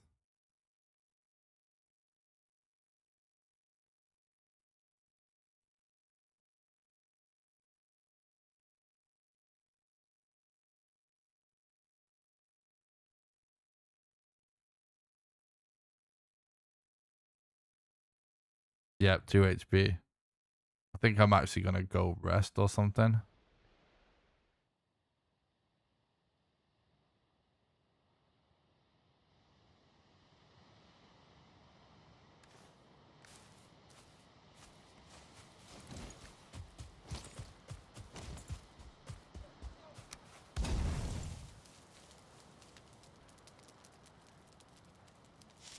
Just to heal.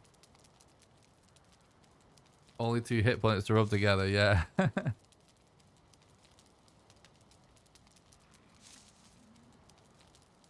Well, this is cozy, chat.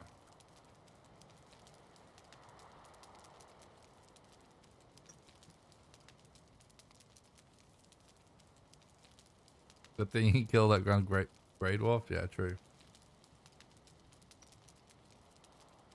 Need to heal my massive HP bar. It's so massive.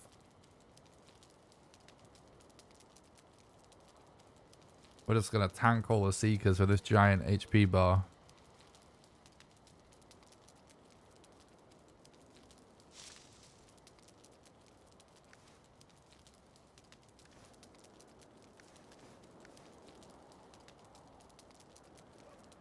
I'm doing this to recover my health, not the actual rested bonus. The process of resting heals you, obviously.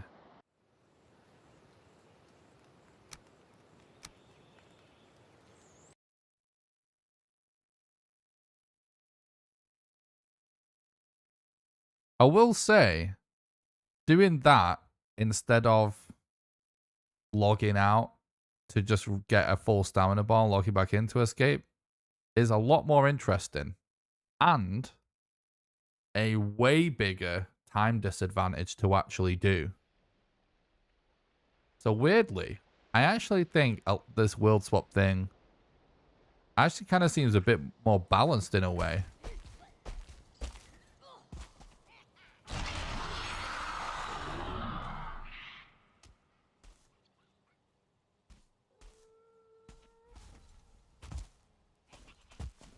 So far, so good. Yeah, I don't think the wolves are going to do too good navigating the Mistlands.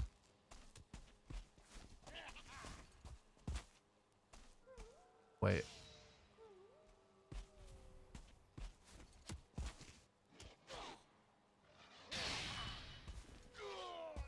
What is happening, bro?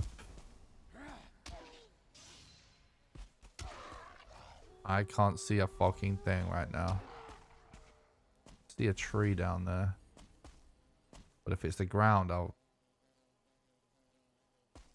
I'm going. I hear a buzz.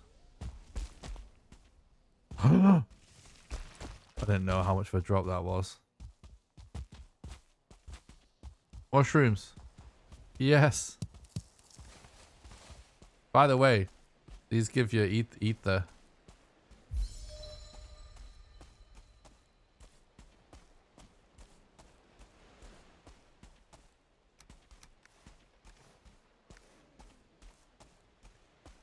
Give. Oh, hell yeah. This is so epic loot for us right now. We need this so bad. Uh-oh. There's a seeker up there.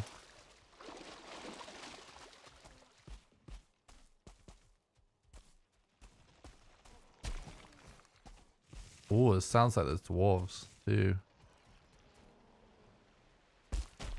I think this could be a good place to have a bed, you know. It seems kind of chill.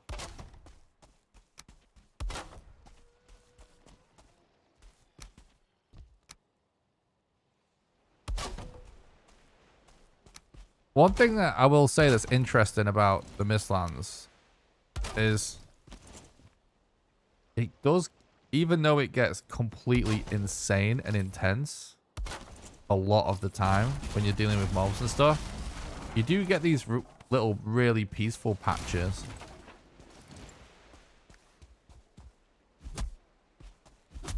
Oh, even these little ones you can't do.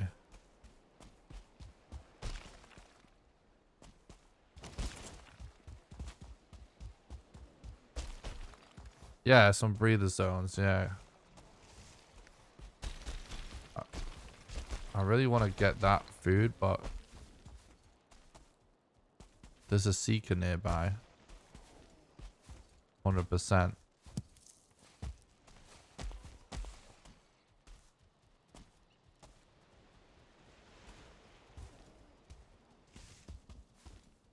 Oh, I was trying to jump around. Yeah, there we go.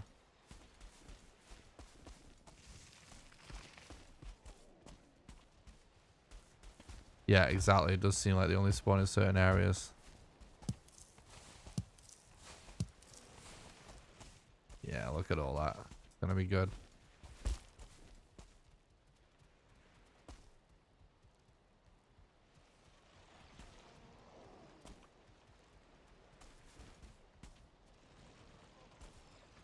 It's tiny, by the way. This biome, so.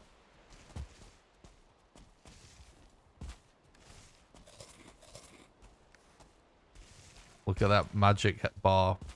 We're so gonna get a lot of use out of that.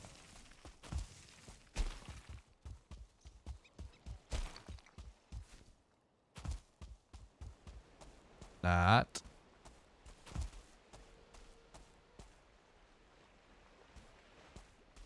Does anyone know if hair will cook on a normal cooking station? That's something I've not tested.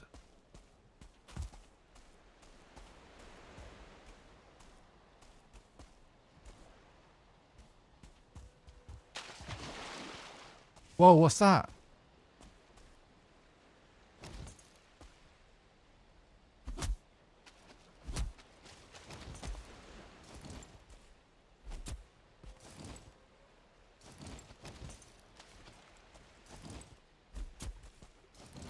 What the hell?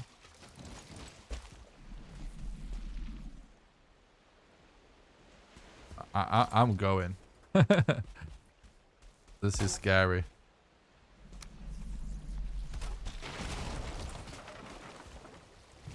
It seems to come up pressing E for a second on it. Maybe it needs a fishing rod, yeah. Those are poisonous, yeah. I assumed it was bad news. Bro, I hear something that sounds horrible. I'm just leaving.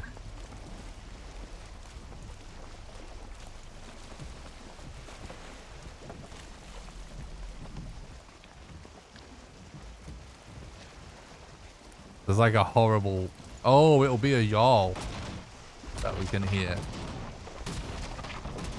There's a yawl somewhere. I was thinking like something big that's not a seeker soldier. I can hear it. That's what it is. Oh shit, I hit that a few too many times. Well, one too many times. I forgot I'm on level 3 axe. Alright, so...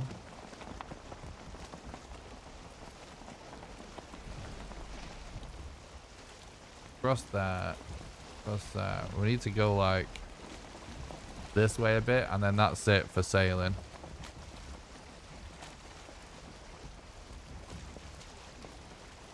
We made it a little, like, you know, it's not much, but we made it this far. Dude, even before they even took everything out of Mistlands and just made it flat, I was terrified of it. I feel you. Yeah, look. Bro, the ocean seems much more interesting this update. There's a lot going on in the Mistlands fish-wise, it looks like. Well, we've seen those weird spiky things. And there seems to be tons of fish in this area. Way more than we've seen previously.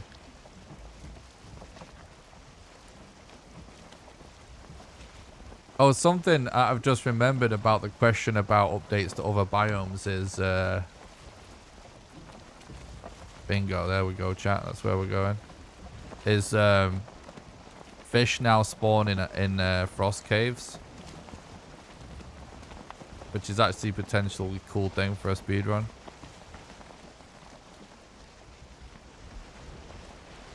Hell yeah, Ajax.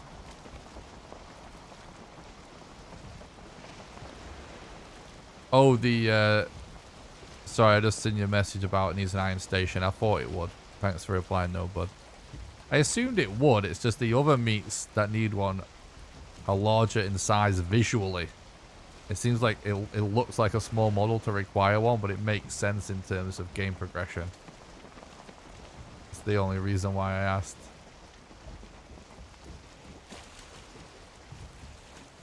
And now is not the time to get serpented.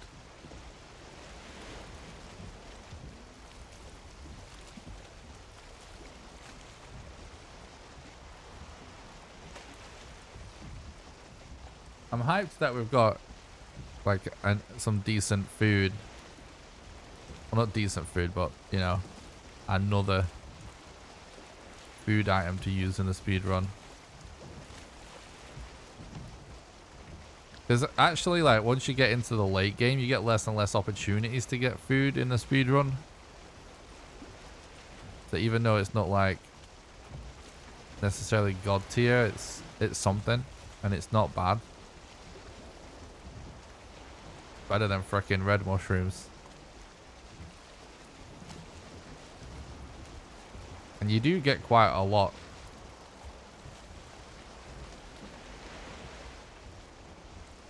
Right. Is this even going to be connected?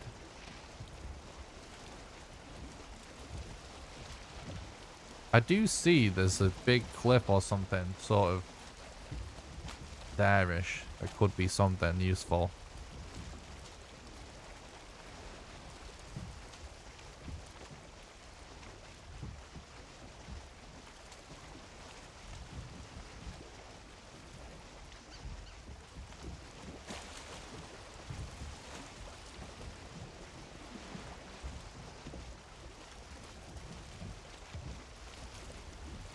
It feels hyped to be here, chat, not gonna lie. We're finally here in a legit speedrun.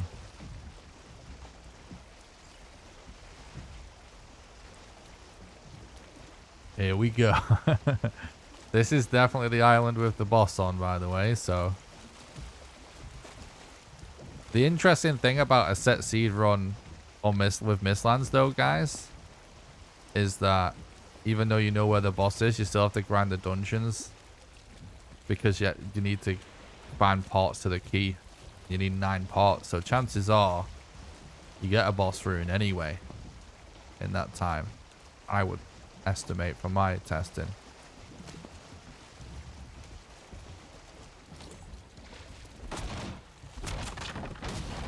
Right, so look, Neely.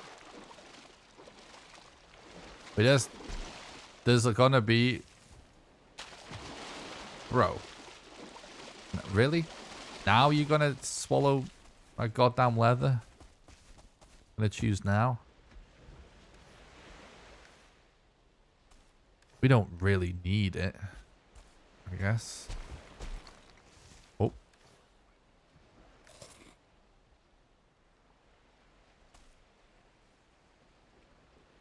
I heard something.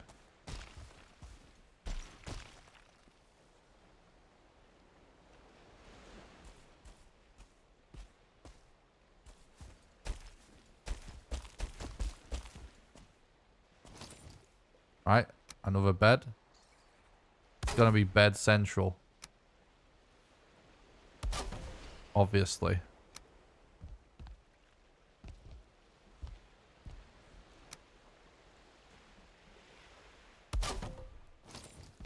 Quite the spot to have a sleep. Such a weird spot. Is this gonna work? I don't know if this will work. It's kind of scuffed. It's not gonna work, is it? No way.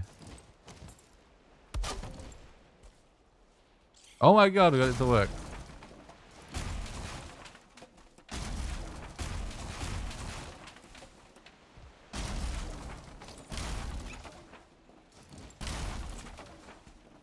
I mean, the wisp helps you see for sure.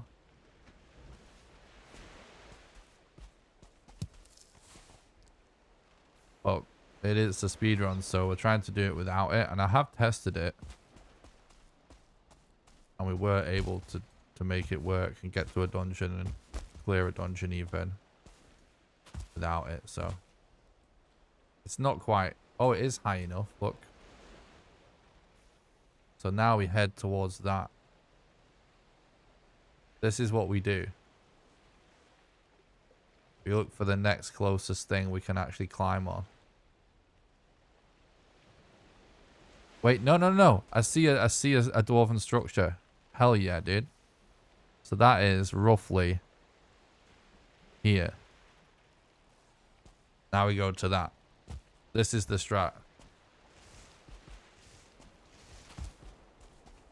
Oh, no. We're not going to be making the cape in these runs. That's not part of the route yet. Oh, dope. Look how cool this looks through the mist.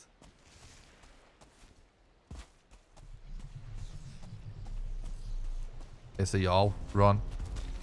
We're fucking dead, dude. We're dead. We're so dead.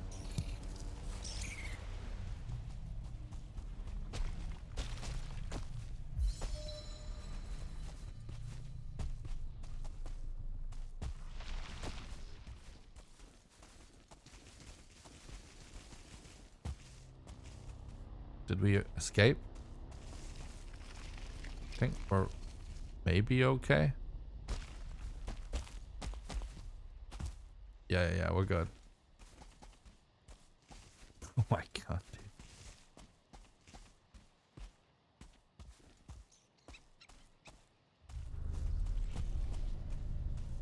The sounds are so ominous. Oh, hell yeah. Hell yeah. So we've got a guard tower.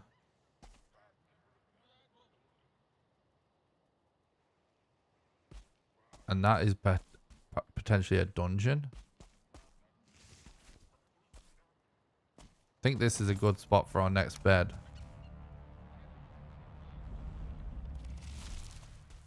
But that fucking yawl sounds so close, dude. This is the most tense I've been on a speedrun in such a long time. I'm so used to this game. But this shit's intense. Just because we know the potential for it to go sideways is massive.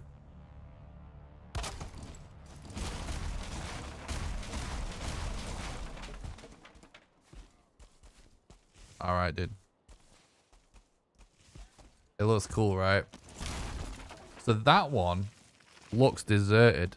If it is, that's our first dungeon, which is absolutely perfect. However, it is. Fuck yeah, dude.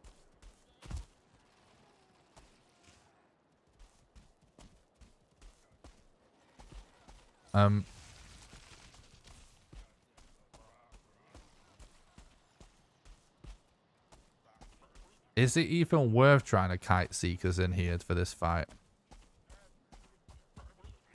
We need to kill... Well, we don't need to kill dwarves. Actually, that's the wrong thing to say. But, we need to steal from dwarves. Hello. How's it going, buddy?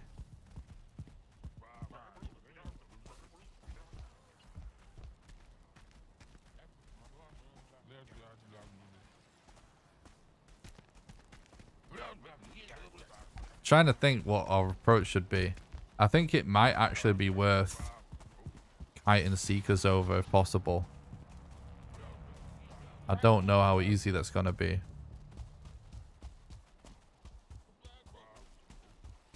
If we attack, they'll attack. They're friendly until you attack them.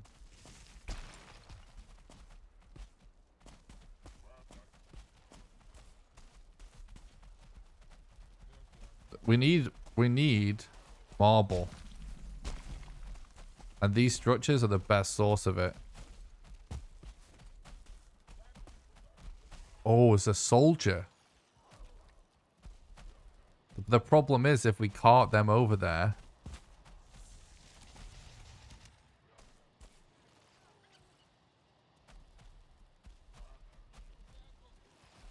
We're not going to be able to get the marble, are we? Or I guess maybe we are. But there's going to be a lot of like... Because what we're going to have to do is at some point place a stone cutter there. Trap the doors, dig a hole. Yeah, I was thinking about that. I wonder if we can just push them in a hole. Let's find a buddy. Because ideally we want to just deconstruct this whole structure. Yeah, you can push them easily.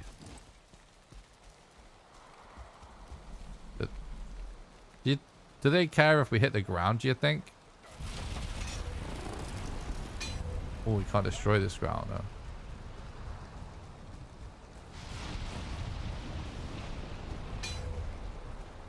though. Ooh.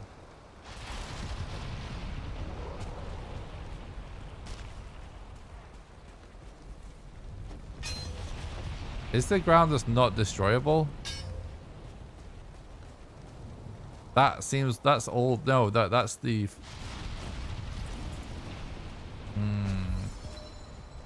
It's because of the ward, isn't it?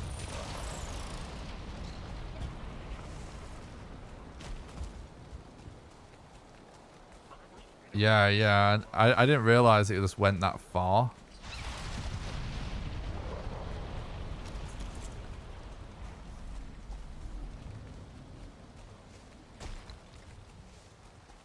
I think what we do is try and kite the seekers. We kite the regular seekers, not the soldier. Because the soldiers are nightmares. Regular ones, it's not fun, but you can run away. Run!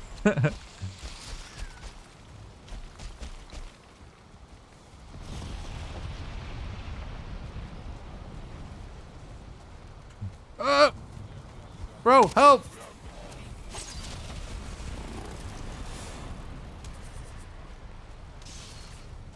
I'm gonna go grab some of that HP whilst they're having fun over there. They are so fast. They literally fly at you at first. I think they wrecked one. Do you know what's interesting is oh, there's a 2-star there. We could do to get that boy involved. Either way, it doesn't matter. If they kill all the seekers, we can deconstruct this one. So this is good either way. We just need to be able to deconstruct a marble structure to get the marble for the run, that's all.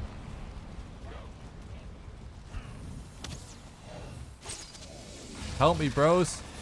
You got this. I believe in you.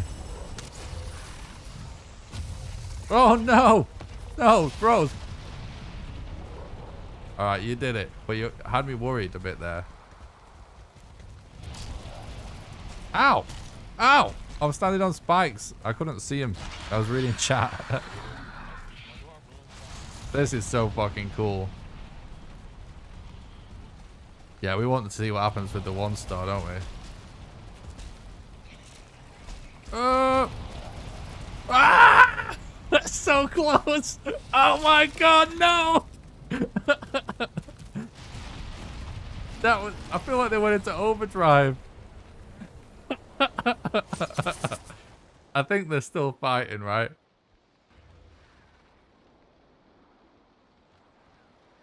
whichever side, as long as one side loses, we're fine. The only negative outcome is if both teams are only half dead.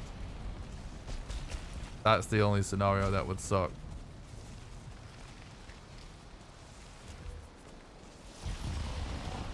This is hilarious. What a fucking awesome speedrun. It's such a funny idea, this.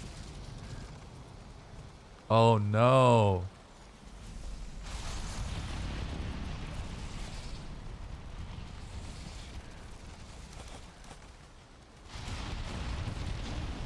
Have we been sussed or not?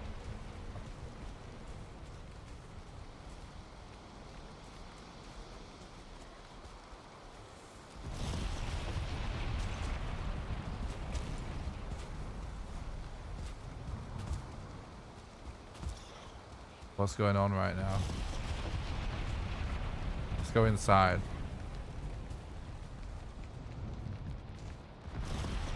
The purple boy owns the house now. Bro.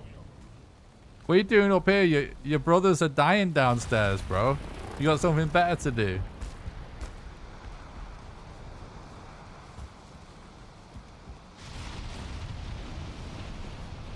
Well, we need to feed that guy to the frickin' seekers. Oh, that seeker went back up there, I think. Come with me, bro. I want to show you something. Oh, coward hide in the tower, exactly.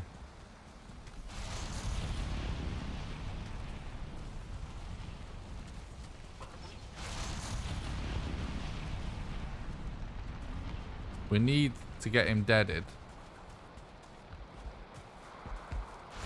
So he won't kill us. So that we can loot this house.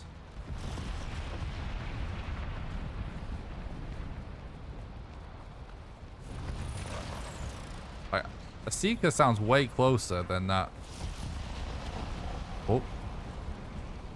He's going to investigate. Yeah, you go and investigate, mate. Sure, it's nothing.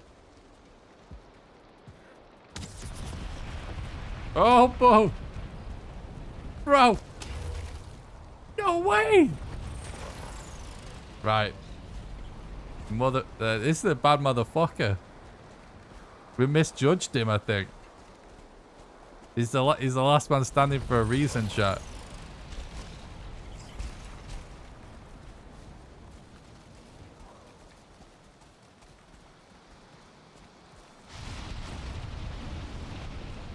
I'm about to do something a bit crazy. Does that not draw aggro of these guys? Nah, it must do. Is it just not going to come down or something?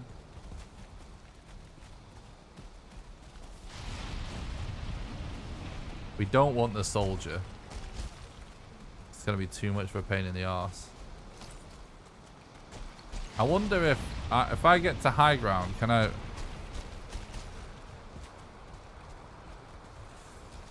Oh no. The soldier's getting involved.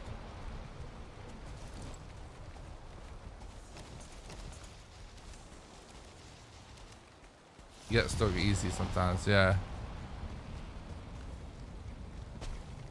Well, maybe we can... Oh my god, I fucking shit myself.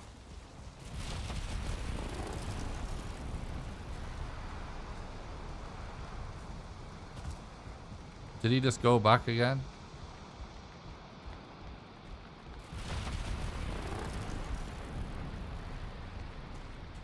Where'd he go?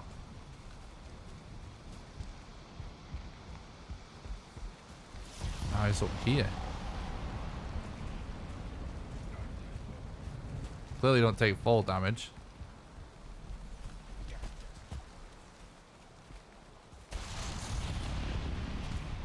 Like, maybe we can just... If we bring him to the soldier, then it won't be as bad. Because I don't want the soldier to be left over here.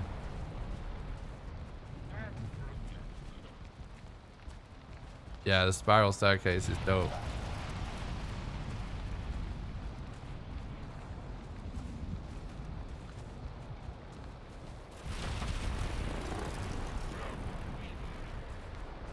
Yeah, that's correct.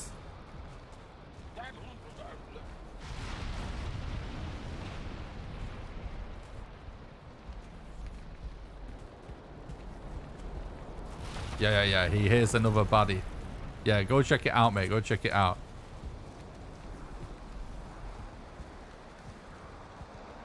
Haley Aldo's a bit smart. Yeah, he might be the smart one. That's why he has a job instead of just staying at home.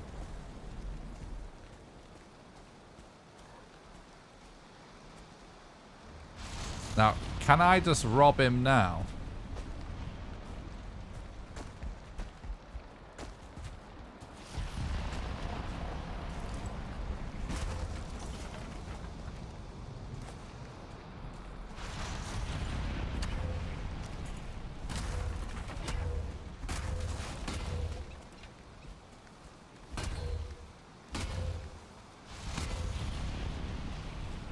Can I drop my resin? I think I can, right?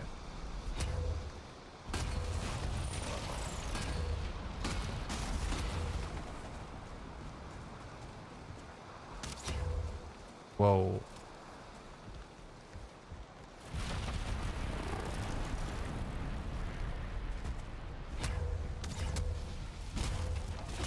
You get fine wood and soft tissue from these crates.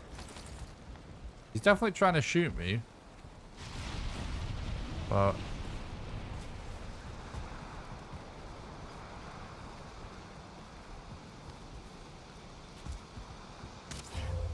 oh shit, where is he?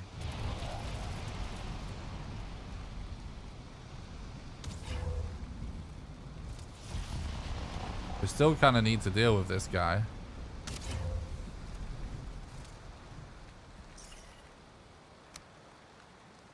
Try and do a little fall damage. Cancel. I don't know if they de-aggro on relog or not. I've never tested it.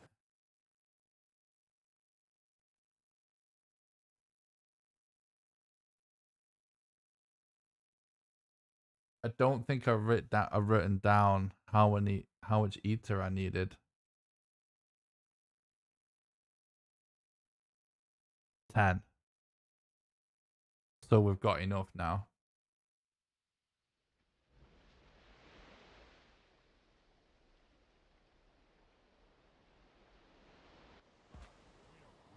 So that worked nicely.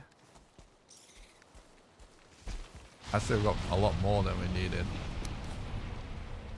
Should only need 10. But I still need to get marble from this house. Oh, did it again. Oh, he's still on me. Right, good to know. Will you actually chase me?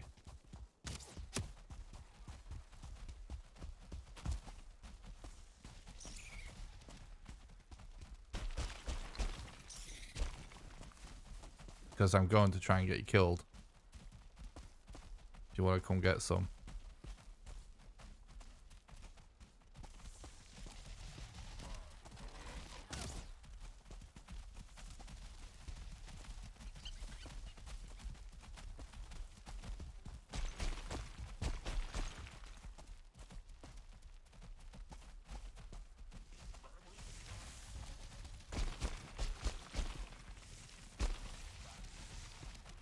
Yeah, he's fucking dead. There's no way he survives that. Okay. There's a soldier and a goddamn 1-star. If he comes back, that guy is a legend.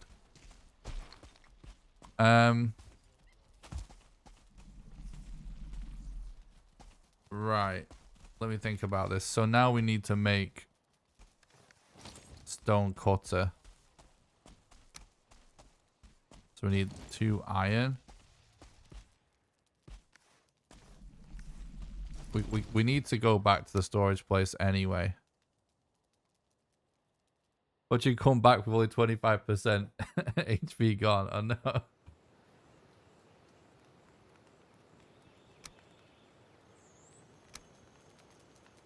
The wards have a lot of HP. Takes forever to destroy. Yeah.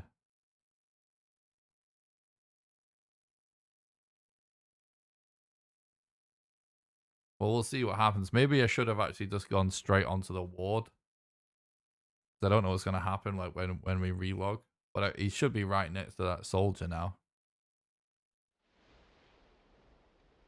He was right next to the soldier. He should die to a soldier.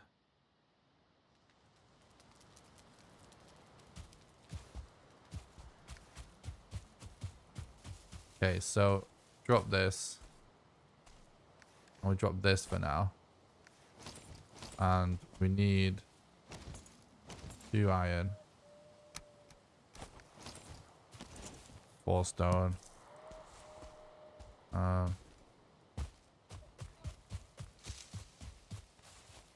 That was where my other stone went.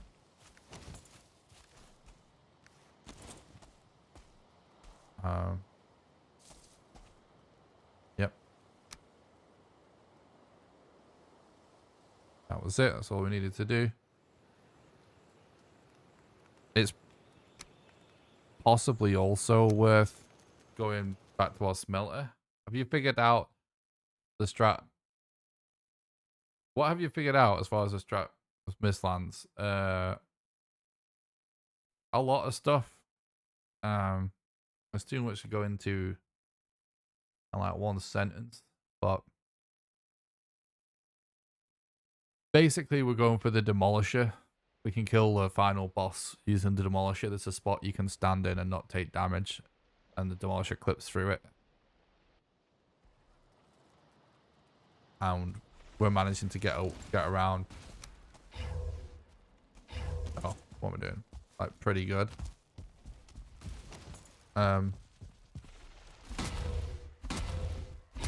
Without the wisp light. Yeah, it sounds like they're still fighting over there. And then yeah, as for like other stuff, you're watching like a lot of it right now. Yeah, it sounds like they're still fighting out there, right?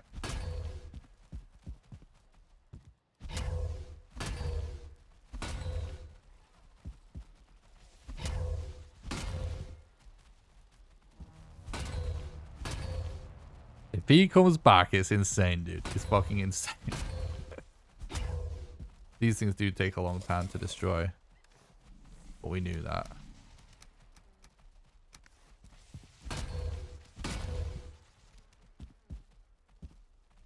Something kind of sounds like it's getting closer. This dwarf dude deserves a medal. He does. He's a fucking legend, dude. Bro, we actually destroyed part of the wall. That says a lot.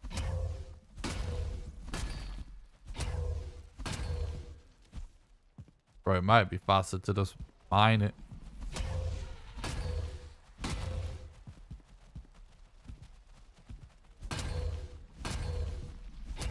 It won't be. Can I shut the door? Yeah. Oh, no. Yeah, no, you can't, can you, with words? What we're talking about.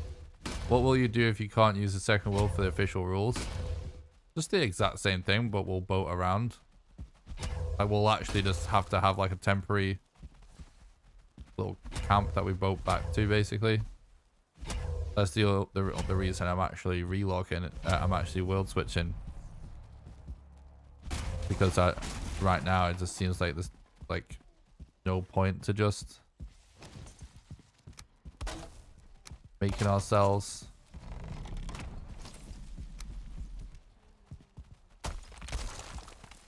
sail around forever.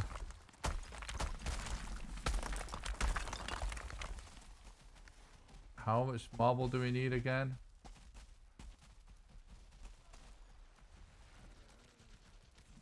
It's not a lot. I want to say it's 20. It is 20. All right, boom, 20. So far, so good, chat.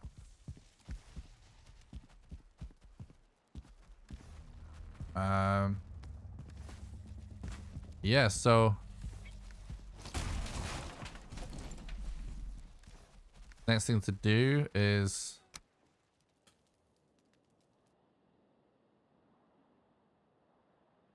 oh, sorry if the bot timed. By the way, you don't even get timed out with our bot. It just deletes your message if it thinks it's a link, so you don't get penalized for it. Just so you know. But yeah, sorry. Basically, if you did a full stop without any spaces either side of it, it might just think it's a link sometimes. It's kind of dumb. Like it can't tell, you know. So if you do like 2 words with a full stop in between with no spaces, it might think it's a link, but it just deletes your message. It's not like you don't get penalized, so don't worry about it. But apologies for the confusion.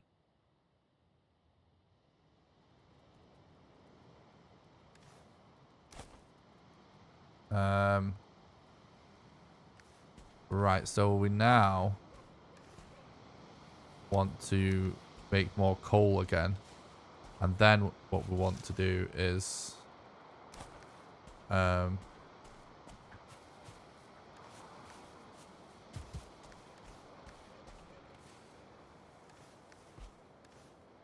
actually, I think I know what I'm gonna. No, we can't do that yet. Yeah, we need to coal first. One thing I was gonna say is we might be able to leave a spinning wheel going.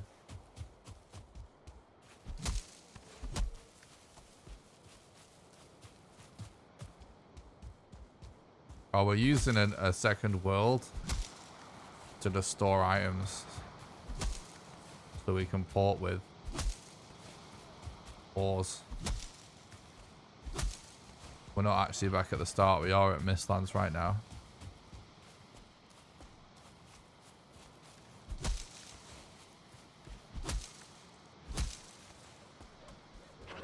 Dude, that was so fun doing all that stuff with the dwarves in the speedrun. It's so goddamn cool. I was hyped on that chat.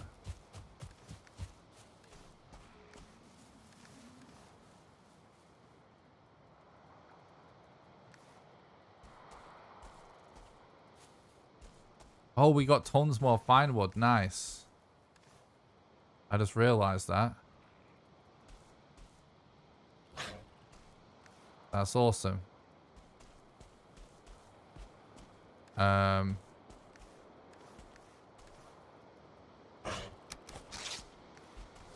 my god, dude.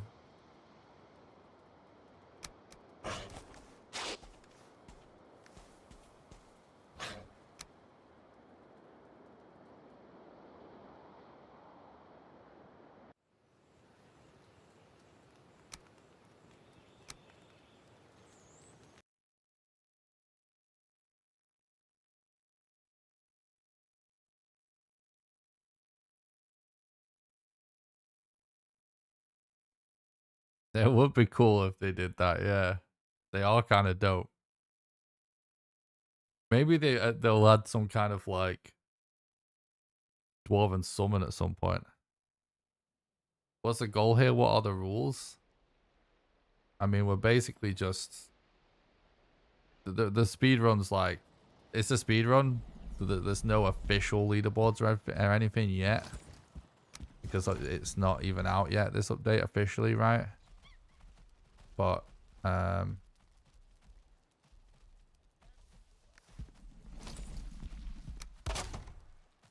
what's up, Christy? Thanks for stopping by. I hope you're doing good. But ultimately, we're trying to kill all the bosses, including the new one, as fast as possible. So that's ultimately the goal.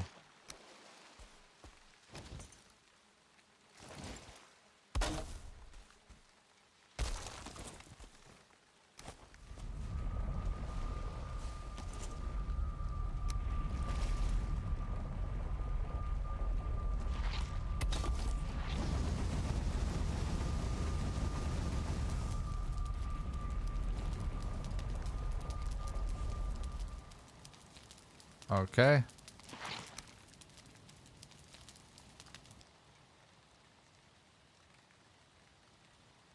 Yeah. It most likely will just be in a couple of weeks. What's up, Christy? Thanks for stopping by. I hope you're doing good, bud.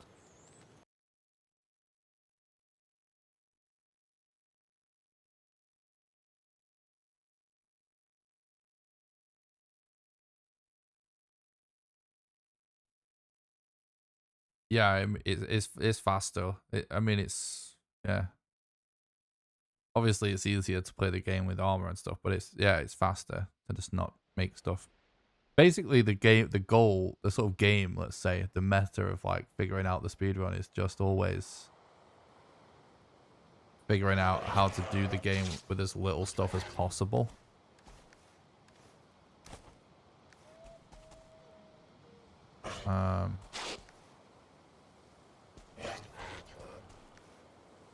We're gonna want like a lot of rocks and a lot of wood though, chat, to do this next bit. 'Cause otherwise...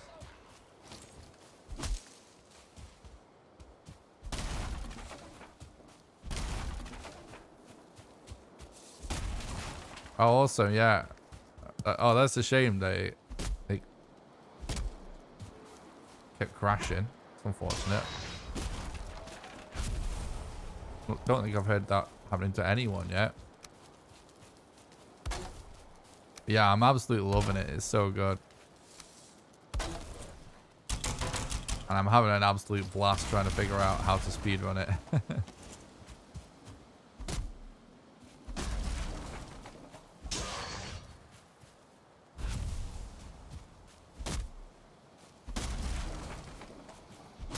I think we've gotten super lucky by getting a dungeon next to a guard tower. There, chat.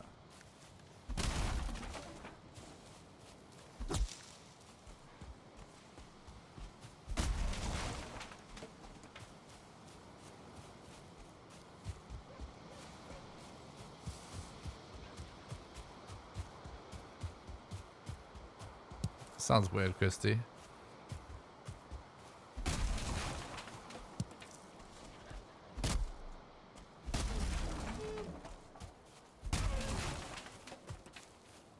Yeah. I want mats for a lot of campfires.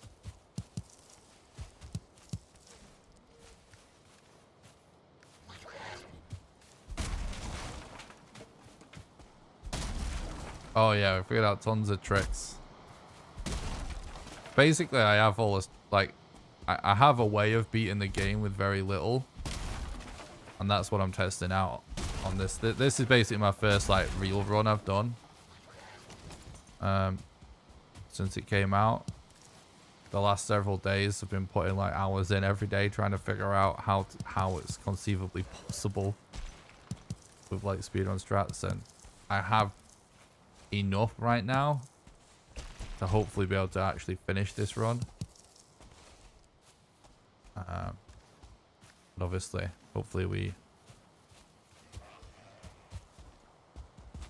I'm just gonna grab that other one, then we'll be Gucci. That fire there.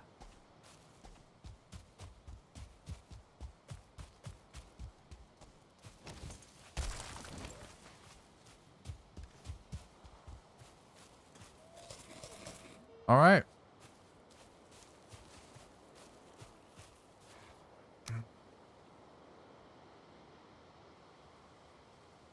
Now we go do the dungeon. That worked out really nicely, kiting the seekers to the dwarves so that we can get all the mats that we needed. So we need to keep an eye out for 5 black cores. And we need to stay on top of porting back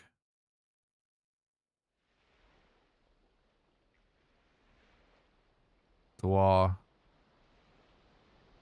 killing and stuff.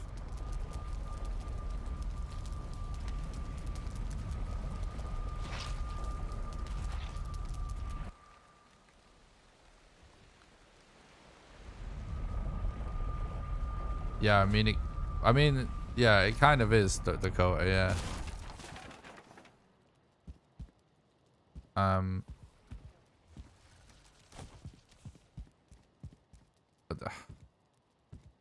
Are we gonna have to port back with the fine wood? I think we actually might have to. Annoyingly.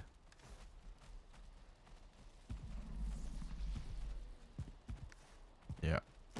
Not port back, but like we'll swap again? I think we are. We're really heavy right now because we've got so many rocks and wood, but I'd rather have to do this again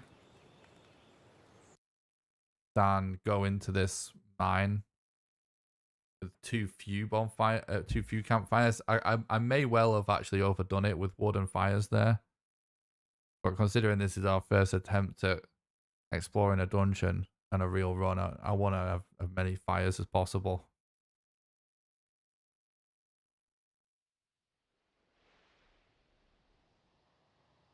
But I think we just got so lucky finding those two structures next to each other, chat. Like, for real, I think we're just so lucky there.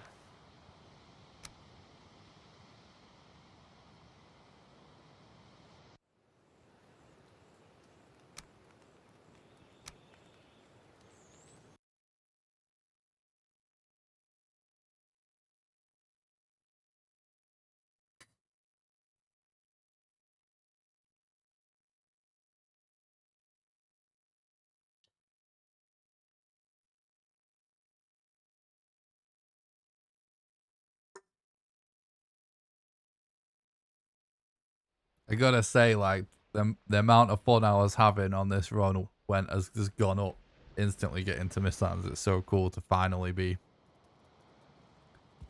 speedrunning something totally different in the game.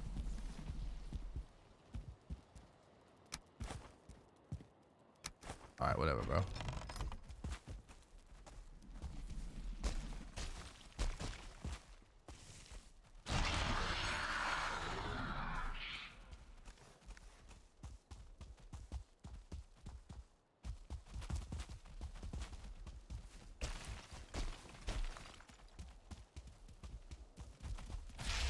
Oh, fuck.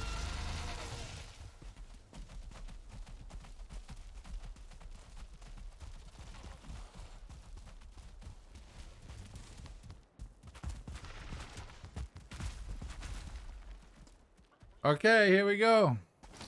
This is going to be one of the trickier things. We need that fragment right there.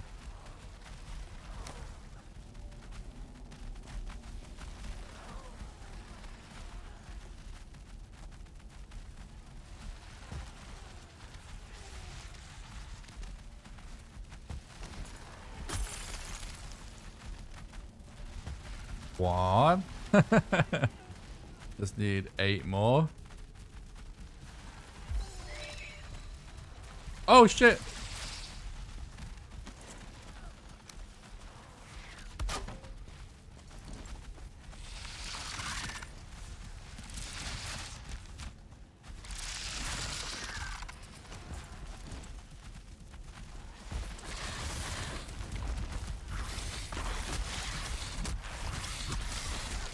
No. No.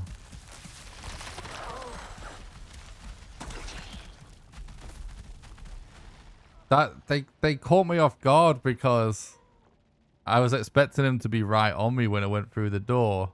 And then they all just came out of nowhere. Like, it actually looked kind of clear for a second.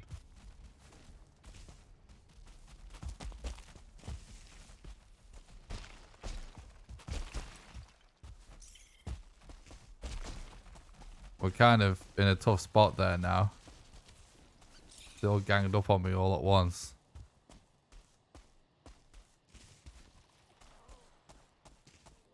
Like the stream on YouTube if you haven't already, please. Oh, thanks for reminding people. I appreciate that, dude.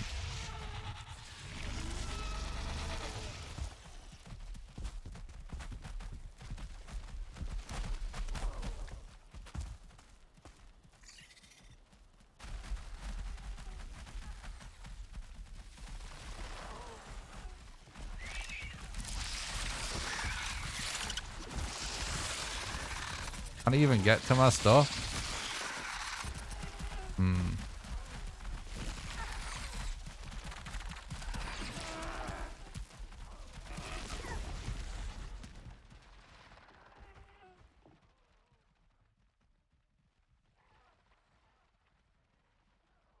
I'm wondering, like, if taking it, like, slow in these dungeons may be the best thing rather than what just happened there.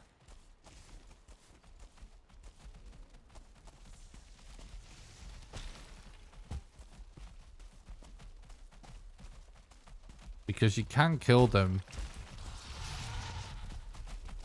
with fires pretty well.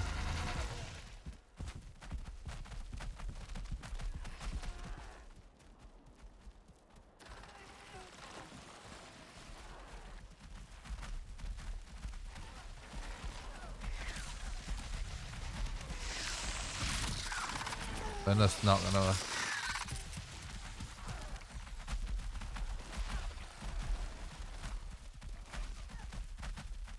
I'm wondering if I can actually drop down.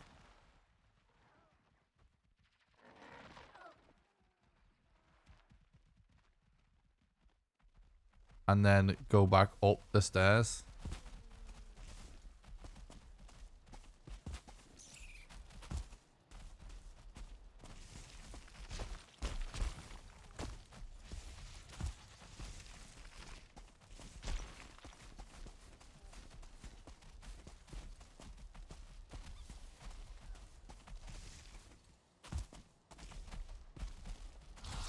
What's up, Olsen? Thanks for talking about the stream. Hope you're doing good, dude.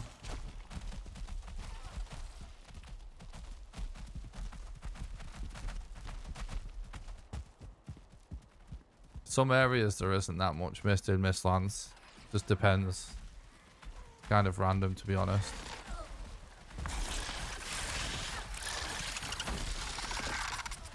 Yeah, I mean, we definitely got through our stuff faster.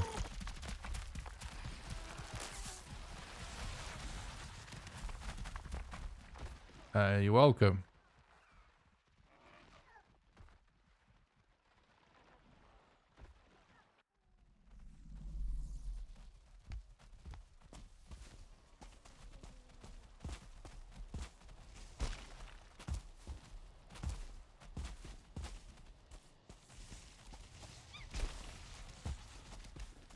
What do you mean? Cleared a whole dungeon from the entrance, nothing jumped up. What entrance? What do you mean?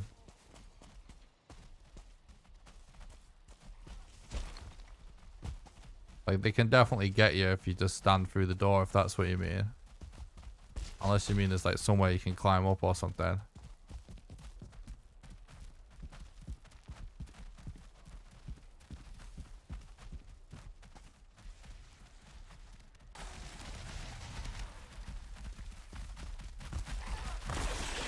Whoa!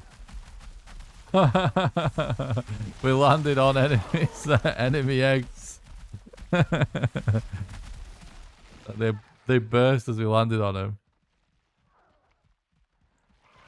You can place fires to block them, and then place cooking stations to block them, and then place fires. That's what the plan is. But it was actually, this place was empty, and then all of a sudden we walked forwards and they surrounded us. That's how we ended up in this situation. But yeah, the plan is to just handle them by killing them with fires that way.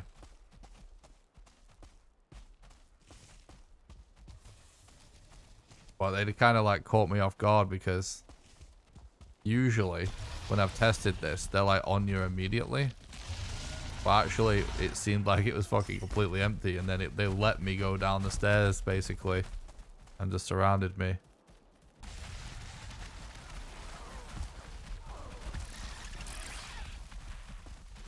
Oh my god, there's a soldier down here as well, even.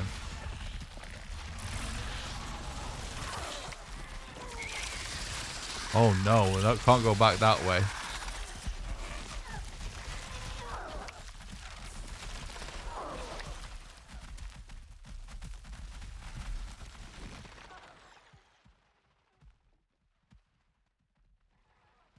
Yeah. I know what you mean, because I've had the same thing happen, but it doesn't always work. Like, I literally just died to a Seeker there before.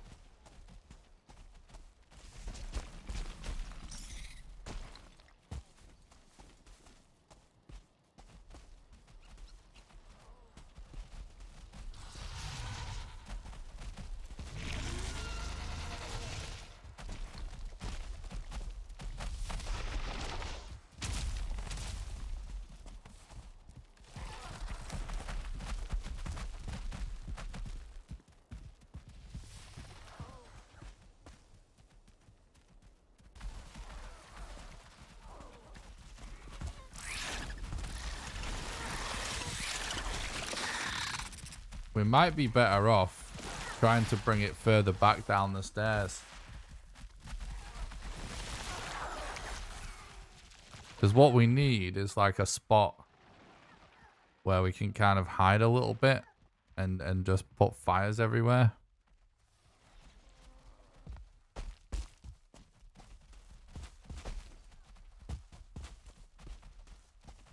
Getting it back up the stairs seems not really worth it.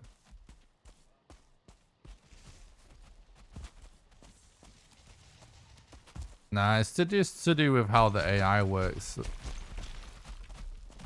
Basically, it's if they get that flying animation, if they manage to come in at the right angle, they can fly up that bit. But sometimes they miss.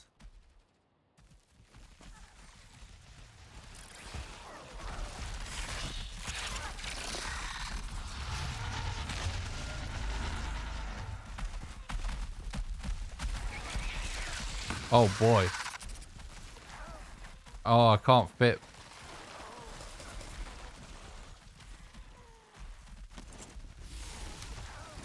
Okay. We're here and we're alive. Let's see if there's anything useful in this room.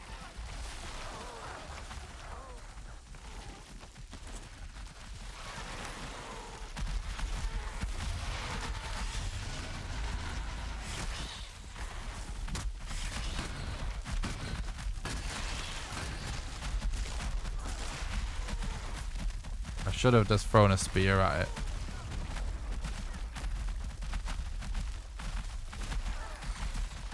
Should have thrown a spear at it. Probably would have worked.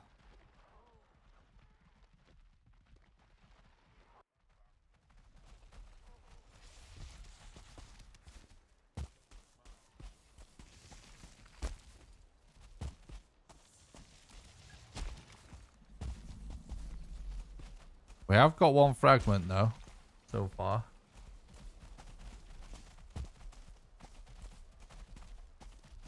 We always have the option of oh shit, I thought that was the... I'm dead. Nope. Yeah, we always have the option to world swap and go get some more fire mats, but I don't mean...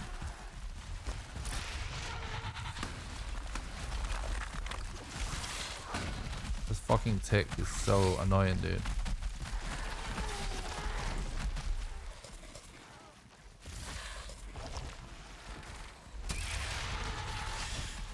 Bro, why... Oh. There we go. Uh oh. No, you stay there. No!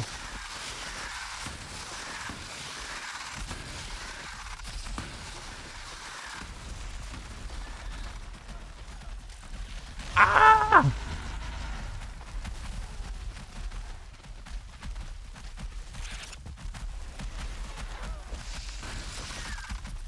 Oh. We've got a soldier at the top and a soldier at the bottom, bruh. He's gonna fall though. Oh shit. No.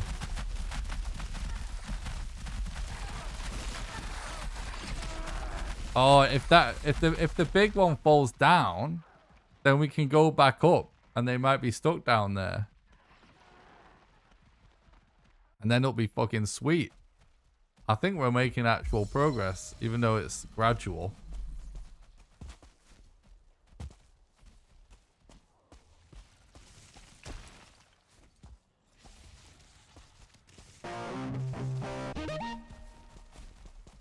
You see, last time I did this, I had the Abyssal Razor, and to be honest, on a random seed run, there's a good chance we would have that.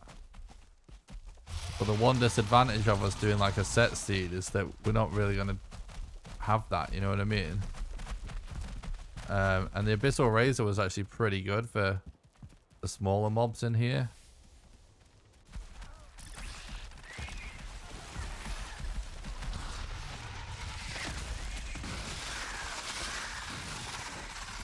No, why is it not?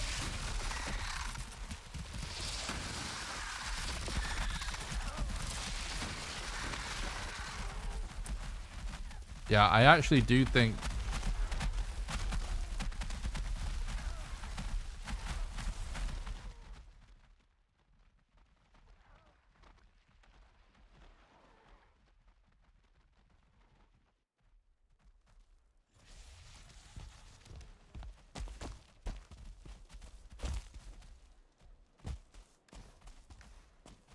Yeah, it's looks a bit to his fall down is already there.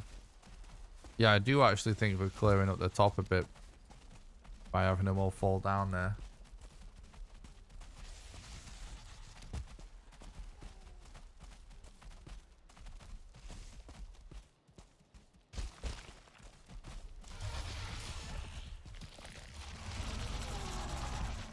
If you backseat one more time, Dunkel, I'm gonna ban you, okay?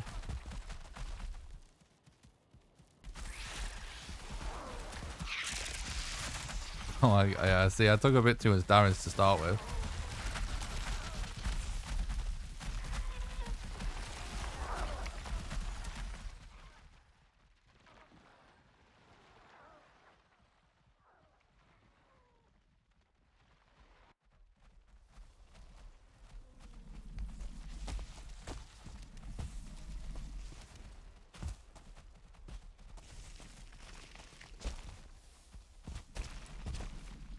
Well, our bed's like actually in a safer spot, I would say.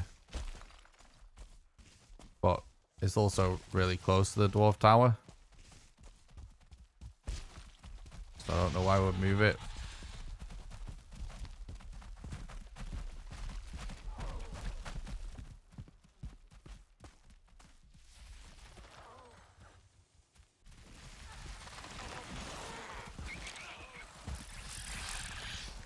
Yeah, donating doesn't mean that you get to just break the rules of the chat. So it shows exactly the type of chatter you are, the fact that you reacted that way from me saying that, mate. So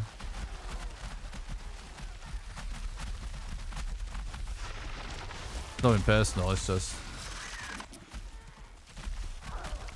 you literally just backseated and you've been around long enough to know that's not allowed.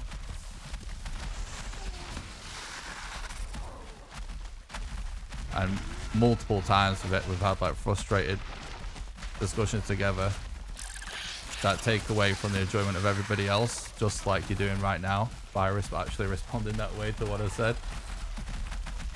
And no one can donate any amount of money to this channel to make them immune from the rules, because the rules are there for a reason, and that's to preserve the content for the enjoyment of everybody else.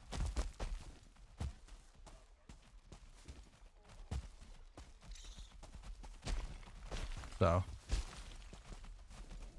no hard feelings, nothing personal, but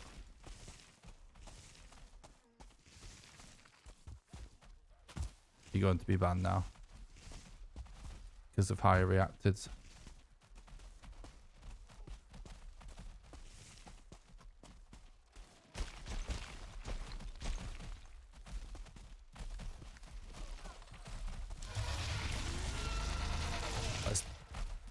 People just be in a certain way. It's like nothing personal. It's just mega distracting if you just be kind of annoying in the chat.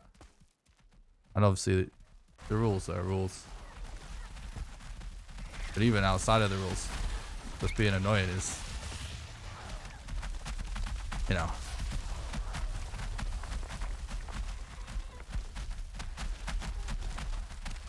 Ruins content for everybody by winding me up. Everyone agrees with that, I'm sure.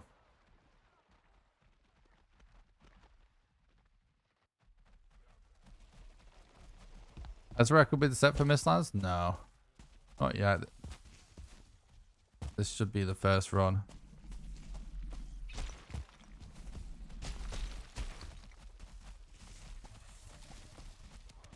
The funny thing is as well, like the irony of Dunkel being like, oh, okay, bye.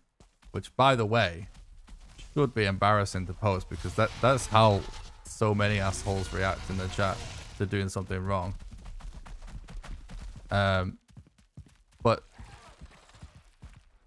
like the guy's broken the rules of the chat by backseating more than once.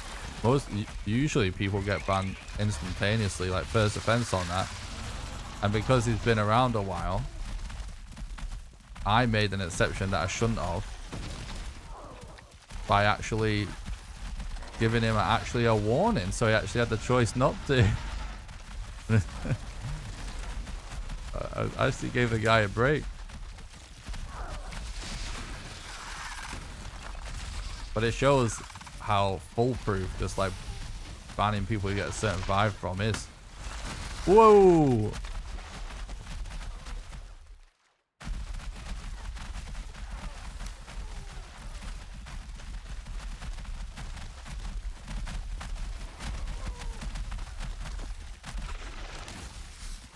We're so close to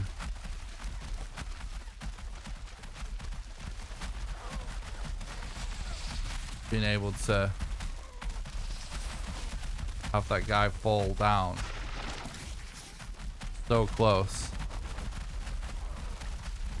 What's up, Angela? Thanks for stopping by. I hope you're doing good. The update's awesome. Absolutely loving it.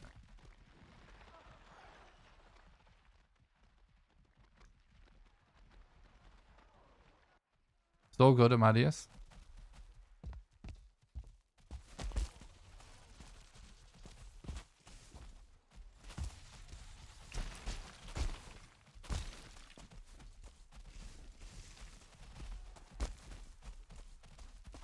Yeah, and just to clarify as well about the whole backseating thing, you can't just overtly backseat, like actually just type an order in the chat and then say that it's not backseating, it's just an idea. It's not how language works. Whatever you're thinking you're doing in your head is irrelevant to what the actual message is on the other end. Okay, so just try and be aware. Well, most people get that, I believe. Not usually an issue, is it? Oh, we're getting it a bit further down now.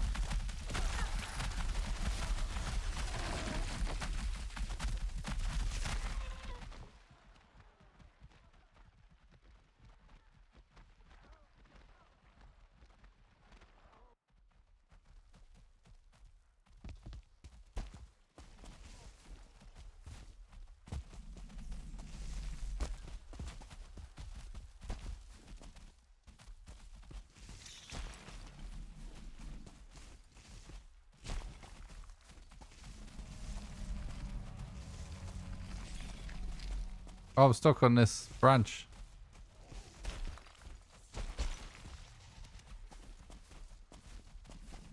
I think actually, yeah. I wonder how easy it would be for us to find other dungeons as well. Because could potentially be an approach to just be like, oh, that dungeon's layout is not ideal. Let's try another one. You know what I mean?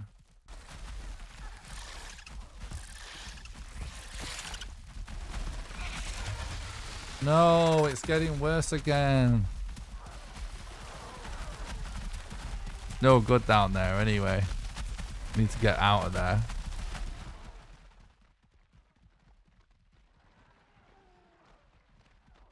Oh, awesome, Angela. Yeah. Hopefully have a good summer holiday.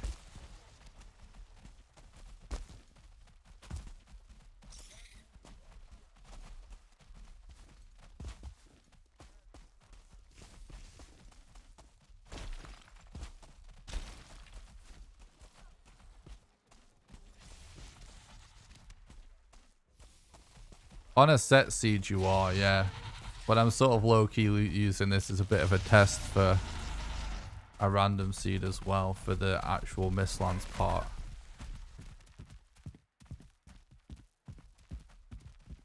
Yeah. Actually, the rock formation is random. But yeah, I know, I'm aware of the other ones.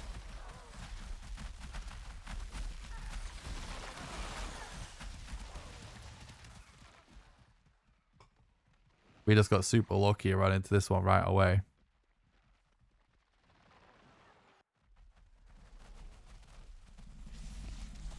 Oh my god, I just realized that it's 4 in the morning. It's gonna be a late night for me tonight.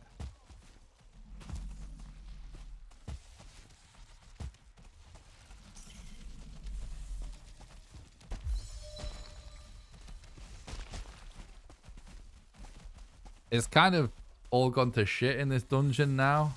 I think because of what the arrangement of like where the enemies are. Whereas I think next time we're going to try and just take it slow in the next dungeon we go to. And just try and sort of pick off enemies one by one.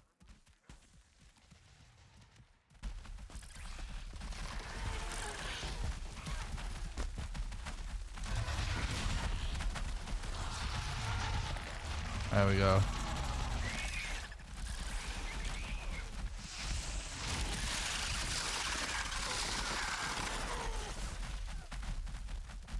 Oh yeah, this is how we ended up in this, because of this stairwell. But we're gonna have to try and figure out the stairwell.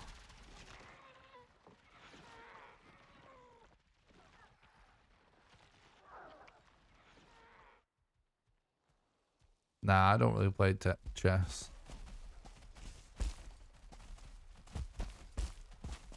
So we've, even though it's been completely scuffed, we have managed to sort of explore the mine, haven't we?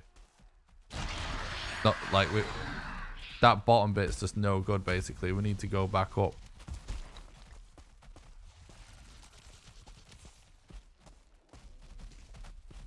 $5 AM here, but this stream is just too entertaining. Oh, thanks, Hercules. I appreciate that. Nothing to say, bud.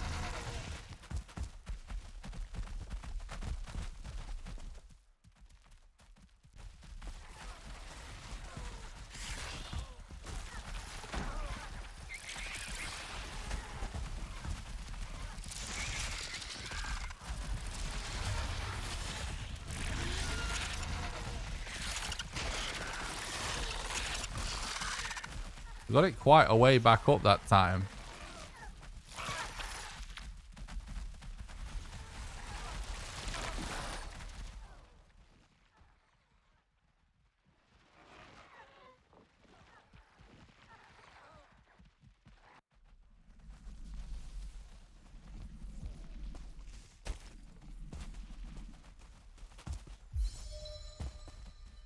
He's showing the rest of us what to expect. Hopefully your guys' survival runs don't look like this.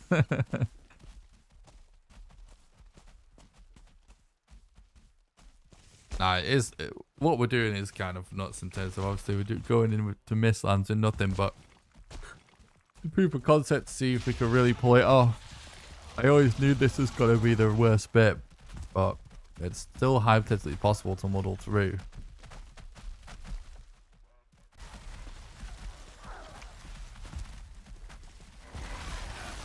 Oh, you know what? I think we've messed up there.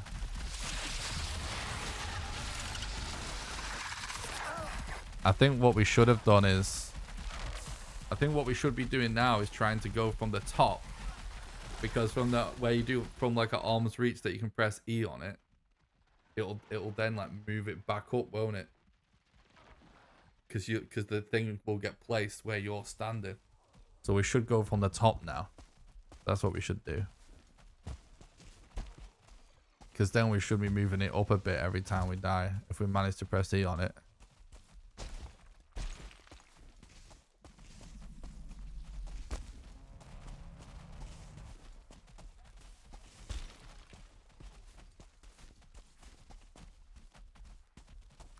Oh, by the way, something we should have said earlier is we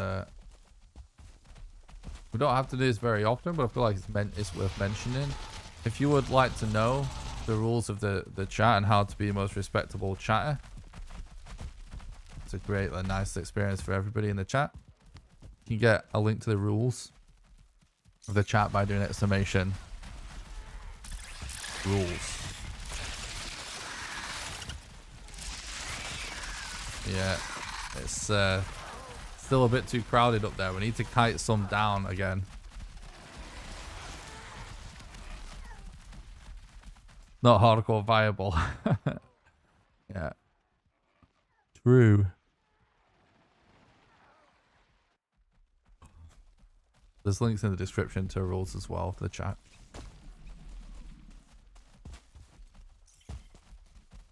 Particularly if you're a regular, you should familiarize yourself with them.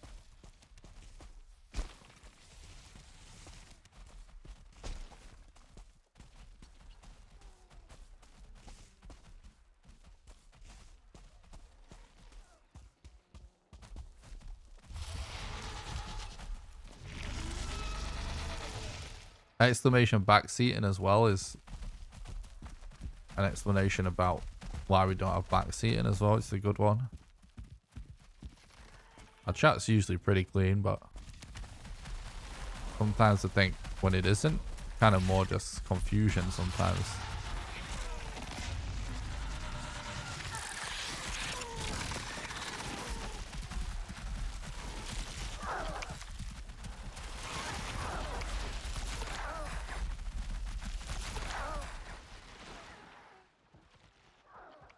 Oh, nice foothold. I appreciate that. Thanks, dude.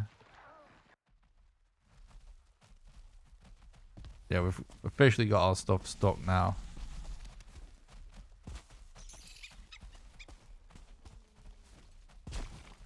We have a few options. Like obviously we could have gone to meadows. Can go to meadows and like, get some more campfire mats and stuff. That's actually what I said right when this started, but we also want our stuff back, and I want to see like what we can really do in terms of just running around like this, because we part of this as well is like this is still ultimately kind of a test slash proof of concept thing. Ooh, we actually can get further. Oh no, now he's come back up. It's kind of like every time we go from the top, the seeker walks up to the top. Every time we go from the bottom, he walks down. It's like we need to alternate almost.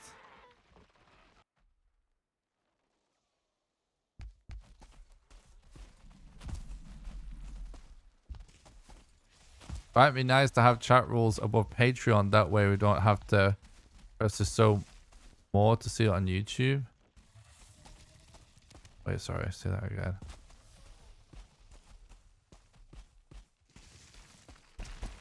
Oh, okay, yeah.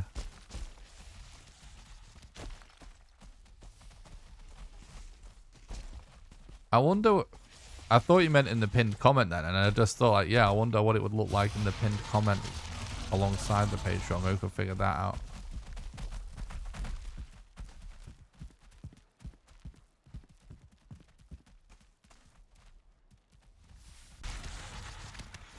Yeah, definitely could be good to have it a bit more visible on YouTube. I agree.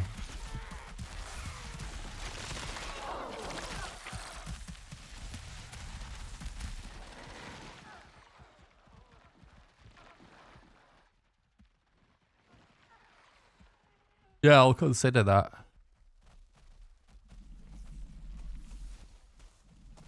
How do I not get bored after doing this for 9 hours straight?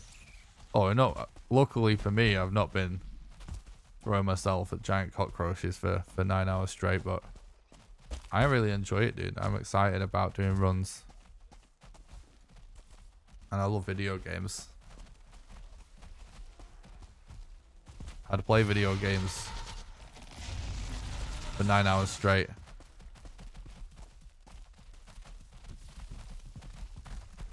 Anyway.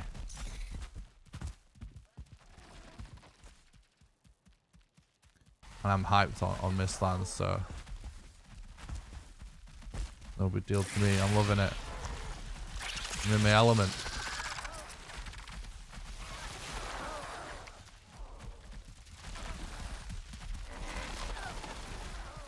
Oh, nice.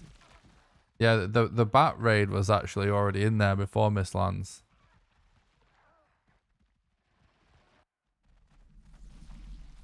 But it is a cool one.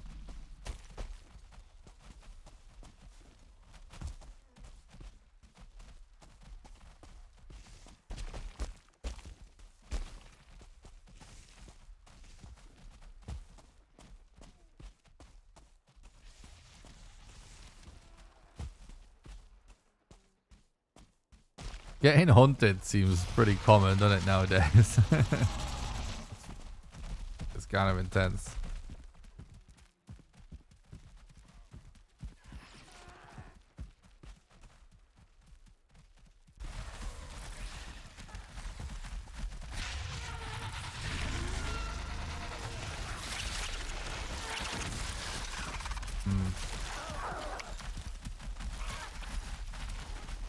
Alright. It might be time for a different approach.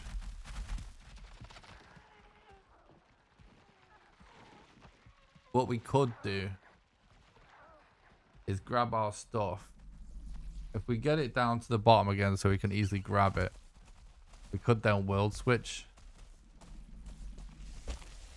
And then just drop everything in the other world and then die. Then we've sort of death warped our stuff out. That, I think, is what we should do. Because I think there is something to the AI manipulation. Like, I'm trying to figure it out.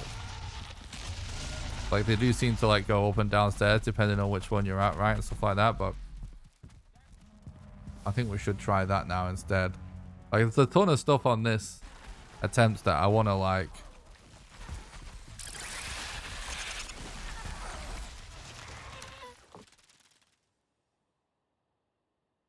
I want to experiment a bit with. Do you think you could get a sub button on Twitch? I actually used to, but they don't allow you to stream on Twitch and YouTube simultaneously and have a sub button. So until they change that, then no, because most of my audience is on YouTube. How many of us would have given up on this about half an hour ago? That's the story of my life, brother. It's what we do here. I'm chilling. I'm having a good time.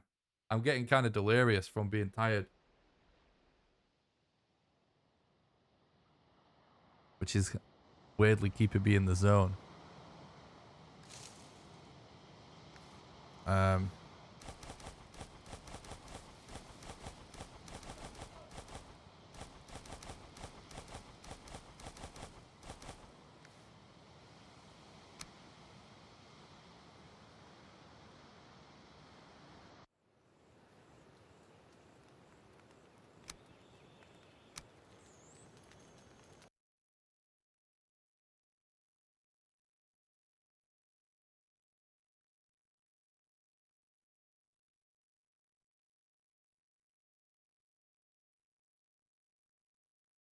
It's funny, Banana, because I used to not be familiar with Let's Game It Out until I started to get more viewers on YouTube.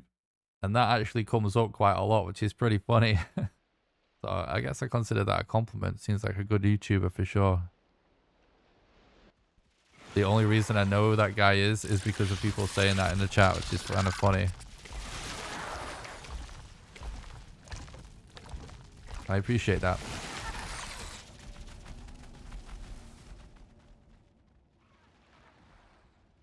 Thanks, Jam Dog. I appreciate that.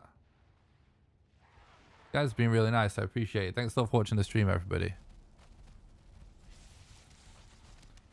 All right.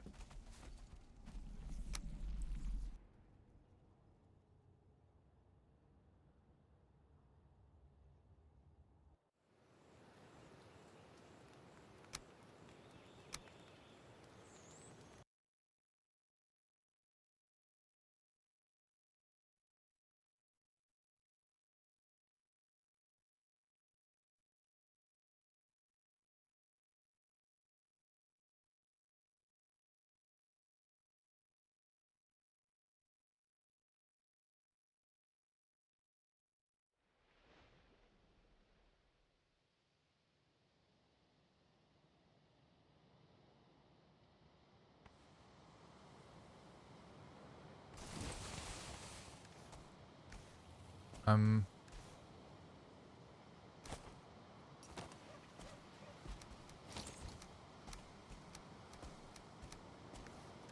Is that everything?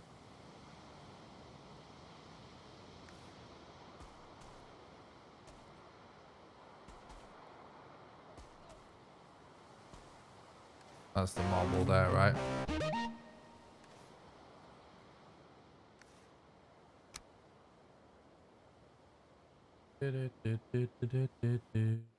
So I was checking my Discord messages real quick as well. We're good though. Nah, you can't build in mines, fortunately. I don't have an estimate for the full time yet. It's a bit too early for me to know. Maybe I'll have one in a week or two.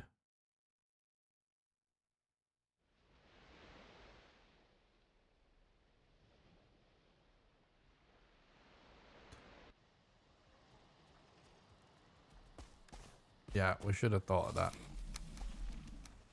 But I'm not mad at it because I did want to experiment. I think I missed some food there, but whatever.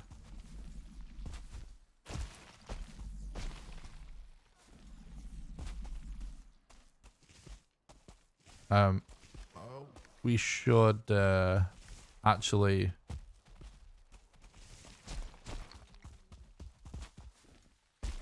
go. I should have been staying on top of this, really. What we should do is go back to our world switching place. And, wait, no. Yes. We need to get the, portal mats, because what we keep forgetting is to stay on top of all the smelting. We keep forgetting to do that.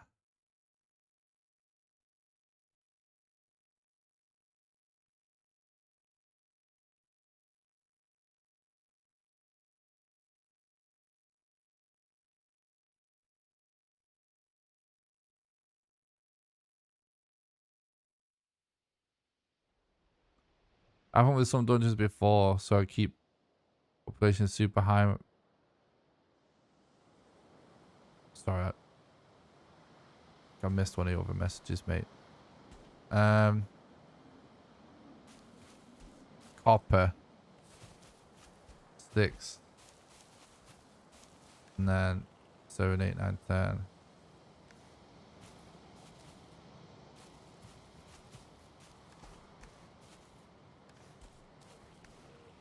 And it's fine wood.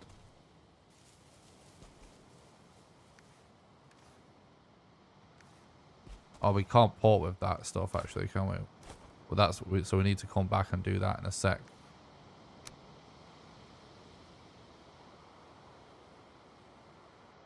I think the AI feels a lot more aggressive with the Mistlands update. Yeah, perhaps. I've heard a few people comment on similar things.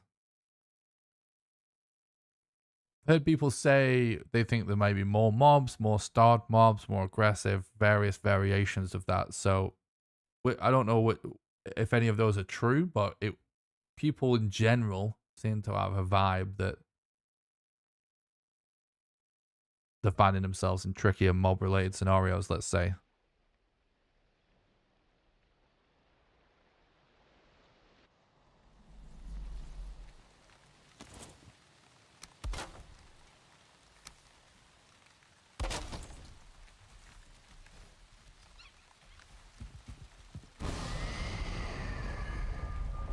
Getting attacked more often, they seem to be more persistent. Maybe we were crazy. Yeah, it's interesting.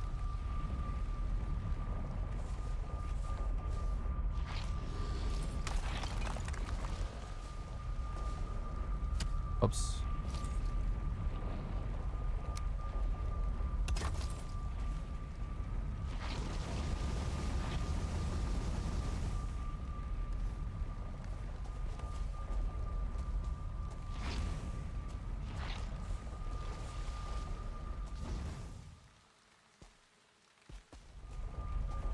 random bits of coal all over the place. I mean, it's not like that really matters.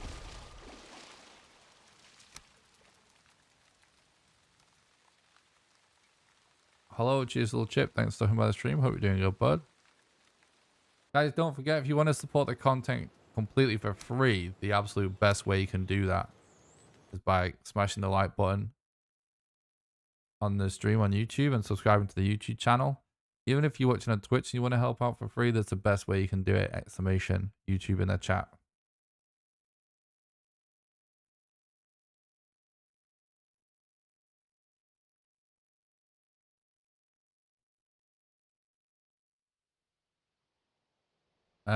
There are multiplayer speedruns. I forget what the largest player count is. I've done them before. I'm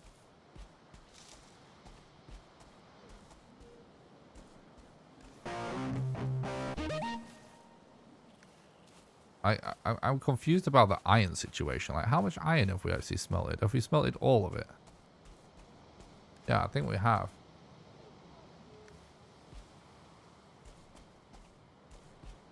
I don't know, dude. I think that's all the ores. The main thing is just to get this copper going, so then we can get a forge going, so then we can make some nails. So then, yeah. Then we move on to black metal.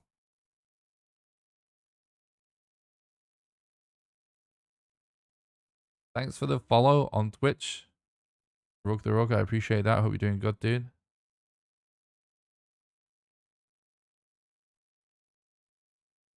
Yeah, there is a lot. If you guys want to know more about Valheim speedrun in general, you have to bear in mind that what you're watching right now is not yet a category or anything. And so they were in totally uncharted territory. This is way, way different to all the history of Valheim speedrunning. But Valheim speedrunning has been a thing since the launch of Valheim.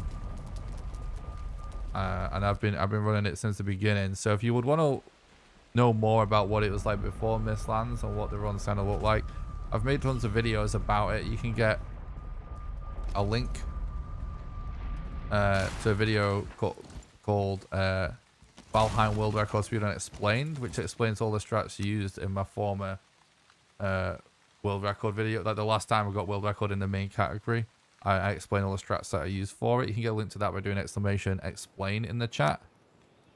I feel like there's a lot of new people, so I feel like it's worth mentioning. You can do exclamation explain. I'm on the public test build, yeah. And also, for anyone that's brand new that wants to know like basics, I made a video where I answer the top 5 most frequently asked questions I get about Valheim speedrunning. You can get a link to that by doing exclamation explain. And there is more videos on the channel as well. There's one that's an older one that it still covers some strats that are still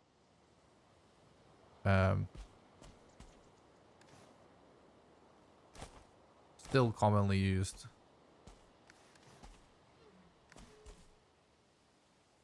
All right. Still effective, rather.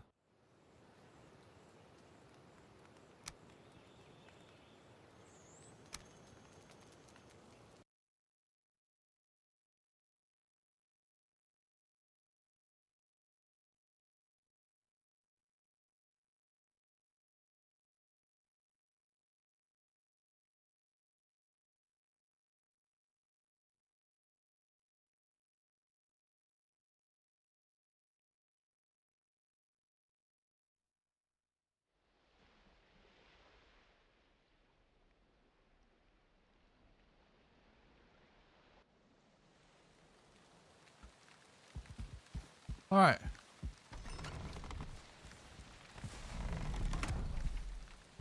I was picking up all kinds of random shit. All right, let's go.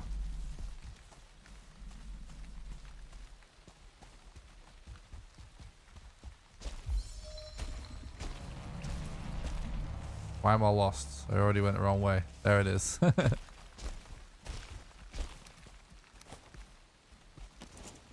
All right.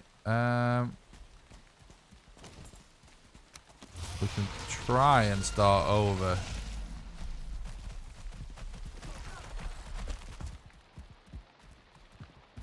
I actually haven't bred chickens yet. A lot of that kind of like regular survival-y stuff I've actually not had a chance to do because I've just been so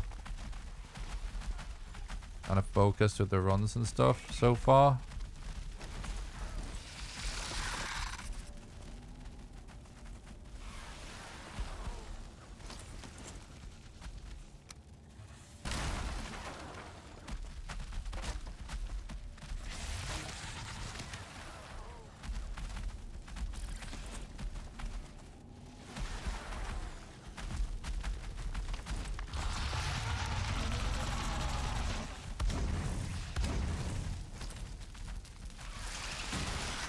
Uh-oh.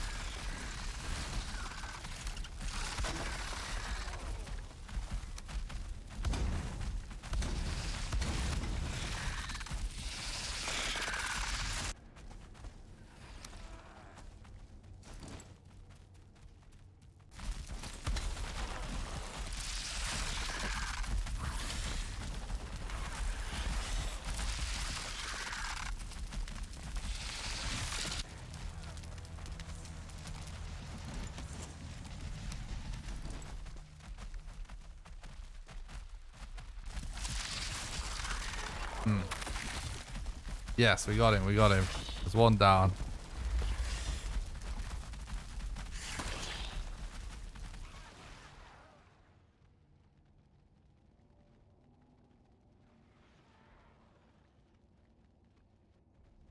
I appreciate that, Jam Dog. Yeah, it's almost 4:30. Appreciate that, dude. Thanks for checking out the content. Aaron, thank you so much for the $6 super chat. You're an absolute legend. Thanks so much for supporting the content, helping keep the dream alive. Really appreciate that, bud. We've officially been doing this run for 9.5 hours, and it is 4:30. And I'm gonna try and not stop until we finish it. I'm gonna try. Now, you know, I'll admit we may reach breaking point, but I'm gonna try. Thank you so much again for the super chat. Just accidentally spent 100x this on a new computer monitor, so drop in the bucket, right? Sad face. What the hell? Accidentally spent it on a new computer monitor. Thanks so much, Aaron. Appreciate that, dude.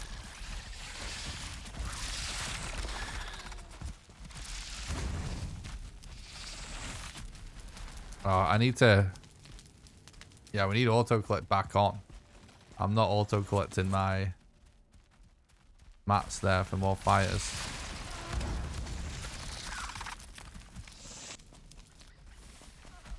So they'll still be actually taking damage, by the way, from this fire.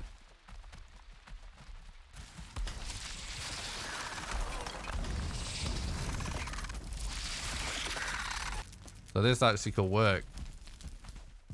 Because dungeons actually just exist really far above the ground. So this actually could work. I never actually tried this before, just going in and out. Thanks so much again, by the way, for the $6 super chat. Aaron, I really appreciate you supporting the content and helping keep the dream alive. Appreciate that, bud. You're a legend. Whoa, bro.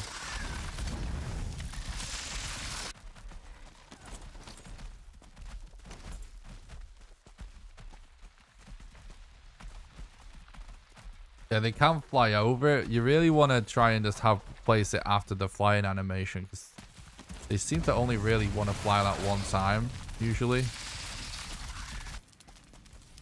We're cooking him now, though.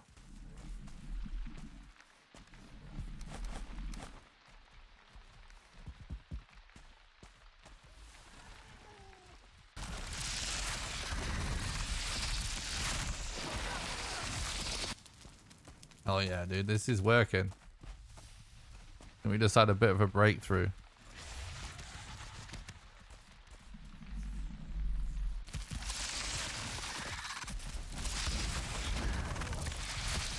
Oh, that's not a breakthrough. But taking damage, which is good. A lot of damage.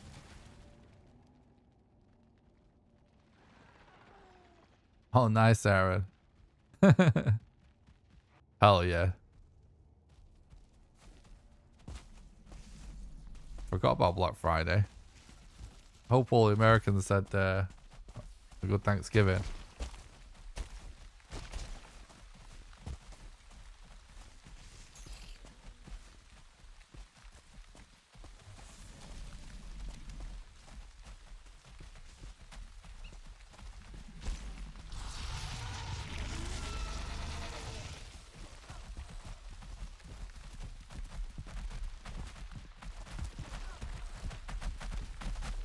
I'm sorry.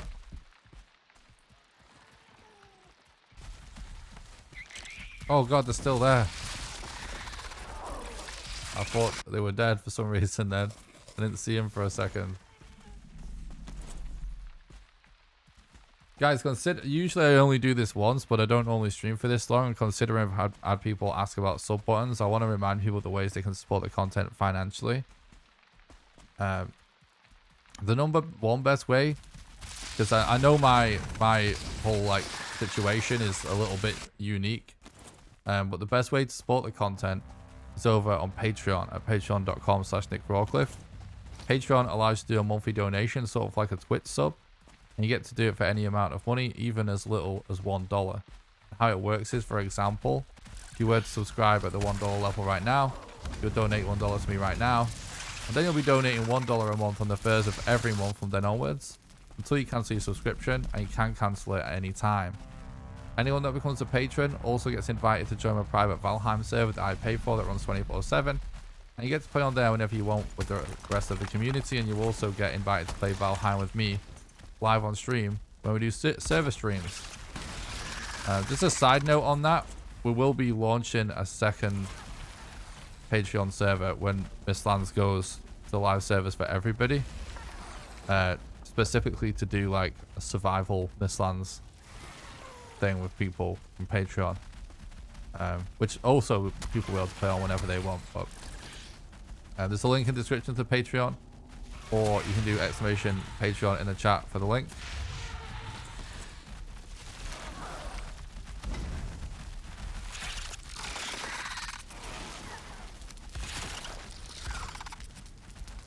The second best way you can support the content financially, oh god, is actually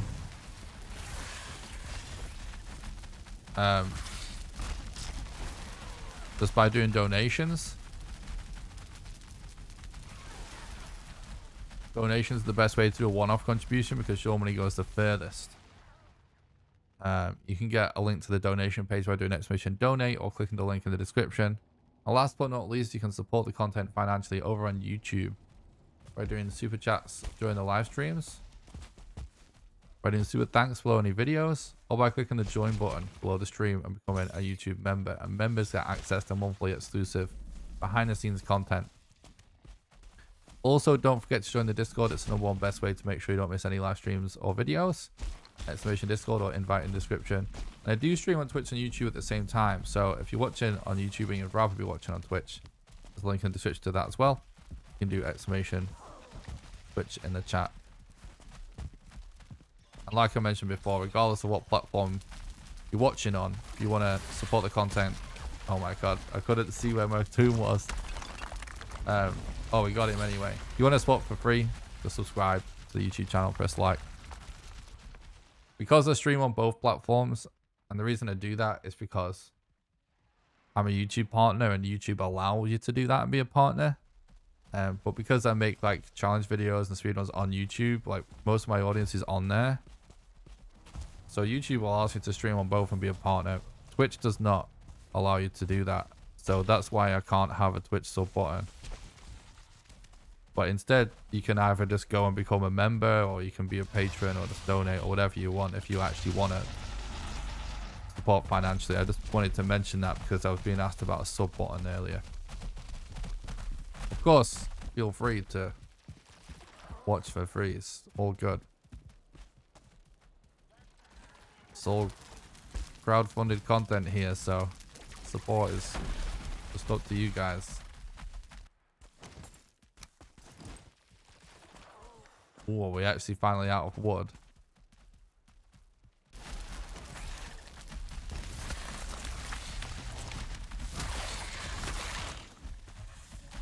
Yeah.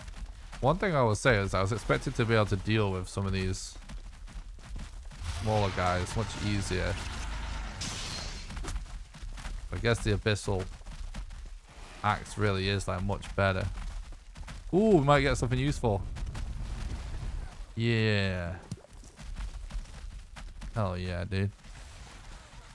We needed that. I think we need 5 of those. Yep. Right, this dungeon's done, right?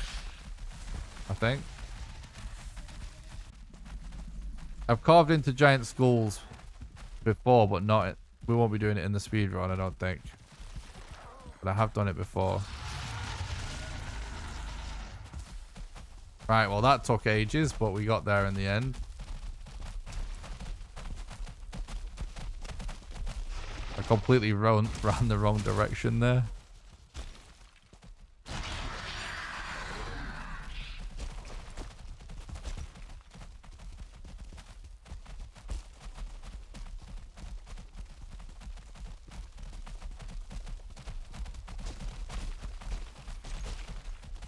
Considering we've got a soldier here, we could try this strat.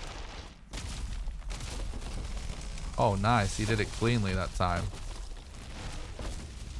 Whoa, that's the attack that's hard to deal with. Oh, yeah, Aaron, that's cool. He is a pretty epic mob for sure. So this guy can potentially save us not having to make a black metal axe, because he can get the Yggdrasil trees down for you, because he's nice like that. The problem is it might take forever depending on the drop rate, so it's where I wanted to test it out more on a real run. For whatever reason, I only just remembered. But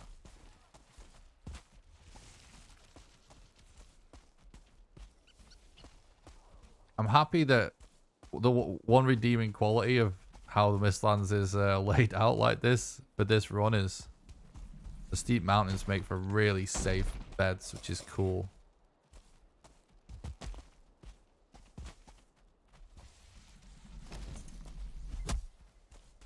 Yeah, I don't think there's anything we could do with this now. I was hoping he would have smashed it some more, but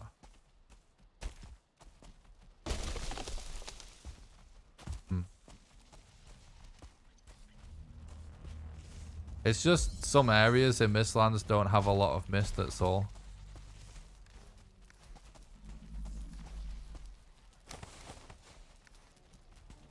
My Mistlands is plenty misty, don't worry.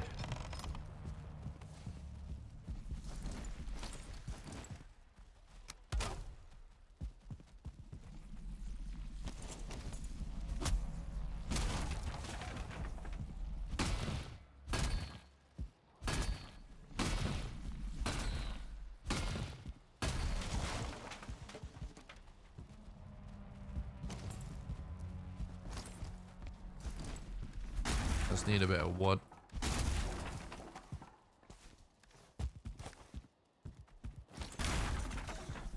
Wow, you would have thought that our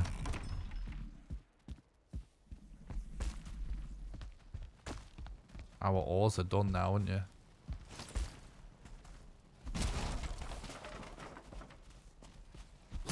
Nah, you can't damage them with an axe like the ancient trees, fortunately. I'm still looking for a way to deal with them once they're downed.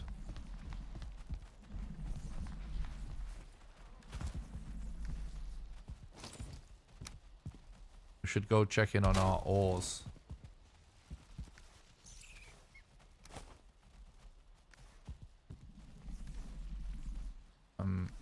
Yeah, we need to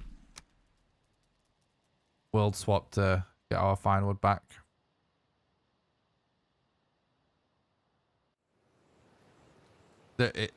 That's yeah, the Mistlands is full of mist, dude. If you actually fully explore Mistlands, you'll find that there's patches with less mist, basically.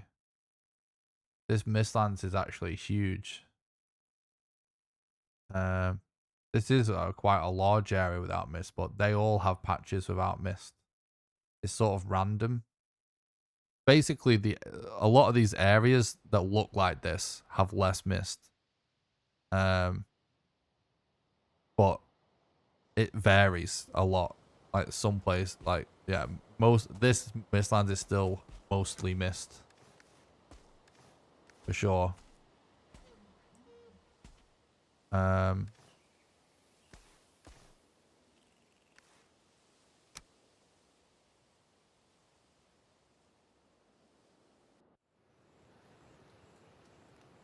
Thanks, Riding Day. Appreciate that. It's just we're only going backwards and forwards between these two buildings right now, and they happen to be in a spot without mist.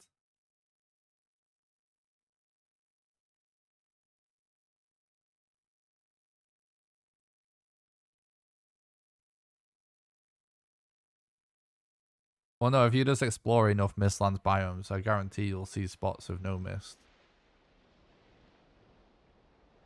I mean, it might be because you're on an old map, but I would just assume you've not seen a ton of Mistlands biomes yet.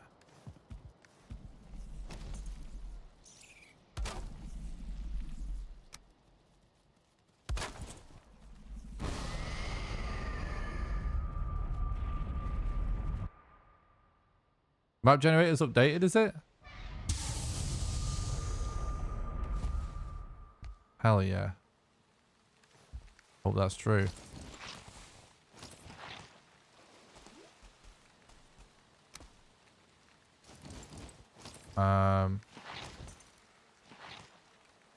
Coal. 4 coal we need. Should be some coal in here actually, right?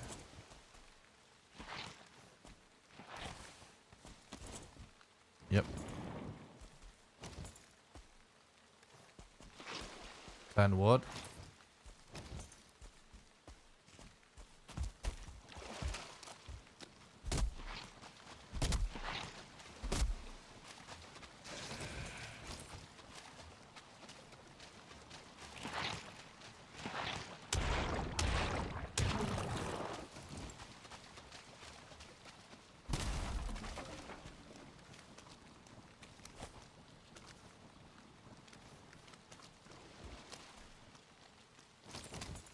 Yeah, I don't know, maybe dude. You won't have seen as many as me. Not possible. But yeah. It could be that it's an old seed. You're gonna have potential for smaller biomes.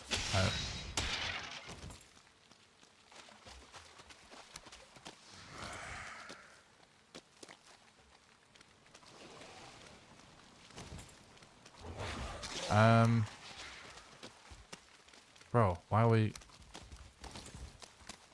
I'm growing so many people right now.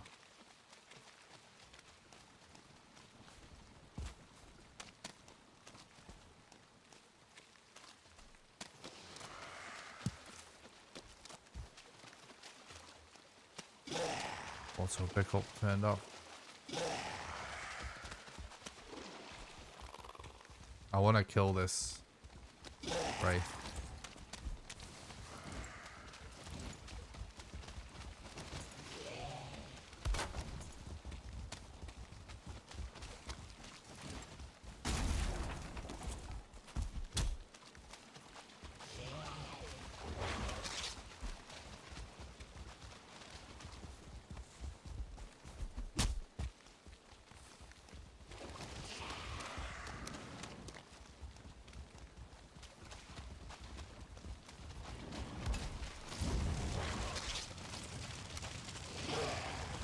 We need chains, so.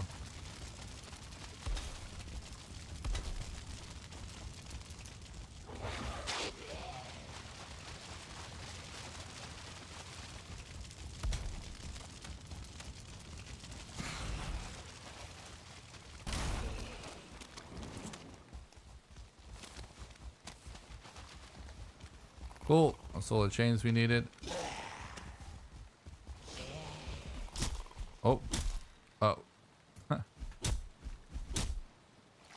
Oh shit. No, I fucked up. I fucked up. I needed to not die there. All that stuff is trapped there, isn't it? Oh, it's me getting confused with all the world swapping and stuff.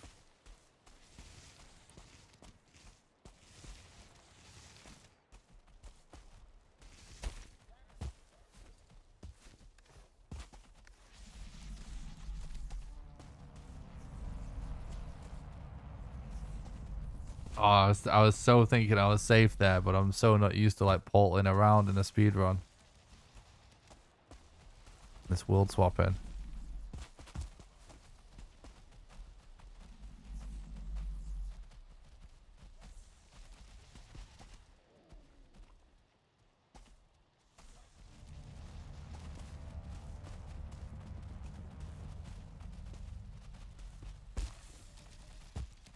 Don't know what to do now. Have we just soft locked ourselves?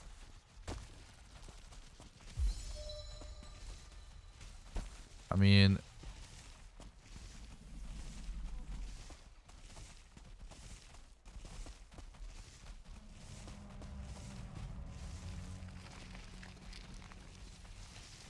we'd have to sail back to here.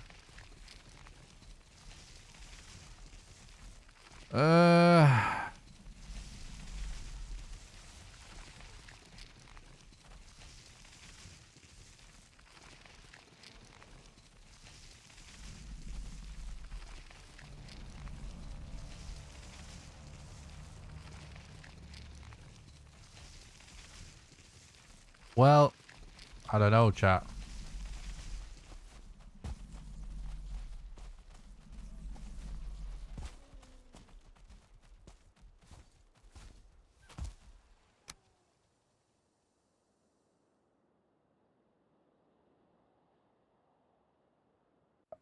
I don't think we can run mods on the public test build now. Let me actually check.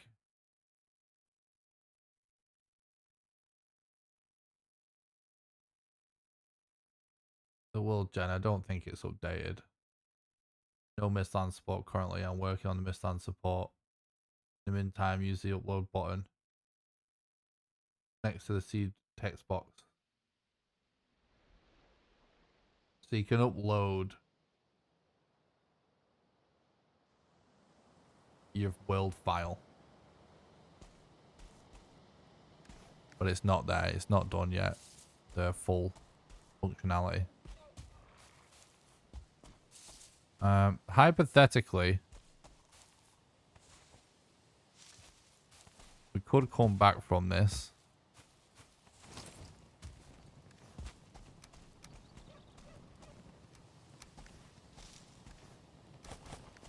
But we'd have to do that sailing. We'd have to sail. We have to get boat mats on this seed. And then sail back.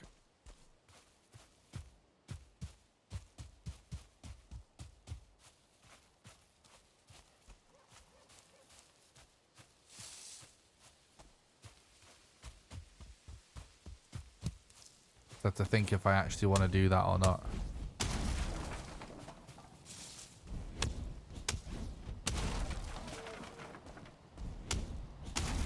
I mean, I said no resets unless we end up kind of soft locked. But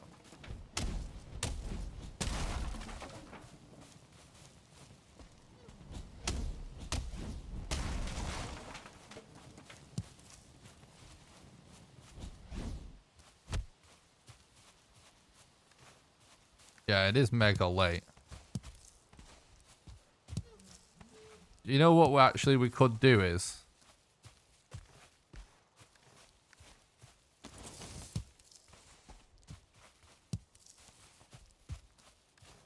we could also always just carry on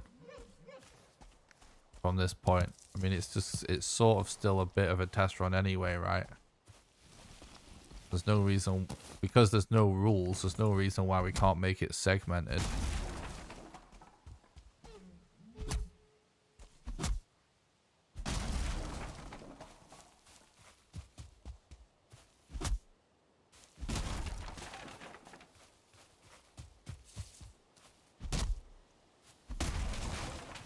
How many people are watching on Twitch and how many people are watching on YouTube right now? The thing is, I feel like we're getting close.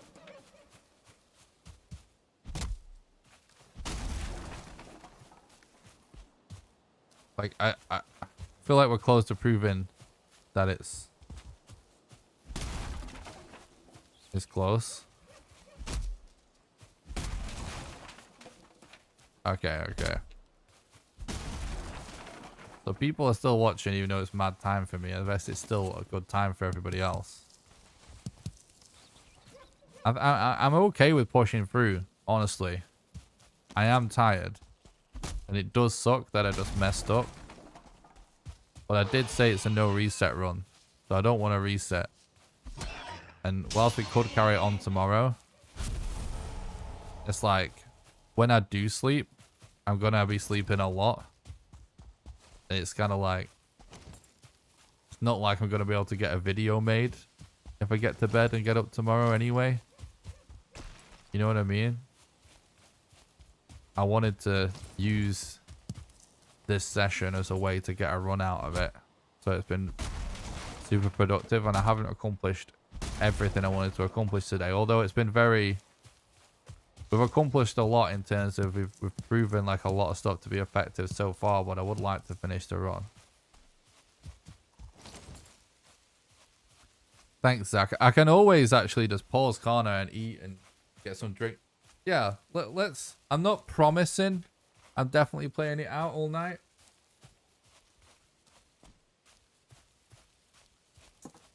I'm not promising anything. But I'm going to keep going for now. And if I feel like I need to take a break or eat or get some food or hydrate more and stuff,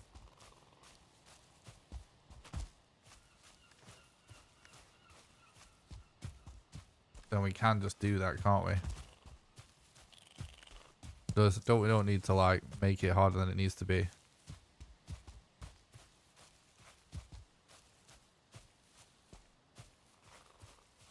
Guys, your Sunday there? Are you leaving us, Joe? Have a good one, dude. Thanks for watching.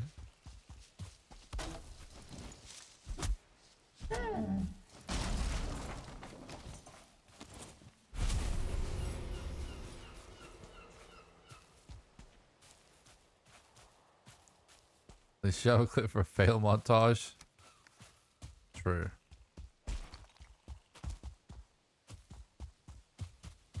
It's so foggy, I can't see shit.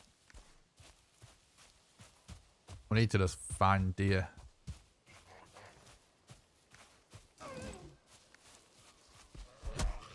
Not deer. Oh, that's what I meant.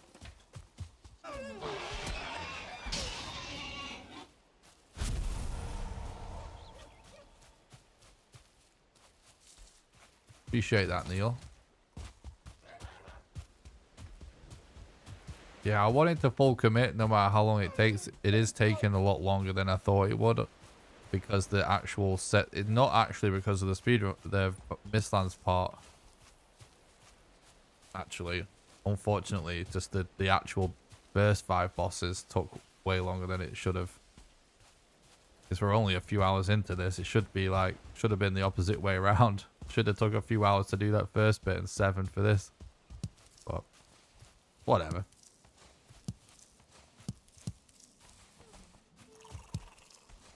I did rush into doing this. If I'd had one more stream to prepare.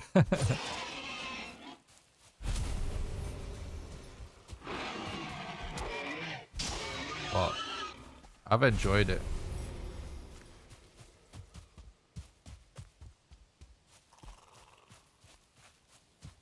True, Joe.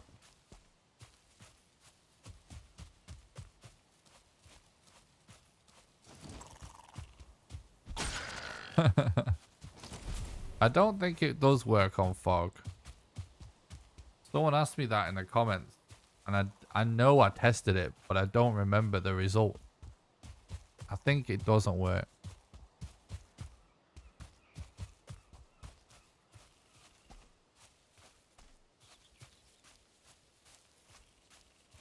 We could hypothetically portal. We did kind of need that fine wood and stuff, but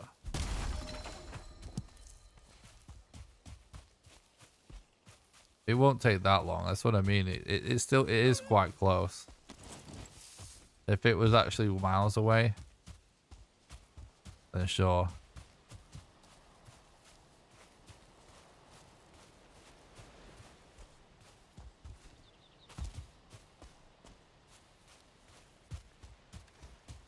I mean, that portal is in a pretty safe spot, isn't it? In the Mistlands.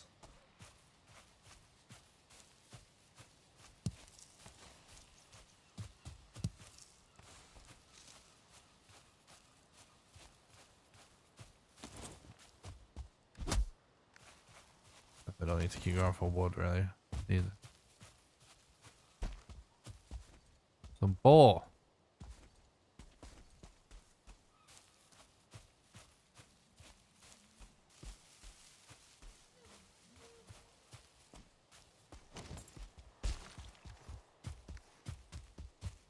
Just need one more.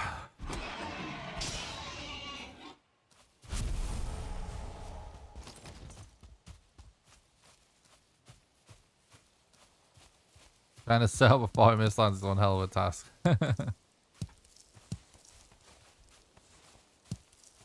Chris, thank you so much for becoming a YouTube member and supporting the content and helping keep the dream alive. I really appreciate that, bud. You're a legend. That really helps. Thank you. Hope you're doing good, buddy.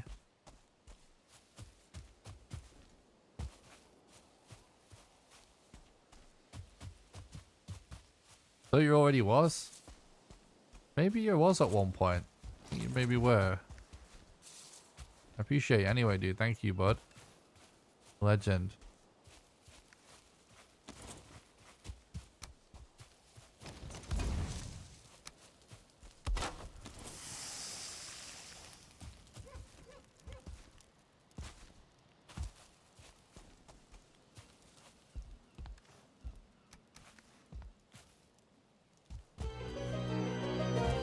Okay, there he goes.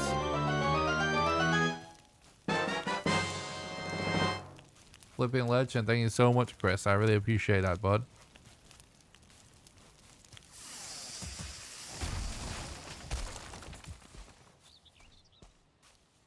Oh, I didn't cook everything I wanted to cook there. That was dumb. Whatever. There we go. Another piggy. Hog.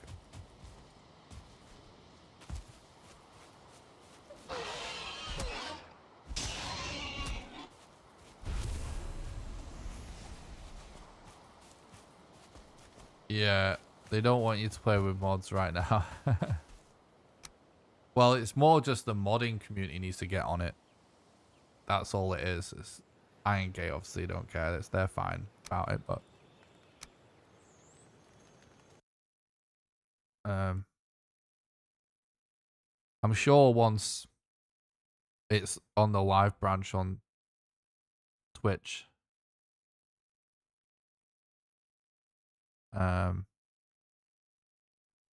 the modders will be on it pretty quick.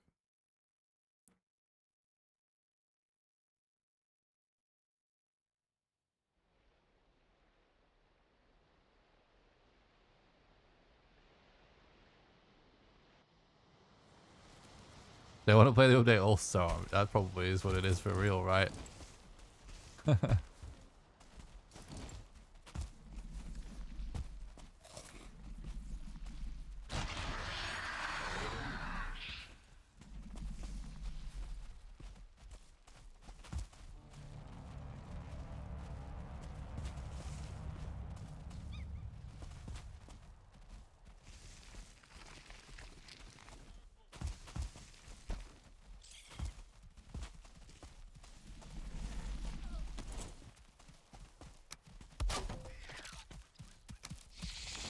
Whoa. Bro. Where did you come from, dude?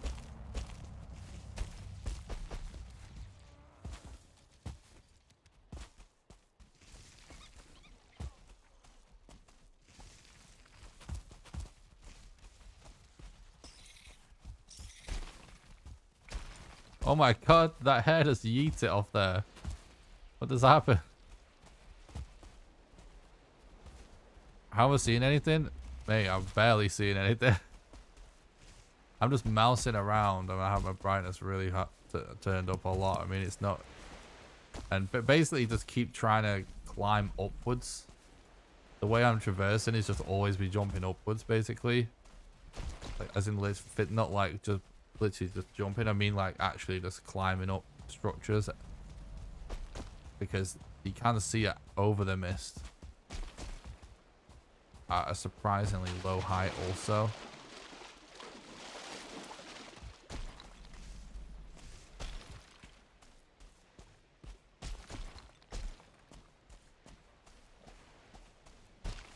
Zooming in a lot as well helps.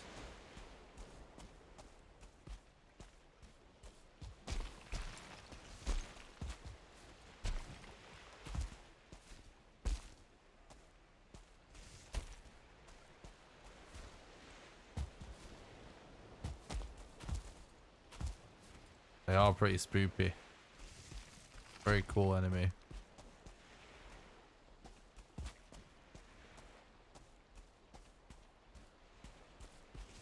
You know, a lot of it is I'm just sort of winging it. I'm not really, whoa, look at those guys. They look so cool as fish. I want to get in the ocean anyway. Like, I'm just sort of winging it. I can't, like, totally see where I'm going. You know what I mean? I'm just... sort of winging it. We'll go slow to start as we leave.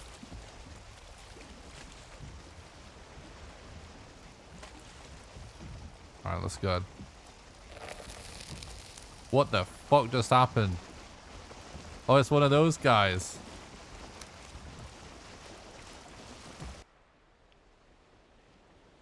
It kind of reminds me of War of the Worlds movie, the sound they make. They're almost like Valheim UFOs. Oh, you know what I forgot? I know sound cues are good. We should have been having the Mistlands music on in the background. Because it's dope. I'll play with music off because I will need to hear stuff, but... we'll leave it now, so...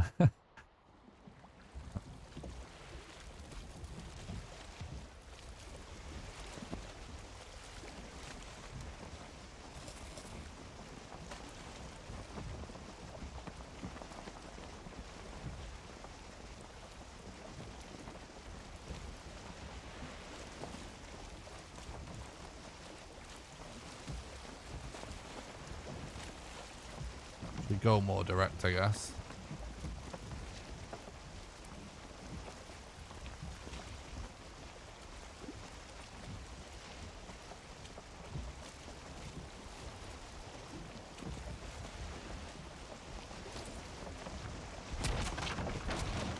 Shout out anyone that's been watching the stream for like several hours today. You guys, I know lots of you guys in the chat have been watching for a long time today.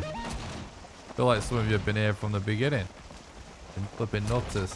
Thanks for the sub on YouTube. Wolfgar, I appreciate that, bud. I hope you're doing good.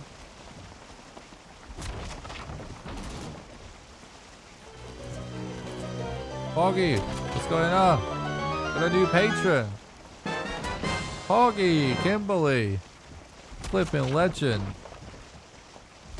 Thank you so much for becoming a patron and supporting the content and keeping the dream alive.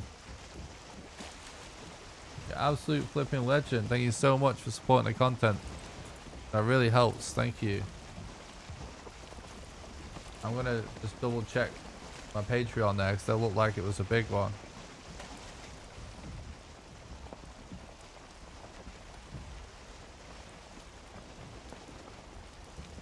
Yeah, Kimberly, you flipping legend is so generous. Thank you so much for the $25 a month Patreon pledge.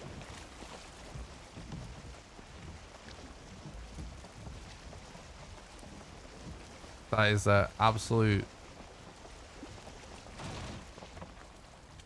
top tier Patreon pledge. Thank you so much. The legend. That is so generous. Thank you so much again. Genuinely helping keep the dream alive, Kimberly. You legend. Hope you're having a nice day.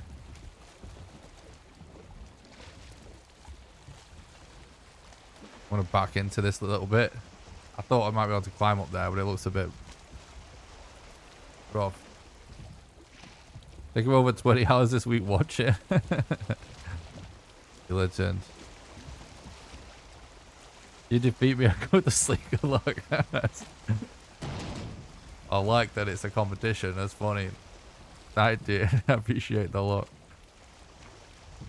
Thank you, buddy. You've been very supported on this trash run, chat.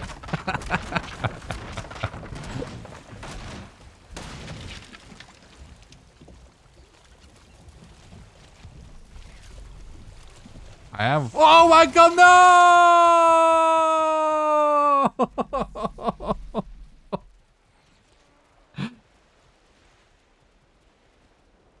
He just came out of the abyss.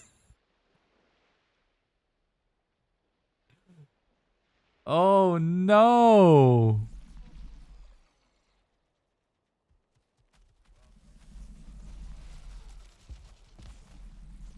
Oh my god, bro.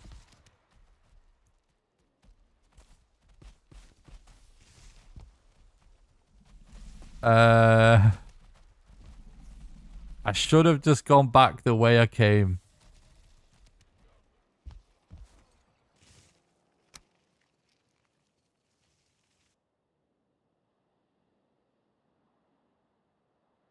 Well, we need to just go. We need 6 more leather. God damn it. Yeah, try that again. Yes, I am a full-time content creator. Still fully crowdfunded by our community. I'm not really big enough to make money from like sponsors or ads or anything. But yeah, I do this full time.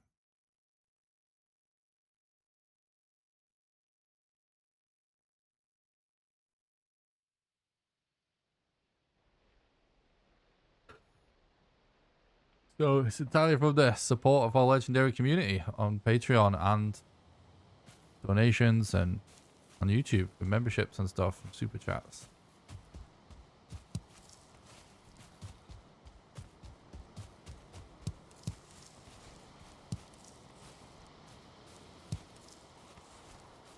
Can't wait for the double Mistlands boss bid. I know. I obviously right now I need to focus on like Mistlands dedicated videos, but at some point we're gonna need to get back to that double boss challenge series, and for sure that is totally the plan. We will be continuing on all the way through to Mistlands on that. I'm really looking forward to it.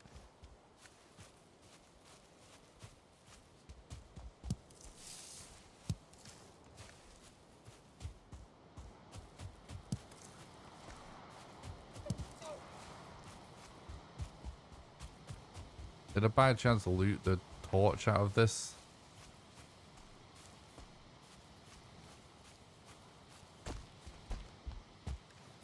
Yeah.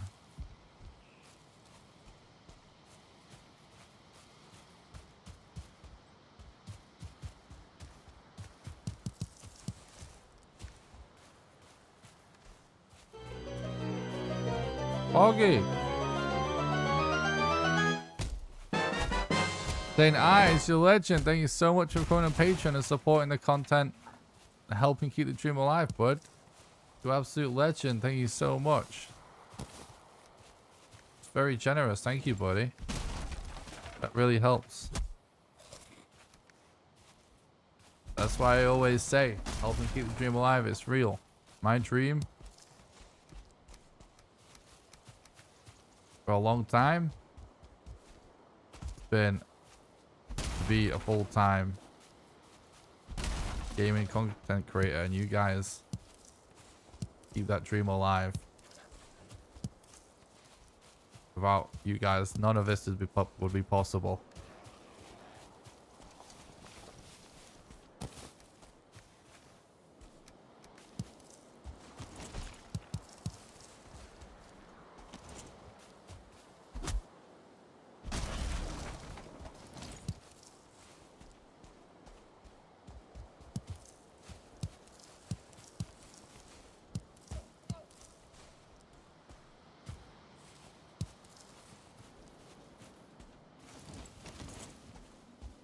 By the way, if I miss your message in chat, I'm just know I'm not ignoring it. It's either I'm trying to catch up between the YouTube and the Twitch chat, or I was just busy trying to do something in game. So if I don't ever reply, you might want to give me a few minutes, but if I don't reply after a while, feel free to repeat yourself. It's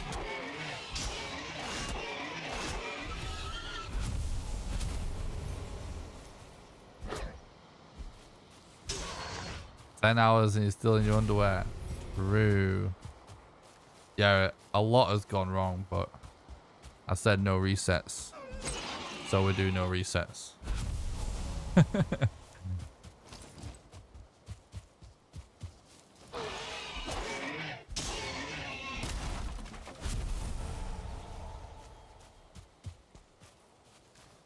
Yeah, ballstone definitely coming in clutch. You only need one more leather. So we won't have lost too much there.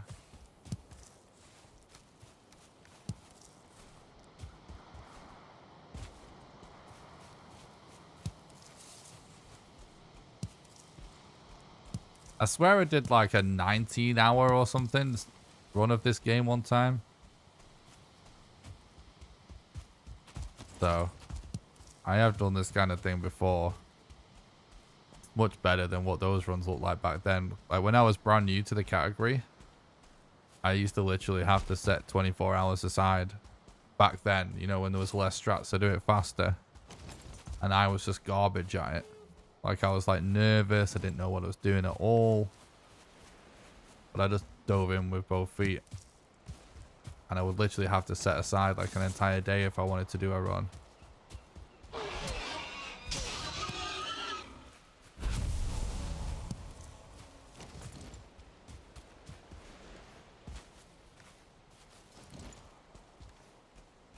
So, it's like the good old days.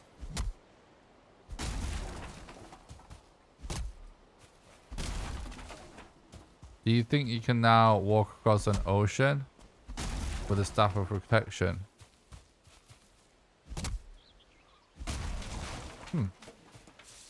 I would guess no, but I actually don't know about that for sure. It's a very interesting thought though.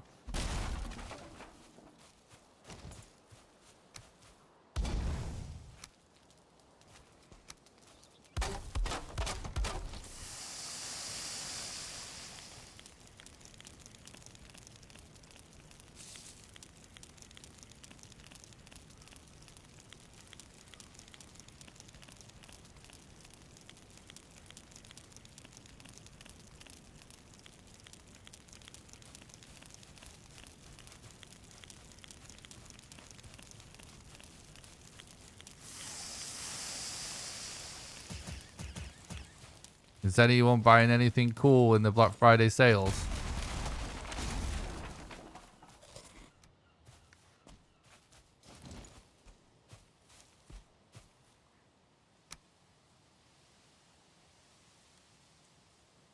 Hi, Droid. Thanks for stopping by. I hope you're doing good.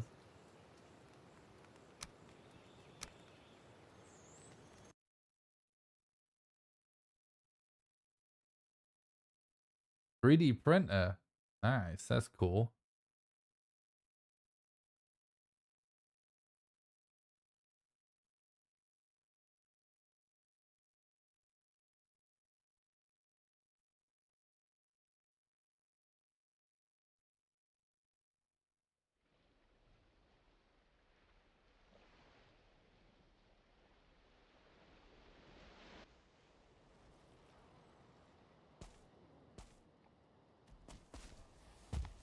Sorry, Patreon's fucking giving me like a notification. It seems like I don't actually need the notification. It's just distracting me.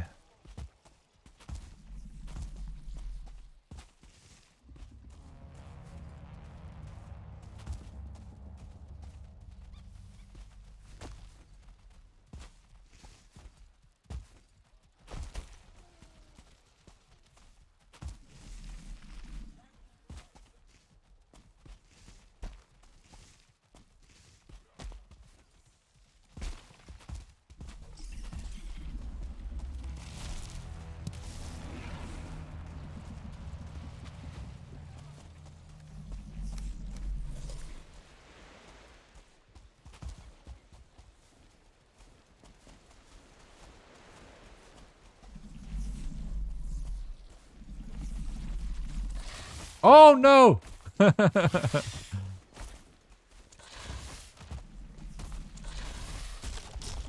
Fuck.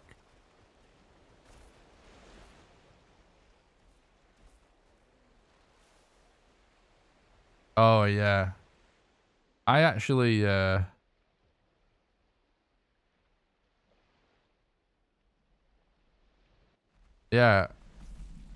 I'm considering trying to get into VR at some point. And I've looked into the Quest stuff, but yeah, I noticed the new ones that due out, and it's kind of seems like a weird time to buy. Oh, what, bro?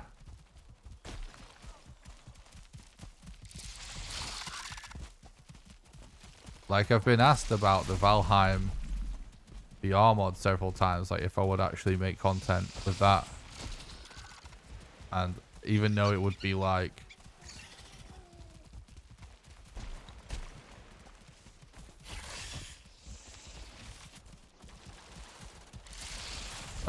let's say a very high budget production for me, it would be cool to do, right?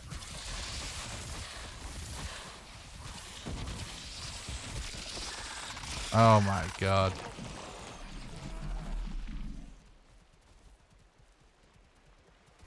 Valheim VR is scary in this mist. Yeah, it definitely would.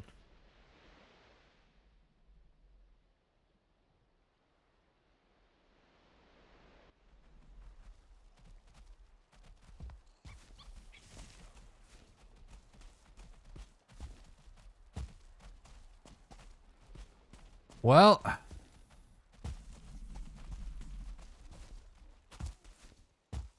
that VRWR. True.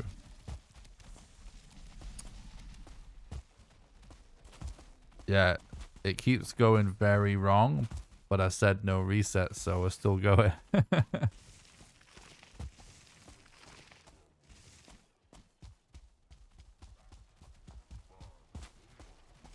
May have to like pause to eat at some point.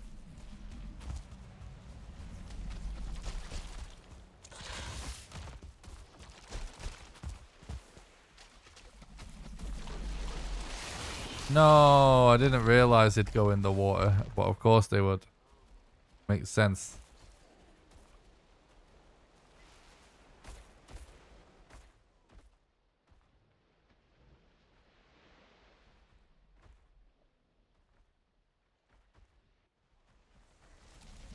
Is this how I set my baseline for records and improvements?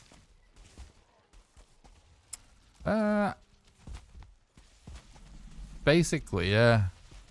Like if I'm new to a category or something, or you know something majorly has changed with the game, I will generally start with no resets, or at least low resets.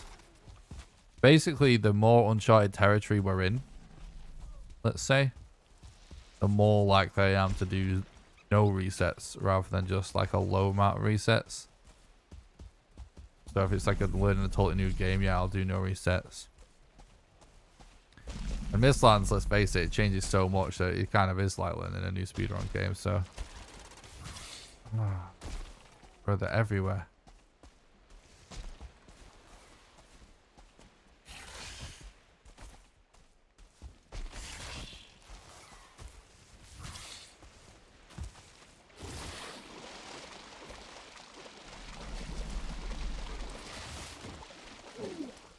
we can escape this guy. Yeah, this weird thing keeps happening to that weird floaty thing.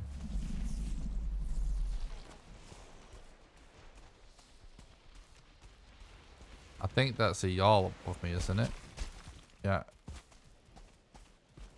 Well, this could get interesting, to say the least. Oh my god, it's a 1-star.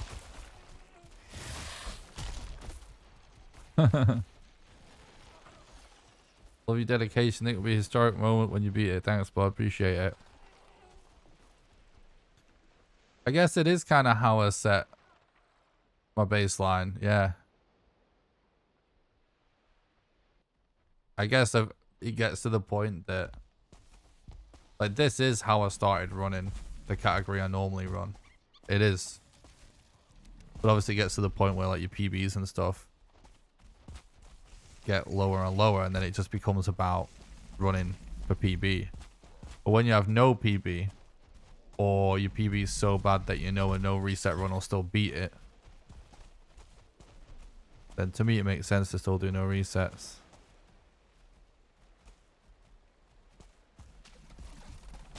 You know what I mean? We're so dead. Oh.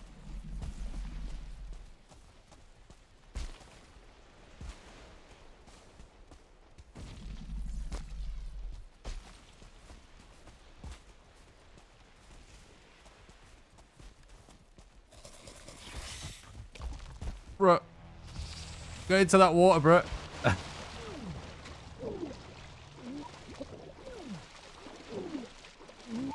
No! Fuck off. No, I'm going to the other world. Leave me alone, please. Please leave me alone.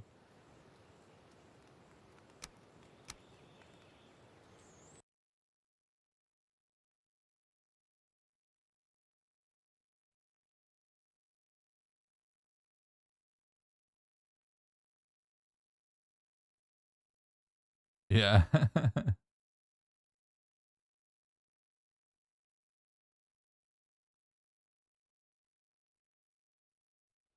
True, Aaron. Optimized Mistlands is going to be hilarious, pulling giant packs of bugs around. Yeah, it is. It is. It's going to be awesome.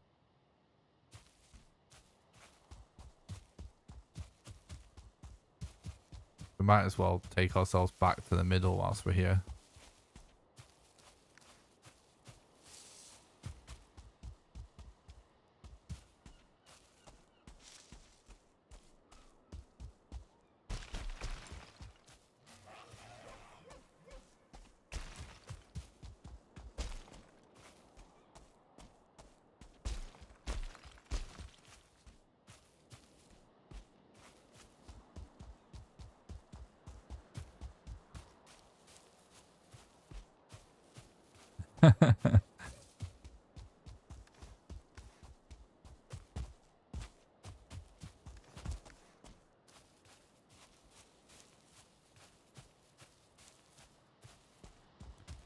Feels good to do a really long stream anyway, and in general to be doing a lot more streaming since the whole Mistlands thing. I haven't grinded streaming this hard in a little while. I've been doing a lot of video work lately.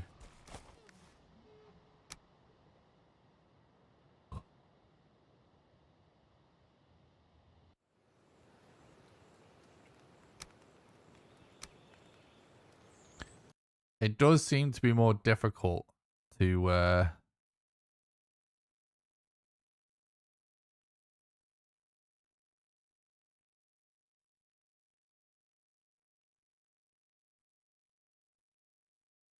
don't know, like, continuously avoid packs of enemies in the Mistlands. Like, they seem to be really good at keeping aggro on you. I think it's just because they're all so fast.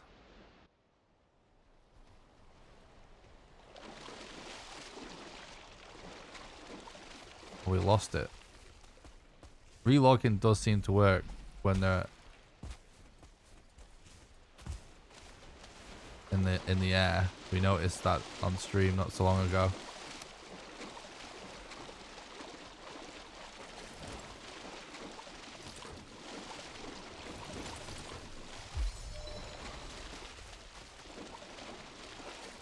Okay.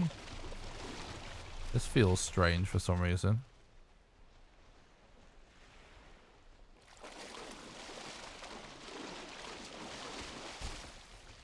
Oh, kind of a little bit jank there.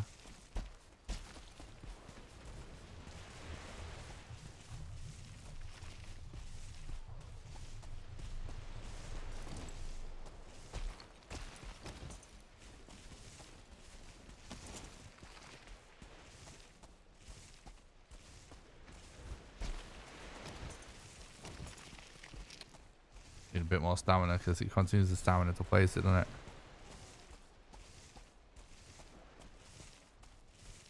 Yeah, it is kind of annoying. No, how is he back round here? What the hell?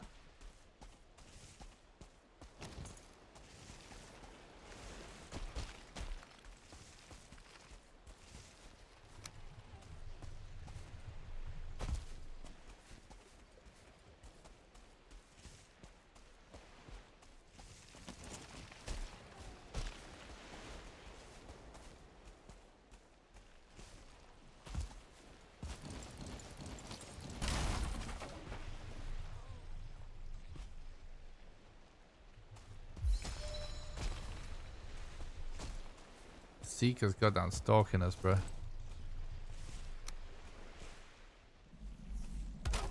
It just wants us.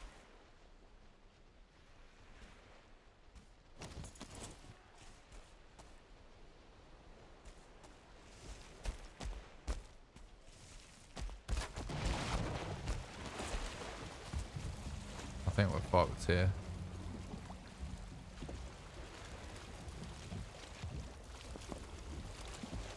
I'll try and get away.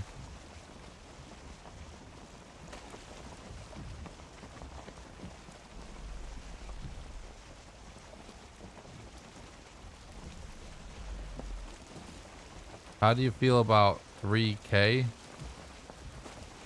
kgs slash 2 times eggs? I'm not sure what that means. I've not messed around with eggs or chickens yet, mate.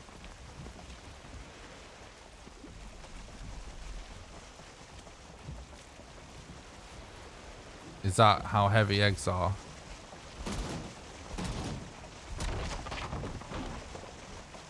Wait, no, I don't understand.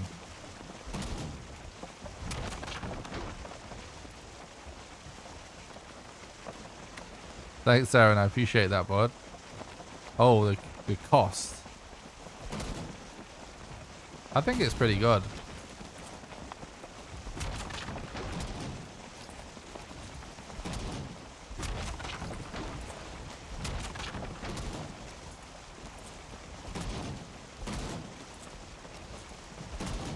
I think it's nice to have something like, honestly, gold seems to become so pointless so quickly that it's good to have some more stuff in the game that's a bit of a gold sink. And in fact, I think it would add something kind of cool to the game if there was even more. So I think it seems good, but I've not actually tried it myself yet.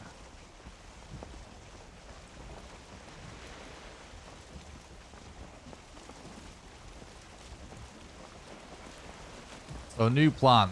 Instead of just trying to go shortest possible route, we're going to go the route that we've been before that we know worked for us last time.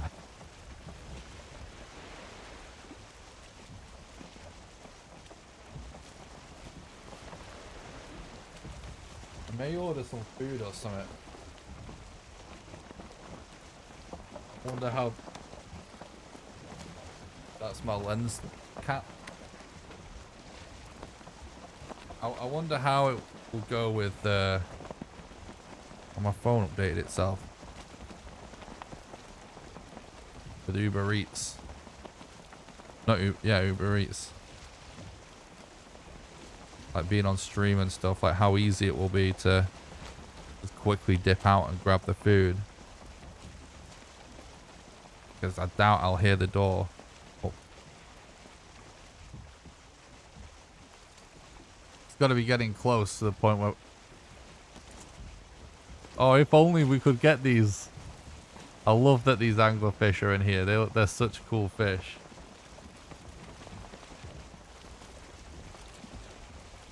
Yeah, nothing's open yet.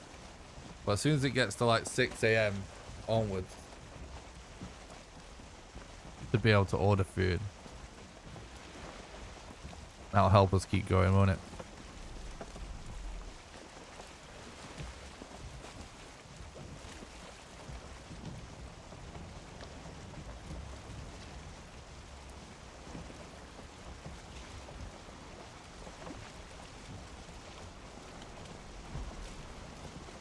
Uh-oh.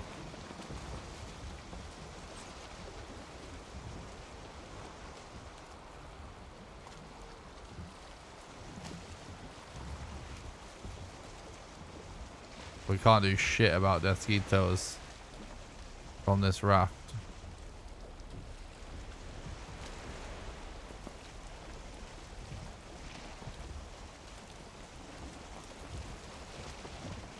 That fueling swimming after us.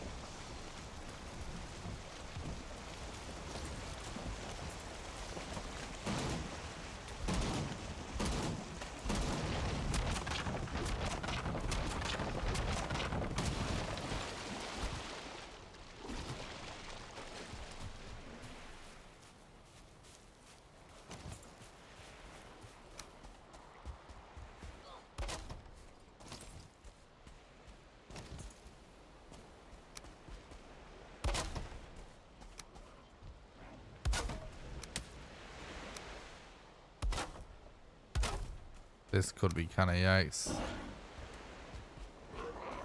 I think we maybe shouldn't do this.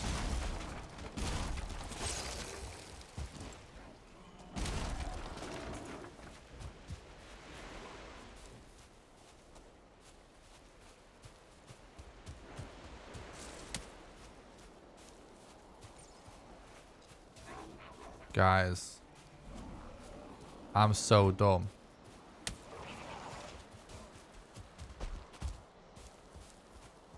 I'm actually so dumb.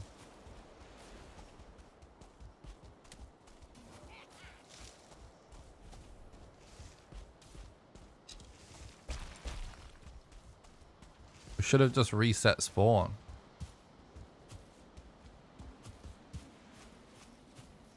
It's on the same island.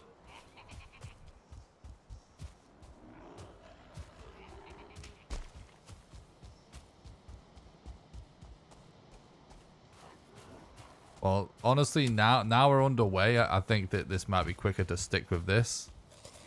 What we should have done is we should have just instantly reset spawn and killed ourselves and just ran up.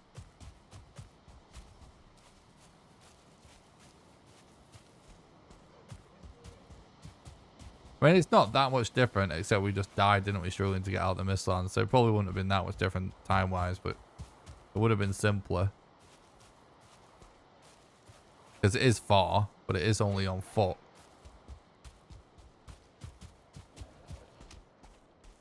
I should have realised we could have just done that. I've just noticed that, yeah, these fuelings are actually knocking about everywhere, aren't they? Because we killed Yag. It's not because there's a planes nearby or out.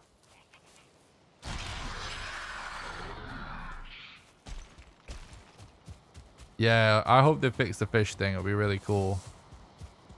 Frankly, I think stuff like that is the only real reason it's on the public test branch. I'm only expecting them to fix stuff like that. Maybe some of the performance issues. Just like major stuff.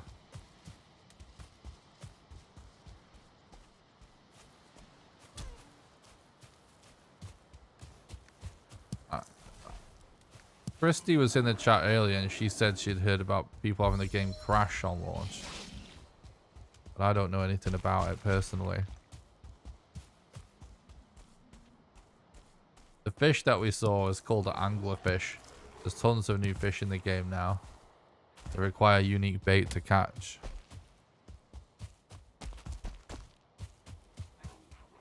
You can craft fancy bait to catch biome specific fish now.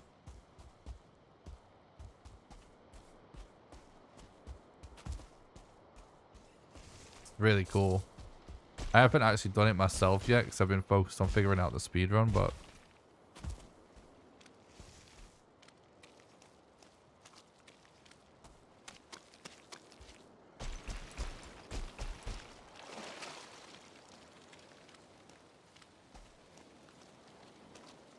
exactly, droid, yeah.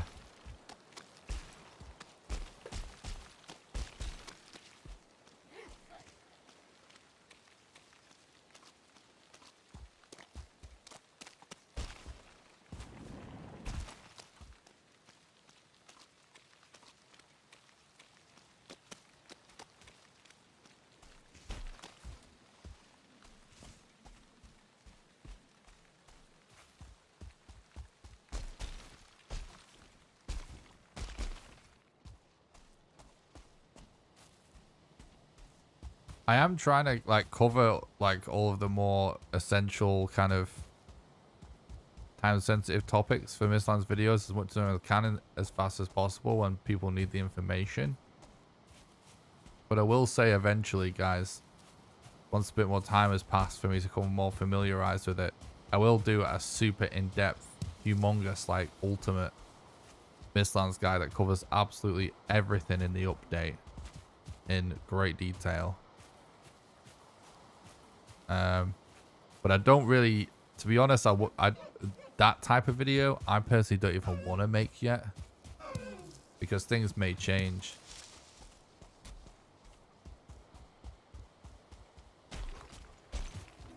But like, yeah, I'll be getting more guides out over the short term for a while. More Mistlands related content. But once I've had time to spend a bit more time with it, I want to make like an ultimate guide in great detail where I explain everything in the update. But I also want to make like a legit review video. But I don't want to rush those videos out. So I'm going to be focusing more on time sensitive stuff and trying to get speedruns and challenges off the ground for now.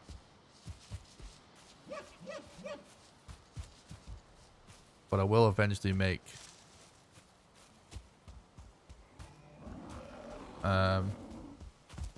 more in-depth guides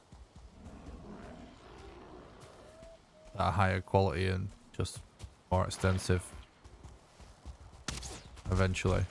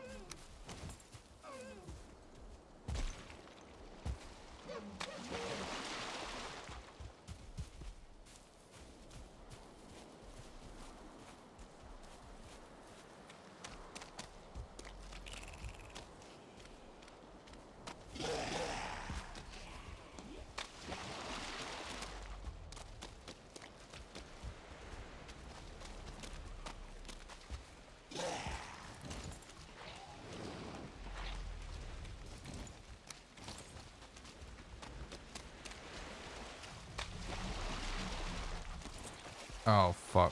We gotta go, dude. I think we're dead.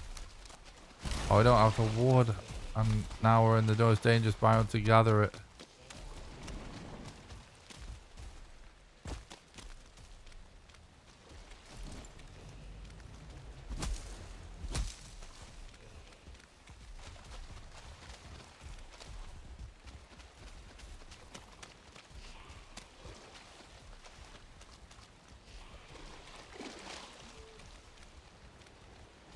Oh, fuck me.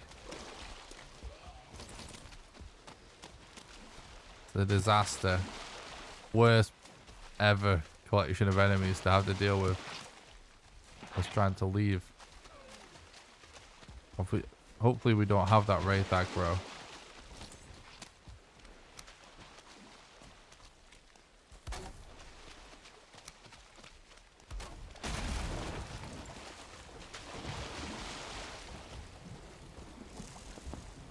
Right, we don't have to retrieve this raft, so that's a good. It's not gonna go well. So I'd rather just leg it.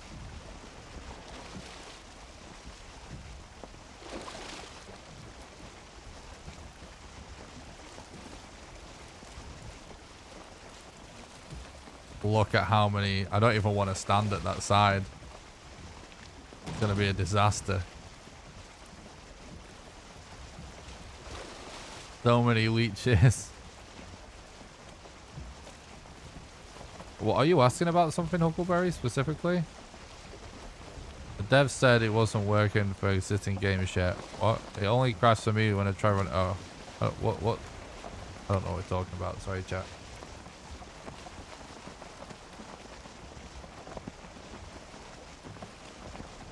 I will say I've got my chats a bit smaller on the screen than usual. So I can't see back as far. Because I had to fit on map for my notes and stuff for this run today. Which is what I was saying earlier. Like I could do with another monitor. Oh my god.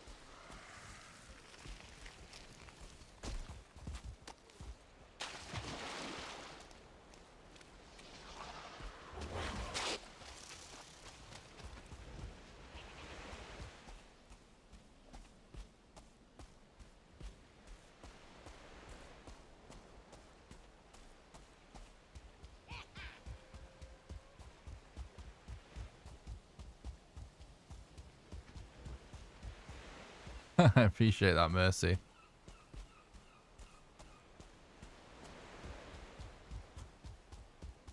Switch to the hammer for the Mistlands boss. I was thinking we'd see a couple. Oh, yeah. Yeah, the problem with... There's some pretty interesting strats that seem conceivable with fires that we may just need to find the right setup for. But the thing is, the hammer is so consistent and so safe.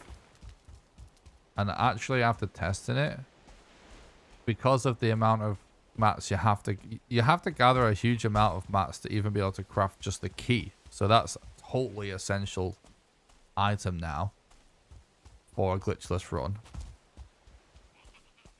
which is awesome. But I kind of realized it's actually, if you're making the key anyway, it's not really that much extra to also make the hammer. So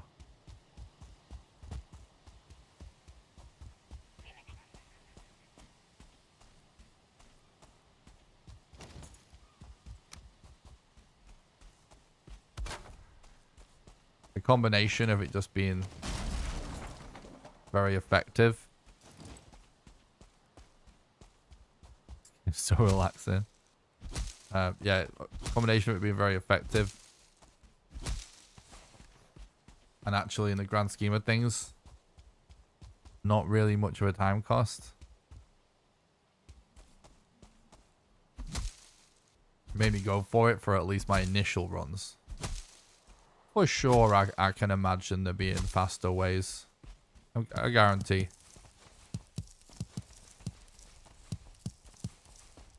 Honestly, like the Abyssal Razor and the Fires was working so good. It's just this Flying Seekers and the Poison Attack. This sort of... Sometimes we got through a fight and it worked perfectly and we had no problems. And Sometimes we didn't. It was pretty inconsistent. You can glitch into the Queen's Lair, but I haven't, like, I primarily do glitchless runs, so I haven't actually been doing glitch stuff, but I know for a fact you'll be able to glitch in, and then also yeah, it'll be a lot easier to kill her if you actually allow clips. But we don't allow clips in the glitchless rule set currently. Well, traditionally we don't. There's no rules for this yet, but so that's why I'm running without it.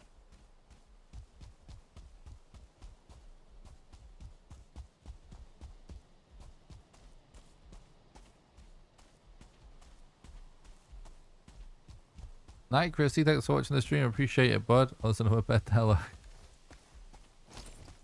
Oh, never mind. Thanks, Patrick.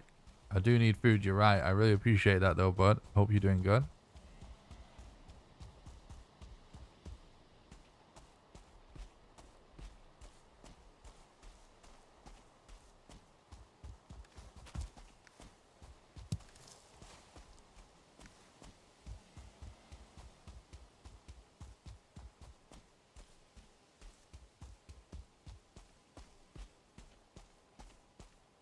Yeah, I should hydrate a bit more, to be honest. I'm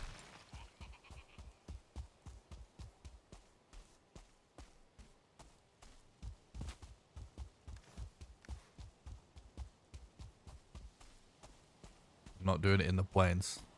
Don't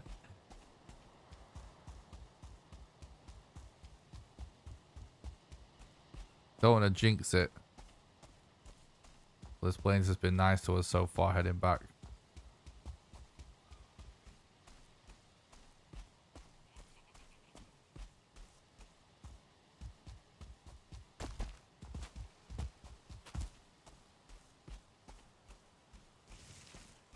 Greetings, Captain Caveman. Thanks for stopping by. I hope you're doing good, bud.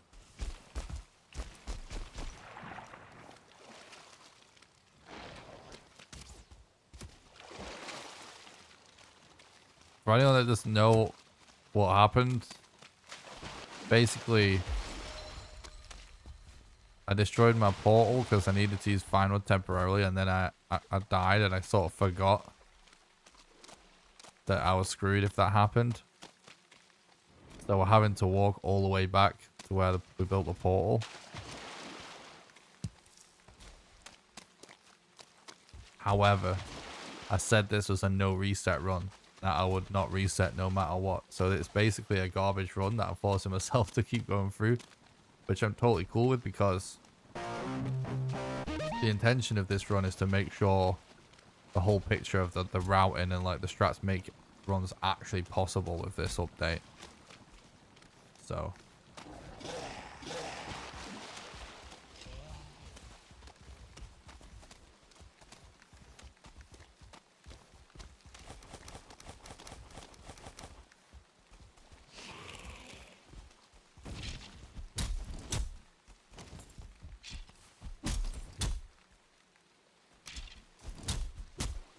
where's them eyes at, bro?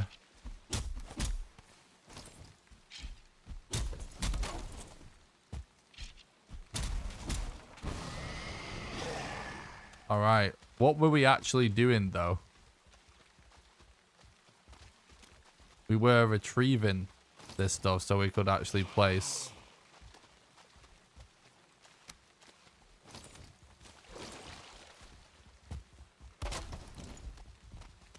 this.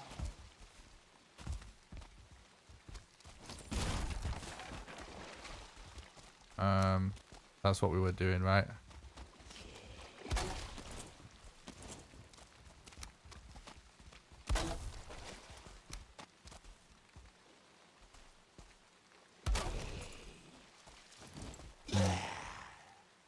Can we somehow make this one not exposed?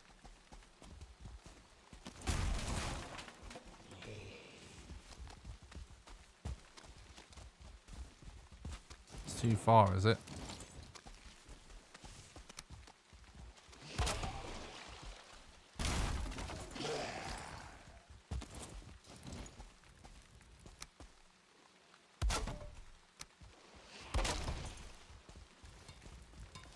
Cool.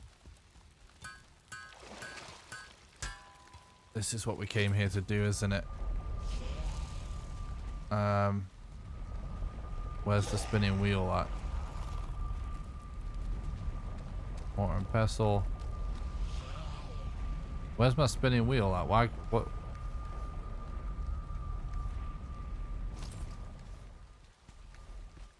What do we not have that was required for a spinning wheel? Am I just blind? Oh yeah, the artisan table, you're right. I forgot. Yeah, so we got a wheel switch for that. Sorry, I'm tired. Thank you. Patreon server is not running the public test build, but when Mistlands goes onto the live branch on Steam, I'm going to create a second server that's going to be starting from scratch with the Mistlands update on it. And we're going to keep my original server as to maintain all of the builds, so people can use that as more of a build server to keep expanding the bases, and for people that want to start over again with Mistlands, they'll be able to play on the other server. So when that becomes available on G Portal, patrons from that point onwards will actually get access to 2 servers. That's the plan.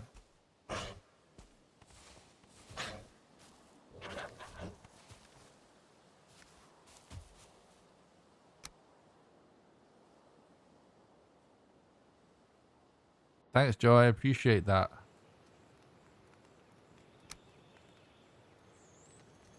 We have the stuff somewhere, don't we?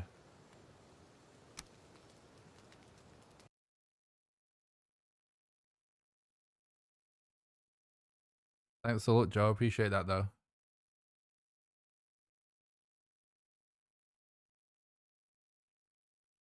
Is it allowed to bring all characters and mats in? I can't see a problem with that. There's a huge shared bank and storage. Like, everyone shares everything on the server. There's giant builds with big storage and mats and, you know, armors, even stuff, all to be like for everybody. So it used to be that when people joined, they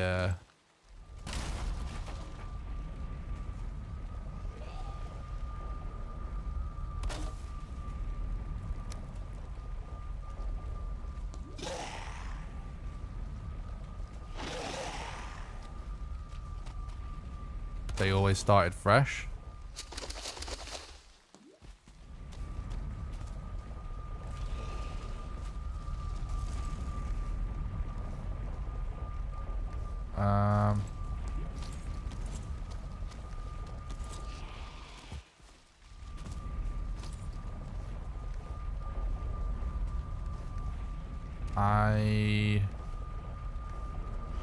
Let's go through here real quick. But yeah, honestly, now all the bosses have been done multiple times on there. I can't see a problem with taking your main character in onto the current available server. I think for the Mistlands server, I think the point should probably be to start from the beginning, but that's not decided yet. It may be put to a bit of a vote when the time comes.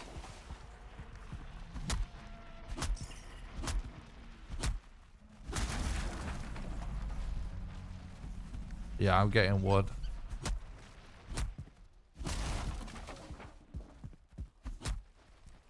I know it needs stuff. It's getting wood.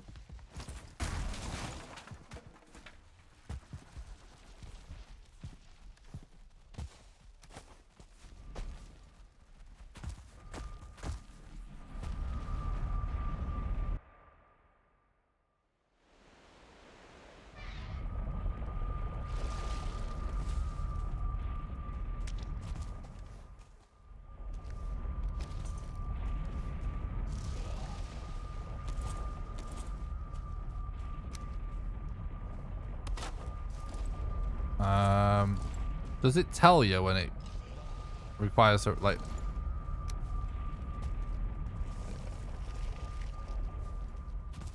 Are we going to be able to get this to work up here? It's kind of a crazy setup. I'm trying to keep everything safe and close together.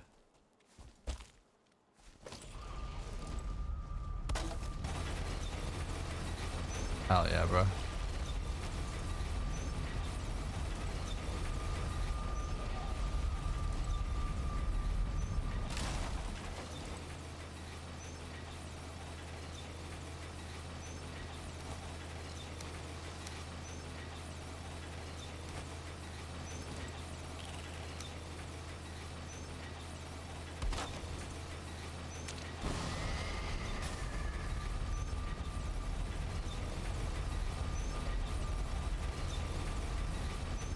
Now,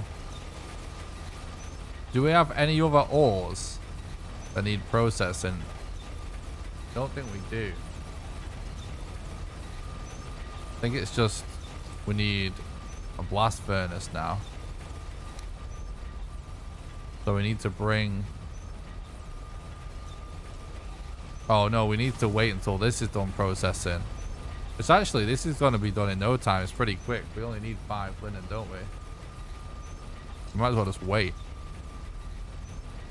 So let's, because we need to use that fine wood on the artisan table. And then we can get started on black metal. So let's go and world swap to get the iron for the blast furnace.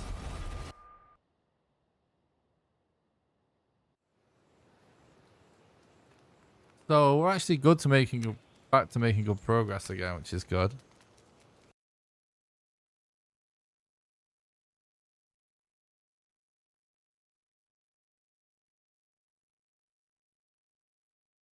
I'm glad we stuck it out, chat.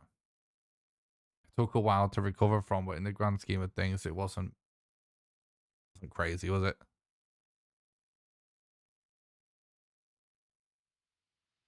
Well, how do people feel about... So here's my thought, right? My current server is... I have basically just, from the beginning, just allowed the community to just do what it wants with it, right? And how that has sort of turned out is they like to build really cool stuff. And they built some amazing stuff, and to the point where I never want to delete it. So I've been running that server as a no-wipe server on the principle that chat makes amazing things, and I want them to stay there forever, and we'll just build up this big city over time. And I like that it's a no-wipe server. But obviously, you run out of things to do eventually for people that like to play survival. So it's good to have a wipe for that reason. So with the launch of Mistlands, my thought was I'll have one server that's a no-wipe server and one server that's a wipe server, so you get the best of both worlds, and everyone gets to check out, you know, a new world with the Mistlands update. So the idea with the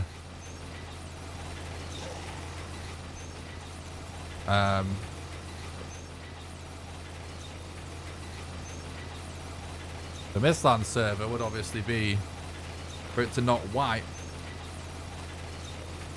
So the way I have the idea in my head is that server you would have to start a new character on. What do you guys think? Because I mean, I'd be open to suggestions, especially from people that are patrons anyway. But I think it makes sense. Because I think that's sort of part of the appeal. Is there even a way to prevent people from bringing in late game gear into a fresh survival server? No, but it's just like gentleman's agreement. People do have abided by by the rules.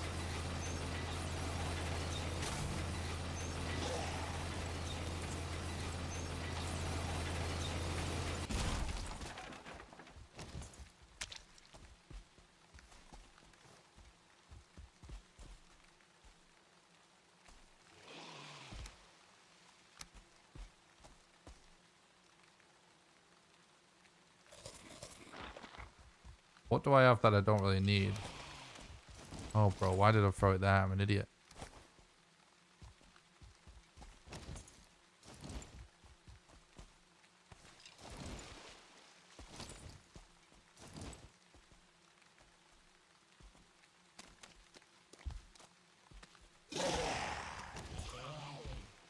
kind of need to gain a bit of stamina.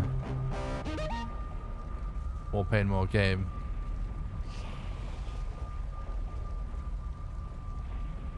Oh, there's mods. Yeah, I think there are mods that I do. I think you're right, actually. I'm trying to look for stuff that I don't need, but we still just have essential stuff, dude.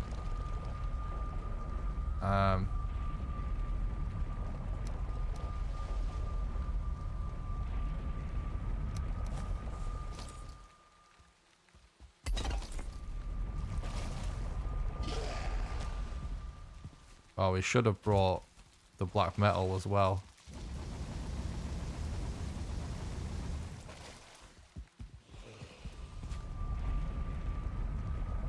I'm not sure where this is gonna land, but we need to go get black metal.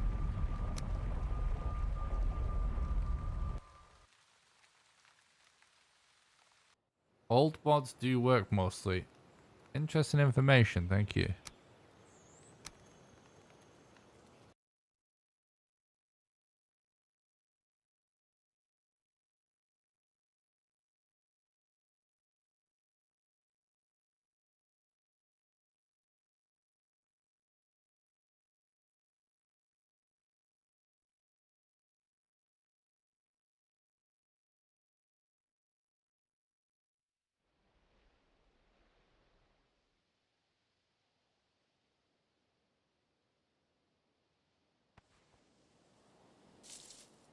I mean, yeah, I am waiting for full release.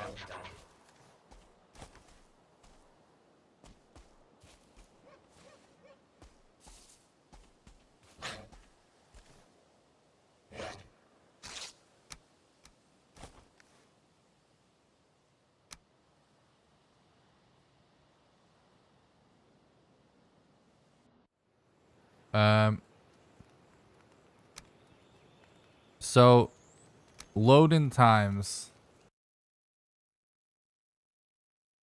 So right now, right, there's no real rules or leaderboards or anything yet for Mistlands because it's still being figured out and it's not live on the live version of the game. So no one knows how to do any of this shit yet for Mistlands. I'm currently trying to figure it out and help bust it open for the community. But before Mistlands, the reason why it's a real, so for people that actually, I think this is good to bring up for people that don't know. Bro, where do you put it in? There we go. For people that don't know, I think this is a good thing to bring up.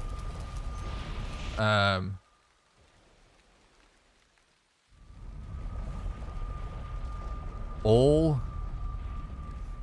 speedruns in the history of gaming, there's always been two methods of timing, and it's referred to real time and in-game. And real time is always you don't pause the timer on load screens and stuff. And it just varies like game to game what the best option is. And so because there's so many advantages to relogging, particularly the change that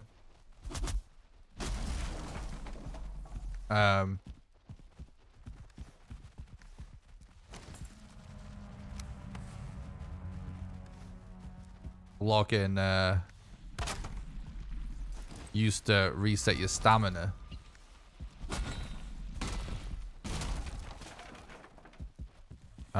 Yeah, dude, I'm not just talking to one person in the chat.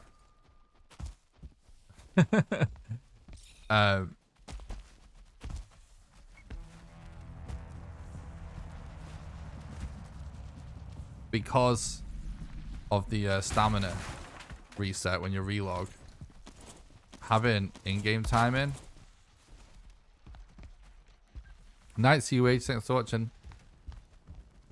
It would have meant that the optimal thing to do was just always be sprinting until your health bar was empty and relog. So it was decided that the fairest thing is to actually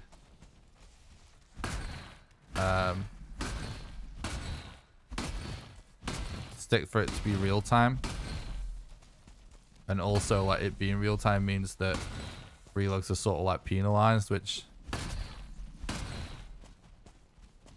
was decided that that's sort of a good thing. Because it's not really like great to watch anyway.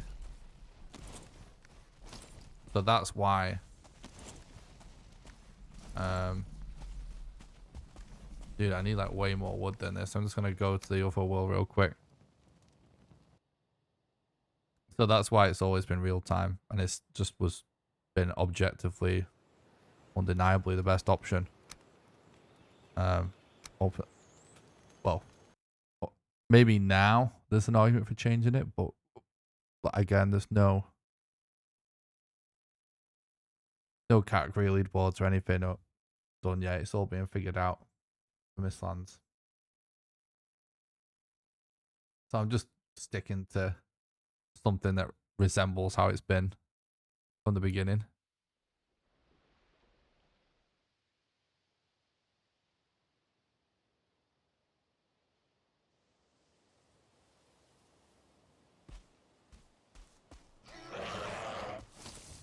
I mean, no one really knows anything about estimations of like full time yet. It's too early.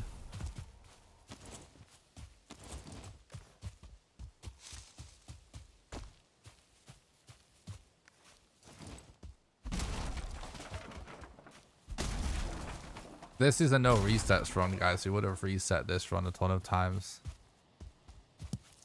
There's no real reason for it to be this long yet.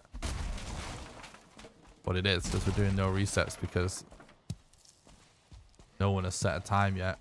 And the primary function of runs at this point is for me to prove that the strats are viable. Most of the stuff that went wrong in this run is stuff that's already proven viable.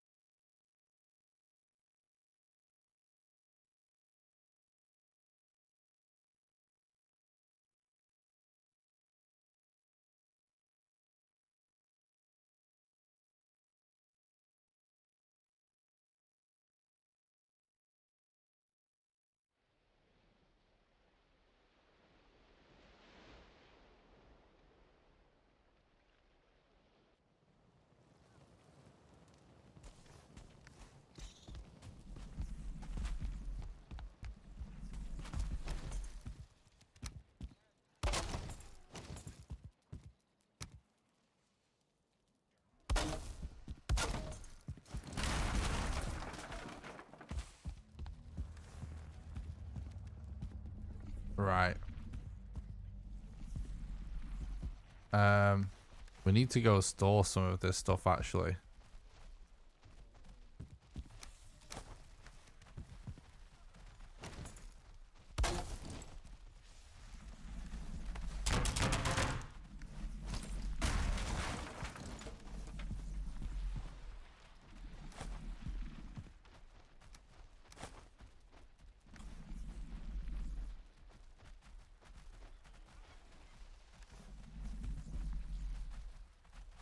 Annoying, dude. Yeah, there's a lot of stuff.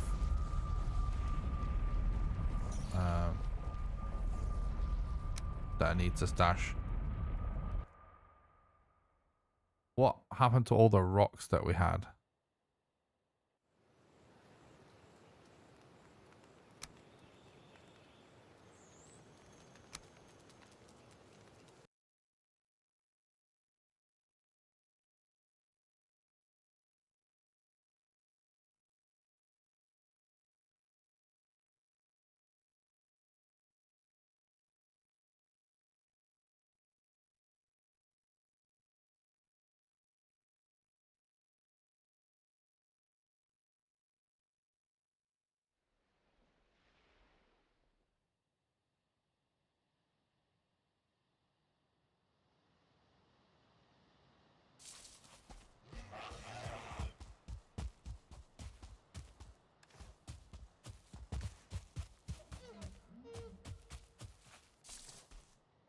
All right, dude. So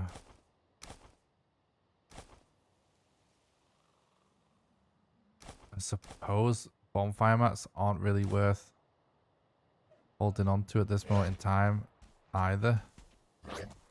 Um,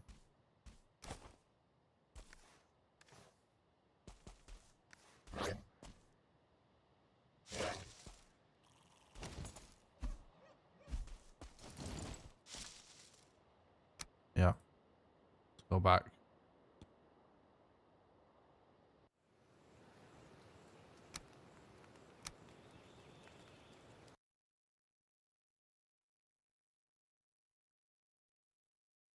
We are still trying to go fast, by the way. I think you maybe misunderstand a little bit.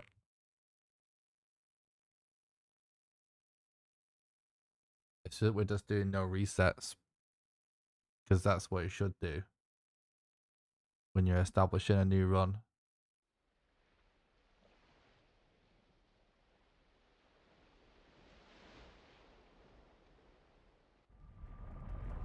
Like any tested strats need to be tested in real runs, really. We're gonna make sure like everything works. No resets are a really good way to do that. Okay, that's good for now.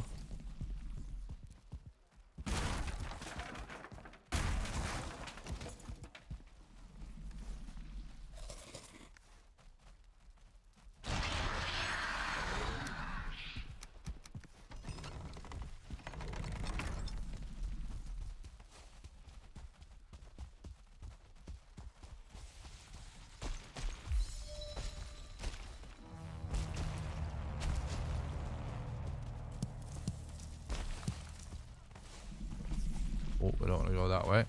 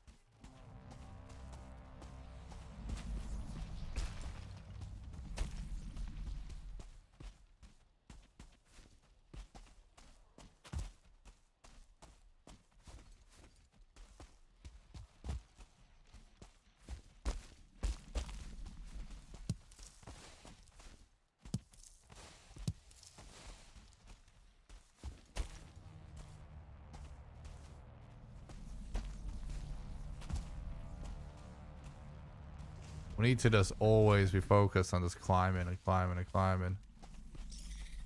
This looks like a really great spot to climb. To make it. Yep, nice.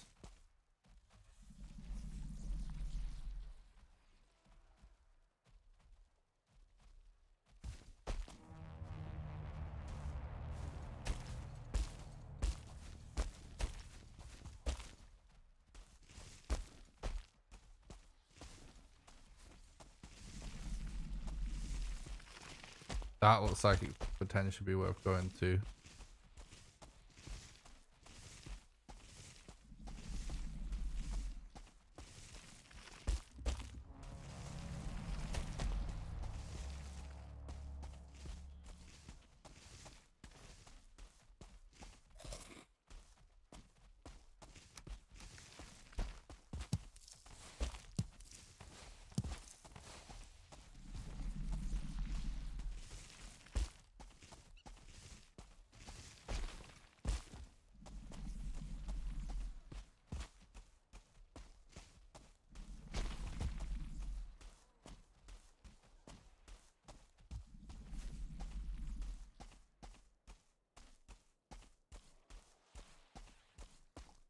Definitely manageable without the wisp light.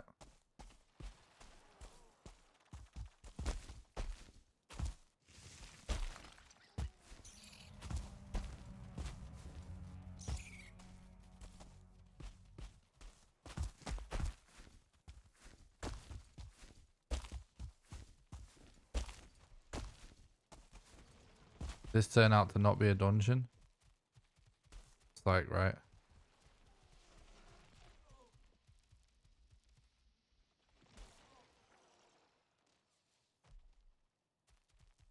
Oh, if you roll backwards. I don't know. I know they've said that when it goes live, it'll be fine going forwards.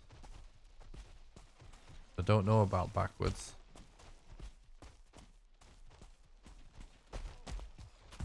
It's a legit good question though.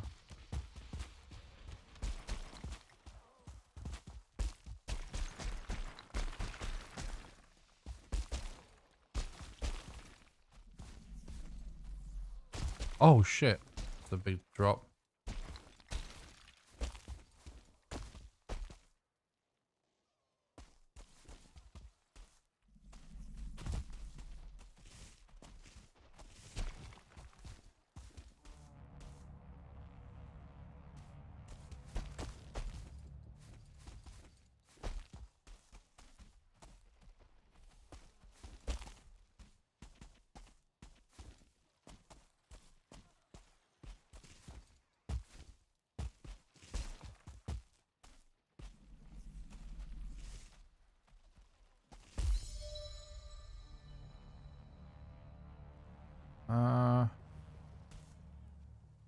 Guess we go to that one.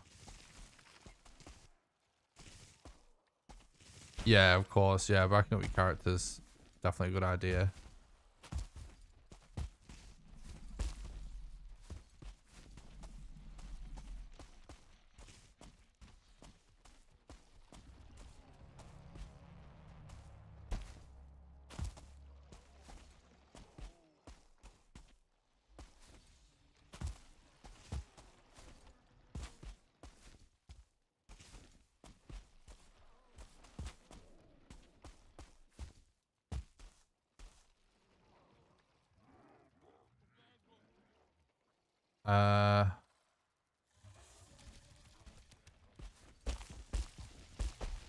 The dwarven village there. But we literally don't need that for anything.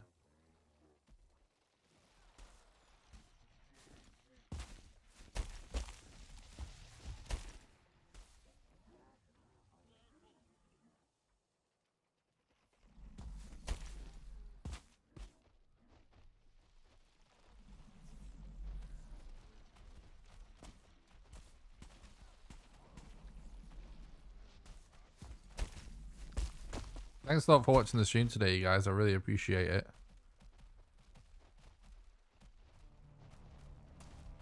Hope everyone's doing good.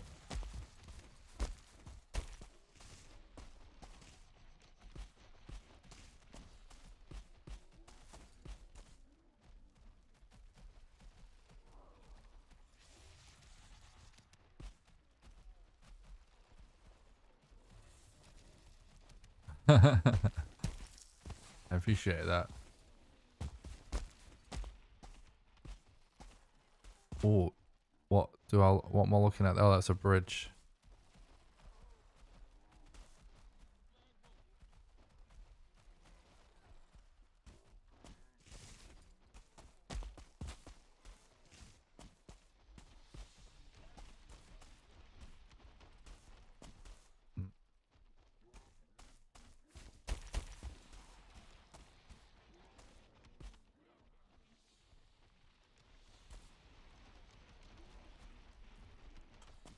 We got so lucky so early here. Struggling a little bit to find the next place, but I will say though, the general method of getting around and finding where to go is working. With no gear and no wisp light.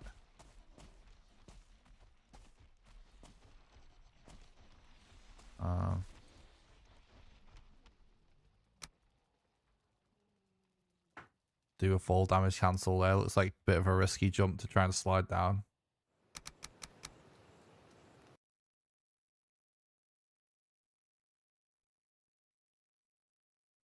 So if you log out at the right height But if you log out at a height where you won't take damage if you fall from it, you won't take damage. Because you'll just relog and your character's at that new height.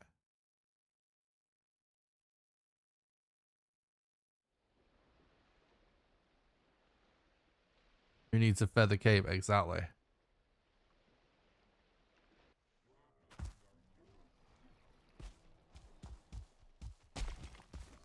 Yeah, I need to think more about the timing method actually, because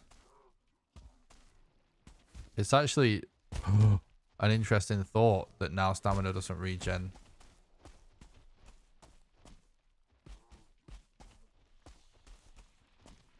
You could have it pause on relog. I'll have to try and think if there's any downsides to that.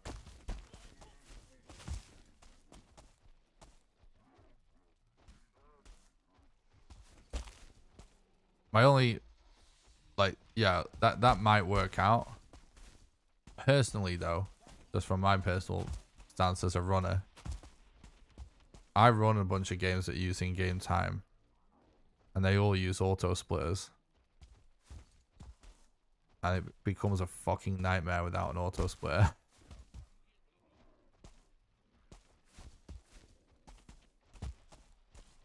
Or at least it's something that will automatically pause.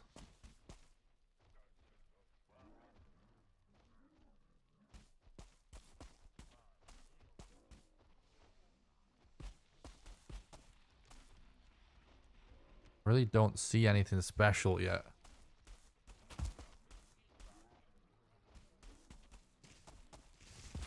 I'm really hoping we just get one like legendary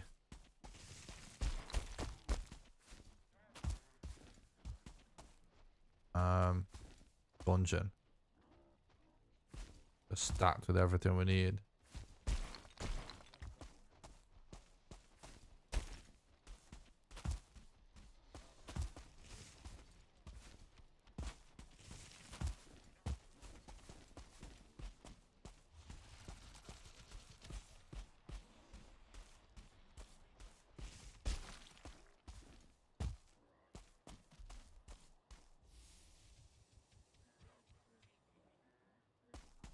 Man, such a freaking cool biome. What an absolute banger.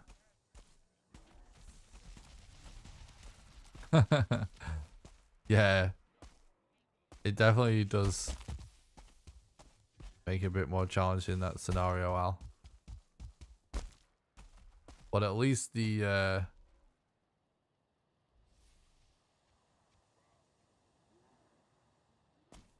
I can't even think of the right words now because my brain's fucked. I've been doing this wrong for so long, but at least the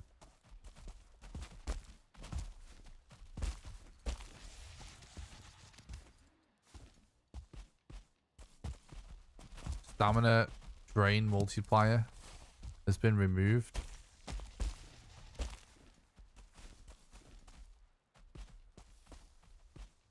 For when you're going uphill. Which is kind of the biggest reason to really want to do that.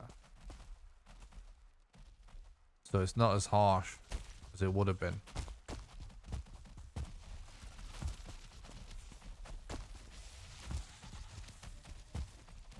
And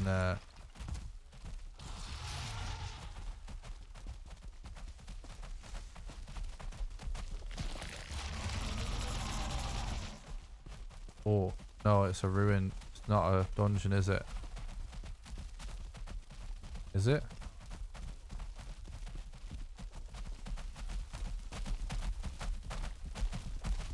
No. Just one of them ruined ones. Help me, bud, please.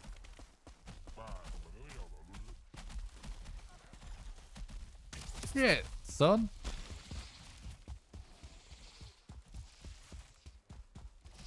Why?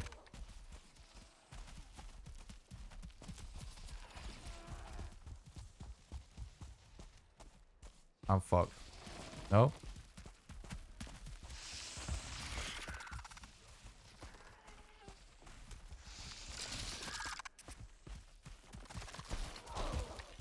Bro, we need to get back to that dwarf.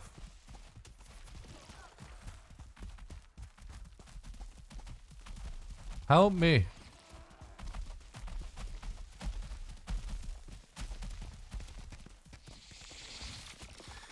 Please help. Haha, get wrecked.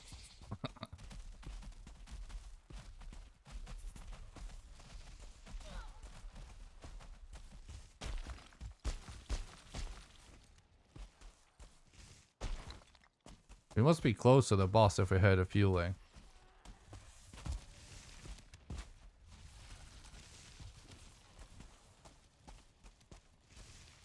I know the boss in this area is on the edge of like a little bit of a plains, I think. But like we're still gonna have to grind the dungeons, obviously, for the key pieces.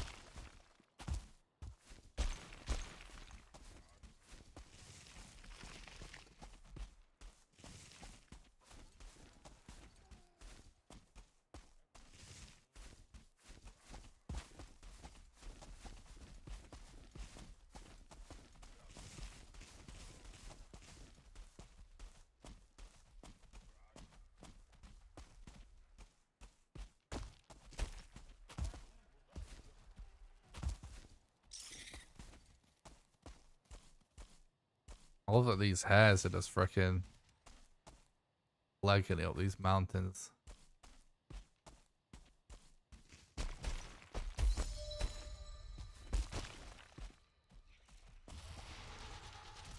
Uh oh. So y'all somewhere. Can't see shit here.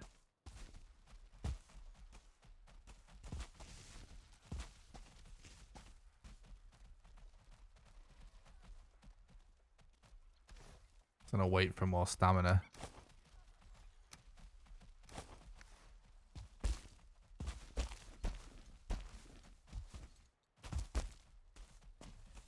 Oh, this is a mountain for real.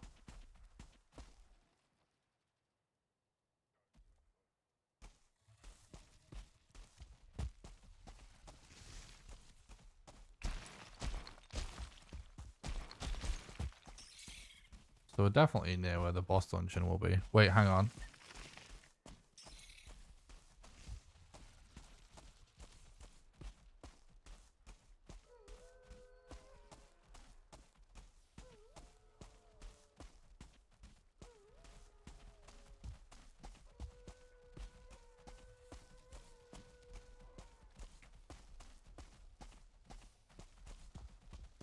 Burger.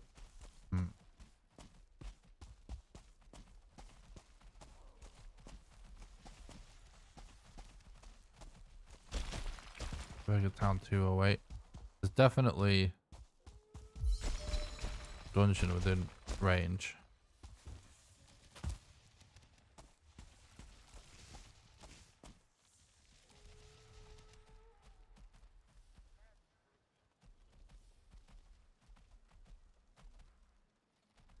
Oh my god.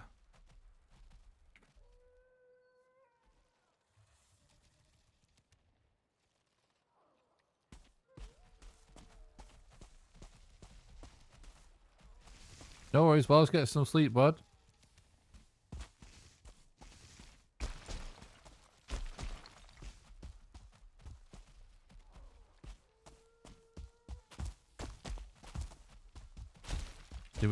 I swear we just detected. I forgot about using the Prince Seeds command in the Mistlands for whatever reason.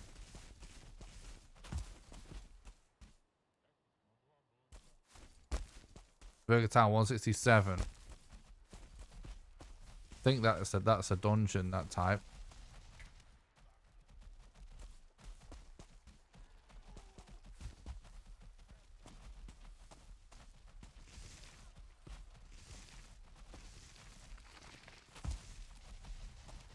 $149. $137. It's not this, is it? 116. No.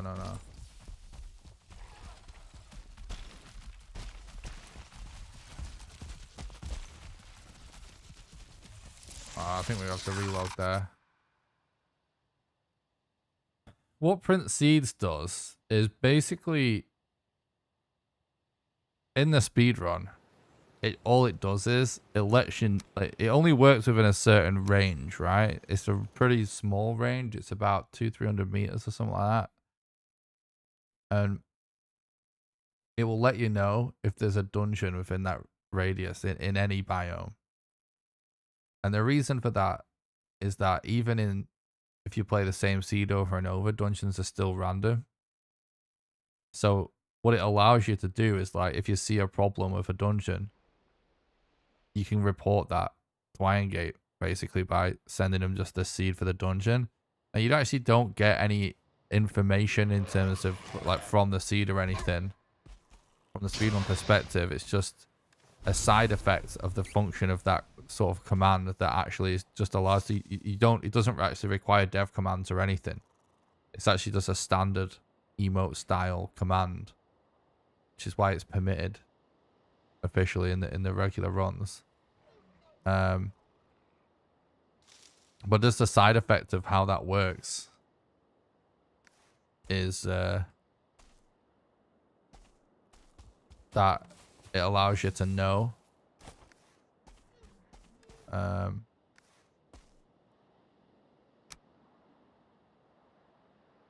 that there's a dungeon within radius and roughly how far away it is.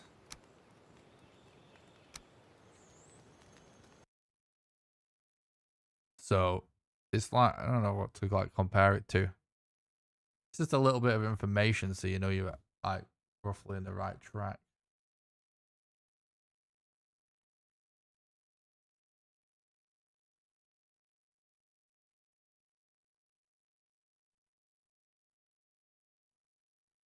You're welcome.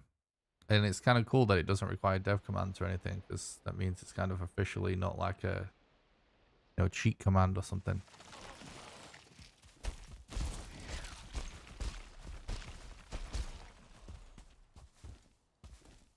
Right, let's try it again here. 133. Don't tell me it's going to lead me back to where I actually was. There's no way that's that close. 137. 28. 125. Right, it's this way.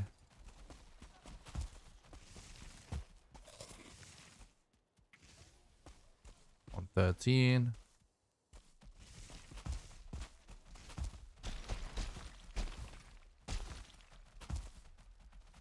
90 was so close. Should basically be able to see it now.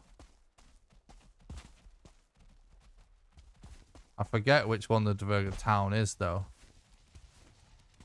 Whether it's the one that just looks like a mountain or not. 65.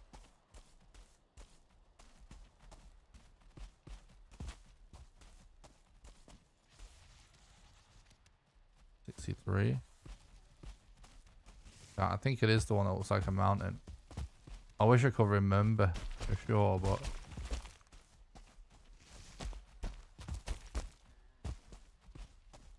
boy, I think this is going to be it. This mountain on my left.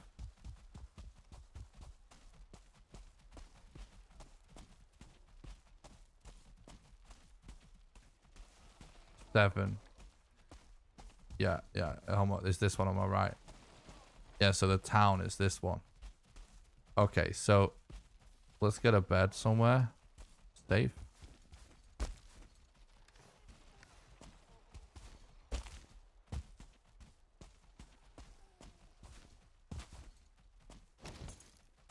Pretty good spot, I guess.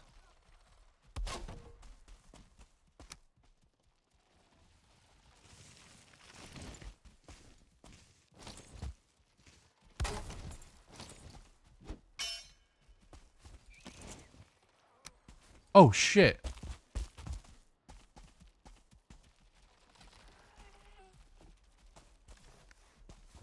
I can't believe he saw me already.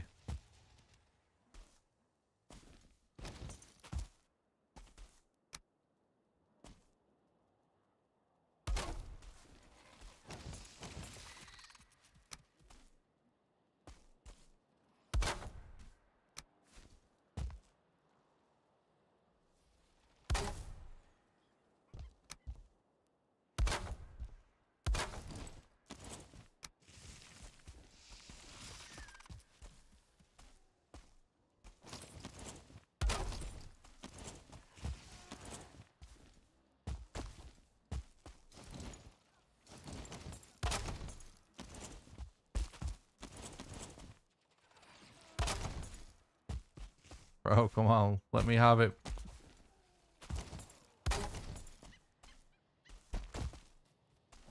We got it.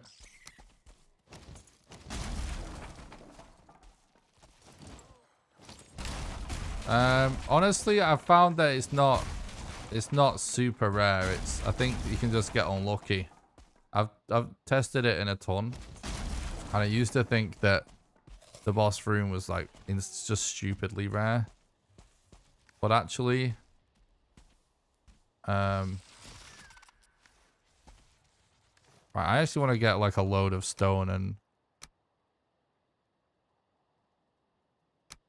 wood now. Actually, as well, we should go and we should portal and check our smelters stuff.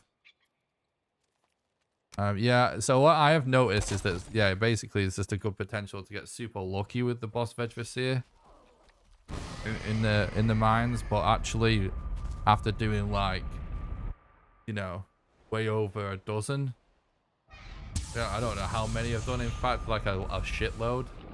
Actually, it's not super rare. It's not bad at all, in fact. I'm happy to say.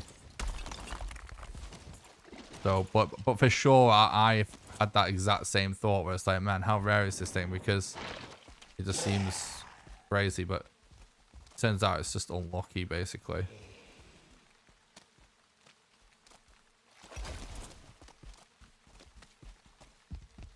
You can definitely get very unlucky. No question about that.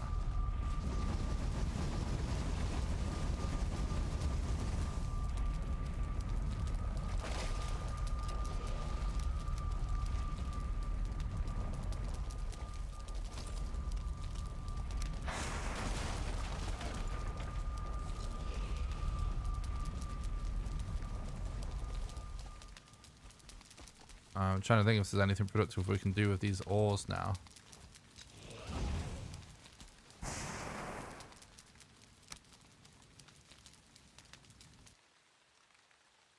You're welcome. Yeah, like I definitely checked like what felt like quite a lot to not find anything at first. And I was like, what the hell? But yeah, after like just digging deeper, it's like, nah, it's actually pretty good. It's a lot easier to find than the Yag rune. Put it that way. I can't hold it any longer. I'm gonna have to go to the bathroom, chat.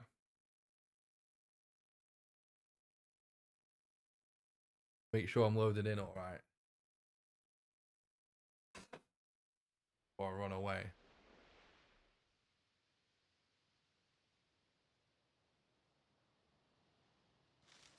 Yeah, all right, be right back.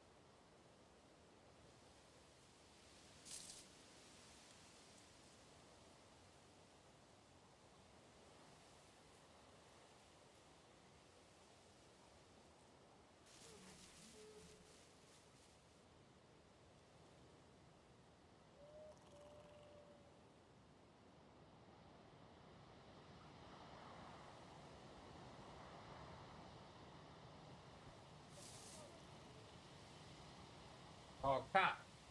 No.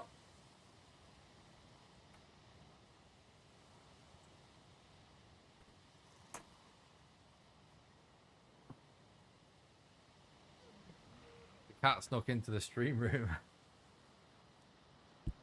Part of that, he'll tear something down.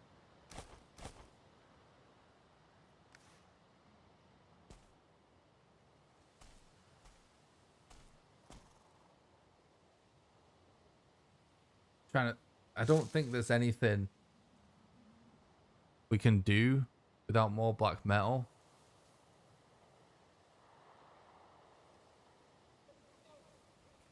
I think we just gotta keep going. But anyway.